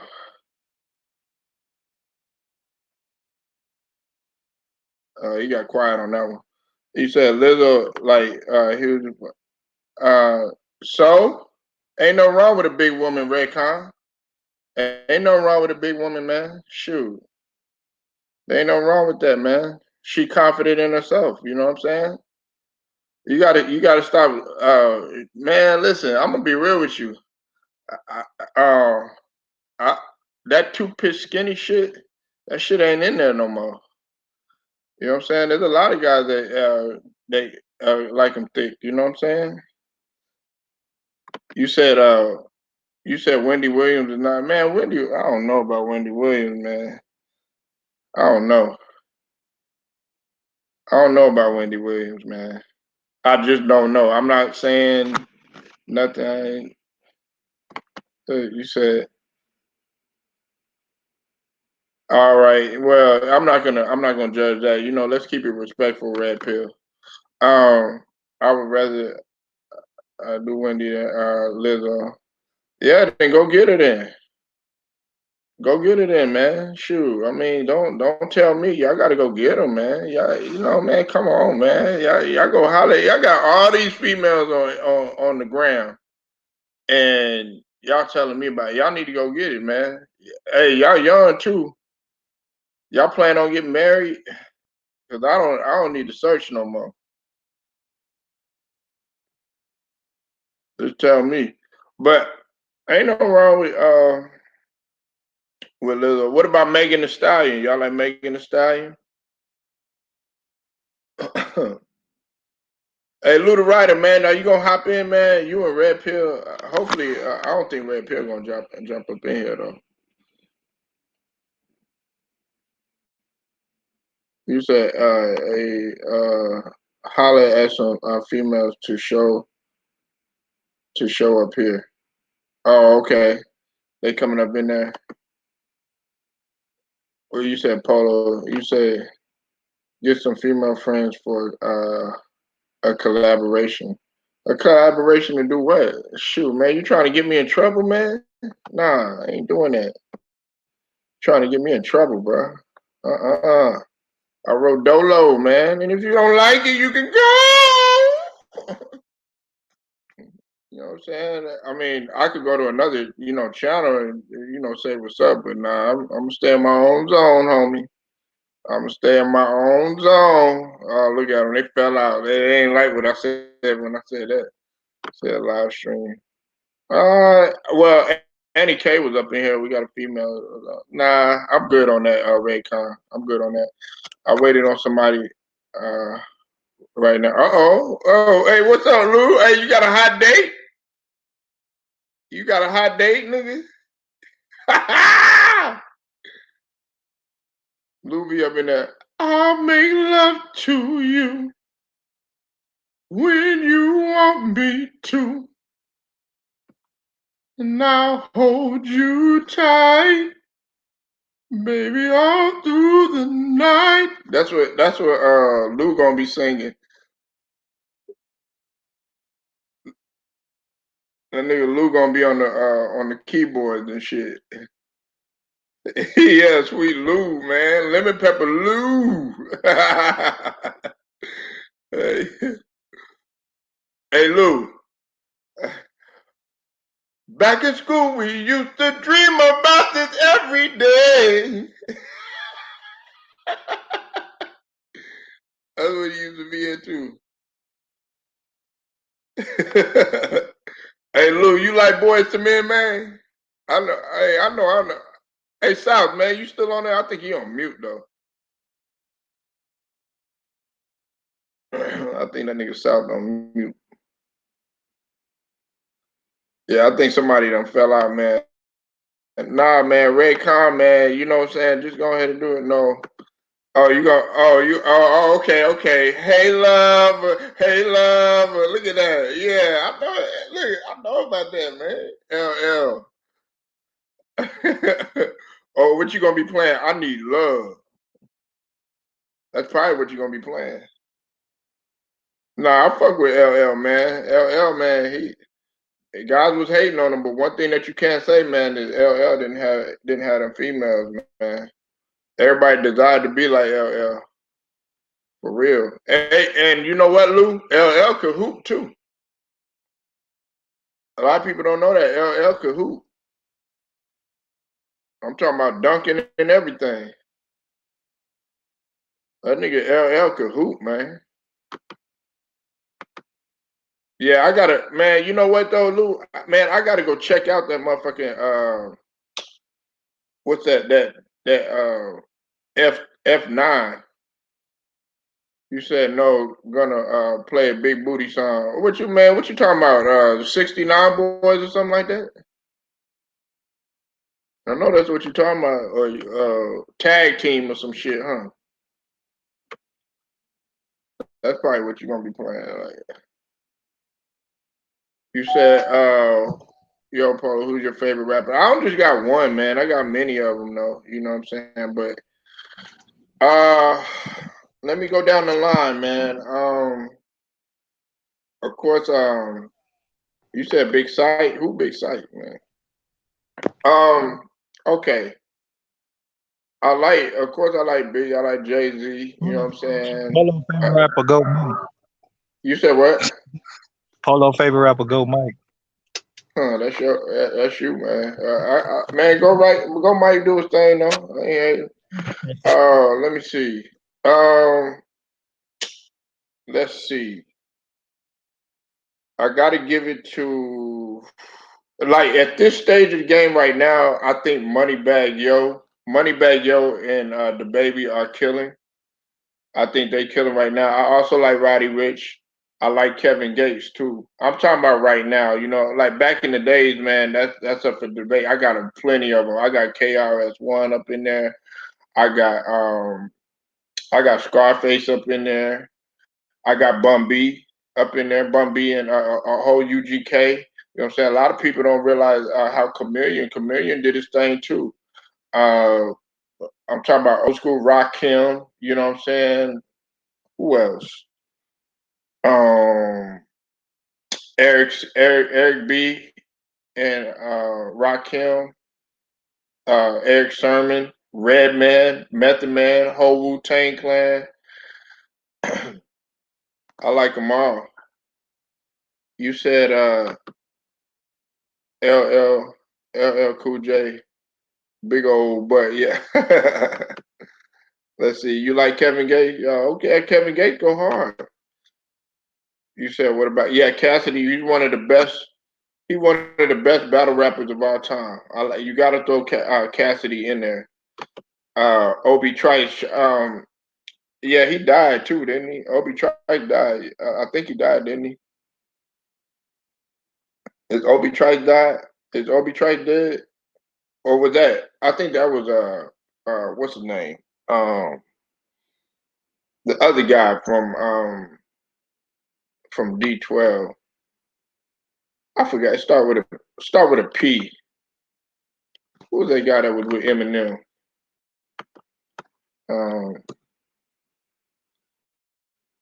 I forgot, man. He passed away though. Yeah, Obi Trice. Yeah. I remember both of them. They had passed away.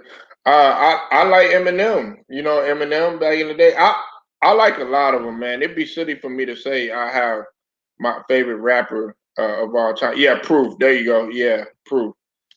Yeah, I forgot about Proof, man. Man, RP. You know, I like 3 6. You know what I'm saying? I like Project Pat. You know what I'm saying? Juicy J. You know, everybody from the South. You know what I'm saying? Mystical. I like them all. I like them all, man. I don't like just group it into like one particular style or a coast or something like that. You said Danny Brown. Who is Danny Brown? I don't know who Danny Brown is. Danny Brown. I didn't even. Okay. I know who that guy is. Okay. I've heard of Earl Sweatshirt. Yeah, man. You naming some of these new guys or whatever. You know what I'm saying? I'm just in the like the Moneybagg Yo. I like Drake. I fuck with Drake. Man. Drake go hard, man. But I think like right now, who's killing the game though is Moneybagg Yo and the Baby. Plain and simple. The Baby got lyrics. He got bars. I think that you said you're in the old and new combined. Yeah. You gotta appreciate music. You gotta appreciate both of them. I don't like to be like, oh man, no man, you know that stuff is new. I don't listen to that no more. Nah, that ain't me. I listen to it all. I listen to it all, man. I definitely listen to it all. Like back in the days, man, you had to be versatile. Like I like Snoop. I like Snoop back in the days, even though I don't agree with what he said about Anthony Davis, but nevertheless, he's still my dude. I like Boosie. I like Webby. Yeah, Busta Rhymes. Busta Rhymes went hard. Like I said, Redman. Um, all Lil Weezy, Young Jeezy, Gucci, original ODB. Yeah, Old Dirty Bastard. RZA, Jizza. I fuck with Raekwon, Ghostface Killer. Man, I fuck with them all, man. I don't, I don't subject myself to nobody, man. You like Lil Wayne. Now, what is it? What is it about Lil Wayne that you like, Raycon? I know a lot of people they like Wayne for certain reasons, but what is it that you like Lil Wayne about? Because I like Lil Weezy because of his delivery. I like his delivery.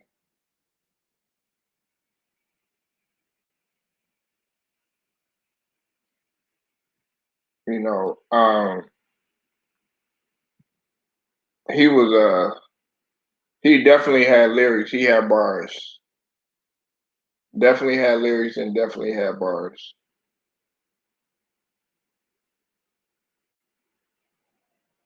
Yeah, I'm finna go ahead and I'm gonna do the game too. If y'all gonna stick around, I'm gonna do the game too. We're gonna go right into the game. That's what we're gonna do. You said Lil Wayne has a unique style when it came to rap and fashion. Yeah, he did. Um, his candid and delivery. Yeah, absolutely. He was original. Period. Yeah. But you know who I used to like better than Wayne? I used to like BG back in the days when he was with Hot Boys. That's who I really used to I really used to fuck with. But yeah, I'm gonna be doing the game. So if y'all want to stick around, y'all can. But man, you know how I rock around here. I really don't give a fuck if there ain't nobody here or not, man. That's how I do. Um, still gonna be getting it cracking like all the time. The grind don't stop, man. For real. You know, he was lit. I'm here. Okay, yeah, that's cool. You said we talking sport. Yeah, man. Listen, man. Look, I could go on sports right now, man. I'm gonna tell you like this, man. The Clippers, they probably finna be done, and I know Big Who, he probably don't agree with me, but look, they done, man. I think the Clippers are done. I think the Suns is gonna go ahead. They're gonna go to the NBA Finals, and they're gonna possibly give the Bucks a run for their money. But I think that the Bucks are gonna. I think the Bucks are gonna ultimately win the NBA championship. And then Giannis is gonna end up being the face of the league. You said the Clippers might be done. No Leonard. Yeah, and listen, I'm gonna be real with you. They could. They can win without Leonard. They proved that they can. They've proven that they can. I don't know, understand what happened, but I think it was the coaching breakdown. It was a combination of several different things. We can't always just sit here and just say, "Oh, yes, it was the coaching or it was the player, or anything like that." At the end of the day, you still have to execute. You still have to execute no matter what. So I can't sit up here and just say, it was on Ty Lue or it was on the players or anything like that. We really can't say that. As much as we want to sit here and we want to blame Leonard, and as much as we want to sit here and we want to blame uh, um, Ty Lue, it just the players at the end of the day, they have to execute. You know, they wanted the previous game before that, so there's no excuses. Now they're down 3-1. It's only so many times that you can sit there and go down 2-0, and then next thing you know, you have to crawl out of the hole. It's only so many times that you could do that. For real. And I'm not the one to sit up there and make no excuses. There's no excuses for you for the Clippers underperforming the way that they did the previous game. They had a chance to win that game. You know, they're just gonna have to come back. They're gonna have to fight. At least put up a fight the next 2 games so that you could get it to 6.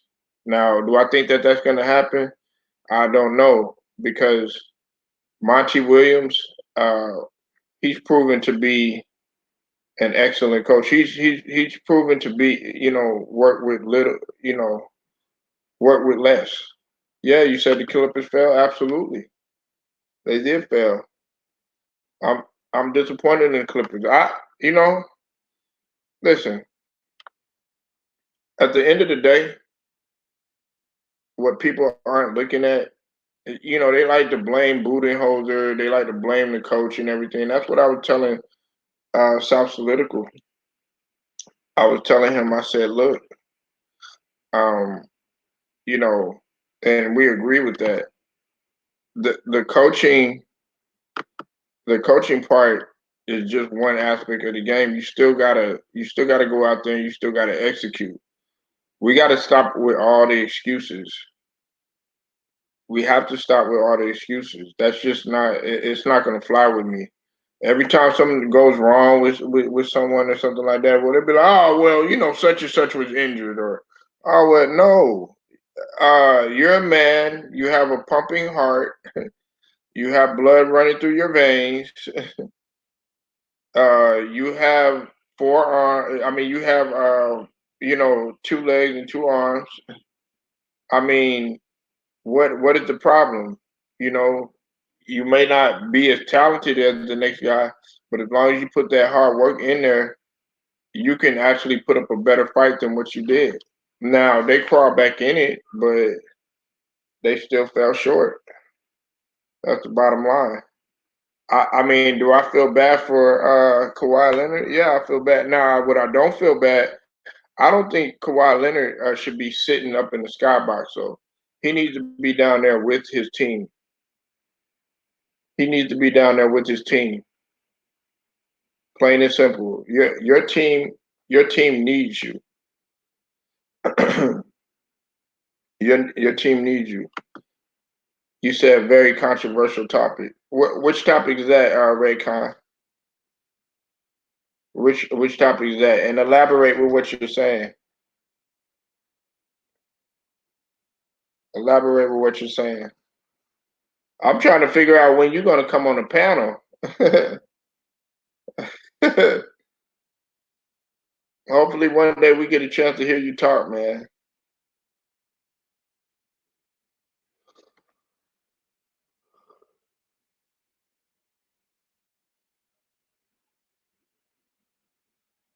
Do you think he is faking his diva attitude? I don't think he's faking. Yeah, okay. Listen, I don't think he's faking. I don't think he's faking, but he just needs to have his ass down there, okay? It's plain and simple. He needs to have his ass down there. He needs to be there and motivating his team, because listen, the mental aspect of the game, the mental part of the game is just as important as the physical. Plain and simple. The mental aspect of the game is just as important as the physical. Remember, I said he had attitude problems. Yeah. You said that a few weeks ago. Yeah. I don't think it's a problem with his attitude. I think it's more so his leadership. There's nothing wrong with his attitude. Okay, if you want to look at it from that standpoint, if you want to say him being nonchalant, then yeah, okay, I can agree. I can agree to that. You said you would rather have R.J. Barrett than him. You know damn well that's not the case. You know you don't. You know you don't want R.J. Barrett. Stop that. So you would really rather have R.J. Barrett, Redcon? Are you serious? Wow, that's a first. I can't believe you just said that. Real talk. You said R.J. Barrett. Well, I like R.J. Barrett though. Don't get it twisted now. I think R.J. Barrett, he's nice. He's nice, but um, right now, if you're trying to win, then you're definitely gonna want you're gonna want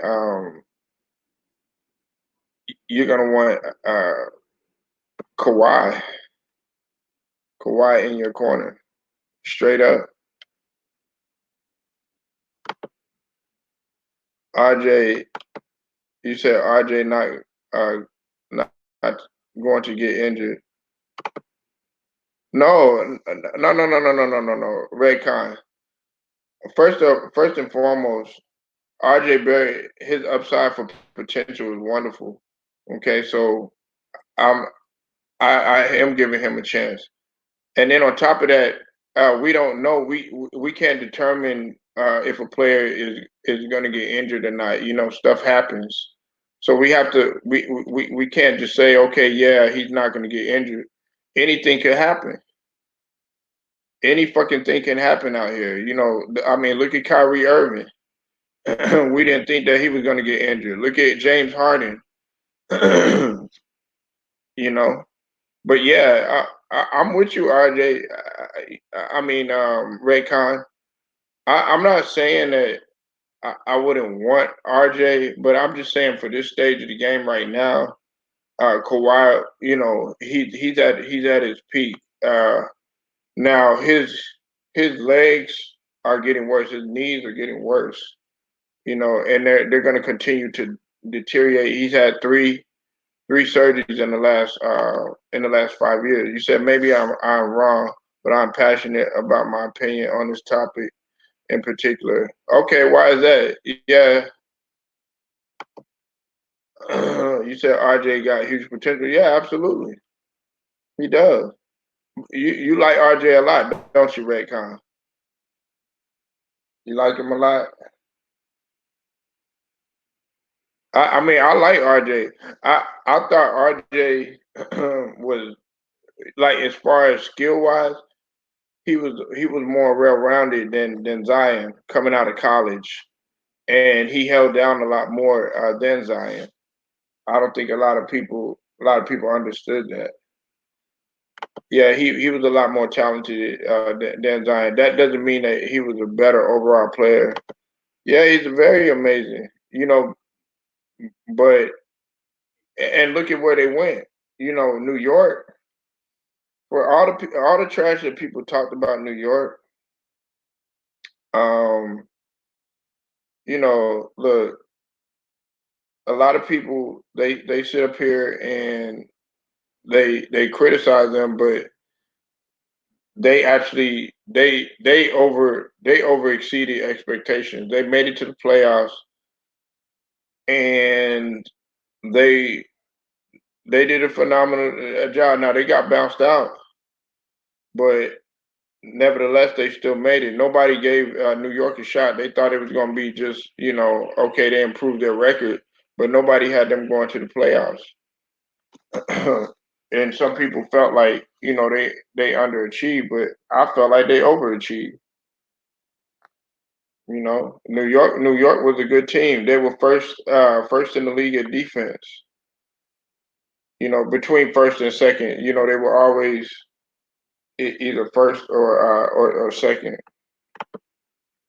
You said how many people over here even are RJ fans? It's probably just me. Even on tickets, I'm the only one who roots for RJ. Nah, I like RJ Barrett. I'm with RJ Barrett. You're not the only one. I like RJ Barrett. Now, Paula, you understand, but the people on other channels don't. Man, you can't worry about what other people think, man. You know what I'm saying? I don't give a fuck what nobody thinks. You know what I'm saying? I'm entitled. You're entitled to your fucking opinion, and just like everybody else entitled, I'm entitled to my fucking opinion. Everybody else is. If they don't like it, man, just fuck it. Stand on that shit, Redcon. Shit, everybody. That's what the point of this is. Everybody got different differences of opinion, and I'm gonna tell you something like this too. Somebody's favorite player may be different from another, and they might think that this player is different because of this particular reason. You know what I'm saying? Either way, there's no right or wrong answer. You know, there might be more people that'll jump on your side or jump on your train and want to agree with you. And you know what else? I think it's funny too. There's some people that will never talk to you again just because you have a difference of opinion. But guess what? You know the beauty of that though, Redcon, is I don't give a fuck. I love it. If you don't want to talk to me because man, you said this player is this way, or you said this player is that way. Well, go get you some tissue. You know what I'm saying? Go blow your nose and kick rocks, nigga. Because I'm not changing anything for your ass. You said I have the freedom to express my opinion. Yeah, you do. I mean, shoot, we might go at you or something like that, but at the end of the day, it's all love. It's just a basketball opinion. I mean, we got to stop crying and we got to get out of this sensitivity. Oh, well, you don't like him and everything. Man, stop crying and shut the fuck up and get out your feelings. Like real talk. Because I really don't give a fuck what anybody has to say. Look, I'm gonna speak my mind about it.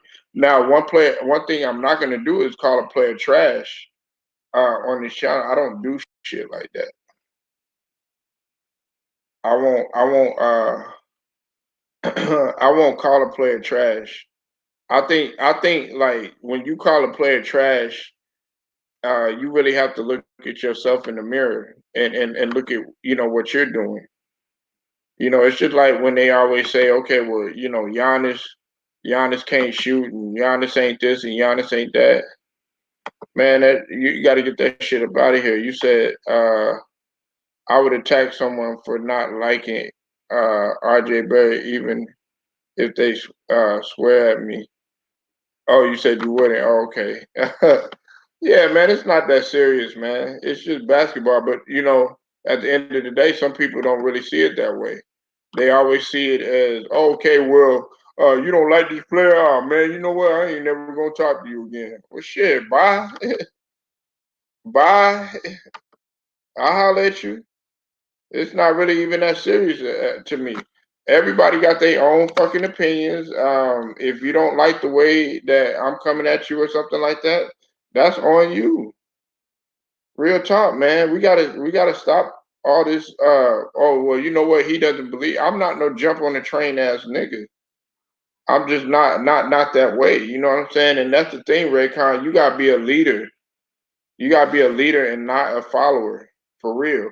And you gotta stand on that shit. You gotta stand on your own. Real talk. Everybody ain't gonna like what you got to say. You know what I'm saying? That's just straight up. You said CB Logic. I'm ready to take penitentiary chances for my player. Well, go ahead and do it. There'll be Big Jerome waiting on you in there. We have to value people's opinions. Yeah, absolutely. But unfortunately, we don't live in that type of society. You got very sensitive people up in here that, just because you don't like what they say or anything like that. Like, there's nothing wrong with a debate, though. Don't get it twisted now. Listen, a debate is a debate. Like me, CB Logic, earlier, we were disagreeing about that. But am I going to stop talking to CB Logic because he feels that the Jazz were more talented than this particular team or something like that? No, absolutely not. It's crazy, and I don't get down like that. I think that everybody needs to be objective. Listen, I love Jordan. Man, I love Jordan to death. Do I think that he, in my opinion, is the greatest of all time from what I've seen? Yeah, he is. But I'd be silly to think that Jordan, with all the weapons that the Houston Rockets had, you'd be silly to think that the Houston Rockets wouldn't give them a run for their money. I'm not saying that they necessarily, yeah, you gotta love Kobe. It's a Mamba mentality. Not everybody has it. But just getting back to what I was saying, you can't sit up here and say, okay, yeah, well, he's the greatest and ain't nobody can beat him. No, we can't look at it like that. That's just the same thing that I was saying about Floyd Mayweather in comparison to Sugar Ray Robinson. You know, you said objectivity would make it easier to come to an agreement. Yeah, unfortunately, CB Logic, though, that's not going to happen. This is a debate show. Everybody's going to disagree, and everybody's going to continue to butt heads. That's just what it is. You know what I'm saying? Now, there are some points where there will be well taken and everything like that, but I'm not going to take it so personal to the point where, oh, well, you know what? I'm not going to talk to you. You don't like LeBron James. No, I'm not going to do that. We don't do that here, CB. You already know how we rock. And if you got a problem with somebody, you know what I'm saying, then go ahead and nip it in the bud. I give everybody a right to go ahead and say what they need to say over here. You know what I'm saying? As long as it don't get personal. Now I'm not with all the personal the personal beef or any of that. I don't get down with any of that. You know what I'm saying? Yeah, CB Logic, everybody look, oh well, you don't like LeBron. Oh my God. I can't believe you. Man, would you just shut the fuck up, man? That motherfucker don't even know your ass. LeBron, man, if you ran into LeBron, man, that nigga probably wouldn't even talk to your motherfucking ass. You just, oh my God. You don't like LeBron? Oh man, that motherfucker ain't even thinking about you. But you sitting up in here willing to take penitentiary chances. We obviously have mediators. Yeah, we have mediators, but some of the mediators are retarded motherfuckers. You feel me? But anyways, I ain't gonna get into that. I could be a mediator myself. I can be professional. I can be a guy that, hey guys, come on, stop or anything like that. But let's just call it what it is. That's not the type of motherfuckers that are around here. Come on. We got to get off the cap. What they say, CB Logic, cut the cap. What my boy what Goat be saying, cut the cap, you know what I'm saying? Like for real, man, we gotta start to cut that shit out. You know what I'm saying? Let's see.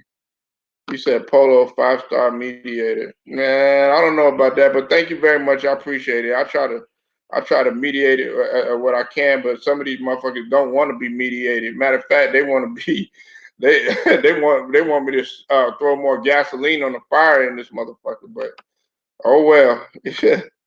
You know what I'm saying? I would say more of a moderator, a moderator, not a mediator, because I ain't trying to mediate shit. You know what I'm saying? Because if one of y'all motherfuckers, end up saying something about me, it's just like when you get into a motherfucker, between two guys that are about to fight and everything like that. You know what I'm saying? And you trying to break it up, and then somebody end up socking you in your eye, then you gonna end up fighting both of their asses. You know what I'm saying? So.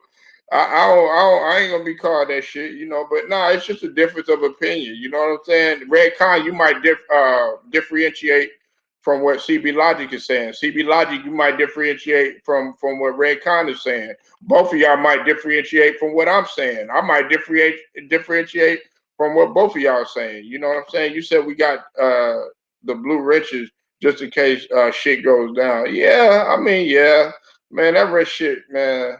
Some of them people don't even know what they're doing with that shit. I give everybody a wrench, you know what I'm saying? Because that shit don't really mean shit to me. Because I mean, I'm a block. If y'all don't do your job, you know what I'm saying, I'm definitely gonna do the job. You know what I'm saying? And I don't believe in blocking nobody. I don't believe in putting nobody in timeout until you get disrespectful. If you disrespect one of the people that I'm with, you know what I'm saying? Then okay, we have to go. Now, if you get in here and there's two guys that I'm cool with on the panel, and then y'all happen to get into it or whatever, I'm gonna just tell y'all, hey, just to chill out. You know what I'm saying? You know, or I have to put you on mute or whatever. You know, but you know, it's at the end of the day, man, it's all love, man. But a lot of people want to see that shit. They want to see people getting into it. They want to see people cursing people out. They want to see people, you know, saying, "Hey, I'm gonna pull up on you" and all that other bullshit. The only way I block someone is if they say some racist shit. Yeah, that's facts. Get rid of them. We don't need none of that type of energy in this channel. We don't need it, and it don't make no sense. You know what I'm saying? Uh, why sit there and if you have a difference with me, a difference of opinion with me or whatever, why you got to throw race in there? Why you got to throw anything in there that's going to be so personal? You know, that's when you know that you have won a debate. You know, so I don't trip on that type of stuff. You know, everybody's not going to think the way that you do. Okay, everybody's not going to have the same ideal as you. You have to realize that shit, Redcon and CB Logic. You have to realize that shit. You have to understand that everybody ain't going, they're not going to agree with the shit that you say. Straight up. You know, if everybody agreed with what everybody said on this channel, then it wouldn't be, it wouldn't be, what's the point of doing this? You know, it's going to be some times, man, when, you know, the debates are going to last all the time. You know? For real, man. We got to stop always thinking that, you know, because somebody had, you know, you stick to yourself even though I have friends. Yeah, I mean, ain't nothing wrong with being dolo. I mean, it's like that sometimes. You know, really, you know, I'm gonna be real with you. What you call a friend, you have to be very careful who you call a friend. For real, you have to be very cautious about who you call your boy, who you call your homegirl, all that shit, because that's not really true. It might be some motherfuckers that come up on here and be like, "Oh yeah, we cool, da da da da da," and all this other stuff, but they might have different intentions. But nevertheless, that's cool because I'm, you know, always got my chest in the back. You feel me, in my mind. So don't get that shit twisted. I don't let other uh, influence my opinions. No, you're not supposed to. You said, in other words, there will always be people to cook. I don't understand what you meant by that logic, but okay. A friend is basically like someone you need to actually care about. Man, really, you need to be caring about your damn self. Shit, if you don't care about yourself, nobody else will. But uh, they can say they care about you. They can say that they love you and all this other bullshit. But you know, at the end of the day, man, you're gonna have to do that shit and double up on that shit on your own. So that way you can protect your feelings from getting hurt. You know, a lot of times, man, people want to be around you just because you have something or you could do something or you're giving them something. You know what I'm saying? And they're pretty much using you. But watch, you know, what you have to do is like, okay, let's say you have a lot of money or, you know, you giving somebody a ride all the time or something. And, you know, you're always giving them a ride and stuff like that. But you notice like when you call them, they don't want to go out nowhere with you or, you know, they never invite you anywhere or anything like that. Well, tell that person that you don't need that you can't give them a ride or say no. I guarantee you that those guys will never treat you the same. They won't treat you the same. Real talk. People are all some people always have some attention, to try to do something uh to take from you, pretty much. They're gonna try to take from you. They're not gonna give you anything. And that's just plain and simple. The ones that are your friends are the people that are there for you when when you don't have nothing, and they're actually helping you, or they're actually giving you something. They'll give you something without you asking. You don't even need to ask for anything. That's what the definition of a friend is, really.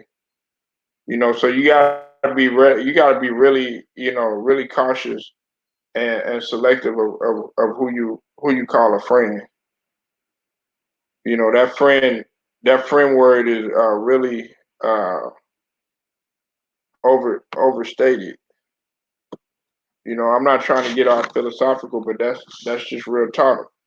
And some people might not, they might not agree with that. I'm cool with it. They don't bother me at all, man.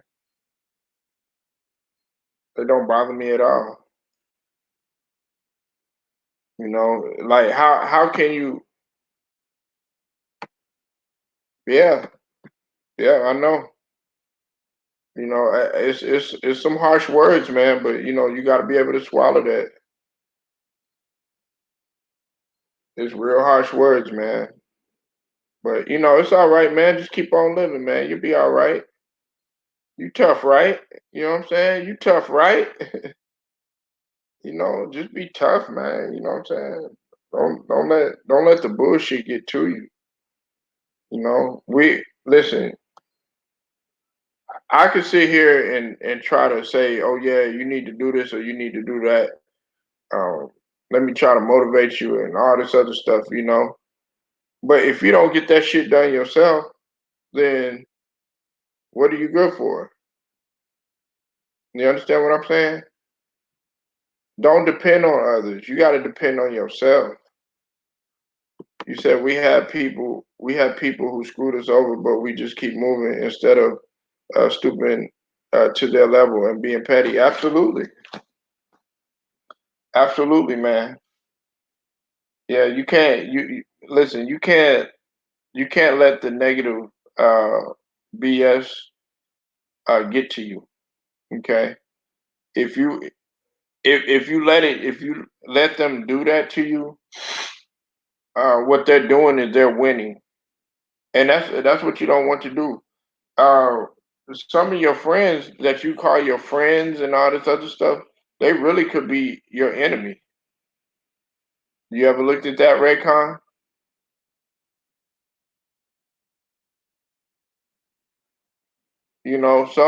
Some of these people, even sad to say, your significant other.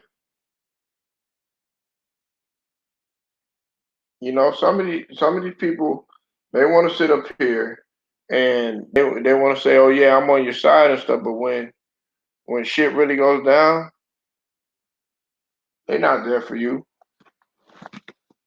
They're not there for you. Yeah, you keep your distance or whatever, you know what I'm saying? But you still want to engage with people.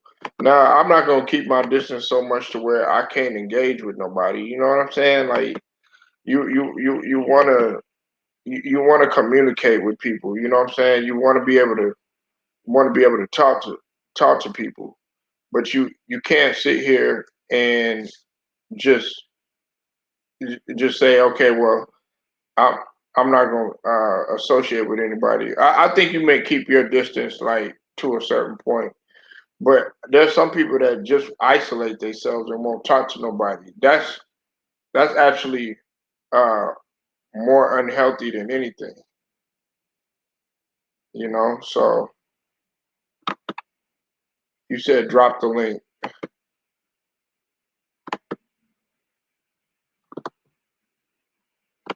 Oh, okay, so you were actually trying to get in.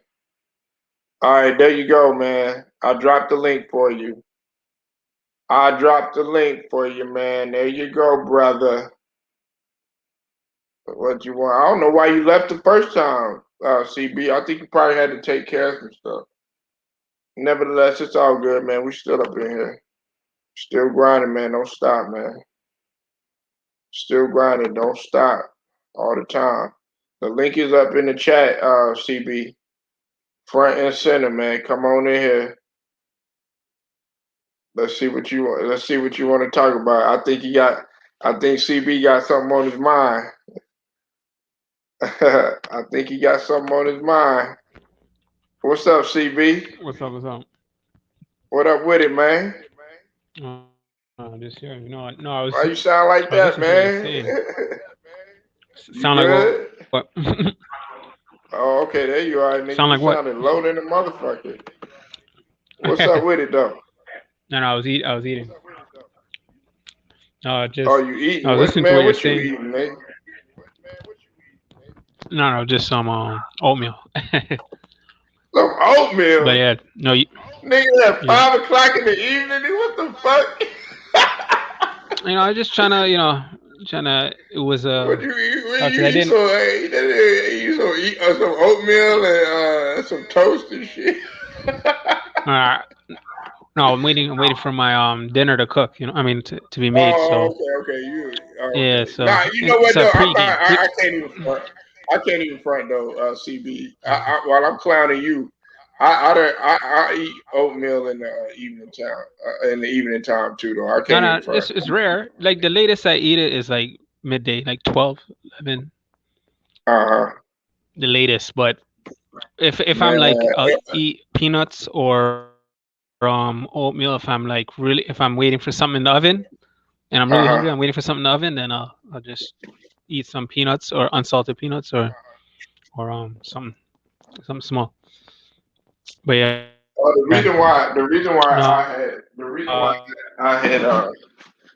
found that odd is because oatmeal makes you. You're saying, but also you have to be like sometimes, huh?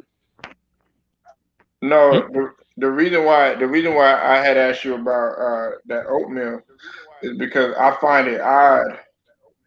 I find it odd because what's it called? When you eat oatmeal, it makes you grow. It'll make you regulate. You know what I'm saying? So that's why I was like, damn, you eating it. A lot of old folks eat oatmeal in the evening. Nah, really, No, actually, I never eat oatmeal. Like oatmeal, I had my like in the last 7-8 years. I probably had it. This is my probably third time. Right. I don't eat oatmeal. Like Nah, but, you said I just had I'm I think somebody hold on, brought it, whatever it is. He said I'm extremely isolated, but it's because I see through people agenda before they try to become friends. Yeah, that's true. You got to recognize that earlier. What you think about that, CB? Because I see through people before they try to. CB, you still there? Yeah, no, you kind of you're in and out. I couldn't hear you. I'm in and out. No, now you're good. Now you're good. Oh, okay. Nah, do you read the comment about what Red Khan said? I am extremely isolated. Yeah. I read it. Yeah. Yeah. What you think about it, man? It doesn't mean you have to be isolated, but he's saying that he can see through, he can tell, he's a good judge of character, so he knows, who to stay away from. You know what I mean? I don't think CB likes talking about this type of stuff. No. This stuff? Yeah. No, what do you mean? What do you mean I don't like talking about this stuff? I think you wanted to get into some sports or something. No, I wasn't. No, actually, I came on to say that no, because you were saying I was saying you also have to be careful who you stick up for. Like you might, like for example, someone might offend your friend, right? But you got to know what your friend is about, right? He might be getting to stuff. Right.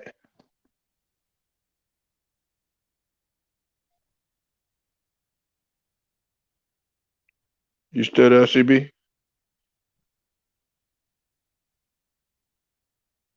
CB, you still there, man?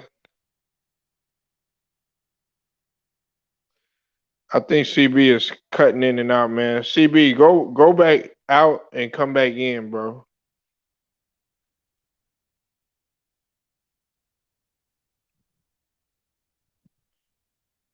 Oh, what's it? Hey, my bad. You said I used to love going out and hanging with friends. Well, why don't you know more, man? Get back out there. I might eat Captain Crunch soon before I go out. Yeah, Captain Crunch, that's my cereal, man. You said I also like Jello or pudding. Yeah, I don't really mess with that stuff no more. I don't really mess with that stuff no more. And what did Red Con, what did CB have a good point about? I'm anxious to know that.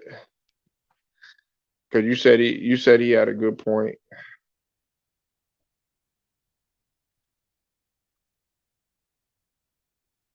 You know, man, listen, man, I'm gonna tell you like this, Red Con. Whatever, like what you need to do, man, is the stuff that like you used to do that you feel like you don't do anymore. You need to be careful of who you stick up for, even if they're your friend. Yeah, I mean, yeah, that's true. Okay. All right. Now, are you good to go now, CB? Yeah, I fell out. Okay. All right, man. Now, Yeah. okay. Into regards, in the regards to what you said. Now, Raycon had just. Well, hold on. No, I didn't. Yeah, yeah.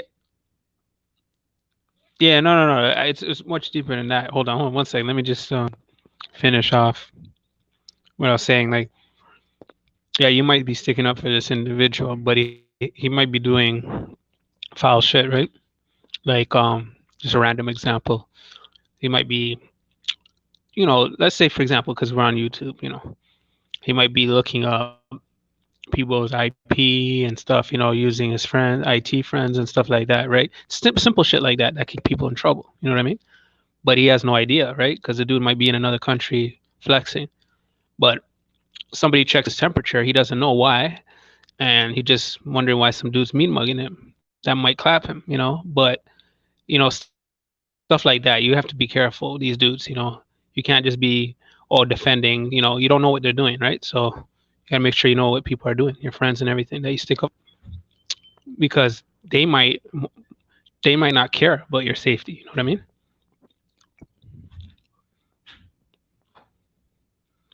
You hear me? Yeah, I'm listening to everything you got to say, bro. Yeah. So I'm just saying you have to be careful because there's these loudmouth dudes that they want to get people in trouble. They have no idea how easy it is. They think that they're overseas or somewhere. They have no idea how it's just snap of a finger. You never know, right? So I'm just saying it's good to be careful who your friends are because you don't know what these dudes are doing on the side. You know what I mean? They're doing childish shit. Childish shit usually gets people hurt. So you gotta be careful with those kind of people.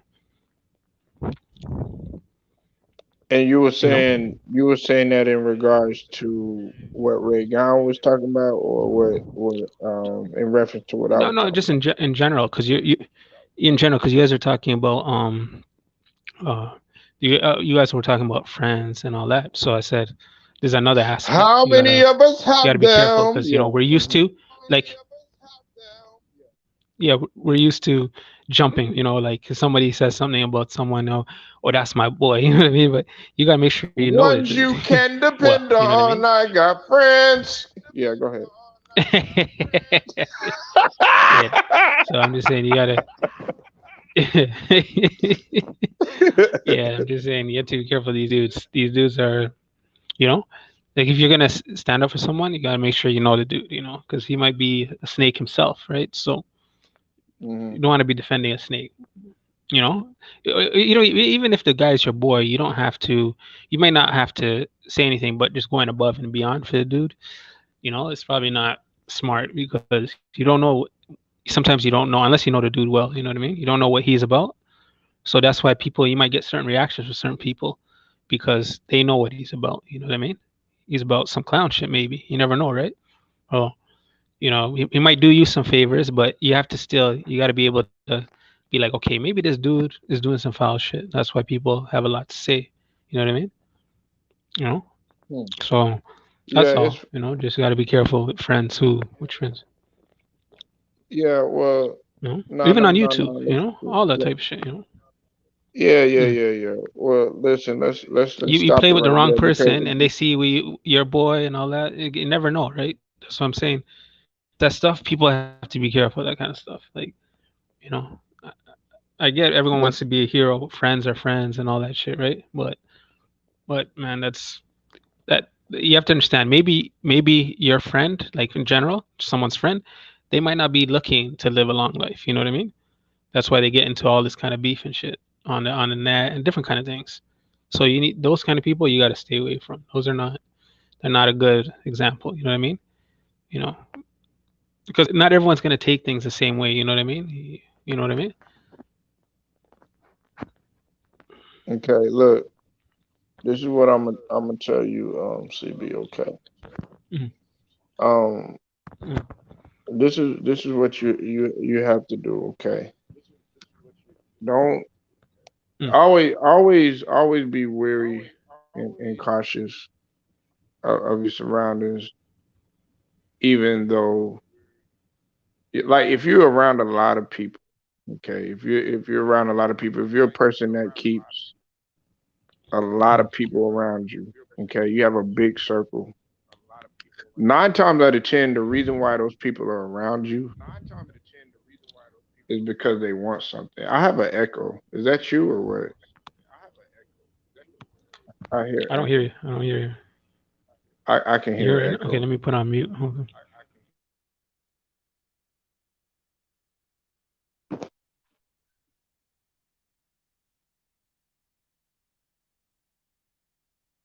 All right, you okay?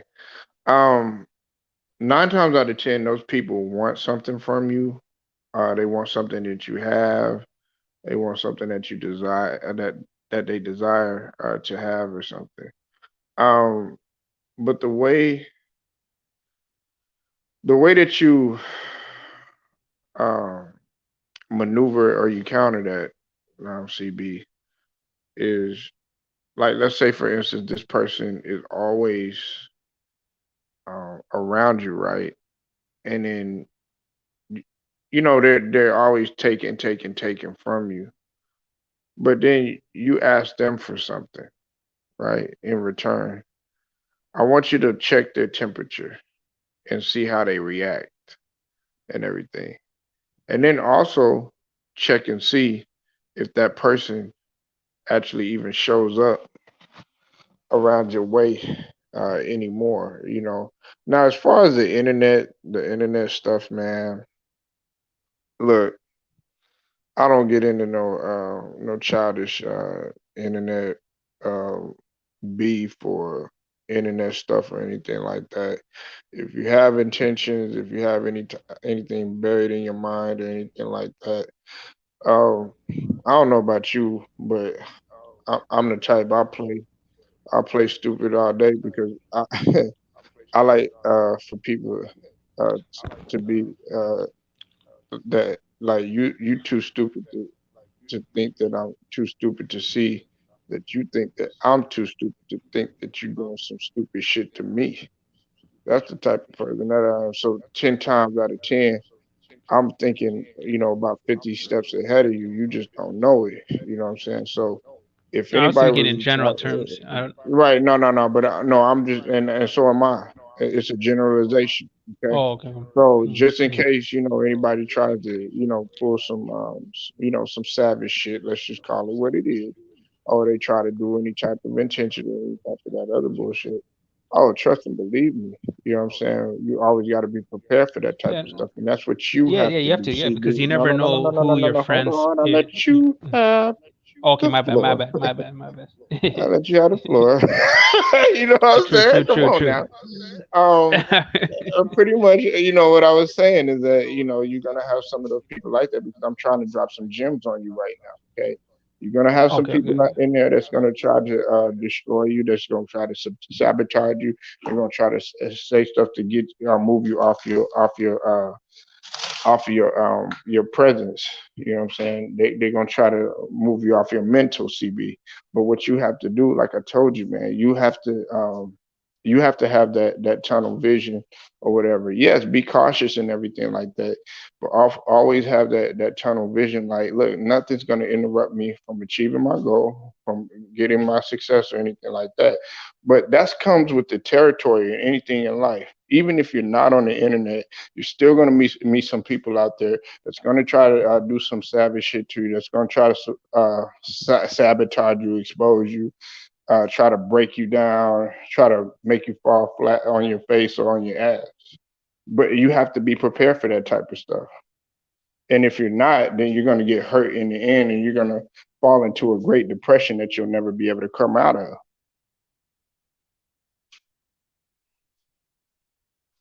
Plain and simple. Yeah, I'm done. yeah, no, no, no. I was saying in general. I've just seen things. Not talking about myself personally. I'm saying I've seen Mhm. things. I'm saying I'm not talking about you. Maybe you're not understanding. I'm saying things I've seen. I've hear things. You know what I mean? These stuff, and I'm like, some people violate in a certain, take it to a next level. In terms of certain things. But I've seen stuff like that. But I mean, it's going. It's always ends up sad for someone. In those cases, but hey, people are free to do what they do like to do, right? So they're gonna do what they do. Other people can do what they do. That's all. It's not a big deal. Yeah, man. I mean, the thing about that is like you know, You know what I mean? y- Yeah. yeah, absolutely. Yeah. I'm Just on point. and stupid and stuff. No. I'm on point with what you're saying, but I don't worry about Yeah. that. Generally That sort of speaking, stuff. You know what I'm saying? Like I just Yeah. keep I it don't. moving. Yeah. I know you We don't. on Of here course, you just to don't worry about have that kind of. Yeah. we on Yeah. here Yeah. have to go I know you don't worry just to about that. have a good time, but you have some other people that they either get on here on this thing we call the internet, not just YouTube, but just all over social media, and they want to be social media, what you call it, social media gangsters. You know what I'm saying? You know what I'm No, no. There's saying? a lot Which, of that. but let's That. call it Yeah. what it is. People have gotten into it because of social media. Lives have been lost and destroyed because of social media and stuff like that. So yes, Yeah. it's Yeah. something that you Yeah. you do have to be wary of. But as long as you're Mm. doing everything necessary to Yeah. do the Yeah. right You have to thing, be right. you don't have to worry about that. You know what I'm saying? Yeah. Especially if you're putting Yeah. Cause. that right energy in Mm, the universe. mm, mm. No, I'm saying you got guys that over an argument like on basketball that'll be like looking to come at you in different ways, whether it's looking up your IP, doing all this weird shit. You know what I mean? Trying to like some weird shit like I've heard. I'm not talking about. I'm just hearing shit. I'm like, Right. damn, is that serious? I was like, oof. Yeah. I'm like, Well, man, these guys ain't. You never know. Ooh, fuck, that's dangerous. Mm, That's dangerous shit. yeah. Well, But I hate man, that like stuff. I don't like getting involved in that because. Mm. you know the beauty. I'm just The speaking in beauty of general because that, we're doing man. this whole learning thing, right? Mm, mm, Yeah, I think maybe mm, you're because you're talking mm. when I talk or whatever. I think my words are coming in a little bit slower. Let me go back. Let me go out and let me come back in. Okay, hold on. Okay.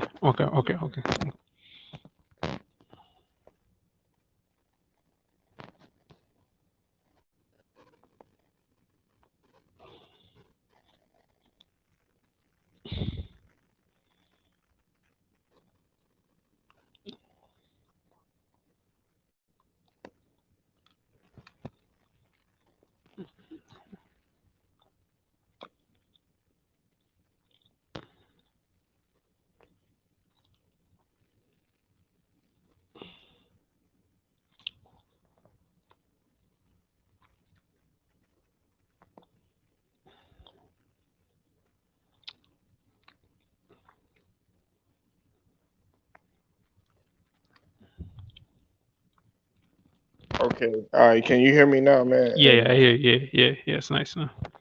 All right. Um. Basically, CB,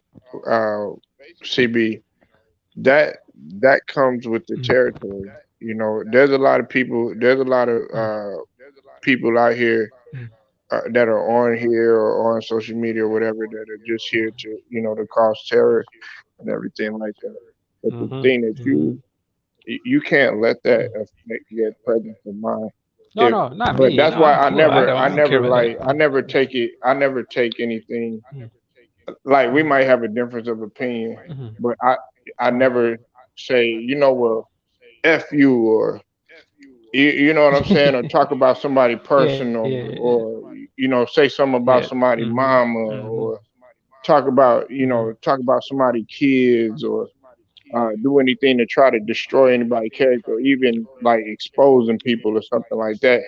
Because really, you might expose that person, you might put that person on blast, you might call yourself doing that person some justice, but really in the end, that's not gonna pan out well for you.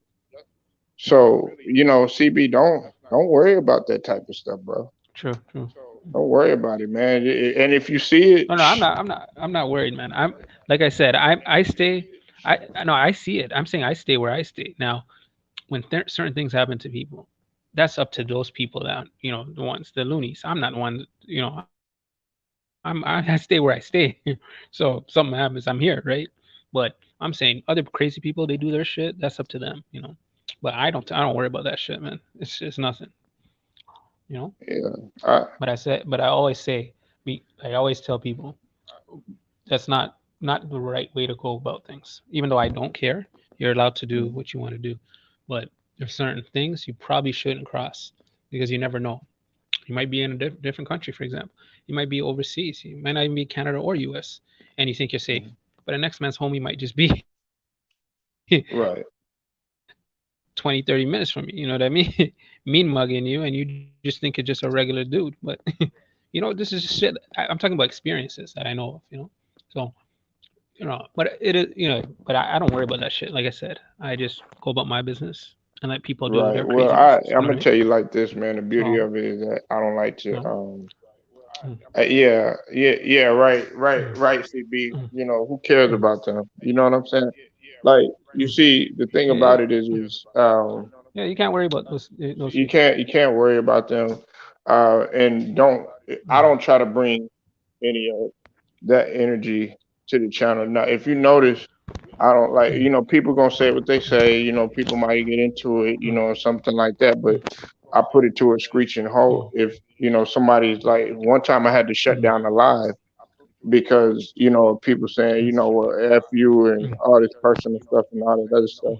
Listen, uh, I don't, I don't like to bring that type of energy, to the channel or anything like that, because what is the point of having a disagreement if you're going to take it to that personal level? It shouldn't be like, oh yeah, well, you know what, I'm finna do this, I'm finna do that, man. It's just because somebody doesn't like LeBron James or doesn't like Michael Jordan or doesn't like that, it shouldn't turn into, well, you know what, man, when I see you, I'm gonna do this to you. It shouldn't turn into that. No, but that's childish talk. I'm not talking about that specific. I'm talking like you got like hosts doing sly shit, like stuff that might make you a little concerned. Like looking up IP address or certain things. You know what I mean? Looking up certain things, doing certain things things that make this guy might try to roll up or something. You know what I mean? That kind of stuff. That stuff you got to be careful. Right. Now that you have to be wary of. Who cares about it? But at the same time, you got to be wary. You know what I mean? But that's why you gotta know what the other dude is doing.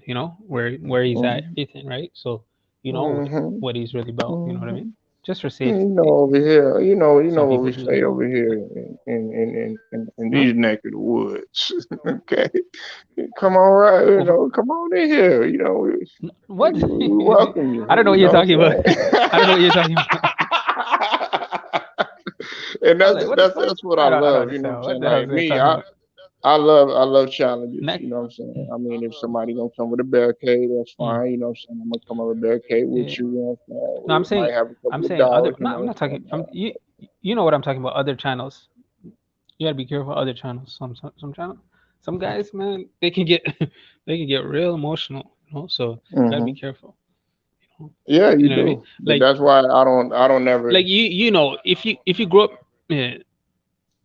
If you grew up in You said, certain CB. Nah, there's just don't. emotional. Redcon, man. We don't need. Don't worry about any of that stuff, man. Don't. No, I Like didn't say I look up. that's not nothing. That's not nothing that we need to I didn't be say that. discussing or anything like that. No. That's not what I'm saying. I'm saying that there's certain people get emotional. You have to be careful because they will actually look for you, look for your, you know what I mean? Like everyone knows that those hot-headed dudes, you know what I mean? They only understand one language, you know what I mean? But Right. if you grow up in Yeah. certain areas, you know how to deal with those. You don't Right. really worry about that stuff. You just ignore it. Ignore it. Keep it moving. Tunnel vision. Like you said, you can't Yeah, really man. Man. Come on, man. because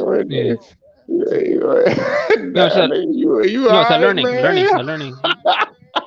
No, I'm good. I'm teaching. Man, I can't teach out here. I'm trying to teach out here. Come on, You're man. not telling me anything that I I'm good. already know. That's the thing, Oh no, brother. no, yeah, You no, know I'm what not. I'm I'm just saying? saying You might to not everyone. think To I don't everyone. I'm know. You talking about might think, oh well, this nigga. not you, Man, don't get it man, twisted. not you, man. I'm talking. I'm talking about the whole everyone here. I'm trying to, Everybody, since we're on this topic. CB, everybody. Listen, you a good guy. Mm. Stick to sports. Stick to everything else. Don't worry about it, man. Don't worry about anyone else. No, I'm not worried, man. I'm not worried about that stuff. I told you, I'm not worried about that stuff. I mean, you guys brought up the topic, so you guys brought up the topic. So I'm talking. I mean, I ain't bring up no topic about no IP address and all that shit. You know what I'm saying? That's you, nigga. Oh no, but no, yeah, no, but that's on the subject. That was on the subject. I was talking about. You over here, It's on the done some subject. old Stuff I James see. Bond type shit. Mission Impossible ass shit. I'm like, nah, man. Nah, I just but like having there fun, are man. some It's crazy. all Nah, fun no. games, man. Hold on. People always take what I say the wrong way, man. Huh? People always take what I say the wrong way. They think like, Oh no, I'm just sometimes I fucking don't. with you. But nah, listen though. Okay. Yeah, nah, man. See, if you was around me and around my people, man, you gotta be real. You gotta have alligator skin because people gonna laugh and joke on you all day, but at the same time, they'll be able to serve you a hot meal. That's how we get down. Yeah, But laugh and listen, joke is different. That's different from the subject at hand. But yeah, but we got it. We got it. okay, you talking about real life friends? Okay, not internet friends. Okay, look. This is what I was gonna say though. CB, you do got a point though. Okay, when you talk about what you were just talking about a whole minute ago, that type of stuff does go down because I've seen it firsthand. Now, if you want to go ahead and get to the nookies and crannies and the meat and potatoes or that type of stuff, yes, I have seen that have taken place, and it's been on here. But me, whenever I'm here to pick and choose sides and do all that other stuff, I slice everything down the middle, and I don't try to get involved in any of that. You know what I'm saying? Like exactly, and I'm talking about exactly what you're talking about. You know what I'm saying? It has happened, and it's happened on Facebook. I've seen it happen on the gram. You know what I'm saying? So what you have to, okay, I think CB fell out. You're right about a little bit besides the IP part. it ain't that sophisticated because idiots only hang around other idiots. Also, America doesn't use IP addresses anymore.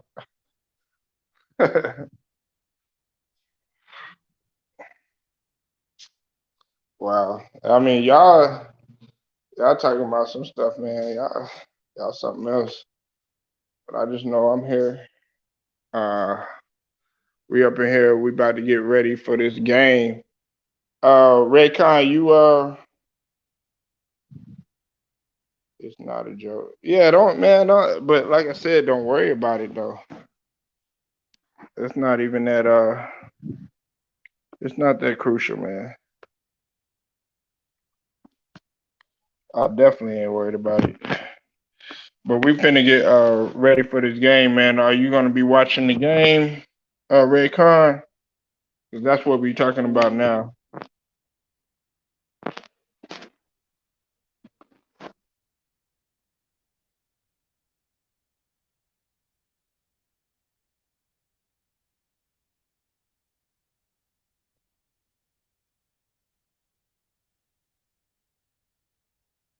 Okay, yeah, but we talking about the game now, brother.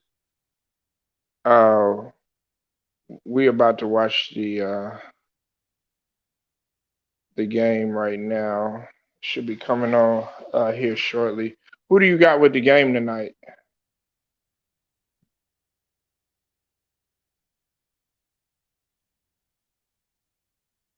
I know I could see Atlanta winning.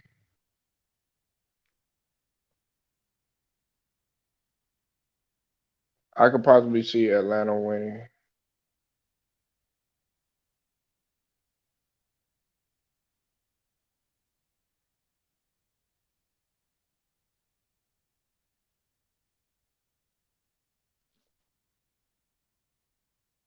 Let's talk about the game earlier. Yeah, let's talk about the game. And earlier, I was trying to talk about real life friends.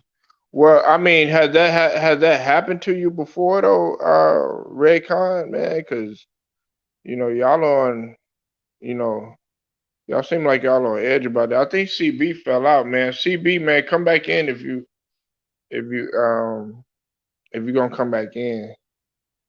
Has that sort of thing happened to you before? You seem like not internet stuff. As soon as you show your face on the internet, it's game over. Like if you show your face on the panel, that's the way.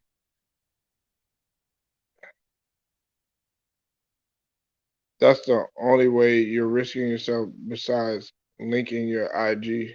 Oh, CB overthinking it. Hey, I mean, look, man. That's why, like, Redcon, man, you gotta hold on, CB. Hold on before I let you go. Hold on. That's why, like, you gotta be cool with people. I talk a lot of shit. Don't get me wrong. You know what I'm saying? People, I still got an echo. Oh my God, CB, what you got what kind of phone you got? Nah, my shit was on mute, man. Yeah, but see, like I could hear an echo. It was kind of doing the same thing I did last time. You fell out just a whole minute ago, right? Yeah, but I put it on mute, so you must have Right, but when I talk the and you're echoes. not I don't on know mute, what's gonna come from I can the hear echo. Ooh, CB on edge today. Anyways, I got a new CB up in here. He kind of waking up. Got that real thing coming out of him. But listen, what I was gonna say is, man, that's why, like, I don't never take anything. I don't never say anything to anybody personal. I don't talk like disrespectful to nobody or anything like that. Like now, when we in a heated basketball exchange or something like that, I might be like, well, you're wrong about this or you're wrong about that. But at the end of the day, man, it's just a debate. But we'll let the other we'll let the other, the universe take care of that, man. But all I'm telling you, I'm telling CB, I'm telling Redcon, I'm telling my community, just see, I got the echo again.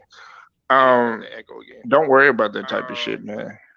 We bring positive energy, and not everybody that comes up in here is gonna be positive. Okay, you just have to realize that. And I'm talking about anywhere you go, any panels, any channels, any type of all this other stuff, you're gonna run into some people that just have bad intentions. That's just the way it is. But you just have to be prepared yourself. You know what I'm saying?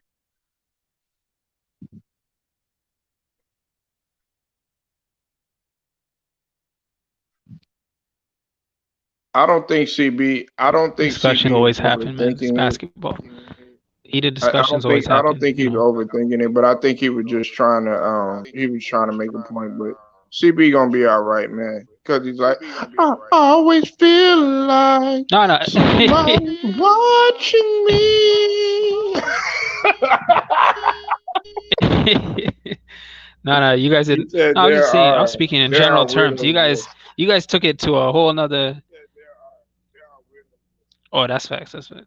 But no, I Listen, was just speaking in CB general terms. You guys took it to a whole another, CB a cool dude. He is whole other very well level. educated in the way he articulates. Yeah, man, I fuck with CB. I don't agree with everything he fucking say, but that's still No, my I nigga, just man. listen. You guys don't understand. Yeah, but you guys are confusing what I'm saying. I'm just saying I always help people. I try to help people, to let them know there's these things out there. There's people that host that will really get that emotional to the point where they're looking you up. You know what I mean? And that's something you should take note of. You know what I mean? So it's not about heated discussions or someone talking shit. That's gonna happen Right. in an argument. So who you I'm who saying you you just got have to. for the game But tonight? which game? The Bucks and Hawks. Yeah. Yeah, Bucks, of course. Bucks are winning Game 3. Okay, so you're Are not winning double giving digit Atlanta a shot. by double digits in Game 2. Nah, none of that, man. They gave them Game 1. That's pretty much what they're getting. Oh, okay. All right. Yeah, I got the Bucks I winning. like the. Bucks I winning think the tonight. Bucks will actually get one more, and then that's it. What's up, Don Lovato? You came out of nowhere, bro. You mean the Salute to Hawks? you, man. I keep getting, man. Hold on one second, man. Let me go back out. I'll do the liberty of going out and coming back in because I do have an echo. Hold on one second.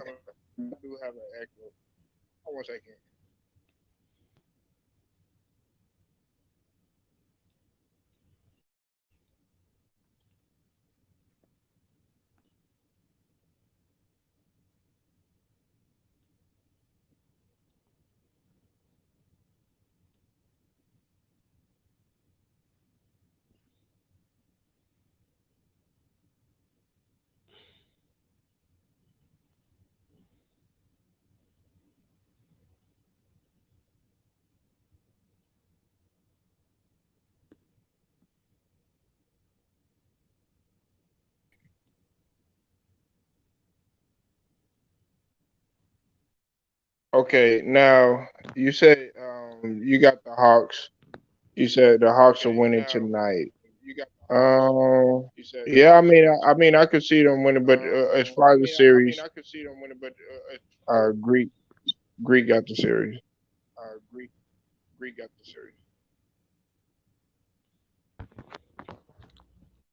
I got Greek winning the whole thing, I and then can't as see the soon as Hawks winning tonight.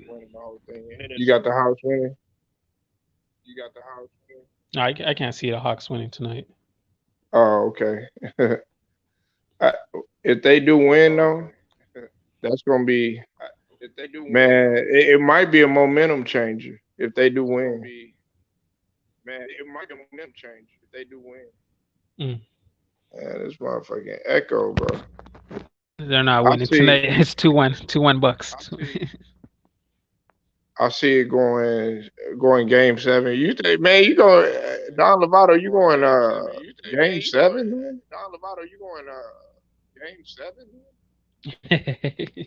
Yeah, he said 7 games. CB. No, 6 at best.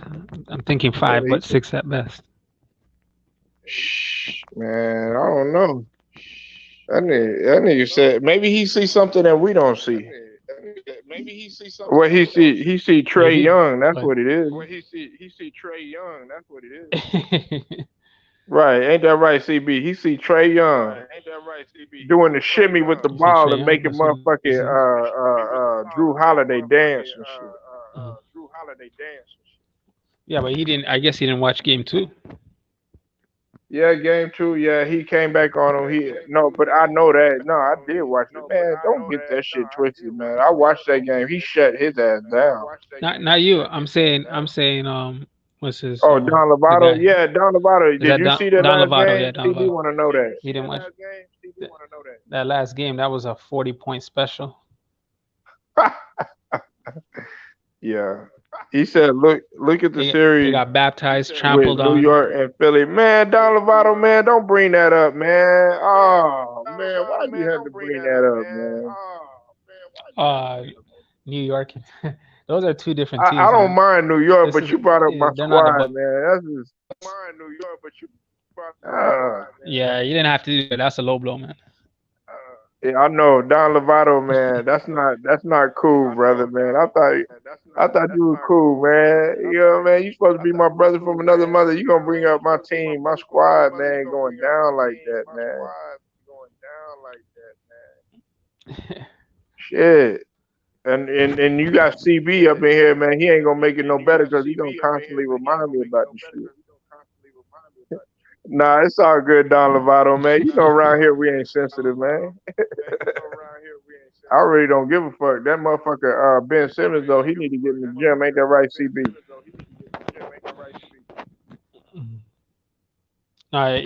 You can't be sensitive on goat mics. People are like, I mean, it depends where you're on. Like, basketball is always gonna get heated. So people are gonna, it's gonna get heated. It is what it is. Yeah, we ain't talking about Go Mike. But This Polo channel though.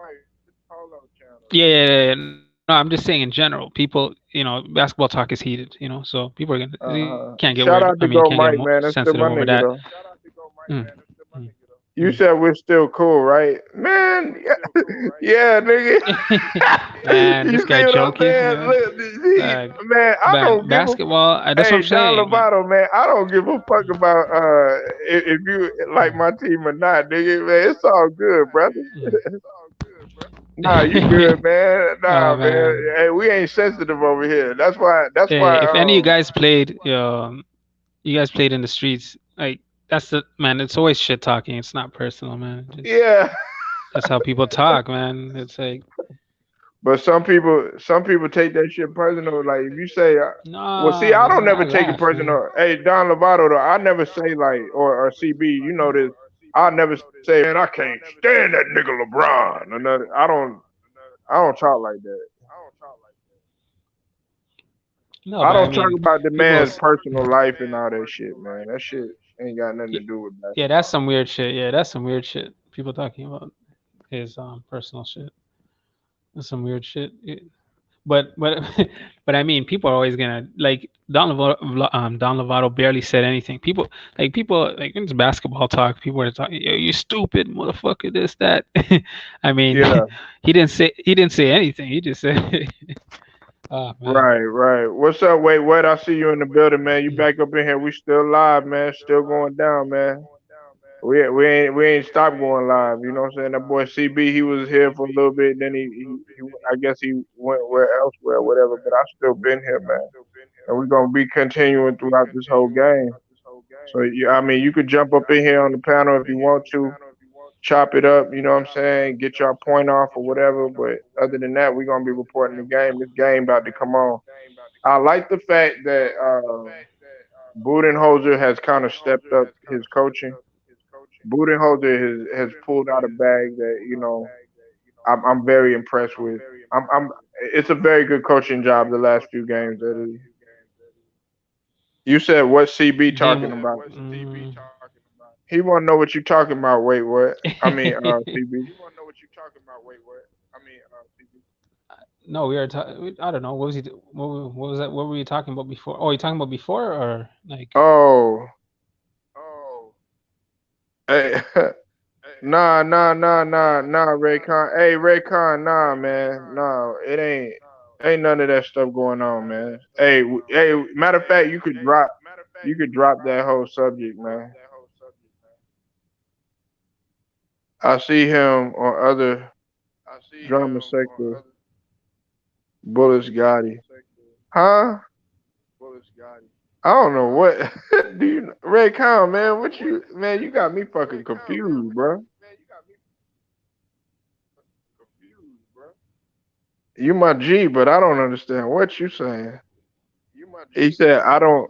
He said I don't take it personal either. At the end of the day, it's all fun learning different perspective of how people think. Yeah, that's what it's about, man. Why take it personal, man? Like these, hey, and this is what I told CB. I said these people don't care nothing about you. That man, them NBA players don't know shit about you. That's true. That's true. They don't. You sitting here, you got posters of these man. You sitting here willing to take penitentiary chances over a motherfucker that's making millions of dollars. Yeah, that was a joke. That was a joke. Man, Oh fuck that man, shit, nigga. Like I can that give a was a fuck joke, less. man. That I motherfucker, I man. put If you the run up to that motherfucker, man, that motherfucker security be hey ready to hey. throw I your put ass the up out of there, man. yeah. I put the smiley face after that, man. I'm not being Yeah, serious, man. no. I'm But talking, no. But yeah, somebody has really said that though. I wasn't talking about what you had said, CB. But yeah. somebody really no. No, I some said people that will. Yeah, before. they're ready. Yeah. Yeah, they ready to Oh, you heard get that? rid of you over you not liking LeBron or over Yeah. you not liking this person. Man, Shit. I don't care. If you don't like Damn. Michael Jordan on my channel, I'm gonna be like, you know what, man, Yeah. get away from my channel. If you call me a Yeah. JDR or something like that, man, I ain't gonna take that shit personally. Cause I know I don't. Yeah. There's a lot of Hey. shit that I actually don't like about Jordan. Mm. You said Steve No. Nash, all world top 5 point guard. Yeah, we know. Okay, yeah, you Nah, said that he way, said. but you also said that he Nah, wasn't a superstar, so you kind of hypocritical with your nah. statement. He said he was the greatest PG of all time.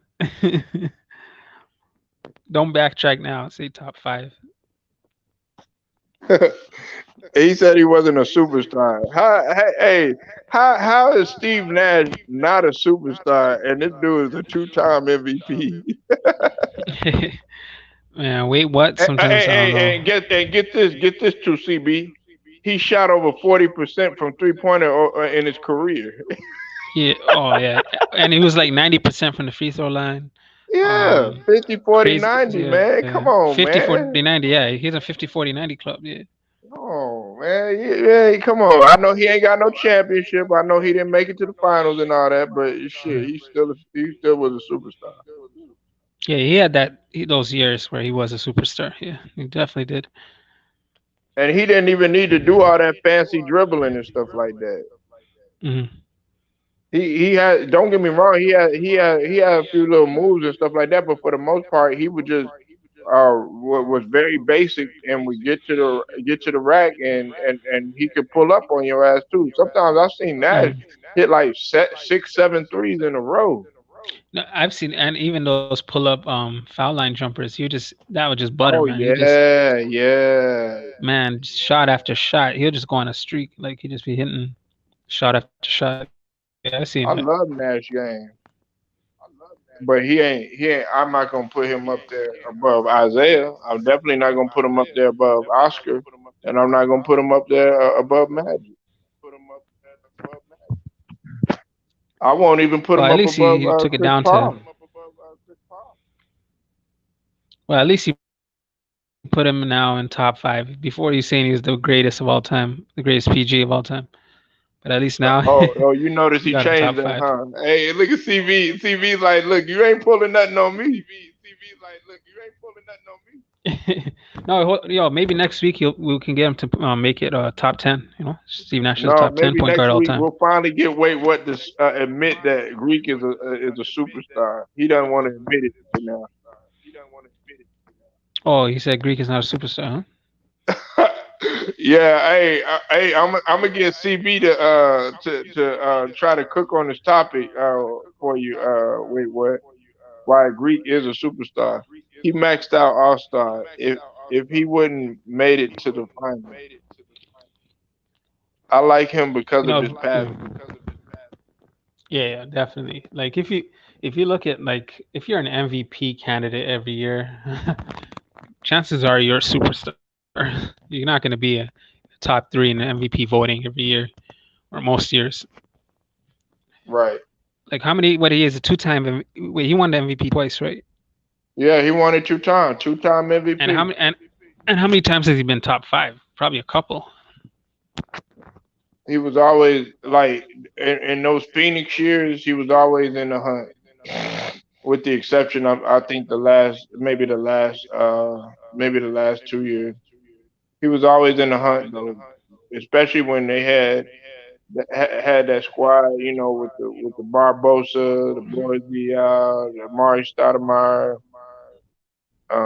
Raja Bell, all them. Mhm. Yeah, Dirk won in '07 though, but man, you were not fucking with Dirk though. Dirk was on a whole nother before he became a volume shooter. Well, he pretty much was a volume shooter his whole career. As much as I love Dirk, he was sometimes he would try to shoot himself out of a slump a lot.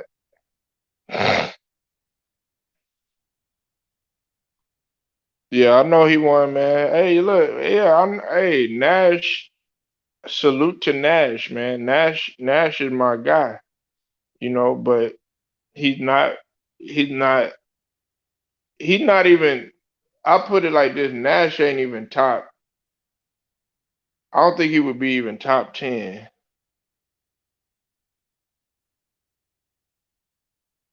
Dirk is top 20 all time. Really top 15. In what? In what? What you talking about shooting?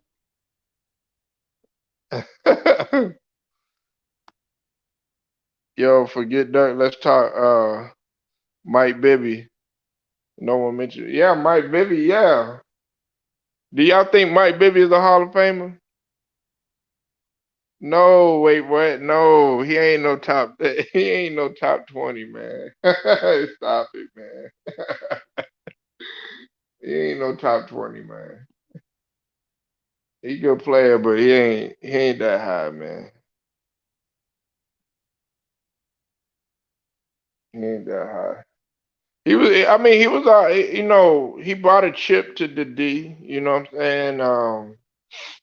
But he's not top 20. He didn't even play both ends of the floor, so he already automatically gets bumped down.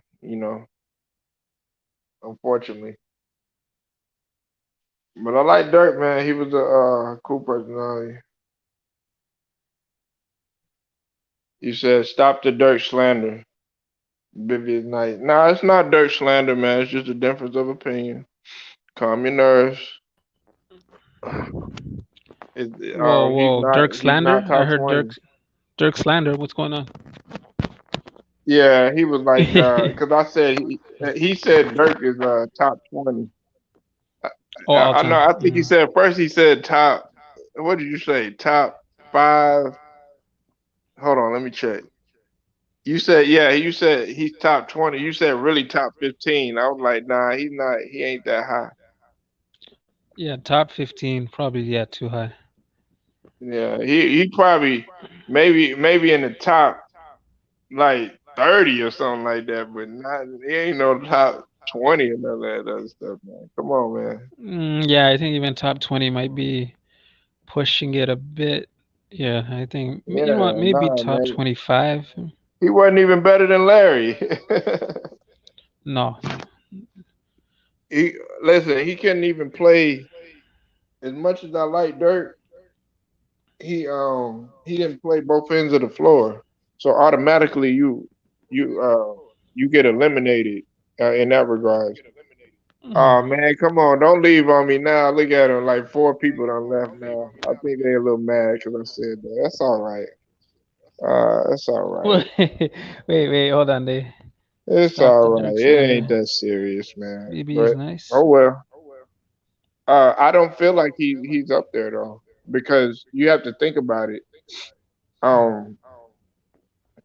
You have so many other players. You have so many other players that won back to back and won multiple championships and stuff. He was more valuable than Larry. No, he wasn't, man. No, he wasn't. No, he wasn't. Dirk only has 1 ring. Okay, Larry, he got 3 of them. Let's cut the cap. Man, who you gonna put Dirk in front of in the top 20? It's like, Yeah, you can't. You I can't. don't Like, know. plus he shot. Larry wasn't a volume shooter. Like Larry could score in a much variety of ways, and plus Larry, even though he wasn't a great on ball defender, he was a very good defender in terms of team defending, and he was what automatically separates him. CB Logic, you already know what I'm fitting to say. That motherfucker's court vision would obsolete. Larry will find your motherfucking ass. I'm Man, not Larry one of was those a people. triple double. Man, he could fill up a stat sheet. You better go do your research. Wait, what? Yeah, I'm not one of those people that have Dirk over Larry Bird. No, that's not. Dirk is You nice, said Boston but I mean, 13 without Larry 3. Dallas don't have shit with Dirk. Without Dirk. Yeah, you're right. And how many championships do the Mavericks have? They only have 1. You know, Boston. They're a traditional franchise. They're a story franchise. Larry was able to win only motherfucker to ever go into a 3-point contest with the jacket on. Man. yeah, I think he means without. Huh? I think he means without Dirk. Yeah, he said without. Yeah, I said value, not who's better. So, are you crazy, Dirk over Larry? No way. Yeah, exactly, man. Like what? Man, wait, what, man? No, wait, what, man? What are you smoking today, bruh? Nah, Dirk is nice, but come on, man. He can't be top 20. There's too many guys, man. Man, Dirk couldn't even score in the post like that. That's why Can't he play any became defense too. with the Dirk fade. But Larry, man, he could get you to up and under reverse, use the rim as a shield. A lot of people don't realize this. He had the head fake. He had real basic moves: the head fake, spin around, turn, shot, mid range. Don't make me get some of these. He had the dribble drive, penetration, spin, go to the glass. Larry would dunk on your ass back in. I mean, he wouldn't dunk on you, but Larry would dunk back in the days. A lot of people don't realize that, especially when he was at Indiana State. Larry used to get up, man. Y'all think he was just some old Caucasian dude that white men can't jump ass motherfucker. Nah, Larry would dunk on your motherfucking ass. It took Dirk 11 years to win the title. Yeah, that's right. And check this out, CB. A lot of people don't realize this about Dirk. They was ready. A lot of people was ready to give up on Dirk. And Dirk stayed hurt a lot too, but Larry did too. Larry's career was cut short because of the back injuries.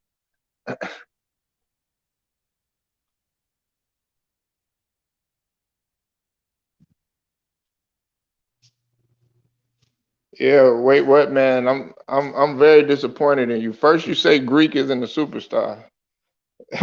Then you said Dirk was better than Larry, man. Come on, man. I'm disappointed in you, man. See, like on other channels, they fuck around and take your wrench away and all that shit. I ain't gonna do that. But I'm disappointed in you. I'm really disappointed in you, man. For real. And then you said Nash ain't no superstar. You said Larry had a very high IQ when it came to bat. Absolutely. Don Lovato, Don Lovato, man, you on point, bro. Don Lovato, do you got a wrench? Let me make sure you got a wrench.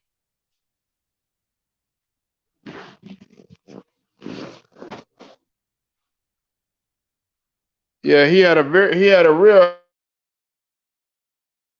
high IQ. One of the best IQs in there. And then on top of that, Larry was clutch. He was way more clutch than what Dirk was. Way more clutch. Now Dirk was clutch, don't get me wrong, but motherfucking Larry Bird.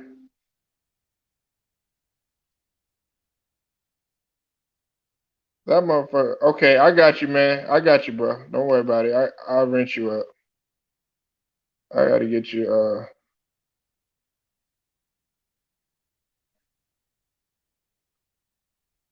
I got you, bro.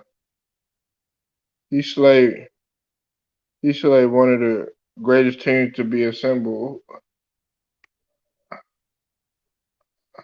You talking about Miami?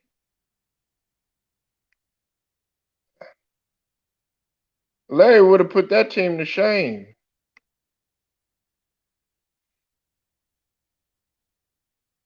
Larry would have put that team to shame.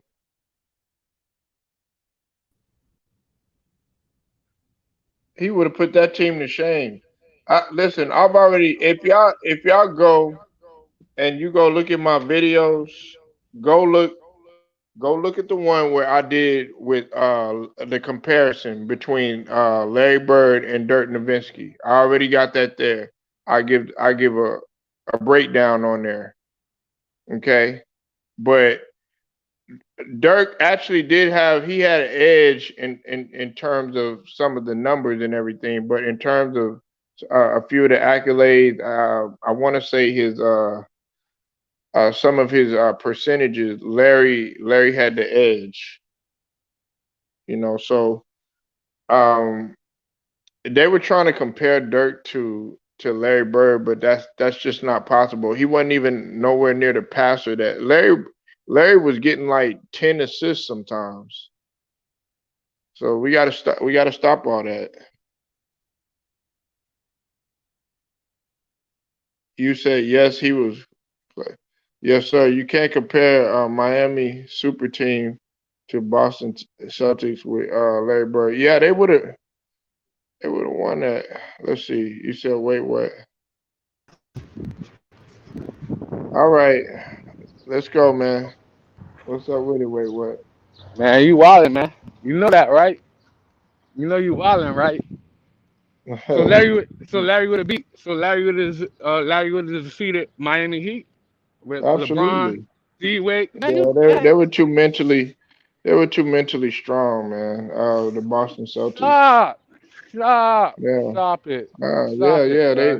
They were too mentally strong, man. Dog. Plus You agree with this logic? he had like four other Hall of Famers on there. He had McHale, and Parrish, and he had Dennis Johnson on there. Okay, don't give me that. All right, stop it. With LeBron playing the way he played, of course. What you mean, of course? Like Larry would have defeated. I gotta stop, man. I gotta stop this, man. Y'all blasphemy. It's just insane, bro. It's not just that. Damn, man. What? Don't get emotional on me, man. I'm not getting emotional. It's just that one of the greatest Germans, because I'm one fourth German. So shout out to Dirk, because we Germans got to stick together. That's why you passionate about it. Okay. Yeah. Where was you at? Bees biting niggas? Huh? Where was you at? Bees biting? No. Where your people's from? What part of Germany? My grandfather, my Caucasian grandmother's side, her father. Yeah. But what I was saying was, like, you know, I was in Wiesbaden, and I was in Heidelberg. I never got an opportunity to go see my homeland. So man, you better go. Man, they will love you a long time. Let me shut up. No. Anyways, we gotta get back to that stunt. I'm gonna make that stunt. You better go to Oktoberfest and get you some beer. Let me I, start. Let me my, start. Let me start. I, Let me start. Yeah. that So your that ass can genetics. probably drink. You probably drink me under the table. Shit. Oh man. Honestly, I don't do no chase. I don't do no ice. I do a room temperature, straight glass. We just going at it like that when it comes to that lit. So I feel you. Nah, but listen, man. Yeah, Like that's I said, facts, Don Lovato. And hold on, let me say this: Larry versus Dominique Wilkins. That game, that was one of the most epic scoring battles ever in history. That's top because people don't realize that Larry Bird and Dominique Wilkins were running the league in terms of scoring at one time. Go ahead and go. Go ahead and go. listen. I got no disrespect to Larry. Shout out to him. Shout out to Boston. All that shit they dope. Them boys do got 16 rings for a reason. So all I'm saying is that if I got a LeBron, I got a D Wade, and I got a Chris Bosh, I got a Mm-hmm. nice ass team assembled. I know Uh-huh. that team will outwork and will outshoot and actually outpower. I won't say power because Boston has some big niggas, big Caucasian fellas. So I won't say outwork them in power, but just the skill set and everything above it. 'Cause like I said, LeBron would have shut down Larry off rip, and then you got D Wade, and you got them other like that big defense on the Miami end would have calmed that shit down for Boston. The reason why the nigga LeBron, D Wade, and Bosh lost to someone so great, someone from the top of the mountain, and I ain't talking about American mountain, I'm talking about German mountain. This man Dirk, 24 for 24 at the free throw line. Clutch game, man. They thought Miami was finna get Listen. this. They thought So you Miami trying to finna get tell this. you trying to Cause tell you go me? up, hold on. You go up 2-0 thinking that, oh, we finna run this shit. No. My man won 4 straight and Okay, then took their heart. He won 4 straight. look, Had, wait. had LeBron on a You mental trying to tell meltdown. me? You trying to tell me? You trying to tell me that LeBron would have been able to stop Larry Bird, Danny Ainge, Rick Carlisle, Dennis Johnson, Kevin McHale, Robert Parrish, uh, Bill Walton, Yo, stop Sly it. Williams. Stop it. You just naming the You trying roster. to tell me that they would been able to stop those guys, man? Plus, they played in Miami, a more physical era, that's what I'm a saying. Like, way more physical. if you 86 team, man, they used to give the Pistons hell. The can I say Detroit something? Pistons. Can I say something? If that Boston team played in any other timeline when basketball is actually basketball, Boston would lose because they don't know how to play. They be fucking grabbing niggas. Like, I don't understand when y'all like when it comes to the old school days when I hear, Oh oh, we don't nah, grab man, come on, hands man. They knew and we how to don't play pull down basketball too. nobody. But I'm saying, but that wasn't basketball, that was prison ball. Niggas was playing prison ball Oh man, trying to come pass it on, over. man. No, Come we on, talking about, but come no, on, I mean that was just come on. man. It wasn't like that every play, That's but what I'm they knew talking how to about. play basketball too, though. But All if teams were playing like that. but I'm saying if your game is more like what 70% or 60% basketball, other percent prison. Come on, bro. We don't got time for that. No, So no, that no, tell no. me, It wasn't cause, like that. It wasn't like that. come on, man. Y'all always Listen, got it. the Y'all got physicality it. was different, but sometimes What? when the marbles were on the line, it would get a little bit physical, especially like in the East. At that Mm-hmm. time, man, it was brutal in the East, but that playoff basketball, that's what it That's does. not It slows basketball down. though. That's not basketball, Polo. How is it not basketball when they utilize fundamental, they utilize footwork, they utilize No. regular When defense? The I only thing that you're seen looking at is you're only looking at commercial. You're looking at highlights and stuff like that. You're not actually watching the duration of the game. wow, Polo. That stung a little bit. You just gonna come out the mouth like that? Come on, man. Well, yeah, I mean, Come on. yeah, There's man. actually full games. Hey, Y'all I'm look gonna at tell you real the talk. stuff. I I'm gonna know be what you're honest. talking about. You talking about when the guy got clothesline, and No, you not talking about even Larry that. Not Beard, even that. him doing Not stuff even like that. that. On That shit YouTube, happened, but it wasn't like that every single goddamn play, man. And on YouTube, you can watch full games for the 90s and the 80s. You can watch the full game. Yeah, but first off, the 80s was way more physical than the 90s. Yeah, it was more prison. It was more prison. That's why. It was not. Listen, it wasn't. Listen, they had. Man, trust me, I watched it. Wait, what? It wasn't like that every single play. But did it get physical? Yeah, you're right. It did get prison like, but they did know how to play basketball though. They did know how to play fundamental basketball. I'm not knocking that. I can believe you on that. They know how to play basketball, but they wasn't playing. They wasn't pure with it. They wasn't doing what they're supposed to do, as in a team, such as in like I said, man. Plus, they were shooters. Let's be honest. Like Danny Ainge could shoot. Larry Bird can shoot. I get that the fact that nowadays referees Cedric Maxwell he can shoot a little bit. I know the referees nowadays a little quick with the whistle. If you put your hands on somebody's hips or something like that, I totally agree with you on that. But when you talking about if you reaching in, dog, you reaching in, kid. This is not basketball. You got no skill set to take this ball. So if you want, you're gonna do that shit 100 times until you finally hit it. Come on, bro. That's not basketball. That's you attempting something too many times. But it was back then. I mean, that's what it was back then. That's how they played. But the way that you see it, you're seeing it like it's not basketball because you're growing up in a different era. So imagine if Larry Bird played in this era right now. Do you know what he would do to this era? He would absolutely love this era. This motherfucker would be shooting like 60% from goddamn 3-point line. And he would be giving up 40 points. Because them niggas would have got at his chest. No, he wouldn't. Crazy. Because he played great team defense. Now, was he a great on-ball defender? No, he wasn't. But he played good team defense. If you would have played in that same Boston team, what Boston team is you pulling out the pocket now? Yeah, you got the nerve enough. And then hold on, CB Logic. Hey, wait, what got the nerve enough to say that he's a better player overall than Dirk? Nigga, Dirk ain't even nowhere near the passer that Larry Bird was. No, see, with the Dirk situation, I was talking about the value of today's team. Like that, Dirk is more valuable to Dallas than Larry Bird is to Boston, and that's facts. That's fact, bro. You can't deny that. Like the value. I'm not saying who's better. Of course, I ain't gonna say Larry.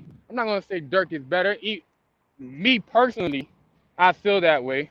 But the film and the tapes, it may show a little different, maybe. But at the same time, like it's like, first of all, all them guys stacked the deck back then, but none of y'all bring that up.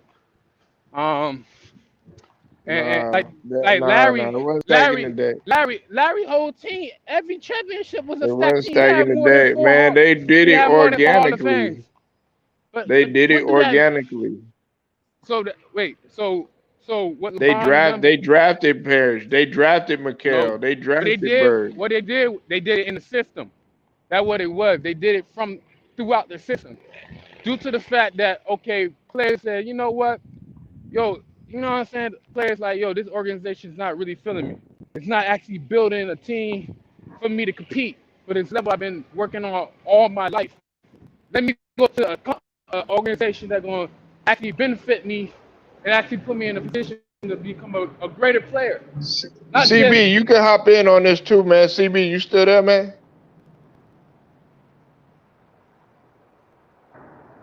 I think CB might have fell out. Go ahead, man. You got it. Wait. Go ahead.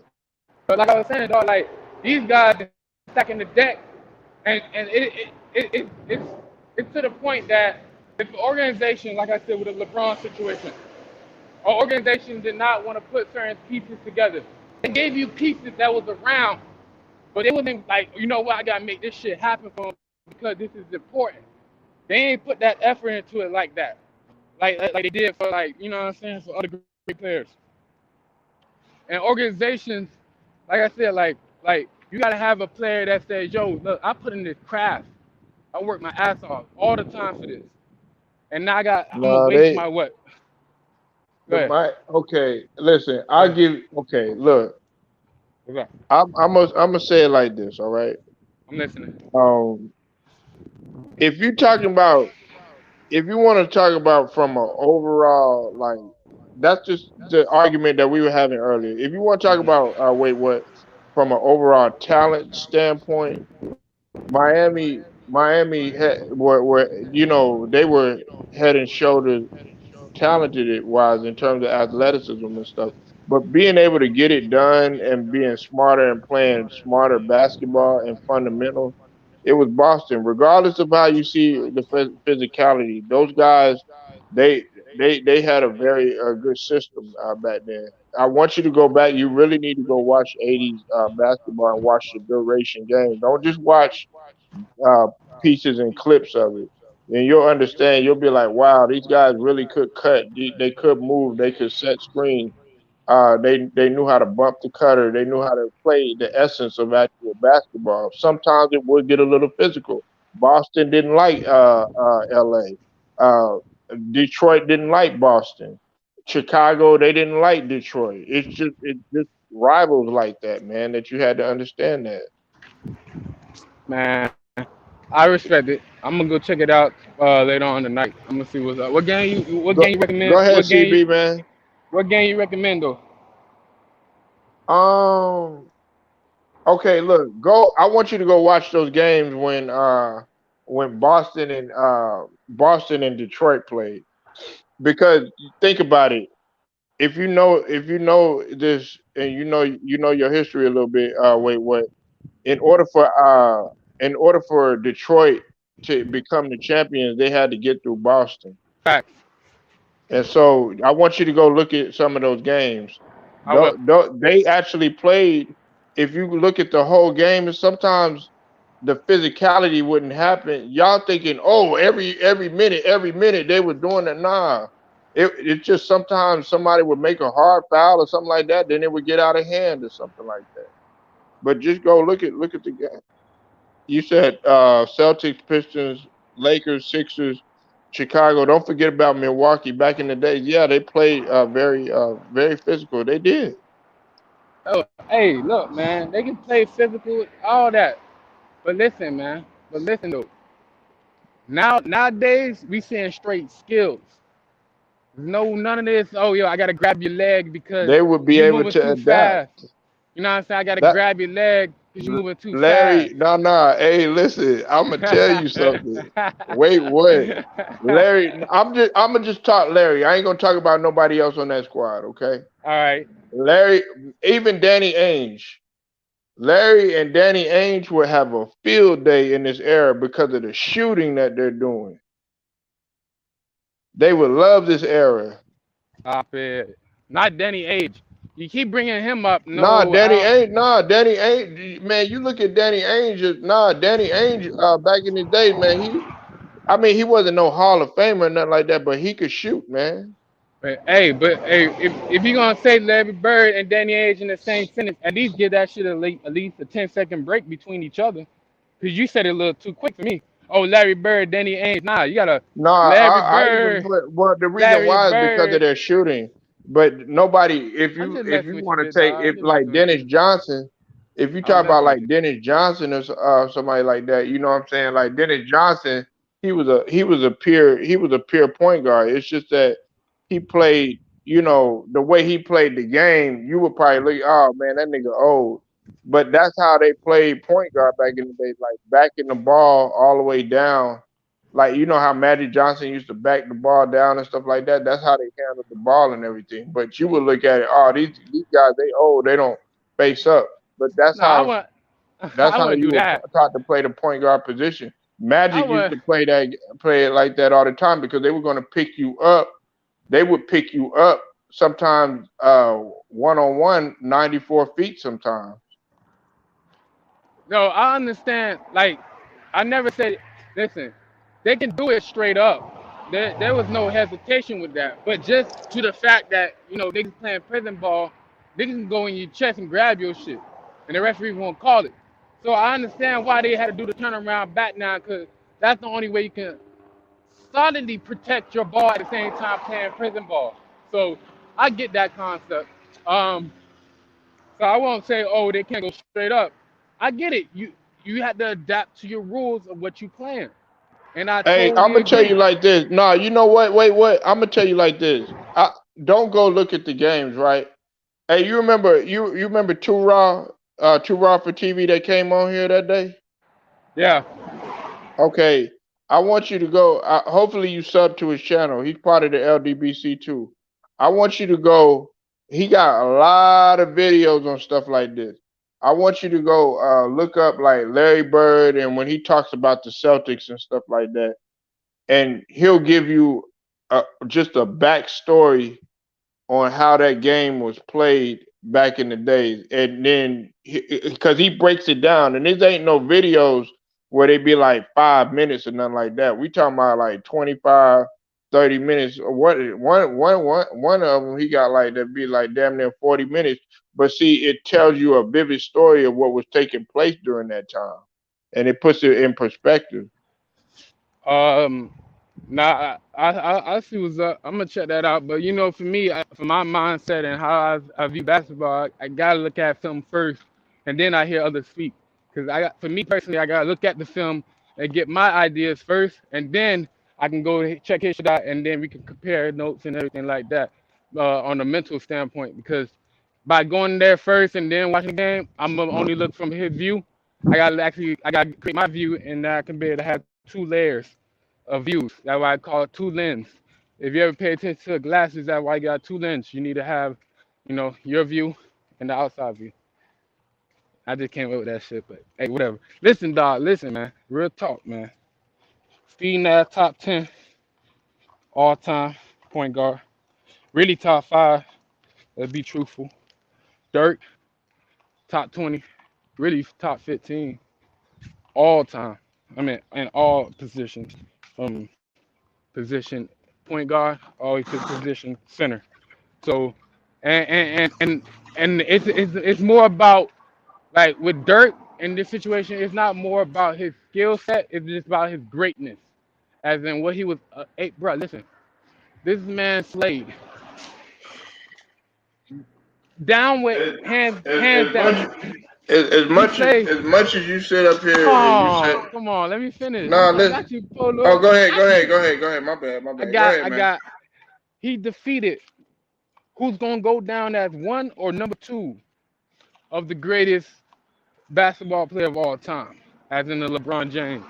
He went against the Flash. I meant like high spirits. I meant wow ball movement. Who's gonna go down as? Wait, who's gonna go down as 1 or 2? What you talking about?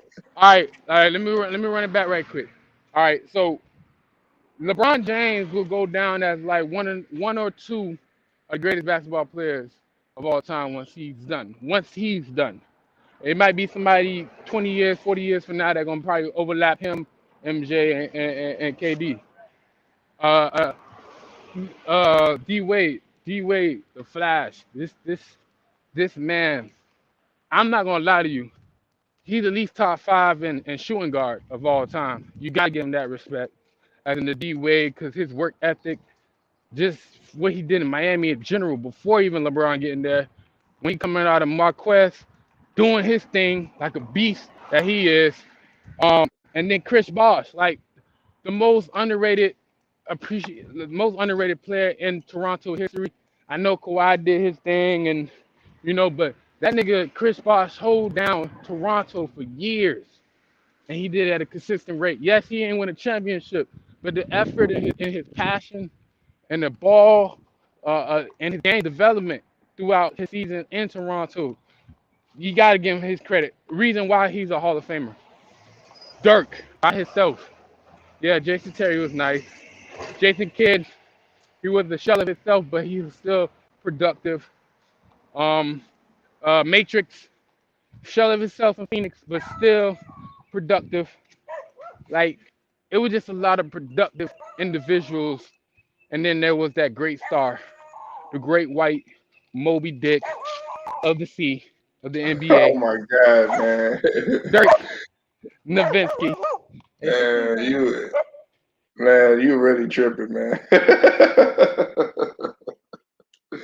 Listen, man. I like Dirk too, but I can't believe you put this dude on the level of He Larry defeat in a 7-game series. He defeated these type of players. Like, went down 0-2 and niggas went crazy. They thought, oh nah, Dirk can't boom, nah. That boy came 1-4 straight. That's right. grown man shit.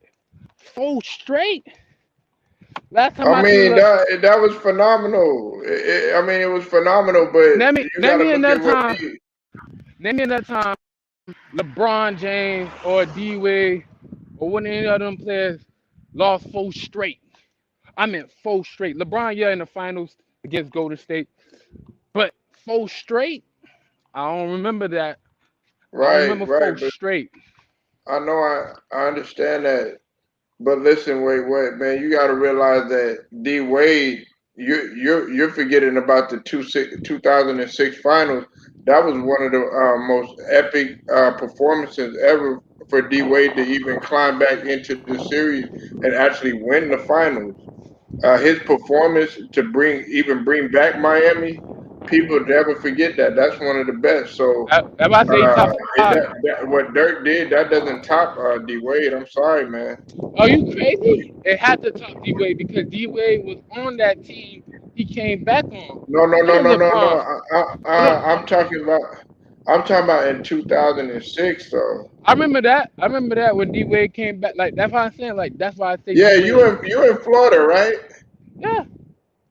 Okay, Yeah. yeah. So how could you put Dirk above that time? Wait. Listen. I never listen. This is the thing though. Polo. I'm not saying I never said Dirk is better than a D Wade or LeBron. He defeated them in beautiful fashion, and like I said, that's why I said D Wade. Like that's why I said he top 5 because what he did in the '06, he did amazing things before he even got with a LeBron and Chris Bosh. Yes, he took out Dirk. He slayed Dirk himself. But Dirk, the grind, the hustle in the Western Conference. You know about the Western Conference, Polo, especially in Yeah, I the know. early 2000s and the mid 2000s and the I late understand that. 2000s Yeah, and you know and the he early went through LA. Yeah, I know. I know all that. Yeah, that's all on a gravy. But consistent. I'm saying on a consistent basis. Even when he lost that Golden State, that following year, where they lost in the finals, Golden State they were number one. We was Dallas was number one. Golden State, the lead team, whatever them boys called. Steven Jackson, all them boys on that team. yeah, Baron Baron Davis. Davis. You know Yeah, what I'm saying? Monte Ellis. They defeated Dirk. You know what I'm saying? Because the West wasn't a cakewalk like how the East had been in for the last couple years until like probably I say 2 years ago. East just got better. East just got better in a way. Just got better on because on the last couple years they was on a delay compared to the West. You know what I'm saying? Like if I had to choose who was the tougher series on East side as in the East and West for this year, I would say the East. The East had stronger teams. The records might not look like that, but when it's playoff time, Eastern Nah, teams. but we talking about okay. Let's get back because Mhm. this is about Dirk, okay, and this is about Shout him out to Dirk. being. Yeah, shout out to Dirk, man. You know he's over here in our city, but I can't give you him being better than Larry though. Listen, I said he was I more just can't valuable. do it. I said he more valuable to Dallas. Like no. I never say he was better than Larry. If I had to, you know what I'm saying, I would choose Dirk over Oh, Larry. I would choose Dirk over Larry. I was saying I was what? talking, I was, I was saying that Dallas valued Dirk Oh my more than God. Boston valued Boston valued Larry Bird because damn they already had like I'm fucking disappointed in you. Wait, what, man? what? Nah, bro, I'm yo, just. Dirk, bro. Listen, I just feel like Dallas. they should have had done something more than just try to have Steve Nash and Dirk just right there. They should have had a little more pieces around them. Man, yo, if that Dirk and that Steve Nash combination was in this timeline, I'm talking about like right now, and all they had to do is just get certain positions for shooters and everything. You crazy. That team right there would have won a chip. Back then, dog, the game was too powerful. You had too many standards. You know what I'm saying? And then Steve Nash only went to one Western Conference Finals. Only one. You know what I'm saying? Never been to the finals. So how can I say he's a superstar like that? He all world, real talk, because he's from Canada. He all world. But I can't call him a superstar if he never went to the biggest dance in the game. That's kind of weird. Who is that? Who are you talking about? Who put Dirk over Matt? Who said that? You know what I'm saying? Like, what are you talking like? Yo, like, if I had to, if you talking about Bird, yeah, I'll choose Dirk over Bird. Wildest guy. Hold on a second. Larry Bird was man, yeah, that's facts right there, Don Lovato. See, wait, what, man? I don't think you realize how valuable Larry was. Now, listen, in terms of NBA championships, you know, Larry Bird, he got the edge on him in rings. You also have to realize that Dirk played 21 seasons. Larry Bird, his seasons were cut short because of back problems. He only played 13. Okay. And he had the edge on him in All-Star game. Now, the thing that you're forgetting is that the reason why you can't automatically just put Dirk up in that same sentence is because Larry Bird had 3 regular season MVPs. Dirk only had 1. Okay. And also, Larry Bird had 2 finals MVPs. Dirk Nowitzki only had 1. You know how many All NBA first teams Dirk Nowitzki was on? Give me a few. I gotta look it up. He was only on 4. Larry Bird was on 9 of them. He was on 9 of them. Guess how many all defensive teams Larry Bird was on? Bro, I'm not arguing. He was on 3. Nah, he was on 3 of them. Yeah. Dirk Nowitzki was never on any all defensive team. Larry Bird also won Rookie of the Year. They didn't even know about Dirk when he first came into the league. Larry Bird averaged 24.3 points per game for his career. You want to know how much Dirk Nowitzki averaged? 20.7. Okay. Larry Bird averaged 10 rebounds for his career. You want to know how many Dirk averaged? 7.5. Larry Bird averaged 6.3 assists per game. You want to know how many Dirk Nowitzki had? 2.4. You gonna tell me? Larry Bird had 1.7 steals per game. You want to know how many Dirk Nowitzki had? I'm waiting. 0.8. Yo, you so petty. In every single statistical category, wait, what? You petty, dog. Larry Bird. You know that too, bro. With the exception, now I will give you this. I'll give you this though. Wait, what? If you want to go ahead and win in some argument, well, no, really, you're not going to even win in that one. The only thing that Dirk had the edge on was in 3-point percentage, and he was at 38%. Larry Bird had 37.6. In field goal percentage, Larry Bird was at 49.6%, and Dirk Nowitzki had 47.1. And he was also better at free throw shooter. He was at 88.6%. Dirk Nowitzki was at 87.9. All right, so let me. Can I say this right quick? All right, so look, check me out. I just had to break that down, though. Yo, I appreciate that. Yo, first of all, shout out to Polo with all the stats, guys. This is why you definitely need to subscribe to this man. This man got the stats, he got the information, and he got all that. I appreciate that. Salute to Polo for that. However, yeah, I know you said the same thing. I'm not gonna go ahead, nigga. Go ahead, nigga. I was taught this one time, and I learned this from somebody. When you say "but," you kind of cancel out everything you kind of like propping up in the beginning. That's why I say however, because I'm not gonna just nonchalant what you just said because that would be Yeah, rude. but you You are. know But what go I'm saying? ahead, though. Go ahead, But nigga. however, however, though, I know what the if fuck you trying to do, nigga. If you gonna debunk me, just go ahead and debunk the shit, nigga. no, you speaking facts. I can't knock that. You know what I'm saying? Uh-huh. I'm just going off of if you take Larry Bird out of you can't like if you take Larry Bird out of history and you take Dirk Nowitzki out of history, which organization gonna hit hardest? Like which one gonna like who gonna like not really get that shine again now? Is it gonna be Boston or is it gonna be Dallas? Well, of course of course it would be Dallas because Thank Dallas you. yeah, but Dallas never won anything. But see, he was already with storage franchise, and then also you have to realize that Boston had fell off for a little bit. I think before Larry had came, They had but they 12. was always a story franchise. I mean, you can't help who he was drafted by, though, man. I'm not knocking that. I'm just saying that like for me, like all right, with Dirk, like his victory is crucial because he took down the first, quote Oh, Don unquote. Lovato said Boston.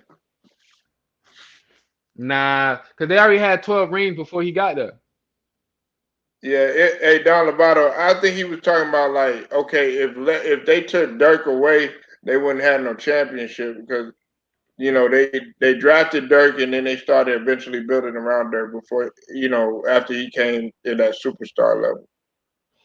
And just the impact on the game as well, because you gotta understand Dirk opened up a floodgate, which gave the confidence to Kevin Durant that like you could be 7 feet and you could do everything like I can I do. mean, yeah, if you want to look at it like that, yeah, he ushered in. No, Yeah. no, I give you that. No, he ushered in terms of being a European guy that could bring the evolution of the game, being able to shoot out, be 7 foot and shoot. That did usher in everything, but you got to realize you act like Larry Bird was 6'6". Larry Bird was 6'10". I I don't believe think you. I don't think I don't think you realize that he was tall too, and he wasn't 7 foot, but you might as well say he's 7 foot. Kevin Durant is 6'10". Let me I'm gonna close the castic on this one. Wait, what? Because I'm gonna put something in perspective for you because you are a Brooklyn fan. Guess who Kevin Durant said who he likes to study? Vince Carter. Who else? Who else he said? He watched his game. He watched MJ game. That's how it all started. No, he studied Larry Bird. What source? He didn't study Larry Bird. Studied Larry Bird. Yes, he did. Yes, he did. Go look it up. I will. Go look it up. Matter of fact, let me put it up. Let me put it up for you right now. You know what I'm saying? I'm gonna pull it up for you. Yeah. And then I'm gonna put the link in the chat so that you could take a look at it. Oh, I appreciate you, man. You so kind. Appreciate that, bro. Yeah, just so that you won't think I'm capping, as they say. No. I don't say that. You give me information that I haven't come across. I'm not gonna be I ain't gonna let my ego take over and be like, oh damn, like you know what I'm saying? Okay, look, I'm gonna read it to you, and this Go ahead. comes from MassLive.com. This is from Kevin Durant. Kevin Durant explains his admiration for Boston Celtics legend Larry Bird. I watch film on him all the time, says the OKC Thunder star. He said, Larry Bird is a guy I like watching. I watch film on him all the time. I like his approach to the game when he is playing. When I first started playing the game, my godfather, Terrence Brown, who taught me how to play, he always was a Larry Bird guy. Always used to look up his stats. Bam. Come on, man. Nah. So the guy that you're looking at, Kevin Durant, it's ideal. It's ideal to say that. I put that link in there for you, so you can take a look at it. Wait, what? Nah, I feel you. I appreciate that. You so kind. Once again, I appreciate your kindness. It's just unbearing because you don't really expect so much kindness. You know, just really going out that way to look for it and then put it in the chat for me. I appreciate that. You know. Well, nah, because everybody just hey, wait. The reason why I fuck with you, man, and you got your wrench, and a lot, you know, is because like earlier, you had to close the casting on what argument? Remember, you had said that Kobe Bryant was considered the best basketball player in China, but guess what? You know, nobody had believed you. So what did we have to do? We had to look up, and you had your receipts, and your receipts was on point. But the thing about this channel right here, and the reason why I fuck with guys like Too Raw for TV, the reason why I fuck with guys like Ticket TV, the reason why I fuck with guys like LB, the reason why I fuck with my guys like LVZ, and the reason why I fuck with other channels and stuff from the LDBC is because these guys have receipts, and these guys are able to pull stuff like that up and show you. Definitely. That's why I said I appreciate it. You already know. Man, what's up, Big Who? Yeah, we on here all day, nigga. Even if you leave, man, we're still gonna be on this bitch, nigga. Ooh. Come on, you know. Yeah, you know how we get down over here. Wait, what, man? We still gonna be doing the game. We still gonna be live. You know what I'm saying? So you can peep your head up in here, and if you see me, hey, that's fine. If you don't, holla at your boy. Hey, so let me, I didn't ever got to you ask you how you feel about this Kawhi thing. Man, I hate that shit. I wish that motherfucker would come down on the bench and cheer your teammate. Look, I know everybody like, oh man, why leave him alone? He's so quiet. Nigga, that's the motherfucking problem. Get your ass on the motherfucking bench and go hype up your teammates. Maybe that mental fortitude will come up in that shit. But y'all want to be, oh no, he's so kind. He's so quiet. Leave him alone. Nigga, go kiss your family. Go kiss your motherfucking your peoples and all that other stuff. Say I'll holler at you later. Come back down from that goddamn skybox and go sit your ass on the bench and be on the team and go cheer up your team while you in battle. Hey, listen, man. My thing is that might not even be his team. You get what I'm saying? Because if like, listen, man. If Kawhi was really like automatically, I'm gonna be here for a long time. I felt like you said, he would have made that move already by being down there. And then after this season, he would have dropped that a longer contract instead of options type of shit. You know what I'm saying? Like, you gotta be committed to somebody for, you know what I'm saying? Like, he gotta be committed. Who are us to think that he is committed to the Clippers? First year you went there, you got in the bubble, got knocked down in the second round. Second year, you coming through, end up getting hurt. How it's looking right now, you just only got to the Western Conference. So you tell me you think he's gonna do a third year, and then if that fell again, like, come on, like, I ain't gonna lie to you. Nah, his knees are deteriorating. And 3 surgeries in the last 5 years, and then on top of that, degenerative knees are something that they continue to rupture over time. It's not going to get any better for him. It can get better if the organization like set it up. Like I said, 2019 Toronto was a perfect situation for him due to the fact that they gave him enough time for where he needed to be for the playoffs and that long stretch in. Man, he was gonna leave regardless. He knew what he was but doing. I'm saying it don't have to be Toronto itself, but that structure of how Toronto created that, even the offense, because I feel like he was working too hard in these playoffs. Mm-hmm. You know what I'm saying? Because, like, I understand Ty Lue, you know, good coach, all that. Yeah. But he was making so many errors in that first round against a Luka Doncic that you kind of put your team in a situation where you don't have your best leader right now because you kind of fortitude him to play a whole full 7-game series. Not in the first, but also in the second too. I understand he wasn't there for the last 2 games. However, but still though, but just the wear. Like I said, I don't like I said, I feel like he should have been integrated Boogie from the first round. Now I understand people saying, "Oh, Boogie blue check, bro." You gotta give him some you see how he did man on the other night. Didn't let that man play until shit like the fourth quarter and third quarter when they kind of already gone. He ain't start him like how he did it in game 3 to get that victory. You know what I'm saying? He tried to do it at the last minute, try to get that magic, and then still like the fourth quarter, both teams at a certain time was only scoring 10 points. And that's like all the way through to down there, like the last 2 or 3 minutes of the game. So it's like you're not putting your team in certain situations to succeed. As in, like I gotta take some of these players who shouldn't be playing. Like I feel like the Morris twin contract, I think that's gonna hinder them in the future because. And then the other boy too. What's his name? 64 mil. It's just the bad Luke contract. Kennard. Yeah, bro. If you're gonna sign these dudes and you're not really integrating them into your offense, it's like, bro, what are you doing? Why did you sign Boogie? Wait, but wait a minute though. No.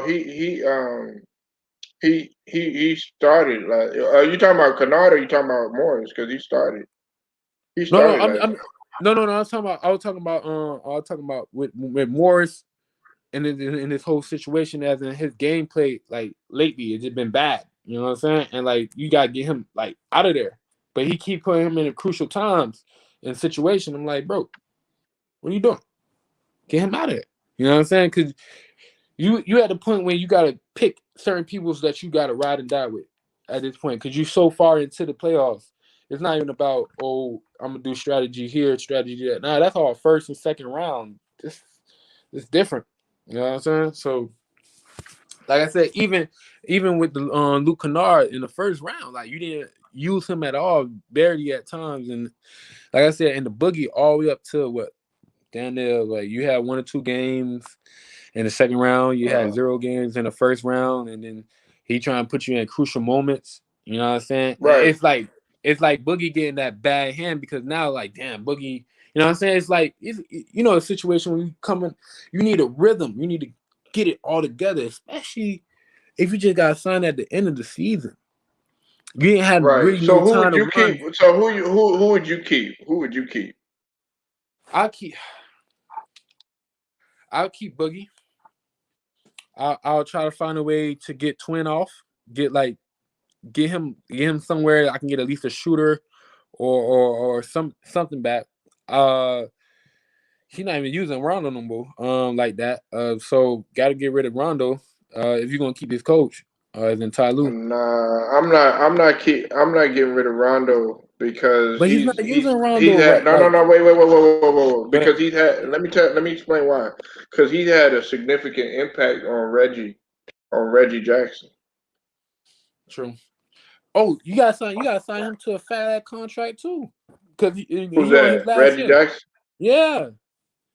Why? Because Because he's of gonna get a new the way his value went up in the playoffs. You feel like that? Bro, yeah. Look, there's a team right now. They probably not even gonna be really involved into like really title contender, but they know the Clippers got somebody. They would take that away from him, like for real. Like like they did with for example, like the Clippers. You had Charlotte, who seen Montreal play so good, they were trying to get his ass the whole bag, kind of, as in like the best bag that he would possibly was finna get in the free agency. So you going, and that's all the way in the Eastern Conference. So teams is looking at Reggie Jackson right now, really looking at him. So somebody gonna pay him that bread. You know what I'm Well, saying? you got to think about Zubac. He's been playing good because he had 13 and 14 yesterday. Marquise Morris, he's a little iffy. He started yesterday, but he only had 22 minutes. I think he got in foul trouble. And then you also got to realize we got to figure out what Patrick Beverly brings to the table too. Then of course, really, man, really your main focus is I hate to say this, wait, what? And some people probably gonna disagree with me. I don't think Big Who is gonna agree with this. You might want to consider man as your future. Yeah, you had to. I agree with you. I agree with you. Man is somebody that okay, damn, this motherfucker balling. I didn't know what he had because that's one of the knocks that Doc had on. You know what I'm saying? Because he was just riding, his skills were riding and everything. You know what I'm saying? But now that he was able to step out and play and get an opportunity, now you see that this motherfucker, he's like, damn, man, we should have been using this guy the whole daggone time. But yeah, definitely. I'm not gonna knock that because at the end of the day, you don't know where Kawhi mindset is at. So that's too much of a gamble to put all that in the future with him. So I agree with you on that. As in, Right. like, But that man, contract, but you on point with what you just said. With what I like how you explain that about Marcus Morris, because nobody's looking at that, but you know they might look at that and they be like, he's only on a 4, you know, he's on a 4-year 5-year, I think it's 5-year 66 or whatever it was, but either way, it's set to expire. facts and then yeah, I understand. This ain't the NFL. You can't cut a nigga and save that bread for that season. That shit still gonna get docked. You know what I'm saying? Docked. You know what I'm saying? So, like I said, like I feel like, damn, bro. Like I said, could you now? Like I said, are you going to just go? Are you going to go and luxury tax it again for a situation you're not even sure about? You know what I'm saying? Like, I know Bro got a lot of money as in the owner, but shit, I'm gonna keep paying for something that I'm only gonna go to the second or third round. You know what I'm saying? It's like, I don't know, man. I don't know. Cause like I said, like I got a person, like for example, I'll pay luxury taxes for a situation with Golden State because not only if one go down, there's another star that's on that same caliber that can keep on rising up. So my chances, let's say, if a Steph went down, I still got a KD, I still got a Clay, you know what I'm saying? I still got a Draymond. I could still do certain things around. For another example, if a KD went down, you see how they managed that shit to a certain point until they needed him to the finals. You know what I'm saying? As in like what they did to Portland, 4-zip their ass without a KD. You know what I'm saying? But when they got into a situation when they faced somebody who's down there more dominant as a wing player, because you know a lot of teams have problems with their wings. That's why wings is so, you know, so of a focal point, because like he can also like the wing is a defender, as on down there your best player, as well as in the best opportunity to get a shot. So if a Golden State go in that same shit with a Steph, a Clay, and a Draymond versus a Kawhi winning that, and he did it. You know what I'm saying? He fucking 3-1 the ass with all three of them healthy, as in a Clay, a Draymond, and a Steph. Clay got hurt game 6, but you know it was already finished. You know they got that victory because you know you had enough points to hold off. I mean, that game 5, you had enough points to hold off, and then that game 6, you know, you got to put the rest. Atlanta up 7-0. Wait, what? Shout out to Atlanta, man. They got. Oh, you choosing ATL to get this game? Yo, I'm choosing ATL to win it all. What, to win the whole thing? That's how I feel. And Yeah, it's you because would say some shit like that. and it's because of the slander that Trae Young got once he got drafted. Oh Niggas were my trying him. God, man! No, I never gave. No. You know what? I don't know why people did that, man. That motherfucker Trae Young, who you know he came down here. He came to one of the gym because you know Jermaine O'Neal got a gym down here. He was hooping. It was him playing against Dennis Smith Jr. And that motherfucker was giving, man, that motherfucker was going at it with motherfucker Dennis Smith Jr. Bro, I just felt like the media, people, fans, everybody, basketball ideas, they just got so disrespectful when that whole draft with Luka and he getting traded to Atlanta. That I was thinking that we got the upper hand. Like, bro, the disrespect on Trae name was so crazy. You know what I'm saying? I didn't like that shit. Trey Young out here doing it though, man. They up 10-2, man. Hey, you said Big Who. Hey, Big Who. Hey, what's it called? Wait, what? He said the Claw better come back. Man, the Claw better get healthy. Shit, Nah, that's what you need, man. You need I it. won't even play him the rest of this series. I call it a day. Man, You know what it feel like though, Polo? It feel like that situation where if K like it feel like that 2019 situation, but in this situation, KD sitting instead of coming back. Man, South Political, man. If listen, you know the rules, man. If don't be a chat warrior, man. Nip that shit in the bud if you're gonna come in here. Other than that, I mean, you know, what's the point of saying that, nigga? Man, nip that Wait, shit in what? the bud. Who's that? Who's wait what? I didn't know we got that guy in the chat. Who is that? Wait what? I know. Wait what? What's good? That motherfucker said you drinking and smoking, nigga. Shit, we gotta What find out what he drinking and first. smoking about? That's what I'm saying. It's so what's that word? Subliminal. What's that word? Some shit like that. now I can see why he said you drinking and smoking, because I don't know what the fuck that word meant. Hey, Atlanta Atlanta 12-2. Some shit. I got a speech problem, man. I'm dyslexic. I got a little speech problem. I'm dyslexic. My bad. South Political laughing at you, man. But you I know know that he is, motherfucker, man. he won't come up in here, man. You know what I'm saying?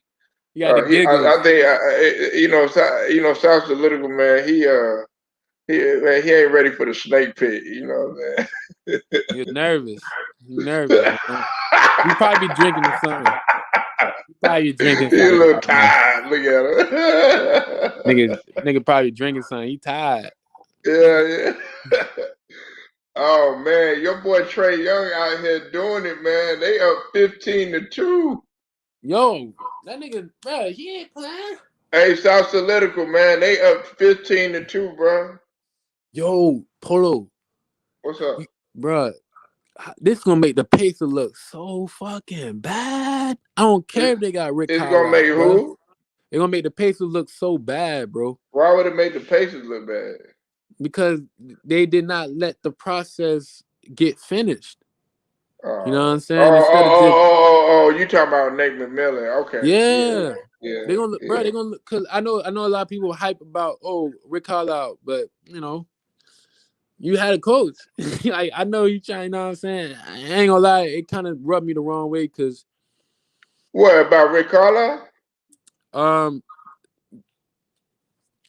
Or Nate McMillan? Them nothing go Nate McMillan. I'm talking about like how we got Rick Carlisle, Indiana. Yes, we good, nigga. Oh, you know okay. Yeah. You right, South Political. My bad, Kinfolk. Yeah, hey, we gotta address this right here. Wait, what? Yeah, nigga. Yeah, hey, he was drinking or smoking on that shit. Yeah. I need you to go back and listen how I broke down the stats, man. But I told him, I tried to tell him South Political, man, but wait, what stands on that shit? He said Dirk better, man. Nah, man, y'all boy tweaking, man. Like I said, dog. If I had to create a team and I had to start somebody, you know, I'll start with You starting Dirk over Larry? Yeah, I'll build a team around Dirk properly. Oh my god, man. Hey, you know what? I'm gonna tell you like this way, you better not go around man, you better not go around like, you know, some other platform saying no shit like that, man. What you talking about, man? Your ass finna get annihilated. Nah, I can back it up though. You know what I'm saying? I can back it up. You know. But the only thing that you could back up is with maybe the last thing that you said, and that's about Dirk. You said, man, it's too late. I'm already drunk, nigga. The last statement that you said was which you said that he ushered in, you know, he helped usher in the floodgate or whatever. That I can agree with. You know what I'm saying? There were a few others that were trying to make their presence felt in terms of being a big man that could shoot and everything like that. But Dirk took it to a whole nother level, and he made it he made it look, made it look decent for a 7-footer to shoot out, to play like a guard pretty much. Yeah, he was just like one of the small ass guards. That's all it was. Hmm. Hey, But he wasn't on Larry's level though. He maybe, just wasn't on Larry's level.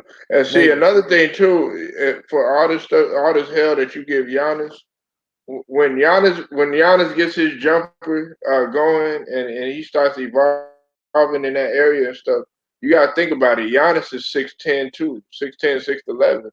So he could handle the ball, he could get to the rack, he could shoot. I mean, you're gonna be talking about Giannis. You got to be putting him in the same breath. No doubt. I have no hesitation with that, my man. Like at all. Yeah, I don't know, nigga. You got Atlanta winning the whole fucking thing though. I love Giannis. You tripping? I love. Man, you don't love Giannis, nigga. You over here saying you ain't. I'm not in love with Giannis like how some of y'all is. I love Giannis, but I'm not in love with Okay, him. what you like about his game? Like I said, his inside presence is undeniable. You can't question that. The what I really like about him, that's why I say I love him, is because he's humble to a point that he's like, yeah, I fucked up on that. Yeah, he kind of got me on that one. And then he'll go back to the lab and work on it. Some people would be like, you know what I'm saying? Oh, he don't got that.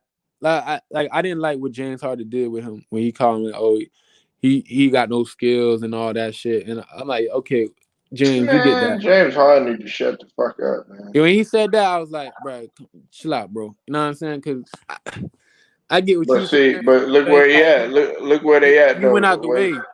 Now I'm saying that what I'm saying. James Harden went out his way to say all that. You know what I'm saying? Like you shouldn't have to do all that. You know what I'm saying? That's why when people were trying that's why KD went so hard at Jay Williams for saying that don't ever compare to Giannis. Don't do that, bro. Because you trying to dim a bright upcoming star.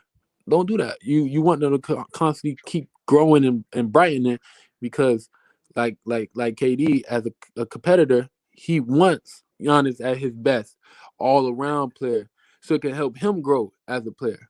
You know what I'm saying? Right. Because that's real basketball fan, like real basketball fanatics like him, like a LeBron. Like people think LeBron want, like, you know what I'm saying, go against scrubs. No, he want to go against, top. You know what I'm saying? Right. He just want a good ass game with it. So he can develop his game as well. Because he developed his game after he left Miami as becoming a better shooter. And you know what I'm saying? Due to the competition he was going against. He had to. Man, James Harden, man, he ain't got the right to say shit about nobody. You know what I'm saying? Because that motherfucker, man, first off, he came into the season out of shape, how many other pounds overweight, eating the honey buns and all that shit, right? Then on top of that, he was throwing his teammates up under the bus.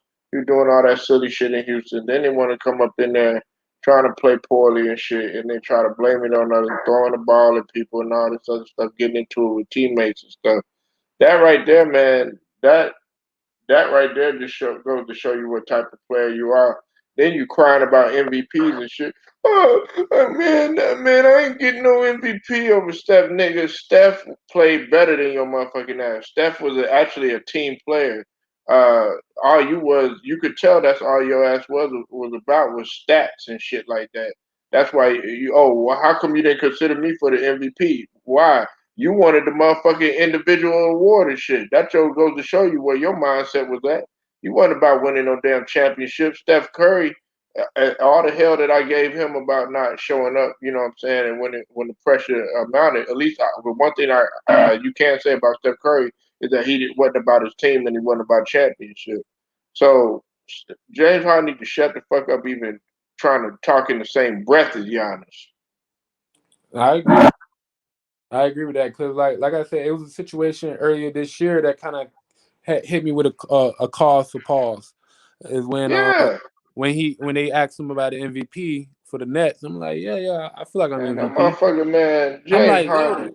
you right now, you need to focus on trying to integrate yourself with this team. Stop focusing about individuals. Now you bring Right. that individuals to Brooklyn, and like I said, he was like, this all season, it's like one of them situations for.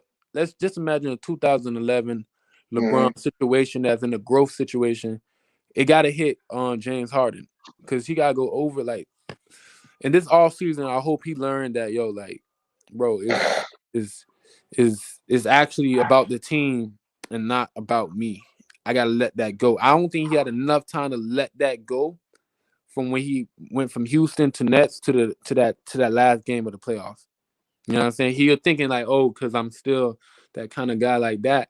And he kind of hindered his team even more. Why would you put yourself out there? You know you got a strain grade 2, on your leg. Like, you know what I'm saying? It's like, I get what you're saying. You try, like, even when he was saying, like, I was trying to give my team motivation.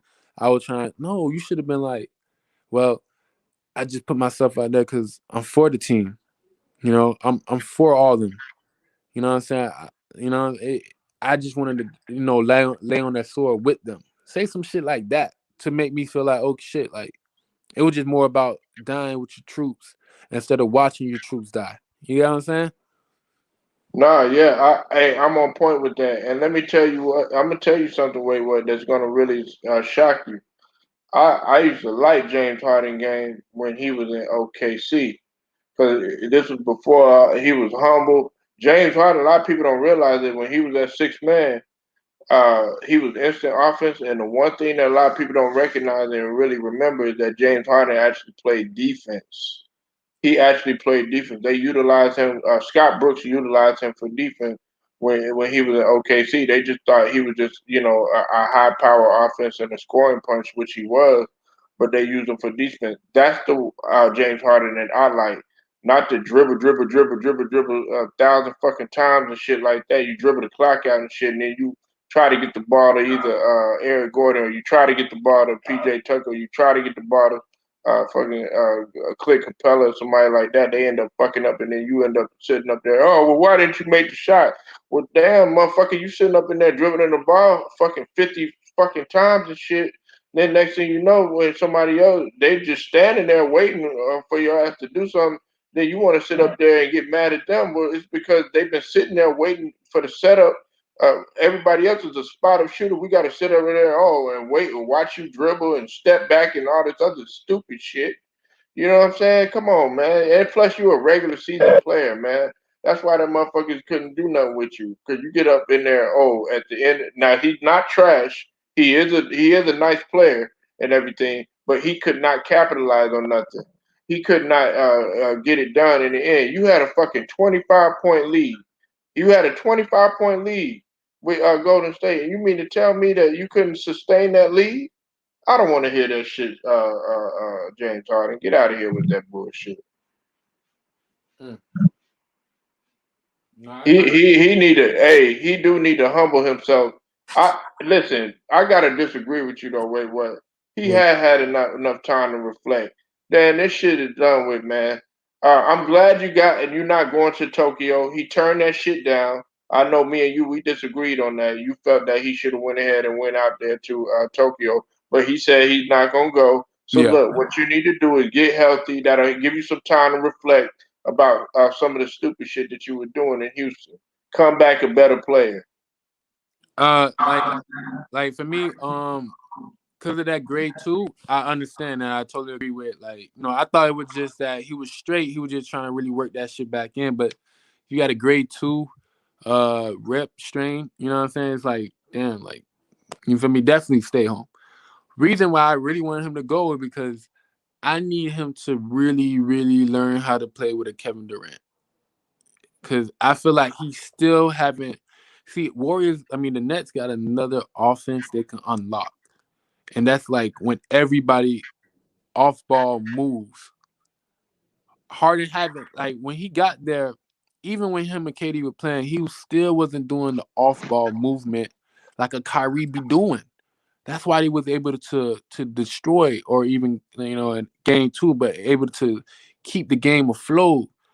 You know what I'm saying? Throughout them folks first 4 games until Kyrie got hurt, because at least Kyrie would be able to move off the ball, go bum bum. Kyrie will go around the whole court and then pull out that three. Look, James Harden will hold the ball, then pull a three. You get what I'm saying? It's 2 different ways of how you pull that. And I rather trust a Kyrie in that situation. That's why it was, you know what I'm saying? Harden was always that third wheel. Everybody in the world thought he was the second, but he was always that third wheel. Because the 2 tires that you need the most is the stable ones in the back, which is KD and Kyrie.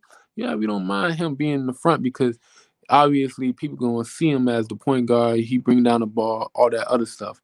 However, those 2 was so important to the Nets in general, as in like getting everybody involved, because on the defensive end as well, Kyrie was playing out of his world this year.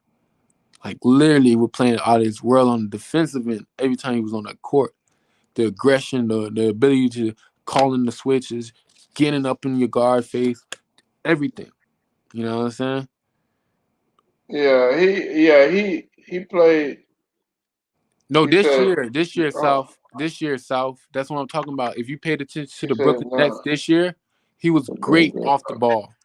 Like Yeah, no. I gotta, hey, South, I gotta agree with Waitwood on that one. Yeah, because if you notice, man, he was shooting. Him and Kevin Durant were shooting both 50% from the mid range, and also in the beginning of the season they were shooting 50% from the field. And then Kyrie, he wasn't doing as much dribbling, you know. But this year he was just becoming just straight, get to the point and everything. And that's what I said I liked about Kyrie. This year, the way that he was playing, he was just getting to the point. I don't a Kyrie that's just dribble, dribble, dribble, dribble, dribble, dribble, and all that other stuff. Yeah, that's all fine and dandy and stuff like that. But a Kyrie that is just get straight to the point, not gonna play no games with you and shit like that. That's even more dangerous, because now he's just gonna get straight to the point, bam, straight to the point, bam. Instead of all this wasting time dribbling, all this what's that, Uncle Drew shit and all that bullshit. Nah, get to the point, nigga. He even dunked on he dunked on a couple of possessions this season.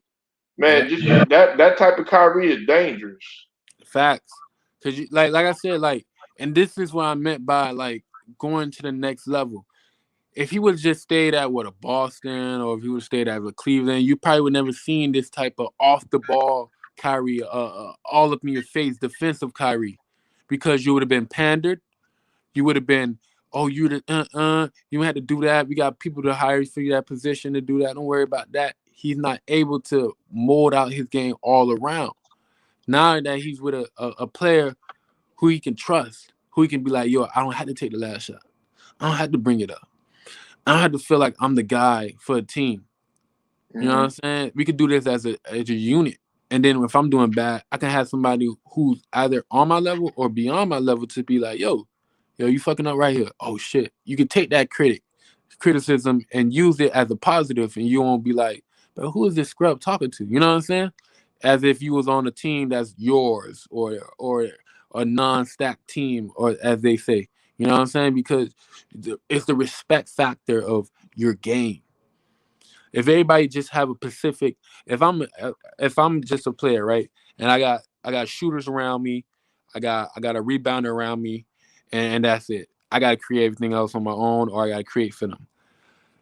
And then, like, you know what I'm saying, it put a lot more strain on that player to do. Hold on. It does, well, South Political. It does explain how he was great off the ball this year, because if you notice, if you go back and you go look at the film, he wasn't dribbling quite as much as he was, in the past and everything like that. That's not his calling card, man. That's not what we know Kyrie to do. But to say that he wasn't playing off the ball this year, that's quite an understatement, man. He did play off the ball quite a bit this year, man. And if you notice, like, especially at the beginning of the season, he was more focused on the mid range. Him and KD were shooting 50% from the mid range. That's one of the things that I noticed right off the bat, right after their injuries.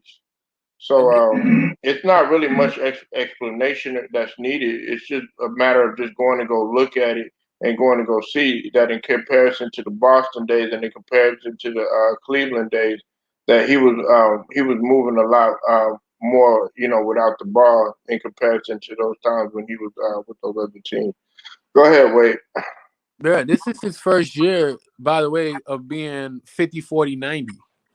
So that's another accomplishment that he couldn't do anywhere else, even when he had the ball in his hand the most. Even when he was playing with LeBron, he never averaged a 50, 40, 90. But he did this year. You know what I'm saying? Because he was able to go all around the court instead of just being a one position type of player. He was bringing the ball up. He was being the guy in the corner. He was rotating. He was doing streaks. He was doing like pop outs and everything. He was getting the rebounds. He was playing on defense. He was playing on ball defense. Like, hey, that's facts.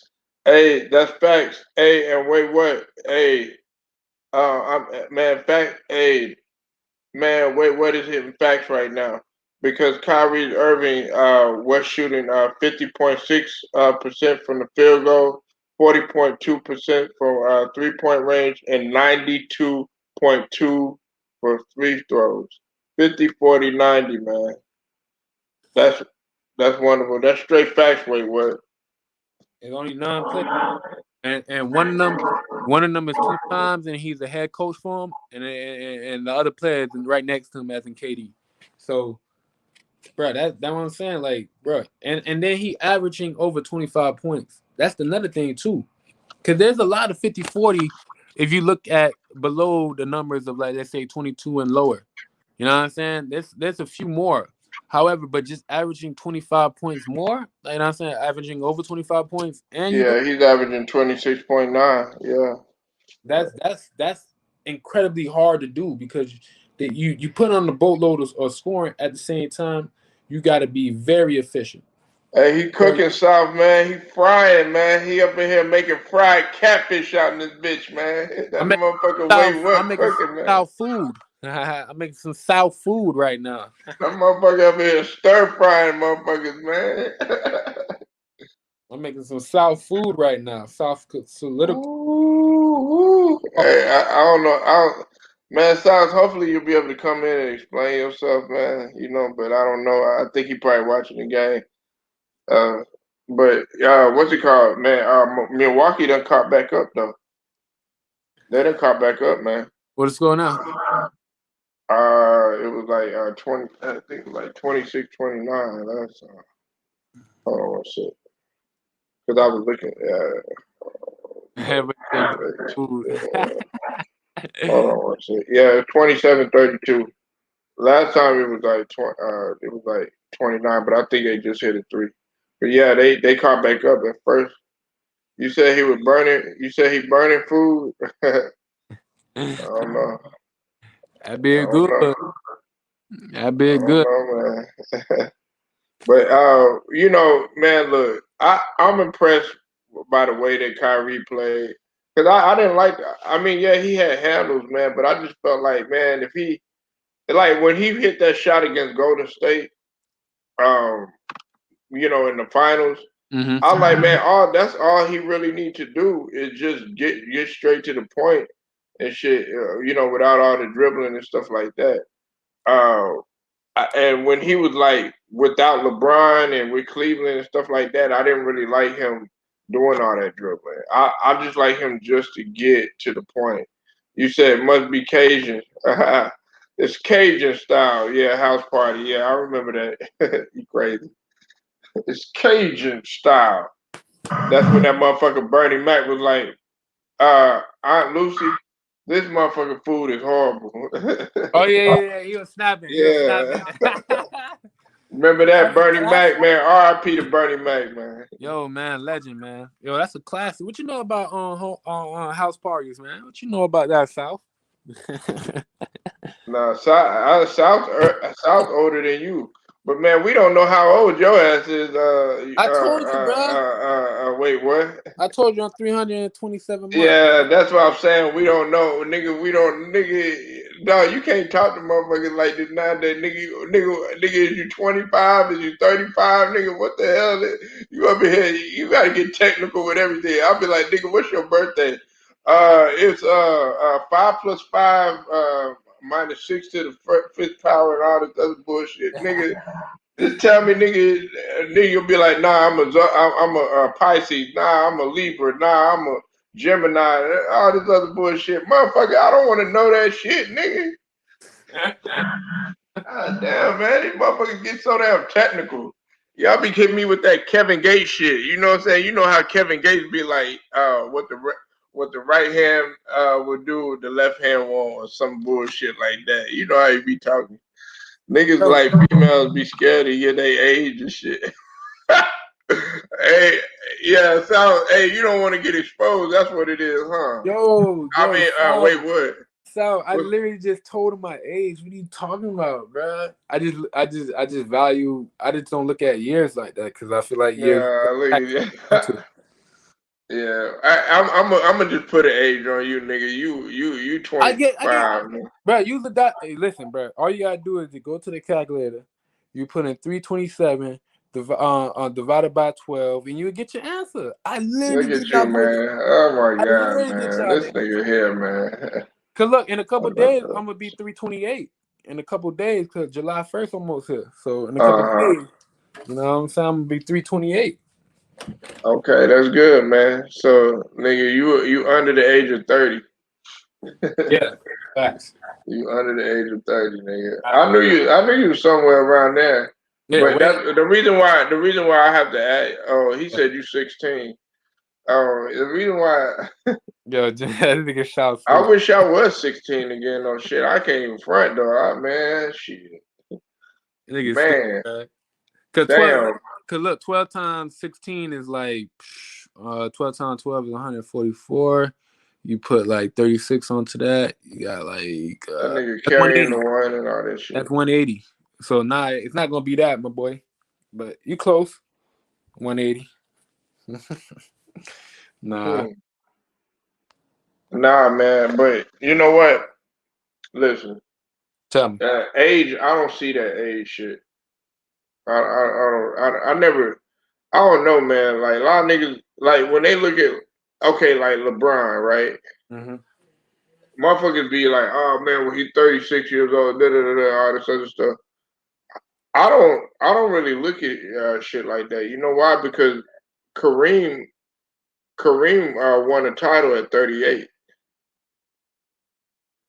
You know what I'm saying? So, and what's his name? There was a couple people that played well into their 40s. So I don't never look at that age shit. You know what I'm saying? Like, oh yeah, this guy, oh he 36, so he old and all this other bullshit. Nah, man, it's how that motherfucker feel. I don't never look at that age shit. You know what I'm saying? Oh yeah, well you okay, you 30 something years old or you 40 something years old. Oh yeah, that makes you old. Nah, I don't look at that shit like that.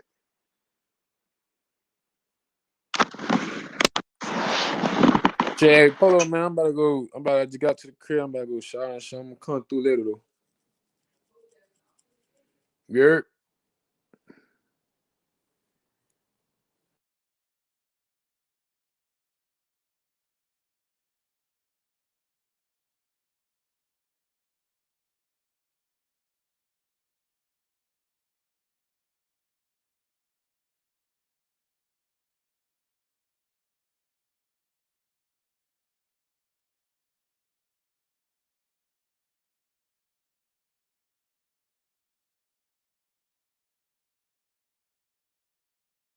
People took. Oh shit. I think that motherfucker. I think I may have fell out, but it's all good, man. People put too much emphasis on age and shit like that, man. I don't do no shit like that. But Atlanta is up 40-33 right now. with 9 minutes to go in the second, man. South Solitical band. Thought you were gonna join us and all that other shit, but you probably finna bounce, but it's all good. Nevertheless, we still working this game. Clint Capella with the rebound, but I think there's a foul on the play.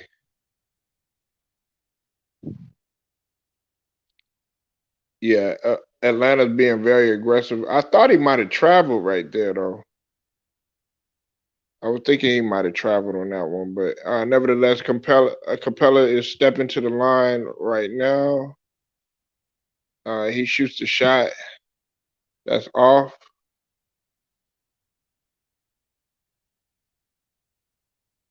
And I think Budenholzer is trying to make an adjustment.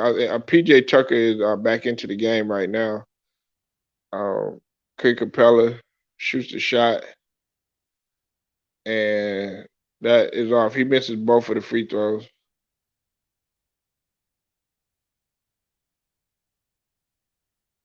And Drew Holiday gets it to Forbes. Forbes gets it to Greek.